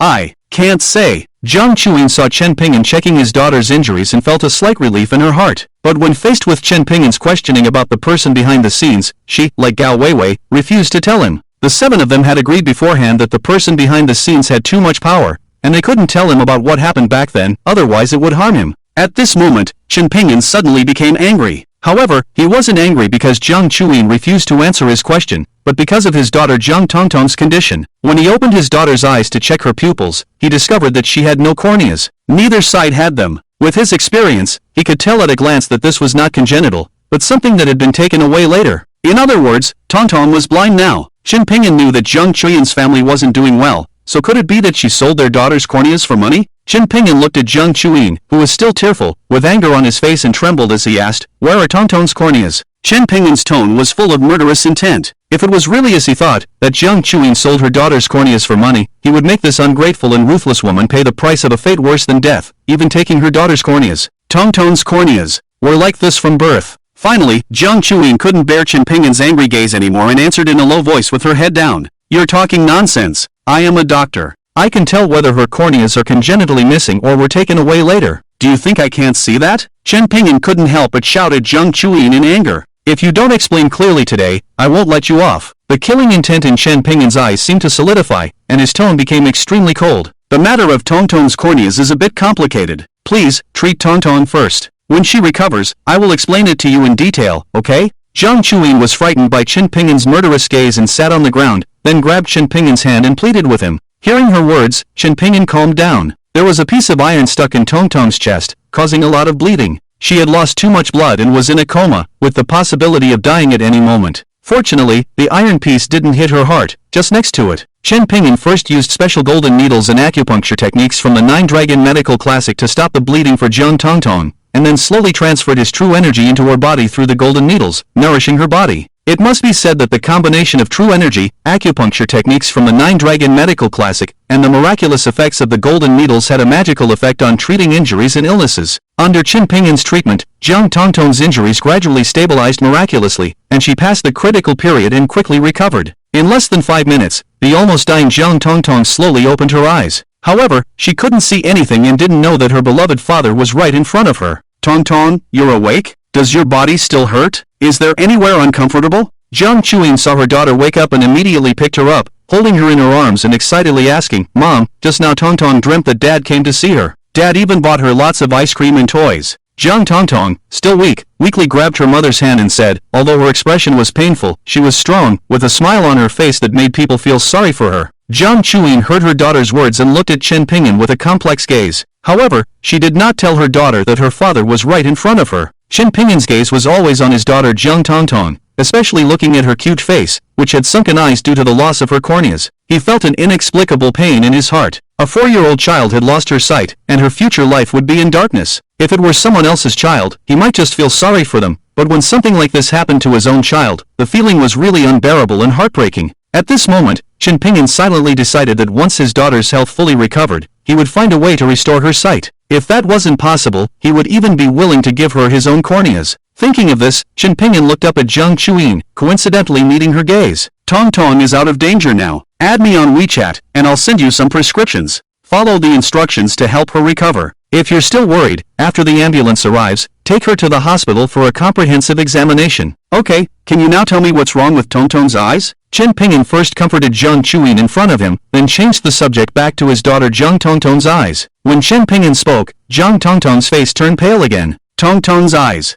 Jiang Chuyin avoided Chen Pingyan's questioning gaze, speaking hesitantly and refusing to reveal what was wrong with her daughter Jiang Tongtong's eyes. Jiang Chuyan's actions made Chen Pingyan even more certain that she had sold her daughter's corneas for money. After all, she had done such a heartless thing as betraying her benefactor in the past, so selling her own daughter's corneas should be nothing to her. Just as Chen Pingyan was about to use force to force Jiang Chuyin to tell the truth, there was suddenly a commotion from another injured person. The provincial leader is in critical condition. Why hasn't the ambulance arrived yet? Hurry up and urge them. We called 120, but they said the ambulance is stuck in traffic and won't be able to arrive quickly. The noisy voices reached Chen Pingyan's ears. You should take the child outside the railing and wait. Don't run around. After hearing the commotion, Chen Pingyan instructed Jiang Chuyin, then immediately ran towards the commotion. Lives were at stake, and he planned to save the person first before discussing his daughter's situation. As soon as he squeezed into the crowd, Chen Pingyan saw the middle-aged man lying next to the Audi car that had been wrecked beyond repair. His injuries were severe, and he was on the verge of death. The female doctor had no way to help him and was currently on the phone, cursing and urging the ambulance to arrive faster. Chen Pingyan squatted down and grabbed the middle-aged man's wrist, checking his pulse. What are you doing? Who allowed you to touch the injured person? Are you willing to take responsibility if something goes wrong? The beautiful female doctor noticed Chen Pingyan's actions from the corner of her eye and immediately walked briskly to his side, angrily reprimanding him. After speaking, she even reached out to push Chen Pingyan away. However, with her limited strength, how could she possibly move Chen Pingyan? Chen Pingyan was like he had roots on his feet, unmoved no matter how hard the other person tried to push him. Quickly, you guys pull him away. The provincial lord's life is hanging by a thread. If he gets disturbed again, he might not make it until the ambulance arrives. The female doctor shouted to the people around her when she couldn't move Chen Pingyan. Some of the people around were subordinates of the provincial lord, and when they heard the doctor's words, their faces turned pale, immediately trying to pull Chen Pingyan away. Stop it! I am also a doctor. If we don't save this patient in time, it will be too late. Chen Pingyan originally didn't want to pay attention to the woman, but seeing the people around him trying to take him away, he had to let go of the patient's hand and explain to everyone. When the crowd heard Chen Pingyan say that he was also a doctor, they stopped and looked at the woman, unsure of what to do. Only the female doctor was somewhat surprised, then frowned. The injured person in front of her was the provincial lord of their province, and she was hoping to gain favor from the provincial lord after saving him. If this guy stole her thunder, wouldn't that be a loss for her? Even if he didn't steal her thunder, when the provincial lord woke up and knew that they had saved him together, she would have to share half of the credit with him. It wouldn't be profitable at all. Are you also a doctor? What field? Show me your medical license. The woman thought for a moment and directly asked Chen Pingyan for his medical license. Even if the man in front of her was really a doctor, ordinary people wouldn't carry this thing with them, but she happened to have it. If this man couldn't produce a medical license, she could use this as a reason to kick him out of the crowd and take all the credit for saving the provincial lord. My medical license was revoked 5 years ago. Chen Pingyan said something that shocked the female doctor. Chen Pingyan could have lied to the woman and said he didn't bring it with him, but he didn't bother to deceive her. It wasn't necessary. He decided to tell her the truth. The woman was stunned for several seconds before she came back to her senses, suddenly feeling delighted. However, she didn't show it on her face. Instead, she put on an angry expression. Your medical license was revoked. Either your medical skills or your character must be problematic. This is a matter of life and death. Can you, a doctor whose medical license has been revoked, take responsibility if something goes wrong? Everyone, quickly kick this quack without a medical license out of here. Don't let him touch the patient, so as not to cause a second injury to the patient. The female doctor, who had caught Chen Pingyan's handle, immediately called on everyone to kick him out of the crowd. The people had heard their conversation clearly just now, and for the sake of the provincial lord's safety, without saying a word, they kicked Chen Pingyan out of the crowd. The situation of this patient is very critical. If we don't save him in time, it will be too late. I can stabilize the patient's condition with traditional Chinese acupuncture before the ambulance arrives. Don't hinder me from saving lives. Chen Ping'an angrily reprimanded the crowd. But the crowd saw that his medical license had been revoked and considered him a quack. Moreover, the woman earlier was the chief surgeon at the People's Hospital in the provincial capital. With her presence, the provincial lord's subordinates didn't give him a chance. You will need my help later. Chen Ping'an finally had no choice but to retreat to the outskirts of the crowd. He wanted to see how this woman would end up later. A medical expert who has studied abroad, would I ask for help from a quack whose medical license has been revoked? Impudent man! The female doctor in the crowd heard Chen Ping'an's last words, and with a disdainful expression, she shouted at his back. Chen Ping'an didn't want to waste his breath on such a person. After coming out of the crowd, he looked in the direction of Jiang Chuyin. However, Jiang Chuyin and her daughter were nowhere to be seen. After asking several people around, Chen Ping'an learned that when he squeezed into the crowd, Jiang Chuyin had already crossed the highway guardrail with her daughter and headed towards the nearby village. Chen Ping'an guessed that the other party must have been afraid of him asking about her daughter's corneas, so she took the opportunity to escape while he wasn't paying attention. Without hesitation, Chen Ping'an followed and quickly chased after them by crossing the highway guardrail. However, after searching around the village and not finding any trace of Jiang Chuyin and her daughter, he didn't know where to look for them in the vast sea of people. At this moment, Chen Ping'an felt for the first time that one person's power was limited and he was eager to establish his own influence. If he had a powerful force in his hands, he could immediately mobilize it to search for the mother and daughter. The Southwest King's battle a few days later would be a great opportunity. As long as he became the king of the underground forces in the 3 provinces of the Southwest, he could mobilize his power to find Jiang Chuyin and her daughter, as well as his own mother and sister. Previously, Chen Ping'an had promised Gao Weiwei to participate in the Southwest King's battle just to find out who was behind the scenes back then, but now he had another reason. This time, he must win the Southwest King's battle. Chen Ping'an was thinking about this as he returned to the highway. Just as Chen Ping'an returned to the highway, he noticed that the group of people from earlier had started to cause a commotion again. The female doctor who had been surrounded by the